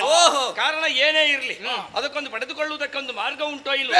ನೇರವಾಗಿ ಆಕ್ರಮಣವನ್ನೇ ಪ್ರಧಾನವನ್ನಾಗಿರಿಸಿಕೊಂಡು ತೊಡಗಿಸಿಕೊಳ್ತಾನಂತಾದ್ರೆ ಪರಾಕ್ರಮದ ಪರದೇವೆನಿಸಿದಂತಹ ಪರಮೇಶ್ವರನ ಪರಮಾರಾಧಕನಾದಂತಹ ದೇವೇಂದ್ರ ನನ್ನ ಪಾದಕ್ಕನಾಥನಾಗಿ ಕಣ್ಣೀರಿಡುತ್ತಾ ಇದ್ದಾನೆ. ಅವನನ್ನು ರಕ್ಷಿಸಬೇಕಾದಂತಹ ಹೊಣೆಗಾರಿಕೆ ನಮಗುಂಟು. ನಿಜ. ಆದ್ರಿಂದ ನಿಮ್ಮಲ್ಲಿ ಕೇಳ್ತಾ ಇದ್ದೇನೆ, ಐರಾವತದ ನಡೆಗೆ ತಡೆ ಉಂಟು ಮಾಡುವಂತ ರಾಜಹಂಸಕ್ಕೆ ಏನು ಶಿಕ್ಷೆ?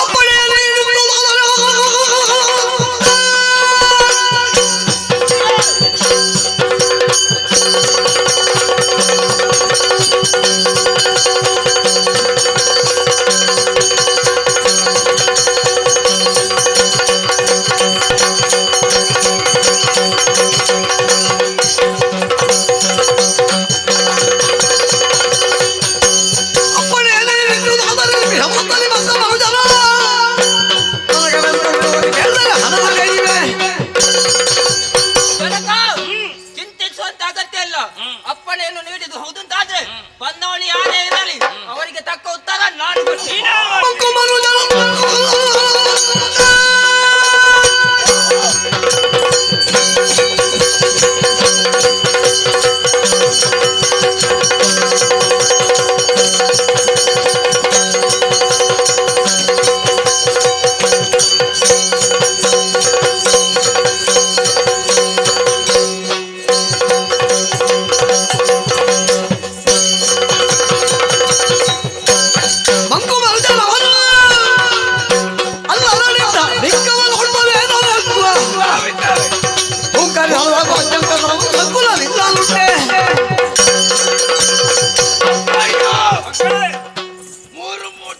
ನೀವೇ ಸ್ವರ್ಗದ ಅಧಿಪತ್ಯವನ್ನು ಕೊಟ್ಟವರಿದ್ದೀರಿ. ಹೌದು.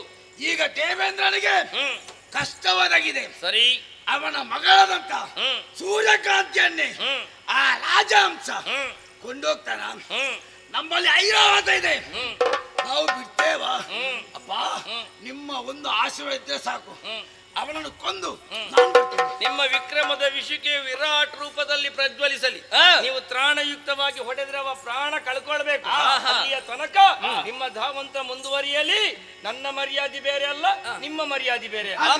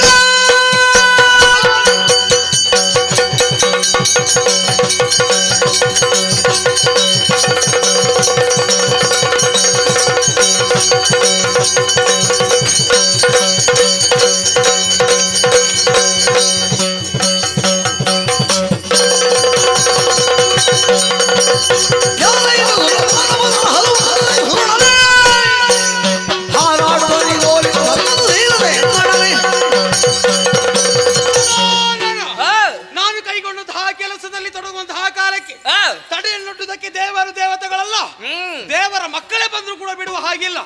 ಈ ಕಾಲಕ್ಕೆ ಬಂದಿದ್ದೀರಿ ಎಂದಾದ್ರೆ ದಂಡದಲ್ಲಿ ದಶಗುಣ ಉಂಟು.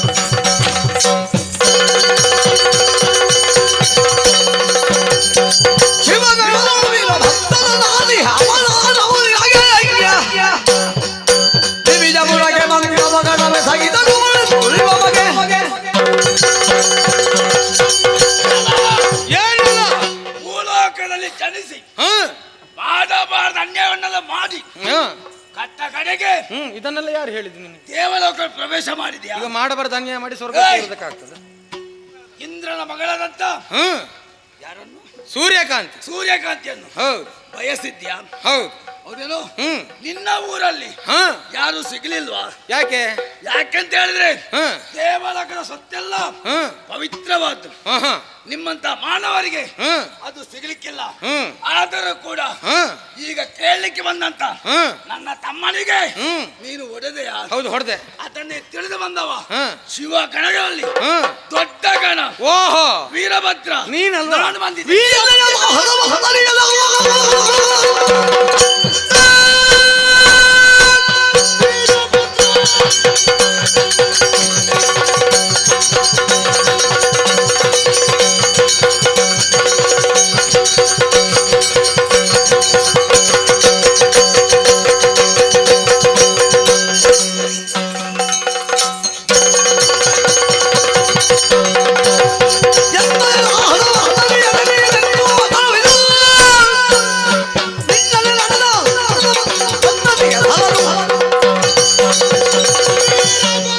ನಾಳೆ ಗಣಗಳಲ್ಲಿ ಹೆಗ್ಗಣ ಯಾರು ಅಂತ ಕೇಳಿದ್ರೆ ನೀನೆ, ಇಲ್ಲ ಅಂತಾದ್ರೆ ಅದು ಊರಲ್ಲಿ ಮಾರೆ.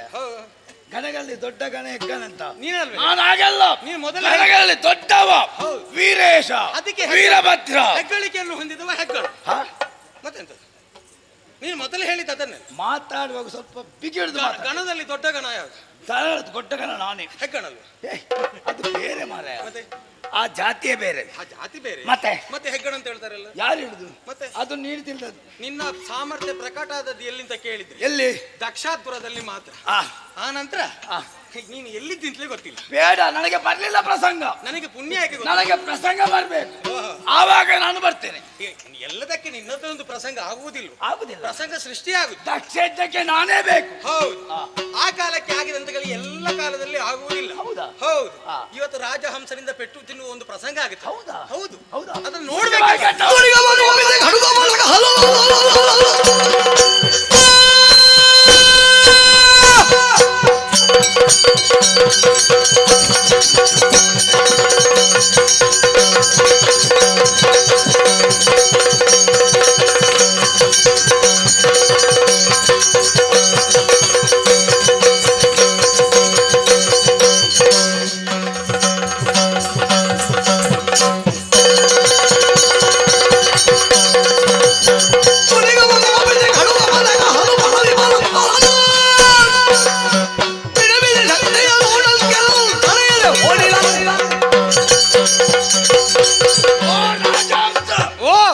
ನೀನು ತಿಳಿದಷ್ಟು ಇಲ್ಲಿ ನಡೆಯಲಿಕ್ಕಿಲ್ಲ.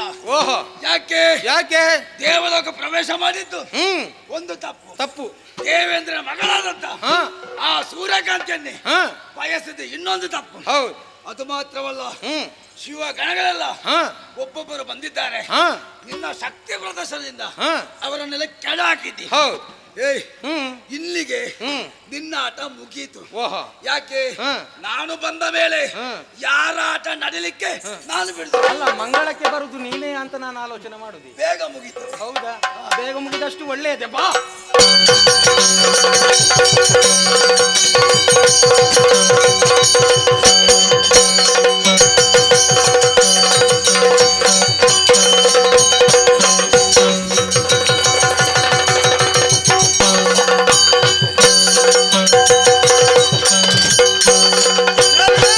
ಜಯ ನಮೋ ಗಿರಿಜೇಶ, ಜಯ ನಮೋ ಸ್ವರನಾಶ, ಜಯ ನಮೋ ಕೈಲಾಸವಾಸ, ಜಯ ನಮೋ ಫಣಿಭೂಷ, ಜಯ ನಮೋ ಪರಮೇಶ, ಜಯ ನಮೋ ಶರಣ ಜನಪೋಷ, ಜಯ ನಮೋ ಗಿರಿಜೇಶ, ಜಯ ನಮೋ ಸ್ವರನಾಶ.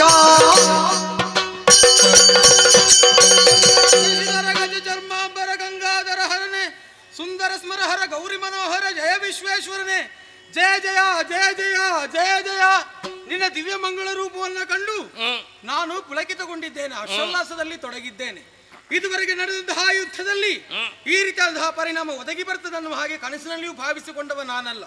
ಸಾಕ್ಷಾತ್ ಕೈಲಾಸವಾಸನೆ ಈ ಕಾಲಕ್ಕೆ ನನ್ನ ಕಣ್ಣ ಮುಂಭಾಗದಲ್ಲಿ ಪ್ರತ್ಯಕ್ಷನಾಗಿದ್ದ ದೇವರೇ, ಈ ಭಕ್ತನ ಕೋರಿಕೆ ಇಷ್ಟೇ. ನೀವು ಬಂದದ್ದು ಒಳ್ಳೆಯದಾಯ್ತು, ಆದ್ರೆ ಬರಬೇಕಾದಂತಹ ಜಾಗ ಇದಲ್ಲ ಸ್ವಾಮಿ, ಕ್ಷಮಿಸಬೇಕು.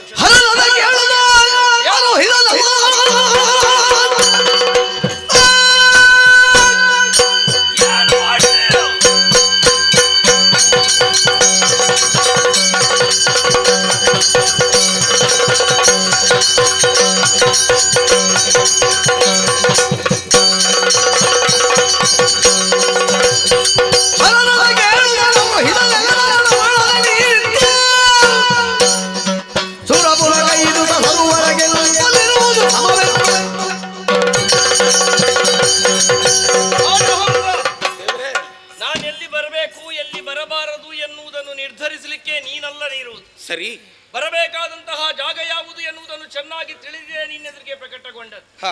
ಹಾಗಂತ ಪ್ರಕಟಗೊಂಡಂತಹ ಬಗೆ ಯಾವ ಕಾರಣಕ್ಕೆ ಎನ್ನುವುದಾಗಿ ನಿನ್ನನ್ನೇ ನೀನು ವಿಮರ್ಶಿಸಿಕೊಂಡ್ರೆ ಅರ್ಥ ಆಗ್ತದೆ. ಸರಿ, ಸುರಲೋಕಕ್ಕೆ ಬರಬೇಕು ಅಂತಾದರೆ ಮಾನುಷ ಪ್ರಪಂಚದಲ್ಲಿ ತೊಡಗಿಸಿಕೊಳ್ಳಬೇಕಾದಂತಹ ಬಗೆ ಹೇಗೆ? ಪುಣ್ಯವನ್ನು ಸಂಪಾದಿಸಿ ತನ್ಮೂಲಕವಾಗಿ ಮೇಲೆ ಇರಬೇಕಾದದ್ದು ದೈವಾನುಗ್ರಹದ ನೆಲೆಯಲ್ಲಿಯ ಹೊರತು ದೈವ ವಿರೋಧವನ್ನು ಮಾಡುವುದರ ಮೂಲಕವಾಗಿ ಅಲ್ಲ. ಸರಿ, ಉಳಿದೆಲ್ಲ ಕರ್ಮಗಳಲ್ಲಿ ದೇವೇಂದ್ರನನ್ನು ಬಹುಭಕ್ತಿಯಿಂದ ಆಹ್ವಾನಿಸಿ ಅವನಿಗೆ ಕೊಡಬೇಕಾದಂತಹ ಹವಿಸುಗಳನ್ನೆಲ್ಲ ಕೊಟ್ಟು ಅವನಿಗೆ ಮುಡಿಬಾಗುವ ಪರಂಪರೆಯನ್ನು ಹೊಂದಿದಂತಹ ಕ್ಷಾತ್ರವರ್ಗ ನಿಮ್ಮದು. ಆದ್ರೆ ಈ ಹೊತ್ತಿಗೆ ಹಾಗಲ್ಲ. ಯಾವುದೇ ಕರ್ಮ ಸಾಧನೆಗೆ ಬೇಕಾಗಿ ಅಥವಾ ನಿಮ್ಮ ಕಾಮ್ಯ ಕರ್ಮಕ್ಕೆ ಬೇಕಾಗಿ ದೇವೇಂದ್ರನ ಒಲುಮೆ ಬೇಕು ಅಂತಾದ್ರೆ ಪರಾಕ್ರಮವನ್ನೇ ಪ್ರಧಾನವನ್ನಾಗಿಸಿಕೊಂಡು ಮುಂದೊತ್ತು ಬಂದಿಯಲ್ಲ. ಸುರಲೋಕಕ್ಕೆ ಆಗಮಿಸಿದ್ದು ಮಾತ್ರ ಅಲ್ಲ, ಲೋಕಕ್ಷೇಮಕ್ಕೆ ಕಾರಣೀಕರ್ತನಾದಂತಹ ಅಗ್ನಿ ಆಗಲಿ, ವಾಯು ಆಗಲಿ, ಇನ್ನಾದ ದೇವತೆಗಳಾಗಲಿ ಅವರಿಗೆಲ್ಲರಿಗೂ ಕೂಡ ದಂಡಿಸುವ ಮೂಲಕವಾಗಿ ಛಾತ್ರ ಪರಂಪರೆಗೆ ವಿರೋಧದ ನಡೆಯನ್ನು ತೋರಿದಂತ ನಿನ್ನನ್ನು ಕಾಲಂಧರ ಶಿವನೇ ಕಾಲಿಟ್ಟ ಕಾರ್ಯನೇ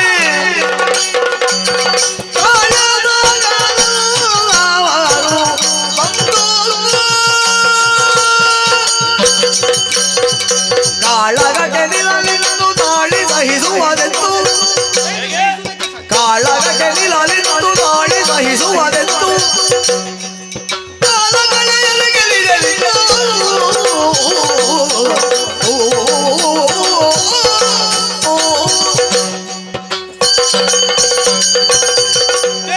ರಾಜಹಂಸ ನಿಂತರು ನೀವಿನಲ್ಲೇ ಎಲ್ಲವನ್ನು ತಿಳಿಯುವಂತಹ ಸಾಮರ್ಥ್ಯವನ್ನು ಹೊಂದಿದವರು. ಆದ್ರೆ ಈ ರಾಜಹಂಸನ ಅಂತರಂಗದ ಭಾವನೆಗಳನ್ನ ತಿಳಿಯುವುದಕ್ಕೆ ಅಸಾಧ್ಯವಾಗಿ ಹೋಯಿತು. ಯಾವ ಉದ್ದೇಶವನ್ನು ಇರಿಸಿಕೊಂಡು ಬಂದಿದ್ದೇನೆ ಆ ಉದ್ದೇಶ ಪೂರ್ಣವಾಗುತ್ತದೆ ಅನ್ನುವಂತಹ ನಿಲುಮೆಯಿಂದಲೇ ಬಂದವ. ಕಾರಣ ಏನು? ನನ್ನ ಭಾವನಂತಹ ಕಂಜಾಕ್ಷನಿಗೆ ಊರ್ವಶಿಯ ಮೇಲೆ ಮನಸ್ಸಾಗಿದೆ. ಸರಿ, ಆ ಊರ್ವಶಿಯನ್ನು ಕರೆದುಕೊಂಡು ಹೋಗಬೇಕನ್ನುವಂತಹ ನಿಟ್ಟಿನಲ್ಲಿ ಈ ಸ್ವರ್ಗಲೋಕವನ್ನೇ ಏರಿದವ. ಆಗ ಕಂಡವ ನಾನು ಸೂರ್ಯಕಾಂತಿಯನ್ನ. ಆಕೆಗೂ ನನ್ನ ಮೇಲೆ ಮನಸ್ಸಾಗಿದೆ, ನನಗೂ ಆಕೆಯ ಮೇಲೆ ಮನಸ್ಸಾಗಿದೆ. ಆದ್ರೆ ಈ ಪ್ರಸಂಗ ತಿರುವನ್ನ ಕಂಡುಕೊಂಡದ್ದು ಎಲ್ಲಿಂದ ಕೇಳಿದ್ರೆ ದೇವೇಂದ್ರ ಯುದ್ಧವನ್ನು ಮಾಡುವಂತಹ ಕಾಲಕ್ಕೆ, ಯುದ್ಧವನ್ನು ಮಾಡುವುದಕ್ಕಾಗಿ ಹೊರಟಂತಹ ಕಾಲಕ್ಕೆ ನಾನು ಸುಮ್ಮನಿರುವುದಕ್ಕೆ ಸಾಧ್ಯ ಉಂಟೆ? ಹಾಗಾಗಿ ಯುದ್ಧವನ್ನು ಮಾಡಿದ್ದು ಬಿಟ್ರೆ ಪೂರ್ವ ದೇಶ ದೇವೇಂದ್ರನಲ್ಲಿ ಯಾವುದೂ ಇಲ್ಲ. ಈ ಕಾಲಕ್ಕೆ ಕ್ಷಮಿಸಬೇಕು.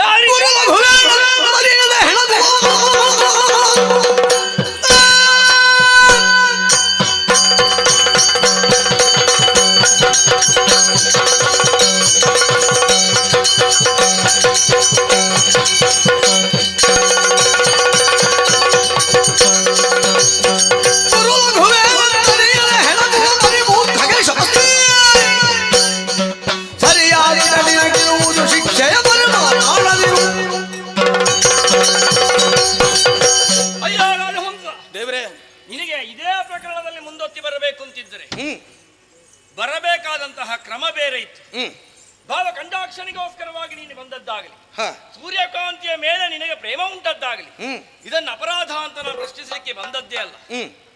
ಆ ಪ್ರಕರಣದಲ್ಲಿ 3 ಲೋಕದ ಅಧ್ಯಕ್ಷನಲ್ಲಿ ನೀನು ತೊಡಗಿಸಿಕೊಂಡಂತ ಕ್ರಮ ಬೇರೆ. ನಮ್ಮಿಂದ ಏನಾದರೂ ನಿಮಗೆ ಅನುಗ್ರಹ ಬೇಕು ಅಂತಾದ್ರೆ ನೀವು ಪ್ರಾರ್ಥಿಸುವ ಬಗೆ ಹೇಗೆ? ಕೈಗಳೆರಡನ್ನು ಮುಗಿದು ಸಾಂಗ ಸಾಯುಧ ಪರಿವಾರ ಆವಾಹಯಾಮಿ, ಬನ್ನಿ ದೇವರೇ ಪರಿವಾರ ಎಲ್ಲ ಬನ್ನಿ, ನನ್ನ ಮನದ ಇಚ್ಛೆಯನ್ನು ಅರ್ಥೈಸಿಕೊಳ್ಳಿ ಅಂತ. ದೇವೇಂದ್ರ ವಜ್ರಾಯುಧವನ್ನು ಹಿಡಿದು ಬಂದ ಕಾಲಕ್ಕೆ ನೀನು ಅನುಸರಿಸಬೇಕಾದಂತ ಬಗೆ ಹೇಗಿತ್ತು? ಮುಂದೆ ಅವ ಏನಾಗುತ್ತಾನೆ ಎನ್ನುವುದನ್ನು ಅರ್ಥೈಸಿಕೊಂಡಂತ ನೀನು ಅವನ ಪಾದಕನಾಥನಾಗಿ, ಇಲ್ಲ ಹೊಡೆದಾಟ ಸರಿ ಇಲ್ಲ, ನಿಮ್ಮ ಮಗಳನ್ನು ಕೇಳಿ ಆ ಬಳಿಕ ವಿವರಿಸಬೇಕು. ನೀವು ನಿಮ್ಮ ಹತ್ರ ಹೊಡೆದಾಟ ಮಾಡ್ಲಿಕ್ಕೆ ನಾನು ಎಷ್ಟರವನು. ಇಂತಹದೊಂದು ವಿನೀತ ಭಾವದಿಂದ ನೀನು ತೊಡಗಿಸಿಕೊಂಡಿದ್ದರೆ ಅವನೂ ಕೂಡ ಅದಕ್ಕೆ ಸರಿಯಾಗಿ ವಿವರಿಸ್ತಾ ಇದ್ದ. ಈ ಲೋಕಕ್ಕೆ ಹೇಗೆ ಬಂದವರನ್ನು ಪ್ರಶ್ನಿಸುವಂತ ಅಧಿಕಾರ ಅವನಿಗುಂಟು. ಸಶರೀರವಾಗಿ ಹಾಗೆಲ್ಲ ಬರುವ ಹಾಗಿಲ್ಲ. ಯಾವುದೋ ಒಂದು ಅನುಗ್ರಹದಿಂದ ನೀನು ಬಂದ ಕಾಲಕ್ಕೆ ಬೇಕಾಬಿಟ್ಟು ವಿವರಿಸುವ ಹಾಗೆಯೂ ಇಲ್ಲ. ನೀ ನನ್ನ ಸ್ಥಾನ ಏನು ಎನ್ನುವುದನ್ನು ಈ ಹೊತ್ತಿಗೆ ಮರೆತು ವ್ಯವಹರಿಸಿದ ಹಾಗುಂಟು. ಲೋಕಶಂಕರ ಅಂತ ನನ್ನನ್ನು ಕೊಂಡಾಡುತ್ತಾರೆ. ನೀವೆಲ್ಲರೂ ಕೂಡ ಗುರುಭಾವದಿಂದ ಕಂಡವರು. ನಾವು ಗುರು ಒಬ್ಬ ತನಗೆ ಹೇಳಿಕೊಟ್ಟೆ ಎನ್ನುವಂತ ಕಾರಣದಿಂದ ನಾಳೆ ದಿವಸ ಗುರುವಿನಿಂದ ನನಗೆ ಹೆಚ್ಚು ಗೊತ್ತುಂಟು ಅಂತ ತಿಳಿದು ಒಬ್ಬ ವ್ಯವಹರಿಸ್ತಾನಂತಾದ್ರೆ ಗುರು ಅವನನ್ನು ಶಿಕ್ಷಿಸುವ ಬಗೆ ಹೇಗೆ ಎನ್ನುವುದನ್ನು ಚೆನ್ನಾಗಿ ತಿಳಿದೇ ಇದ್ದಾನೆ. ಅರ್ಥವಾಗುತ್ತದೆ ರಾಜಹಂಸಾರಿಯಾಗಿರುವಂತಹ ಅಧಾಟು ಯಾಕೆ ಅಂತ. ಏನು ಕೈಯಲ್ಲಿರುವಂತಹ ಆ ಚಂದ್ರಾಯುಧಕ್ಕೆ ತಾನೆ ಸಾಕ್ಷಾತ್ ಚಂದ್ರಶೇಖರ ನಿನ್ನ ಎದುರಿಗಿರುವಾಗ ನನ್ನೆದುರಿಗೆ ಆ ಚಂದ್ರಾಯುಧ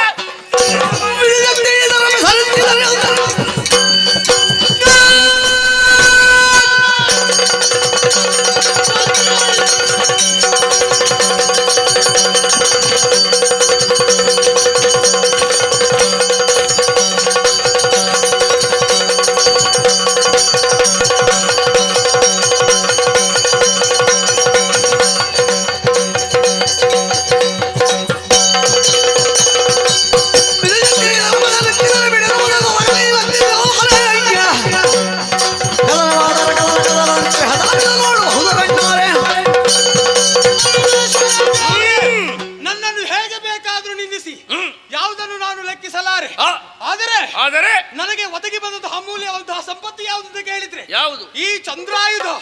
ಈ ಚಂದ್ರಾಯುಧವನ್ನು ನಿಂದಿಸಿದ್ದೆ ಹೌದಾದ್ರೆ ಪರಮೇಶ್ವರನ್ನು ನನ್ನ ಲೆಕ್ಕಿಸಲಾರೆ, ದಂಡಿಸ್ತೇನೆ. ನಾನೇನು ನನ್ನ ಯೋಗ್ಯತೆ ಏನು ಎನ್ನುವುದನ್ನು ತಿಳಿಯದೆ ಕೈಯಲ್ಲಿ ಆಯುಧ ಉಂಟು ಎನ್ನುವಂತಹ ಕಾಲಕ್ಕೆ ಮುಂದಕ್ಕೆ ಬರುತ್ತಾ ಇದ್ದಾದ್ರೆ ಕಾಮಸಂಕಲ್ಪ ಕೈಯಿಂದ ಉಂಟಾದಂತಹ ಈ ತ್ರಿಶೂಲ, ಇದರ ದಂಡ ಶಿವನ ಕೈಯಲ್ಲಿ. ಏನು ಶಿವನ ಕೈಯಲ್ಲಿರುವಂತಹ ತ್ರಿಶೂಲ ಮಾಡ್ತದೆ ಎನ್ನುವುದನ್ನು ಮಾಡಿಯೇ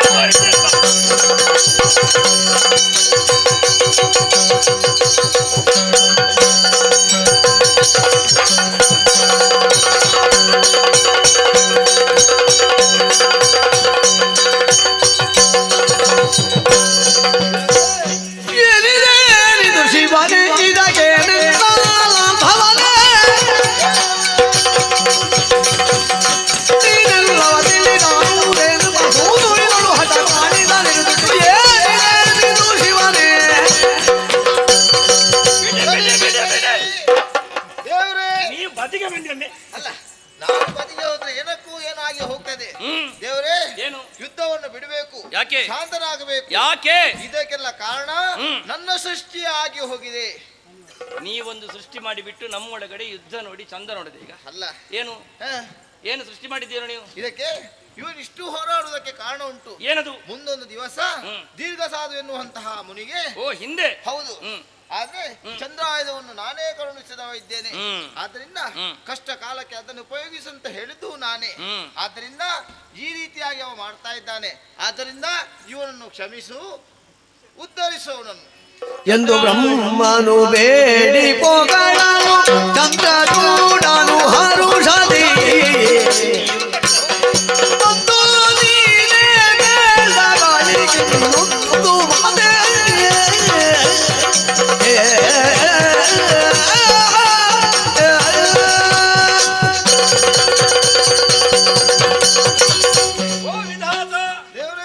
ಚಂದ್ರಾಯುಧವನ್ನು ನೀಡಿ ಧರ್ಮ ಕಾರ್ಯದಲ್ಲಿ ಇದನ್ನು ತೊಡಗಿಸಿಕೊಂಡ ಕಾಲಕ್ಕೆ ತ್ರಿಮೂರ್ತಿಗಳ ಪರಮಾನುಗ್ರಹವೂ ನಿಮಗುಂಟು ಎನ್ನುವಂತಹ ಮಾತನ್ನು ನೀವೇ ಹೇಳಿದಿರಿ ಅಂತಾದರೆ ವಿಧಾತನ ವಿಧೇಯಕವನ್ನು ಗೌರವಿಸಬೇಕಾದದ್ದು ನಮಗೂ ಕರ್ತವ್ಯ. ಸರಿ. ಆದ್ದರಿಂದಲೇ ಚಂದ್ರಾಯುಧವನ್ನೆತ್ತಿದಂತಹ ಅವನ ಮೇಲೆ ಚಂದ್ರಚೂಡನಾದಂತಹ ನಾನು ಅನುಗ್ರಹವನ್ನೇ ಬೀರಿದ್ದೇನೆ. ಸರಿ. ನಾ ಅನುಗ್ರಹವನ್ನು ಬೀರಿದ್ದೇನೆ ಎನ್ನುವ ಕ್ಷಣದಲ್ಲೇ ಕೈ ಮುಗಿದು ನಿಂತಿದ್ದಾನೆ. ಒಳ್ಳೆಯದು. ಹಾಗಂತ ಲೋಕ ಮುಖಕ್ಕೆ ಅವನಿಂದಲೇ ಒಂದು ಪಾಠವಾಯಿತು ನೋಡಿ. ಭಗವಂತ ಏನನ್ನ ಅನುಗ್ರಹಿಸಿದ್ದಾನು ಅದರ ಮೇಲೆ ಅತುಲ್ಯವಾದಂತಹ ನಂಬಿಕೆಯನ್ನಿಟ್ಟು ಜೀವನಾದವನು ವಿವರಿಸಬೇಕು. ದೇವರು ಕೊಟ್ಟರು ಎನ್ನುವ ಮಾತ್ರಕ್ಕೆ ತನ್ನ ಪ್ರಯತ್ನದಿಂದ ಹಿಂದುಳಿಯಬಾರದು. ಕೈಯಲ್ಲಿರುವಂತಹ ಆಯುಧವನ್ನು ಧರಿಸಿಕೊಂಡು ಧರ್ಮಮಾರ್ಗಿಯಾಗಿ ಯಾವಾತನು ತೊಡಗಿಸಿಕೊಳ್ಳುತ್ತಾನೋ ಅವನಿಗೆ ಭಗವತ್ ಪ್ರಸಾದ ಸದಾ ಸರ್ವದಾ ಸಿಗುತ್ತದೆ ಎನ್ನುವುದು ಈ ಮೂಲಕವೇ ಸ್ಪಷ್ಟವಾಗಿ ಹೋಯಿತು.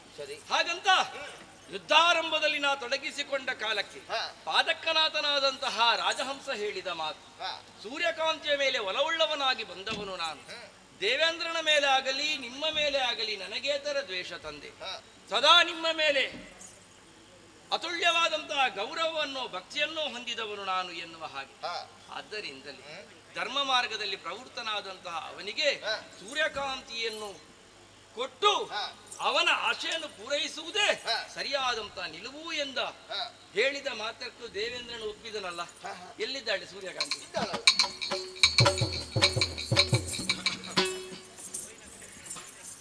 ನಿಮ್ಮ ಸಮಕ್ಷದಲ್ಲಿ ಒಂದು ಹಾರ ಬದಲಾವಣೆ ಆಗಿ ದೇವದುಂದುಬಿ ಮೊಳಗಲಿ. ಮದುವೆ ಆಗ್ಬೇಕು ಅಂತಾದ್ರೆ ಸ್ವರ್ಗ ಲೋಕಕ್ಕೆ ಬರ್ಬೇಕು ಸ್ವಾಮಿ. ಹೌದು, ನಿನ್ನ ಪ್ರಕರಣದಲ್ಲಿ ಹಾಗೆ. ಪ್ರಪಂಚದಲ್ಲಿ ಒಂದು ಮಾತುಂಟು, ಮದುವೆ ಸ್ವರ್ಗದಲ್ಲಿ ನಿಶ್ಚಯ ಆಗುತ್ತದೆ. ಆದ್ರೆ ಸ್ವರ್ಗದಲ್ಲೇ ನಾನು ಮದುವೆ ಆದ. ನಿನ್ನದು ಹಾಗಲ್ಲ, ಸ್ವರ್ಗದಲ್ಲಿ ನಿಶ್ಚಯ ಆದ ಮದುವೆ ಸ್ವರ್ಗದಲ್ಲೇ ಆಯಿತು, ಬೇರೆ ಜಾಗವೇ ಬದಲ. ಒಳ್ಳೆಯದು. ಹಾಗಂತ ನೀನು ಬಂದಂತ ಒಂದು ಉದ್ದೇಶ ಪೂರ್ಣ ಆಯ್ತು ಅಲ್ಲಿಗೆ. ಇನ್ನೊಂದು ಉದ್ದೇಶ ಉಂಟು ತಾನೆ. ನೀ ಬಂದದ್ದು ಹೇಗೆ? ಊರ್ವಶಿಗೆ. ಹೌದು ತಾನೆ. ಭಾವ ಕಂಜಾಕ್ಷನ ಮನದ ಭಾವವನ್ನು ಪೂರ್ಣಗೊಳಿಸುವುದಕ್ಕಾಗಿ ಬಂದವನು. ಅವನ ಅಂತರಂಗ ಬಿಂಬಿಸುವ ಭಾವ ತರಂಗಗಳಿಗೆ ಕನ್ನಡಿ ಹಿಡಿಯುವುದಕ್ಕಾಗಿ ಊರ್ವಶಿ ಒದಗಿ ಬರಬೇಕು. ಅವ ಆಕೆಯನ್ನು ಸ್ಮರಿಸಿಕೊಂಡು ವೀಣೆಯನ್ನು ನುಡಿಸಿದ ಅಂತಾದರೆ ಆಕೆ ಒದಗಿ ಬರ್ತಾಳೆ ಅಂತ ದೇವೇಂದ್ರನೇ ಅನುಗ್ರಹಿಸಿದನಲ್ಲ ಎಂಬಲ್ಲಿಗೆ ಯಾವ ಉದ್ದೇಶವನ್ನು ನೀನು ಇಟ್ಟುಕೊಂಡು ಬಂದಿದ್ದೀವಿ ಆ ಎರಡೂ ಉದ್ದೇಶವು ಸಾಫಲ್ಯವಾಯಿತು. ಪರಿಣಾಮವಾಗಿ ಏನು ಗೊತ್ತಾಯಿತು? ಏನು? ಕಂಜಾಕ್ಷಿ ಕಲ್ಯಾಣ ಎನ್ನುವಂತ ಈ ಪ್ರಕರಣ ಕೇವಲ ಅವಳ ಕಲ್ಯಾಣಕ್ಕೆ ಮಾತ್ರ ಸೀಮಿತವಾಗದೆ ಪುರುಷ ಪ್ರಯತ್ನ ಅಂತ ಏನುಂಟು, ಯಾರು ಸತ್ಯಾತ್ಮನಾಗಿ ಧರ್ಮಾತ್ಮನಾಗಿ ತೊಡಗಿಸಿಕೊಳ್ಳುತ್ತಾರೆ ಅವರ ಬಾಹುಗಳಲ್ಲಿ ಪುರುಷ ರೂಪಿಯಾದ ಭಗವಂತ ಸದಾ ನೆಲೆಗೊಳ್ಳುವುದರಿಂದ ಅದು ಪೌರುಷ ಎಂದೆನಿಸಲ್ಪಡುತ್ತದೆ ಎನ್ನುವಲ್ಲಿಗೆ ಧರ್ಮ ನಡೆಗೆ ಭಗವತ್ ಪ್ರಸಾದ ಸದಾ ಇರುತ್ತದೆ ಎನ್ನುವುದಕ್ಕೆ ವೃಷಭಾರೂಢನಾಗಿ ಬಂದಂತಹ ನಾನೇ ಸಾಕ್ಷಿ. ಧರ್ಮದ ಪ್ರತೀಕವಾಗಿ ಅಂಗೀಕರಿಸಲ್ಪಟ್ಟದ್ದು ವೃಷಭ ಪ್ರಾಜ್ಞರಿಂದ. ಆ ವೃಷಭದ ಬೆನ್ನಲ್ಲಿ ಹರನಿದ್ದಾನೆಂತಾದ್ರೆ ಧರ್ಮದ ಬೆನ್ನಲ್ಲಿ ದೈವವಿದೆ ಅಂತ ಅರ್ಥ. ಆದ್ದರಿಂದಲೇ ಧರ್ಮಾತ್ಮನಾದಂತಹ ನಿನ್ನ ನಡೆಗೆ ದೈವ ಬಲ ಸದಾ ಇರುತ್ತದೆ ಎನ್ನುವಂತಹ ಅನುಗ್ರಹವನ್ನು ನಾವು ಎಲ್ಲರೂ ಮಾಡುತ್ತಾ ಯಾರೆಲ್ಲ ಈ ಪುಣ್ಯಪ್ರದವಾದಂತಹ ಕಥೆಯನ್ನು ಕಣ್ತುಂಬಿಸಿಕೊಂಡಿದ್ದಾರೆ, ಇದರ ಯಥಾರ್ಥ ಸತ್ಯಾರ್ಥವನ್ನು ಹೃದಯದಲ್ಲಿ ಸ್ಥಾಪಿಸಿಕೊಂಡಿದ್ದಾರೆ, ಅವರಿಗೆಲ್ಲರಿಗೂ ಕೂಡ ನಾವು ನಂಬಿಕೊಂಡು ಬಂದಿರುವಂತಹ ಮಂಗಳಾಕಾರಳು ಮಂಗಳಕರಳು ಆದಂತಹ ಮಹಾಮಂಗಲ ದುರ್ಗಾ ಪರಮೇಶ್ವರಿ ಹಾಗೂ ಮಹಾಗಣಪತಿ ಸರ್ವ ಮಂಗಲವನ್ನುಂಟು ಮಾಡಲಿ ಎನ್ನುವಂತಹ ಹರಕೆ ಹಾರೈಕೆಯೊಂದಿಗೆ ಕಂಜಾಕ್ಷಿ ಕಲ್ಯಾಣ ಎನ್ನುವಂತಹ ಈ ಪ್ರಸಂಗಕ್ಕೆ ಮಂಗಲ ಹಡ್ವೆರೆ ಸಜ್ಜ ಸಭಿಕರ ಅಪ್ಪಣೆ ಕೇಳ್ತಾ ಇದ್ದೇವೆ. ಪಿಡಿಗಡಗುವ ಕಡುವಡ ನಡುವಿನ ಕುಡಿನು ನಡೆ ಬೇಡಾಗಿನ ಬಿಡುವಾಗ ಸ್ವರ್ಣದ ತುಡಿಗೆ ತುಡಿಗೆ ಕಳಗದ ಮಡದಿಯ ರತಿಯ ಬೆಳಗಿದರು ಶೋಭಾ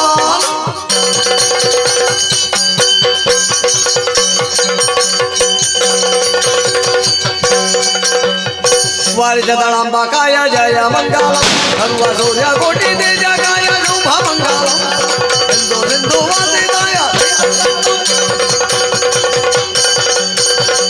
ಎಂದು ಸಿಂಧು ವಾಸಿತಾಯ ವೃತ್ತ ದೈತ್ಯ ನಾಶಕಾಯ ಸುಂದರ ಶುಭ ಮಂಗಲ ವಾರಿಜದಳಂಬಕಾಯ ಜಯ ಮಂಗಲ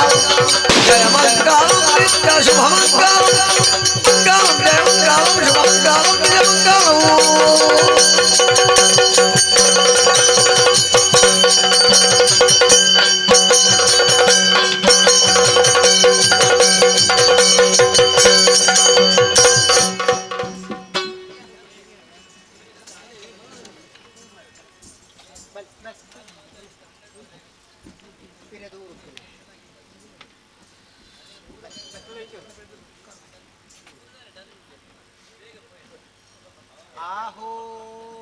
ಆಹೋ ಕಿನ್ಯರ್ಬಿ 10 ಸಂವತ್ಸರು ಮತ್ತು ಕಿನ್ಯರ್ಬಿ 10 ಸಂವತ್ಸರು ಆರ್ತಿಗಾರರು ಕುಶಾಲ್ಗಾರರು ಮೋಜುಗಾರರು ಭಕ್ತಿಪೂರ್ವಕವಾಗಿ ಕೊಟ್ಟಿರುವ ಶ್ರೀಮುಡಿಗಂಧ ಪ್ರಸಾದ ಶಿವಾರ್ಪಣ